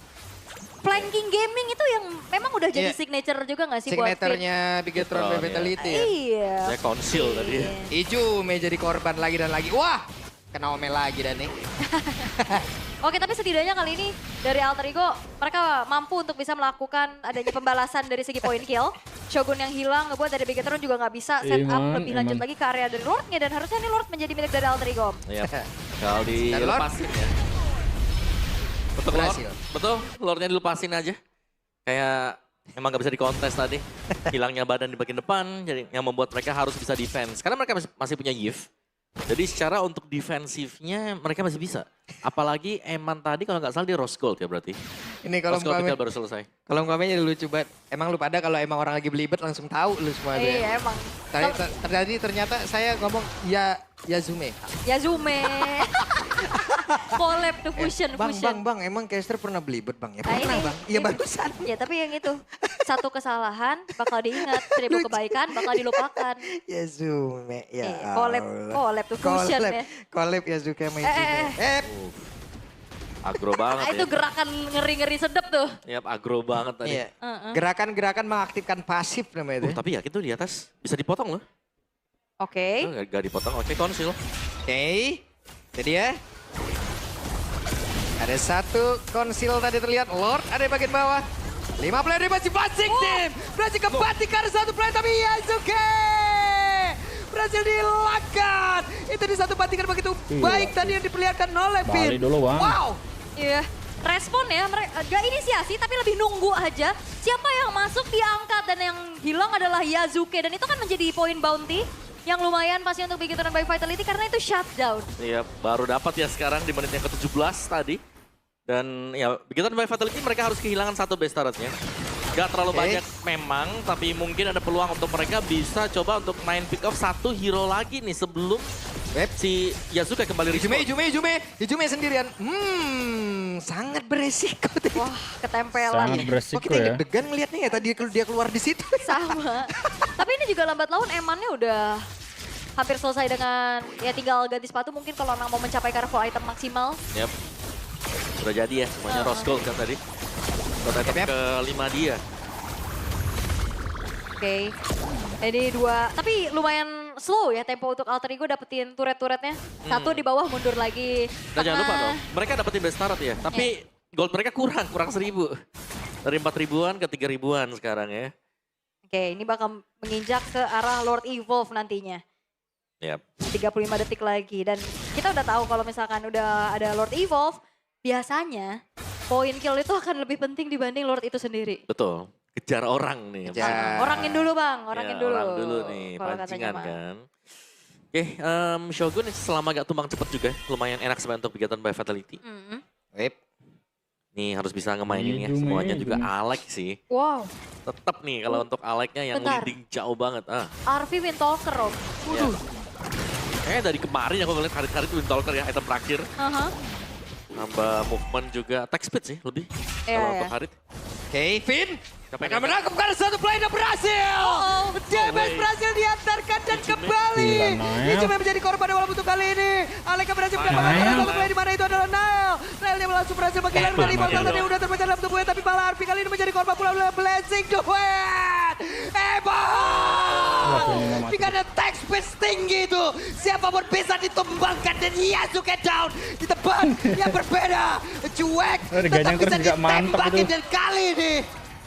Evan berhasil mengatakan damage-nya dan alter ego terwipe out. Yes, terwipe out sudah bahkan di saat Lordnya bukan menjadi zona peperangan.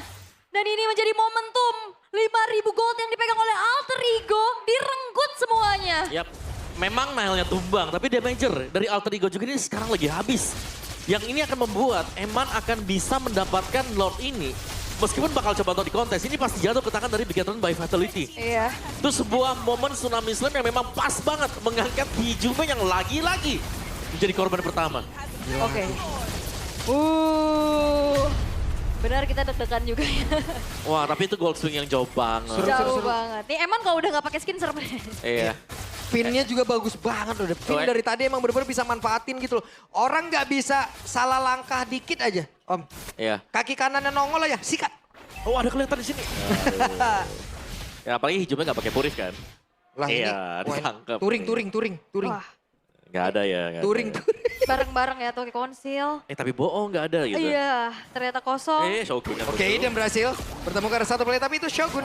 Wah, bukan satu target yang tepat. Iya, yang reveal Shogun ya, jadi nggak ada inisiasi berlebih lagi yang bisa dilakukan sama alter ego. Dan ini Lord Evolve, jangan lupakan. Sekarang udah menginjak menit ke-20. Momentum seperti apa lagi yang akan bisa diciptakan oleh Begotten by Fatality? Pin, tidak strike. Yang masih ditahan. Nonton Shocker. Posisi sudah ke reveal ya sekarang. Siapa yang akan tertabrak perahu ini? Dan Arvi masih berhasil, ke satu patikan. Kembali Jube. Ada satu winter kali udah diaktifkan tapi tidak bisa 3 kali sepertinya. Benar-benar menjadi satu target utama banget tuh sekarang. Nyisakan 4 player saja dan Nido pun langsung menghilang pula. Yasuke dikejar habisan.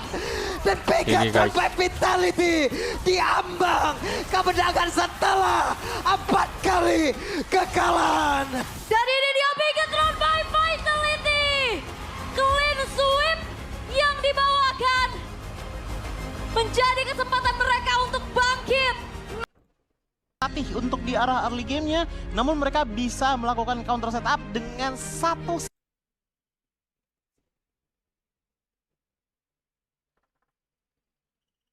sama nggak nih kayak si Chef punya, karena kan case-nya kan Chef tadi dapetin space buat farming ya kan, dan kalau kita ngeliat di sini ada gameplay agresif juga yang bisa mereka mainkan. Area of Effect, jalannya si EOE-nya Xylas ini bisa dibuka melalui Nazara, King Brian dan juga Razor, yang kalau kita lihat di game pertama aja dia aktif banget. Siapanya nih yang aktif? Ya yang ngebuka jalannya, tiga depannya. Oh, 3 depannya. Iya, 3 depannya lah. Masalahnya dengan bawain Gluro, Akai Jungle, ini yang bakalan jadi dapat CP treatment, itu Yip-nya. Nah itu kan makanya. Iya, dipegangnya sama 2 orang tebel masalahnya. Nggak cuma buka jalan, tapi juga ngebuka jasa bodyguard cuy. Nah, itu dia. Jadi kita bakal langsung lihat aja berarti ya. Eksekusi dari 10 hero yang sudah diamankan. So without any further ado, let's get jump to the land of doubt. Yes, kita akan melihat bagaimana simulasi mabar VIP-nya Cipi di tengah bersama dengan Xylis ya. Dipegangin 2 orang kayak gini. Gendong-gendong ya. Diistimewakan, dispesialkan ini mah. Ini kalau kayak gini sih nggak 10k sih. Berapa tuh kalau boleh tahu? Ntar lihat dulu. Kalau menang 50 kali ya. Kalau menang 50 ya? Karena ini kayak benar-benar tinggi banget sih relevansinya. Apalagi kalau ngelihat dari adanya chips, Masya. kayak gameplaynya tuh bisa lebih luas lagi. Dan kalau kita lihat Nazara berani banget ya ini. Nah, mulai langsung masuk loh invasi. makanya tadi kan aku bilang kalau misalkan untuk tim fight besar kayaknya susah deh untuk Masha masuk. Tapi dijawab dengan chip. Ini udah kelihatan jelas cara masuknya seperti apa. Ya berarti mereka akan coba untuk banyakin backstabbingnya. Karena lihat deh, kalau ngomongin adupok, masanya DP. Super Gens ini bakalan sulit untuk bisa adupok dengan Sora. Dan ya udah pasti masanya bakalan ke arah damage. Karena emang mereka butuh komitmen damage selain dari carry itu sendiri. Karena kalau misalkan kita ngelihat ke Valentinya dari Nansiki, pasti dia bakal ngikutin bagaimana temponya sang jungler yaitu Fredrin bergerak. Iya. Karena dia nggak bakalan bisa bener-bener relying on Firza banget. Firza tugasnya udah beda dari game pertama. Bukan megangin temen. Yang butuh dia pegangin adalah mapnya, bukan temennya. Ya, that's why ini dia ya. Dari turtle pertama akan seperti apa karena masih ada di level 2 ya, tertahan. Udah mulai baku hantam juga nih dari kedua belah roamer. Ada Firza yang harus terkikis dengan dia gerakan Razor yang cukup agresif. Sementara itu Valentina dari Nansiki juga lumayan cukup babak belur, terkena pokingan-pokingan damage yang range-nya cukup menguntungkan Zealous ya di area mid lane. Kayaknya kalau kita ngeliat ini nggak akan ada kontestasi sih. Susah sih kalau untuk ngomongin kontestasi ya, karena ngelihat bagaimana untuk early damage yang emang masih low banget, ngebuat akhirnya ya tim Liquid mereka harus coba bermain dengan cara counter attack. Hal yang sama juga dimainkan oleh Geekfam tadi di game pertama. Tapi agak gak biasa nih karena udah mulai langsung diinvasi begitu saja Flicker. Pro defensif dan Razor dibuka. Dan bahkan kali ini bakal di follow up lagi dengan ada first blood yang diamankan oleh teman-teman dari Geekfam Junior. Keuntungan berganda. Nampaknya diamankan oleh Geekfam, Gi. Yes, dengan keuntungan seperti ini otomatis snowball potensial makin kelihatan lagi. Perbedaannya hanya di angka 500 saja. Emang nggak kelihatan gede. Tapi ingat yang di-invade siapa? Ini tank jungle yang di-invade. Yang kita tahu cari resource juga susah. Nangis sih. Terus udah gitu kita ngeliat Kari ini. Tipe yang butuh Swift Trinity dulu baru kuat. Yang which is baru jalan. Itu mungkin di menit 10, menit 9. Itu pun kalau misalkan keadaannya ya sosok lah ya. Nggak yang benar-benar lagi under banget. Makanya butuh benar-benar waktu banget nih bagi tim Liquid Academy ID bisa memenangkan game kali ini. Dan itu adalah lawan terbesar dari Geekfam Junior. Bukan tim Liquid, tapi waktu itu sendiri. Mereka harus coba cari cara gimana untuk ngilangin dulu nih safe space-nya dari si Firza. Biar supaya dia juga nggak asal-asalan masuk ke backline dari Geekfam Junior. Iya, itu dia. So far sih ini masih mulus banget ya. Rotasi dari Geekfam Junior di early yang emang terlihat masif banget. Bahkan nguntungin mereka banget. Yang sejauh ini kita belum lihat nih way out-nya dari TL Academy ID akan seperti apa. Karena so far dari segi item setnya juga masih cukup belum ada gerakan yang signifikan ya. Ini masih pecahan-pecahan juga. Tapi ada yang signifikan dikit sih sebenarnya. Ya perbedaan antar jungle ada beda signifikan juga sekitaran 400 gold gitu loh. Dan item pertama yang mungkin akan diambil oleh Akai yang dibawakan ini bisa jadi antara dua sih. Bisa ke arah Radian dulu atau mungkin bisa ngambil ke arah Hybrid Defense dulu.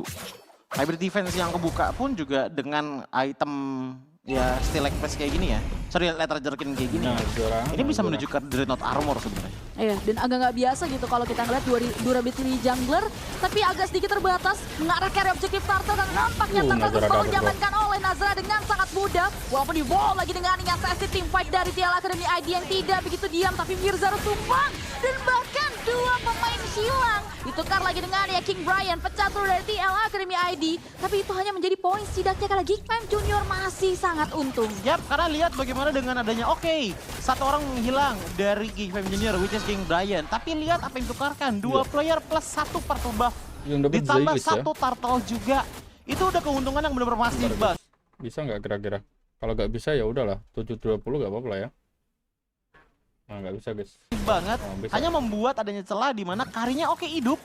Tapi itu pun juga masih mereka bisa targetkan dan juga komitkan dengan chef yang udah mengamankan dua stacking Skypiercer, JP. Yap, itu dia ya, Skypierce-nya udah sejak dini ya dengan keunggulan seperti ini nih bakal enak banget. Dan dari tadi dia udah dilibatin, jadi fokus dari... Kan muter kan, gak kuat guys, sempak lah. TL Academy ID ini banyak banget sih. Dari mulai gimana caranya mereka hentiin Razor, karena since the beginning Razor-nya itu ngeganggu banget. Even pas dia masih level 2, Firza aja agak sedikit kewalahan gitu ya, udah mulai terkikis. Dan kalau mereka nggak nemu way out-nya bakal jadi bencana sih. Nunggu Jul jadi, itu takes time banget. It takes time, Pertama, yang kedua risky sih. Ya, dan masalahnya dikasih nggak? Karena gini, sekuat-kuatnya dari Jul juga, dari segi damage, dia nggak kuat dari segi badan. Otomatis harus ada cara kreatif yang untuk dari tim Liquid tuh bisa masuk ke arah dari Geek Fam Junior. Cara kreatifnya adalah dengan chip. Tapi chip pun juga akan agak sedikit sulit menurutku untuk ngejaga makronya berkat adanya King Brian yang bisa ngerespon siapapun yang masuk portal ataupun melewati portal dari chip untuk tiba-tiba kena jebakan Batman di combo dengan adanya Heaven's Wrath dan juga Real World Manipulation. Ya, itu gebukin mid lane ya, udah kayak bener-bener mudah banget. Ya karena udah dilakukan secara bersama-sama, berlima tadi kan tadi. Ya. Nge-pushnya satu megangin teritori dari Soranya, 4-nya langsung nge-push begitu aja. Wah, ini sih lumayan tricky banget kalau sampai mau maksimalin portalnya ya di keadaan lack of damage masalahnya. Soranya sih sebenarnya yang aku lihat jadi problem kalau mau maksimalin damage portal chip. Iya.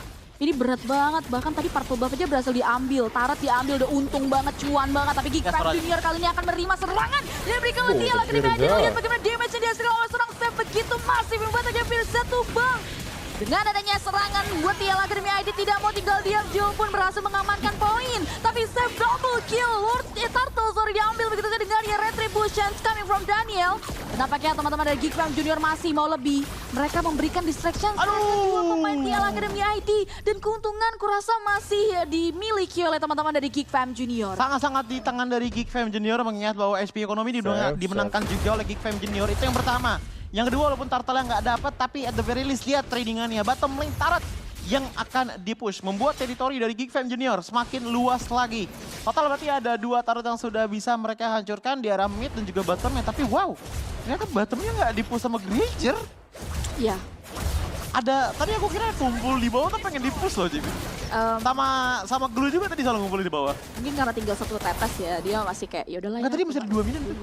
Ke mid dulu atau kemana dulu gitu, karena akhirnya hancur juga dari bawah. Nah itu dia, makanya 2 turret hancur kayak gini udah jelas ngebikin cara just in case goes wrong-nya dari chip tuh udah makin hilang gitu loh. Ya. Karena mau bagaimanapun kalau lu mau ngegeng, berarti kalau misalkan gagal kan lu harus lari ke turret terdekat. Turret terdekat ternyata sekarang adanya di top lane. Untuk mid lane kalau misalkan lu mau balik, berarti masuk ke inner turret sih. Ya, tricky banget. Itu. King Brian-nya ganggu banget, ya Danielnya nggak tenang banget. Dan kalau kita ngeliat juga dari area sisi Geek Fam Junior, mereka udah kalau dari posisi kayak gini juga bakal nyaman gak sih? Karena ngejawab momen dari Firza, dari portalnya Firza yang tadi kita bahas juga banyak yang bisa screening. King Brian dan juga Nazara dan juga Razor yang tadi kita bahas di awal banget sebelum game ini dimulai. Razor, Zyles, Nazara ya. 3 player tersebut lah yang akhirnya ngebuka jalan rotasi sebenarnya. Jalan rotasi yang banyak banget ya sekarang. Oh, itu dia King Brian. Tumbang tapi ditukar dengan Nensik yang langsung hilang di tangan seorang Razor. Dan nampaknya pertukaran kali ini diamankan begitu saja, tapi masih belum berhenti. Karena ada sosok Firza yang maju di tengah-tengah di wall dengan adanya Wrestle World dari seorang Daniel. Zyles masih bisa jaga posisi, masih coba di wall dengan Heavy Spin. Menghimpit karya sangat keren dan mampu untuk membuat adanya 3 pemain dari TL Academy ID yang harus tumbang di area river. Geek Fam menggila, 4 lawan 5 tidak ada artinya. Mereka masih bisa memenangkan trading T5 tersebut. Dan bahkan menghilangkan Daniel juga sang jungle dari tim Liquid Academy ID. Tidak bisa dipungkiri bahwa ancaman dari Chip sudah mulai makin terasa. Nazara ketinggalan di atas Lian seakan-akan tidak diundang ke acara pesta tahunan kantor. Ngebuat akhirnya Geek Fam Junior nggak bisa memaksimalkan keuntungan mereka. Tapi nggak masalah. Karena at the end of the day mereka untung Cipi. Ya, cuan banget sih jujur dari tim fight. Karena kalau tadi dia nggak maju lagi, mungkin bakal ada waktu tenang untuk mereka prepare ke kontes karya Lord. Kalau udah kayak gini Lord ya udah mulai bakal coba untuk diambil alih. Tapi nampaknya kali ini Steph mampu untuk merubahkan karya sosok Firza. Lord belum terreset. Tapi lihat bagaimana Joel Steel Lord yang pertama. Walaupun akhirnya triple kill diamankan kali ini datang dari sang God Lane dari Geek Fam Junior yang masih belum bisa diamankan. Dan bahkan Purple Buff diamankan begitu saja loh teman-teman dari Geek Fam Junior serta inner middle turret. Ini loh yang aku bilang dengan caranya trading tapi nggak harus terlalu ngelihat ke objektif utamanya. Gak apa-apa lepas Lord, gak apa-apa lepas Turtle, tapi tradingnya 3 orang menghilang dari tim Liquid Academy ID. Lord tuh penting, tapi ada yang lebih penting lagi, hilangnya player dari tim lawan yang ngebuat kalian bisa melakukan hal-hal seperti ini. Inner turret tengah menghilang, Lord akhirnya nggak jadi power bagi tim Liquid Academy dan bahkan kalian juga masih bisa menggandakan keuntungan dan juga kekayaan kalian dengan 4.000 gold lead sekarang. Makanya kita langsung aja lihat untuk replaynya. Sebenarnya dari segi positioning ini udah enak banget. Firza open portal duluan, tapi pada akhirnya dengan power dari real world revelation, ini tuh masih bisa ditahan sama tim Liquid Academy, tapi nggak ketahan adalah HP mereka sendiri. Lordnya dapet, tapi HP mereka nggak ketahan, ngebuat mereka sangat terpuruk dari segi HP ekonomi, dan akhirnya mereka menang secara battle, tapi tidak menang secara peperangannya. Ya bisa dibilang Lordnya jadi setidaknya aja. Iya. Setidaknya ada nafas walaupun cuma sebentar. Ini tuh quotes yang akhir-akhir ini lagi sering dikeluarkan. Apa gitu tuh? loh. Ya, you won the battle but not the war. Ya itu yang dialami oleh teman-teman dari tim Liquid Academy. Won dari segi Lordnya, tapi nggak menang dari secara keseluruhannya gitu loh. Apalagi ngelihat bagaimana Granger ini udah dapetin 2 Legion Sword yang akan menuju ke arah Blade of Despair, ditambah Sky Piercer dan juga Hunter Strike. Full damage penetrasi sudah ada, tapi Swift Retune juga sudah diamankan di tangan dari Kari itu sendiri. Gimana ngomongin defense, Ji? Bahkan chipnya aja baru jadi Bird Armor doang. Karena emang menurutku chip nggak difokuskan ke arah sana. Fokusnya chip adalah hal-hal kayak gini tuh gitu. Ya lumayan berat juga sih. Ini kayak bener-bener empuk banget dan bakal langsung akan dilumat habis dengan sosok Razer yang maju ke depan. Dan lihat bagaimana serangan dari Sam jarak jauh membuat akhirnya satu pemain tumbang. Razer still survive dan Shiki masih bisa menjaga jarak yang cukup kondusif dengan Flicker for defensive sementara di area bottom lane. Ada ini area bottom turret yang harus hancur di tangan anak-anak Geek Fam Junior. Ya, dan ini benar-benar sebuah komunikasi yang bagus banget. Tadi baru banget dibahas sama Cipi. Iya, tipis banget untuk chipnya. Karena emang chipnya nggak dibuat seperti itu. Itu adalah job desk dari Danielnya. Makanya kalau misalkan kita ngelihat yang emang banyak tumbangnya sekarang di game kali ini adalah Firza. Karena dia adalah makanan paling empuk.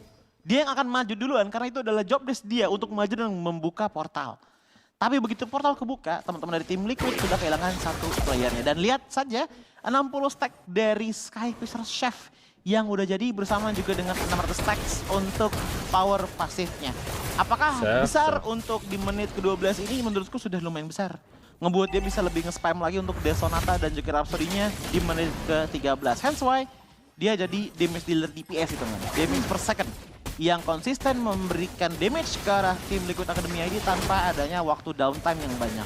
Ya, apalagi di keadaan ya mereka lagi unggul 4.000 gold, lack of defensive juga dari tim Liquid Academy ID. Lordnya masih belum terasa.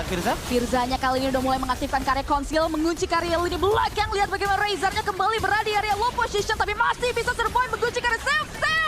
Mampu gak bertahan tapi langsung hilang begitu saja di tangan Super Gens, walaupun menukar nyawa juga dari Super Gens, tapi tidak membuat akhirnya teman-teman dari Geek Fam Junior bisa mengambil beberapa pemain karena 2 member mereka hilang. Ditukar dengan ya Super Gens. Dan ini udah kelihatan banget bahwa Geek Fam Junior sudah mulai goyang dengan kehadiran dari Firza. Masuk ke belakang, langsung lockdownnya ke Chef. Chefnya langsung jadi target, teman-teman dari Geek Fam Junior yang lainnya langsung lumayan pusing. Lumayan kehilangan fokusnya. Mereka udah hampir banget dapetin Lordnya. Tapi lihat bagaimana dengan Nazara tadi yang ngebuka heavy spin tanpa ada target yang pasti. Ngebuat dia malah jadi terkecoh. Fokusnya mau kemana? Ke Lord ataupun nge-backup temen-temennya. Karena ya balik lagi, GFM nggak mau kejadian yang dialami oleh tim Liquid tadi. Kejadian juga di tim mereka. Di Witches dapat Lordnya tapi nggak menangin tim fightnya. Ya itu nice distractions banget sih. Distraction banget itu. Follow up Super Gens-nya masuk ke tengah-tengah ya. Itu kayak nice follow up banget. Dan masalahnya sacrifice Super Gens ini membuahkan hasil. Walaupun di area top lane memancing Nazara untuk membuka karya heavy spin terlalu dini hanya untuk mencegah Lord masuk lebih dalam ke area high ground base mereka. Dan masih terhadap job desk-nya, Super Gens bakal manjangin laning di area bottom lane. Dan ya at least ini 3 inner turret-nya anak-anak Geek Fam Junior sudah mulai pecah. Dan ini jadi keuntungan karena goldnya langsung swing ke TL. Ya, goldnya tuh gak cuma sekitar 3.000. 2.000 loh, 4.000 loh tadi. Membuat akhirnya keadaan tuh benar-benar lagi netral lagi untuk 12 tim. Tidak ada yang benar-benar advantage banget, tidak ada yang benar-benar lagi disadvantage banget. Kalau ditanya by data ya yang disadvantage-nya jelas di Geek Fam Junior. Mereka kehilangan banyak banget goldnya. Walaupun Chef di angka 11.000 masih di paling tinggi di players gold by Todak. Tapi it will means a little. Kalau misalkan memang Sky Piercer-nya udah pecahkan juga kan tadi dari segi death didapatkan, bedanya udah mulai ready, ya bedanya tipis sama Jul, tapi menurutku di menit-menit seperti ini tuh marksman kayaknya emang udah bakalan full item semua gak sih? Hampir full item lah kalau 11.000, biasanya full itemnya di angka 12.500 atau 13.000 sebenarnya untuk bener-bener full itemnya, tapi ya ini udah bukan masalah uang lagi, Cipi. Masalahnya adalah Udah full tuh. kontesnya gimana. Dan oke, berarti dengan Blade of Despair pun ditambah lagi dengan Sky Piercer dan juga Wind of Nature, dari kedua belah pihak gold laner udah pada siap. Berarti kita bisa compare antar badannya di depan. Nazara juga tadi udah lumayan oke. Dari itemnya Razor pun kayaknya tadi tinggal dua item lagi untuk jadi full item. Dan kalaupun emang mau ngomongin item ya, kalau bener-bener pengen pasti banget semuanya dapat item. Dari 5-5-nya player itu diangkat 60.000, Cibi. 60.000. Yes. Itu dia. Karena kalau kita ngeliat tadi kan kita sempat pertanyaan apakah Julnya bakal dikasih waktunya nggak nih? Ternyata dikasih ya. Ini setupnya kemana nih? Sampai menit 16 udah lumayan deg-degan juga. Oke, dipotong ternyata sama Sora ya. Oke, masih aman harusnya di atasnya. Defend. Tapi bagaimana tim Liquid? Dangerous Grace nih, berbahaya banget ya. Ini sneaky peek dari kedua belah tim menghalalkan segala cara. Harusnya udah ada informasi dan show off di area top lane. Tapi inget ada Firza. Jadi kayak masih harus perlu diperhatikan. Apalagi posisi Firza belum ada yang cari tahu. Ya ini, yes. Belum. Oke, ketahuan untuk tipnya ada di mana. Jadi pilihannya antara dua nih, antara mau fokus Lord atau biarkan biasanya jadi sebuah korban dulu. Alright, masih tarik ulur maju mundur cantik, tapi Lordnya sudah mulai bakal coba untuk mulai difokuskan, tapi nampaknya saya mampu untuk mengunci sang jungler yang bahkan portal. Coba terbuka lagi Firza di tengah-tengah kerumunan, tapi sayang sekali dia tumbang dengan yang damage dari seorang Seb dan lihat bagaimana penguncian dari triple kill.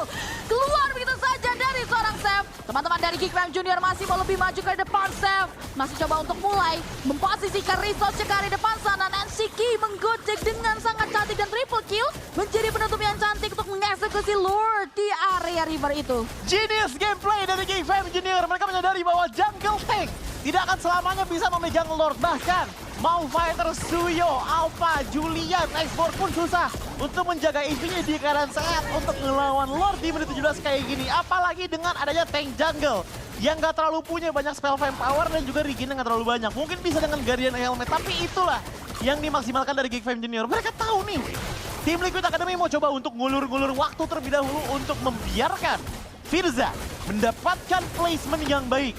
Namun begitu mereka tahu bahwa concealment-nya sudah tidak ada, Firzanya cuma maju mundur di arah bottom lane tadi. Itu yang akhirnya menjadi sebuah golden opportunity bagi Geekfam Junior commit ke satu player dari tim Liquid, which is Daniel. Dengan item seperti ini, dia mengambil Brute Force Breastplate, Radiant Armor, ditambah lagi dengan Antiquitas, dan juga Oracle. Ya, untuk defense-nya sudah pada lengkap. Tapi yang nggak lengkap adalah Sky Piercer spek 60 shell. Itu yang benar-benar bahaya banget sih, Danger sih ya. Seperti map yang lagi dijalankan dan akhirnya Lord yang diambil secara dramatis lagi Geekfam Junior mampu untuk menembus karya base mid lane Taras yang dimiliki Al Academy ID dan Broken Team Fight kali ini sudah mulai coba dimaksimalkan lagi karena dua base in total hilang dan bahkan damage yang dia kembali melumatkan sosok Daniel yang membuat akhirnya sang jungler kembali tumbang. Masih coba untuk mulai bertahan tapi mega kill di-secure begitu saja oleh John. Gak mau kalah. Lihat bagaimana ada satu buah fight Chris coba untuk mulai memberikan satu buah nice banget. Double kill. One man standing, Sober gets us in a shutdown. Double kill keluar begitu saja dari seorang Seb yang membuat akhirnya wipe out. Diciptakan oleh teman-teman dari Geekfam Junior dan tentu saja kemenangan akan diamankan oleh Geekfam Junior karena siapa yang akan melakukan defensive dan this is it. Match point untuk Geekfam Junior. Yes, satu game lagi untuk Geekfam Junior bisa melangkah ke babak playoffs. Geekfam Junior, what a play! Ini gila team fight yang benar-benar indah banget. Gak cuma dari satu sisi, ini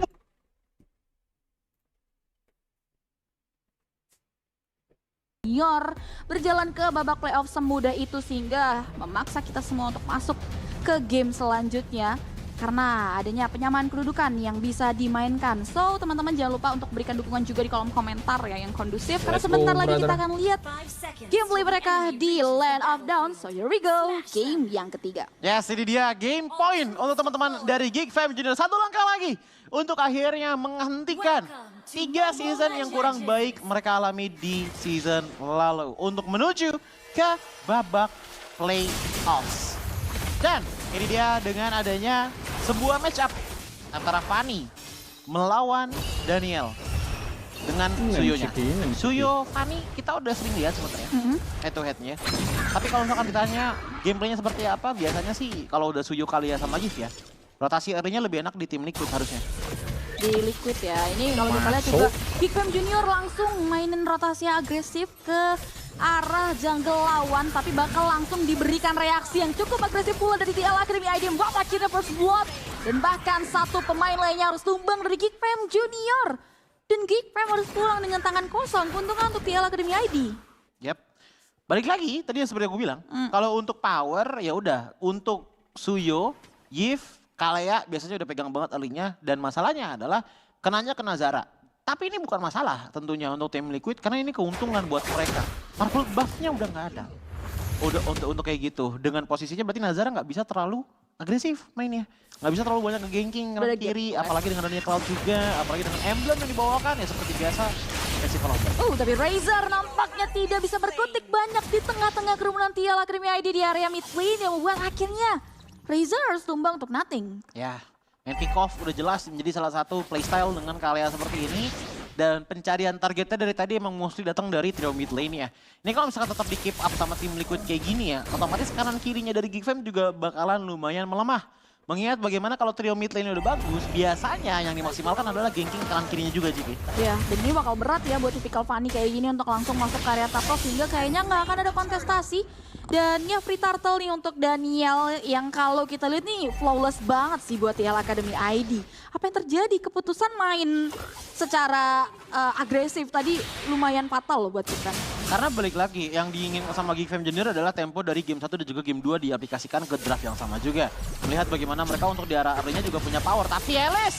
Kembali adanya sesi team fight yang bakal coba dimaksimalkan dan poin setidaknya diamankan oleh Geekfam Junior melalui Nazara yang mampu untuk mengunci karena Nancy. Belum ada pertukaran kali ini. Saver sudah mau dibuka oleh Daniel, diangkat begitu saja dengan lihat harus saja juga follow dari Tsunami Slam. Yang membuat akhirnya ada pertukaran yang bisa diamankan.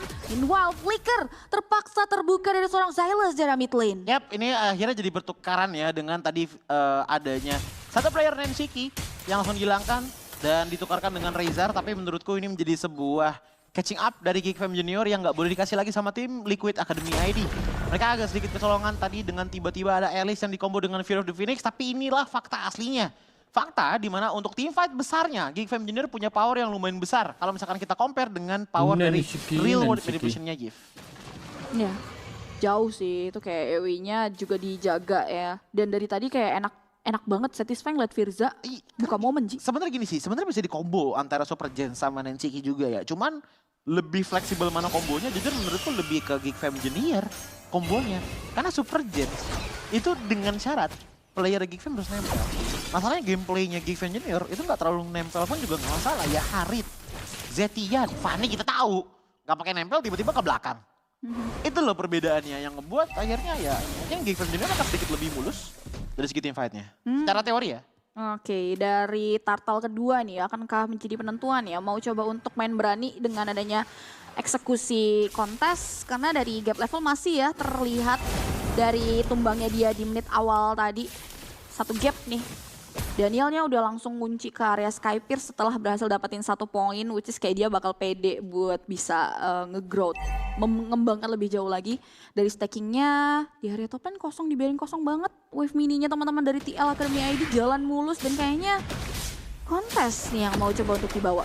Ada kontes kah? Karena semuanya udah punya power sih untuk maju ke depan dan ya itu dia retribution jangan point kan from Nazar buat akhirnya turtle kedua. Diamankan secara diam-diam oleh Geekfam Junior, tapi tidak tinggal diam oleh Alfred dan juga Tsunami Slam di-bomb lagi dengan ini sabetan dari Silky Ball yang membuat teman-teman dari TL Academy ID harus kehilangan 2 pemain mereka dan belum berhenti sampai di situ. Lihat bagaimana sang jungler Daniel mengarah Karing cukup jauh dari kawanannya sehingga 3 member tumbang untuk nothing. Geekfam Maestro dalam membalikan keadaan. Gila. Early yang kurvaturnya kurang baik untuk mereka ternyata dibalikan dengan satu setup saja dari level 4 yang mereka miliki. Level 4-nya dari mana aja? Mari kita absen. Razor, Xylus, Tazara, King, Brian, dan juga Chef 5-5-nya sudah punya ultimate dan begitu sekali di setup langsung kelihatan powernya. Ingat, bahwa tadi sebenarnya team fight yang nggak perlu terjadi. Team fight tadi terjadi karena ada satu orang yang maju ke depan dan mengangkat player tersebut,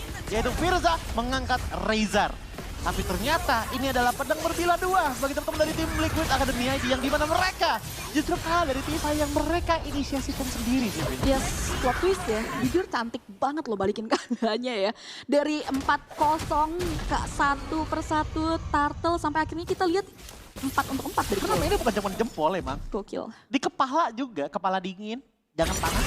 Oh, tapi nampaknya situasinya cukup panas di area mid lane sini. Lihat bagaimana Nashiki tumbang begitu saja di follow up lagi dengan ini sang jungler berada di kondisi yang cukup tipis tapi tidak tinggal diam karena super cancel datang waktu yang tepat diangkat lagi dengan ini Snowy Slam. Nazara still survive dan Razor ditukar dengan ya mid laner mereka tapi objektif turret di mirroring juga di area bottom lane. Ya oke lah, fair. Kalau udah kayak gini tuh hitungannya fair. Karena oke Rizanya hilang, tapi di satu poin juga kita juga dapat syarat gitu. Jadi nggak ada kerugian yang benar-benar kerasa dari kedua belah tim. Tapi tetap ada kerugian di tangan dari tim Liquid untuk di menit kali ini juga gitu loh. Mereka harus lebih pintar lagi dari segi setupnya. Setupnya Geekfan tuh masalahnya bagus banget dengan kombinasi Alice dan juga Fear of the Phoenix soalnya. Real. Dan bahkan kita bakal lihat lagi nih setupan yang bakal dibuka di area Turtle. Tapi ternyata Turtle-nya bisa diamankan oleh Daniel. Team fight-nya coba untuk mulai dibangkitkan. Tapi nampaknya Geekfan Junior memilih reaksi untuk mundur ke area belakang dan nggak mau memfollow up lebih jauh ke area tim fight. Dan itu bagus untuk tim Liquid Academy ID. Mereka notice bahwa untuk Fury of the Phoenix-nya itu nggak bisa dibuka dengan momen yang berpapasan juga dengan adanya Turtle yang pengen diambil oleh tim Liquid Academy. Makanya nggak ada combo yang keluar, hence why mereka bisa mendapatkan Turtle tersebut. Tapi ini masih tidak menjawab dengan kerugian yang mereka alami di angka 500 gold ini. Karena menurutku jawabannya benar-benar satu dan benar-benar simple banget. Jawabannya adalah untuk berani invade. Power mereka adalah power invade menurutku. Railway population, terus tambah lagi dengan adanya shifting skies menuju ke arah Stormbind. Itu yang bakalan bikin Geekfam Junior lumayan kaku untuk bisa meng-counter setup. Apalagi Cloud dari Jul udah mulai terasa damage-nya. Kelihatan tadi Razor lumayan bocor di saat lagi di basic ketikan sama Jul. Iya, tapi kalau kita lihat di sini Julnya masih hati-hati banget dalam pengambilan keputusan buat main leading jauh ya Ji ya.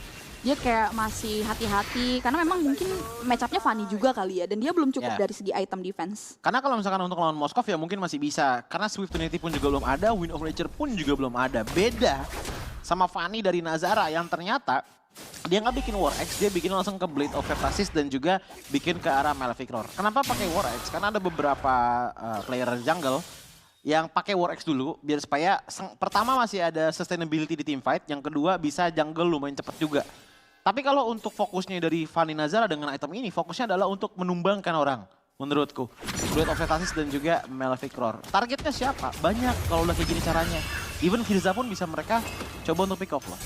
Ya, yang so far ini masih terus dikulik ya, masih terus dicari tahu karena gameplaynya agak sedikit berbeda nih, agak sedikit turun temponya dari kedua belah tim. Mereka sama-sama coba buat main aman terlebih dahulu aja karena kontes ini yang sedang mereka tunggu-tunggu. Dan aku penasaran banget sama gimana Geekfam Junior ngeluarin manuver mereka sih. Karena kayak mereka bawa jungler cukup tricky. Dan apakah pengambilan turtle kedua ini bisa tercipta lagi di pengambilan Lord?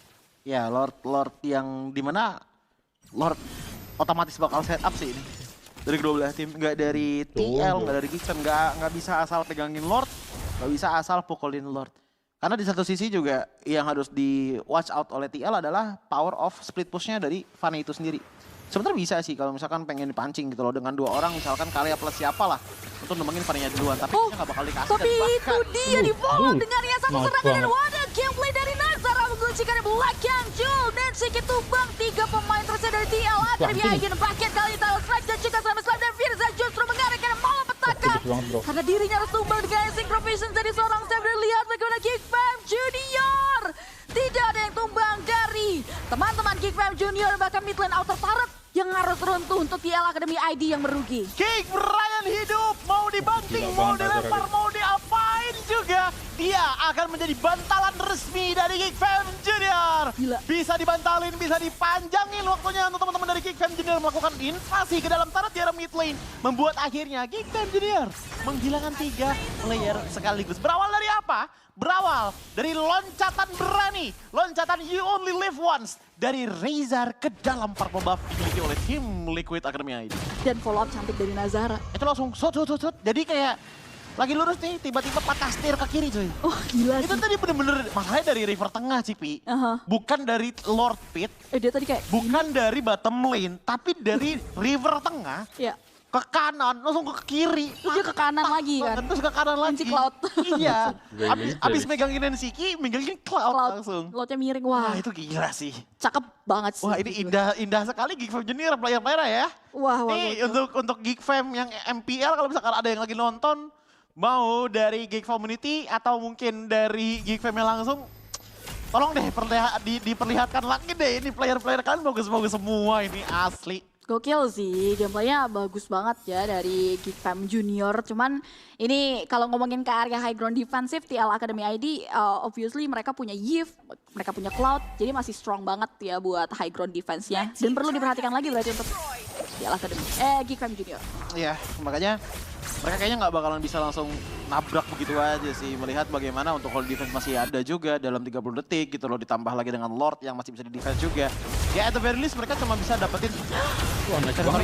Apakah ini akan dapetin momen dari Geek Fam Junior? Kan mereka udah mulai maju ke depan. Di follow up lagi dengan adanya Reason yang terlalu dalam masuk hanya untuk memberikan celah ke rekan-rekannya untuk masuk ke area inner turret. Jujur kalau itu gila sih menurutku sih.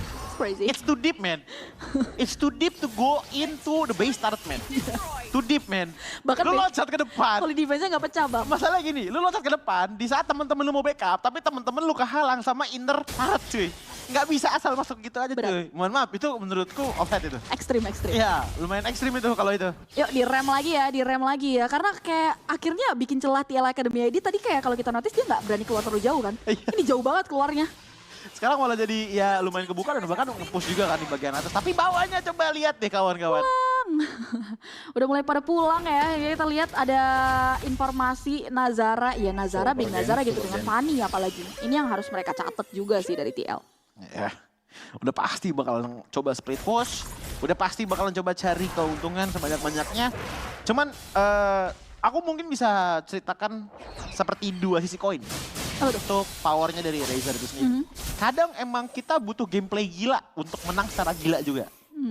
Dan walaupun tadi menurutku itu adalah sebuah kerugian bagi Geek Fam Junior, nggak bisa dipungkiri bahwa itu pun juga mungkin bisa menjadi keuntungan juga bagi Geek Fam Junior. Karena sejujurnya, pas tadi Razer loncat ke belakang untuk Nensiki di purple buff, itu juga loncatan gila menurutku.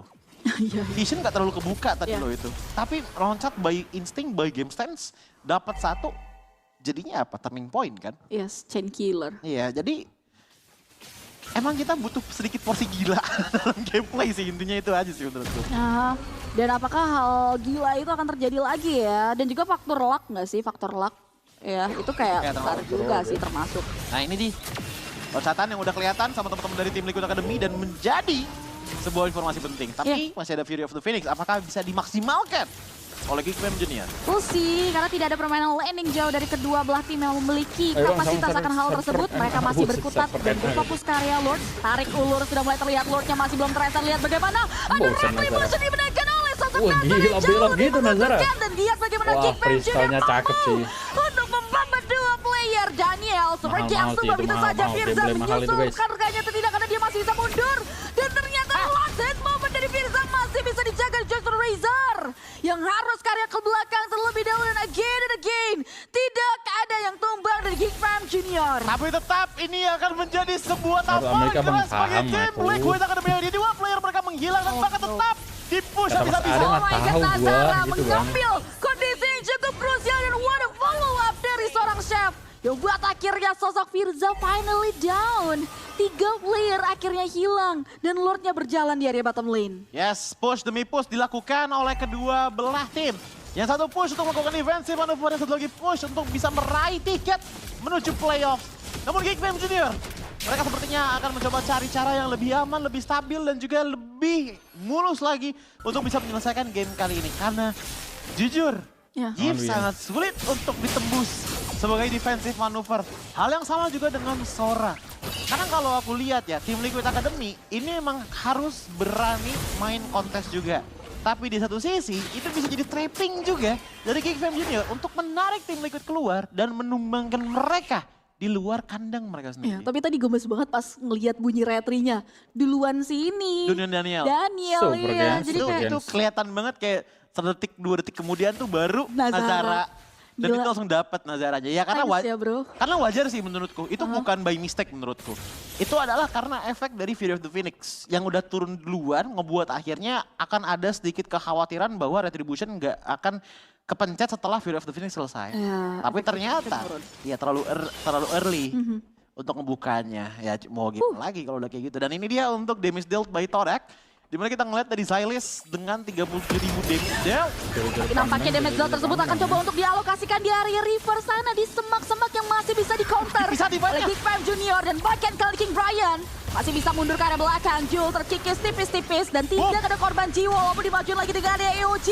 Reza still survive, ada blazing duet more offensive dikeluarkan oleh seorang Jul dan Reza unfortunately down terlalu dalam masuk ke area lini pertahanan lawan. Itu tebel banget sih tadi dari Rezarnya, cuman ya balik lagi kita ngelihat adanya 3 skill source berarti yang dibuka dalam satu team fight itu aja bagi teman-teman dari tim Liquid Academy ID. King Brian baru buka satu aja flicker. Tapi ya karena dia ngebuka flicker, otomatis 3 lainnya membuka skill source lainnya dari tim Liquid Academy. Yang tadi benar-benar miss menurutku adalah momennya sih. Karena begitu dari King Brian yang pengen commit, TL Academy itu benar-benar langsung punya refleks yang cepat banget untuk menghindar dari genggamannya Alice itu sendiri. Thank you loh Bang, mie ayam. Finish juga akhirnya nggak bisa maksimal dan pada akhirnya masih bisa di-dodge oleh tim Liquid Academy. Gehel, real kah dari North America guys? Juga ya tadi ya real berarti ini guys. Dari opening war-nya TL Academy ID dan lagi-lagi. Lu ulang pertama ya Bang ya yang kirim gua ID ya Bang. Ini bener-bener dramatis banget sih dari Thank you Bang, mie ayamnya Bang. Dan memang kalau kita lihat tahu aja Bang kalau di Jawir banyakan mie ayam dibanding makan tadi cukup meresahkan ya, especially di area bottom lane. Bukan lancar juga Bang, Bang, dan lu ya, Bang yang gua doain semoga rezekinya lancar Bang, optimal sehat selalu ya Bang ya. Lumayan Bang buat beli tinggal kopi bagaimana Bang ya. dari kedua belah tim ini memasak Thank you ya Bang gue ya, sehat selalu di sana Bang. Karena yang lebih berbahaya menurutku emang ada tangan dari tim Liquid. Apaan lagi mereka guys? udah nggak ada lagi yang namanya Kristen lagi. Waduh udah kayak di TikTok kayak gitu guys. Sisi yang berbeda udah nggak ada. Jadi thank you pukulan Bang. dari Lord Ya, ini yo bisa pakai langsung dia masuk ke dalam YouTube. start Thank you banget ya Bang dan gue ya. masalah kiting-kitingan. Sehat Kita selalu udah Bang ngeliat dari gue. game 1-2, Geek Fam udah jago Terima banget ke kasih. kiting CP. Tinggal kita lihat aja Jangan lupa selalu mampir Bang, karena live stream setiap hari insya Allah tapi hit and run aja dari kedua belah tim. Meanwhile, in another side buset ada lagi, Reza. iya Bim. Ya, Ucapin makasih gak sih Bim lu sebagai mod Bim. Tapi masih coba bisa diurungkan ya sejauh ini wave-nya di area top lane masih terkendali. Jujur masih dipegang kendali sama Geek Fam punya sih di top. Iya otomatis lah karena mereka punya Fanny juga kan. Tengahnya kayak ngilangin 1-2. Oke. Brian. Tapi Razor kali ini masih coba untuk melawan. balik, Ada wow, oh my god itu dia Winter Crown plus Blazing Duet yang terlalu tini tapi itu jadi trigger yang positif banget buat Geek Fam Junior. Itu mahal banget sih karena untuk defensif berarti udah nggak ada Blazing Duet dan Fanny bisa split push di arah top lane sembari. Teman-temannya kiting di lordnya aja loh CP ini. Iya, dan aku sayang banget melihat Jul di sini nggak ada laning jauh sama sekali yang dia maintain. Karena teman-temannya sebutul itu dia ada di team fight. Dan ini kayak berat banget dan flicker for defensif terpaksa keluar dari Xylas sama-sama ada trigger dari segi battle spell. Dan ini perebutan Lord yang benar-benar menegangkan. Karena terpantau teman-teman dari konten-konten yang aku upload tiap hari Bang. Untuk berhasil jaga jarak dan belum ada yang tumbang. Ya karena ini masih cuman sebuah tarik ulur aja. Itu kan sampai ada show yang di area top lane. Ini pasti langsung digas tentunya oleh teman-teman dari Geek Fam Junior dan show-nya langsung ke Cloud. Dan wow, sekalinya show adalah Jul. Output yang major kali sudah terlihat dan bahkan kali ini teman-teman dari Geek Fam Junior memilih untuk berfokus karena hero terlebih dahulu melihat bagaimana Nazara mengunci karya sosok dan Shiki dan juga Daniel langsung tumbang begitu saja dan juga Silas. Karena beda waktu Bang, gak ada waktu kalau lihat live. Pemain down dan 2 tenang Bang, ada di ini kok, ada di replay kok Bang. Ada pertukaran yang bisa mereka amankan. Geek Fam selalu jago membuat orang merasa bersalah. Nggak di defend nanti nggak dapat satu base turret, tapi kalau di defend kehilangan lordnya. Wow, apakah ini akan menjadi momen perayaan bagi Geek Fam Junior untuk ketika season tidak lolos ke babak playoff dan itu dia weapon and finally Geek Fam Junior goes to playoff. Oke, thank you abangku ya, thank you abangku semuanya. Sampai jumpa di next niki ya Bang ya, thank you ya Bang Eriager ya. Thank you Bima semuanya. Sampai bertemu lagi di next live streaming guys ya. Habis ini gue akan bikin ini guys, bikin video seputar jadwal BOG. Ditambah ada jadwal juga yang lain-lainnya juga ya guys ya. Ada juga itu jadwal MPL dan ya sepasti MPL Indo sama Malay guys. Karena MPL PH udah kelar ya regular seasonnya. Jadi thank you semuanya bro ya. Alangkah baiknya kalian like, comment, share, subscribe, dan thank you bang ya sekali lagi buat mie ayamnya sama gigi easy-nya ya bang ya. Semoga di sana sehat selalu dan lancar terus rezekinya bang. Oke. Thank you banget guys. Di sini gue udah live streaming sekitar 8 jam 25 menit ya. Jadi sampai jumpa lagi besok di jam 12 siang guys. Insya Allah. Oke, thank you semuanya dan wassalamualaikum warahmatullahi wabarakatuh. Bye bye. Thank you abang gue.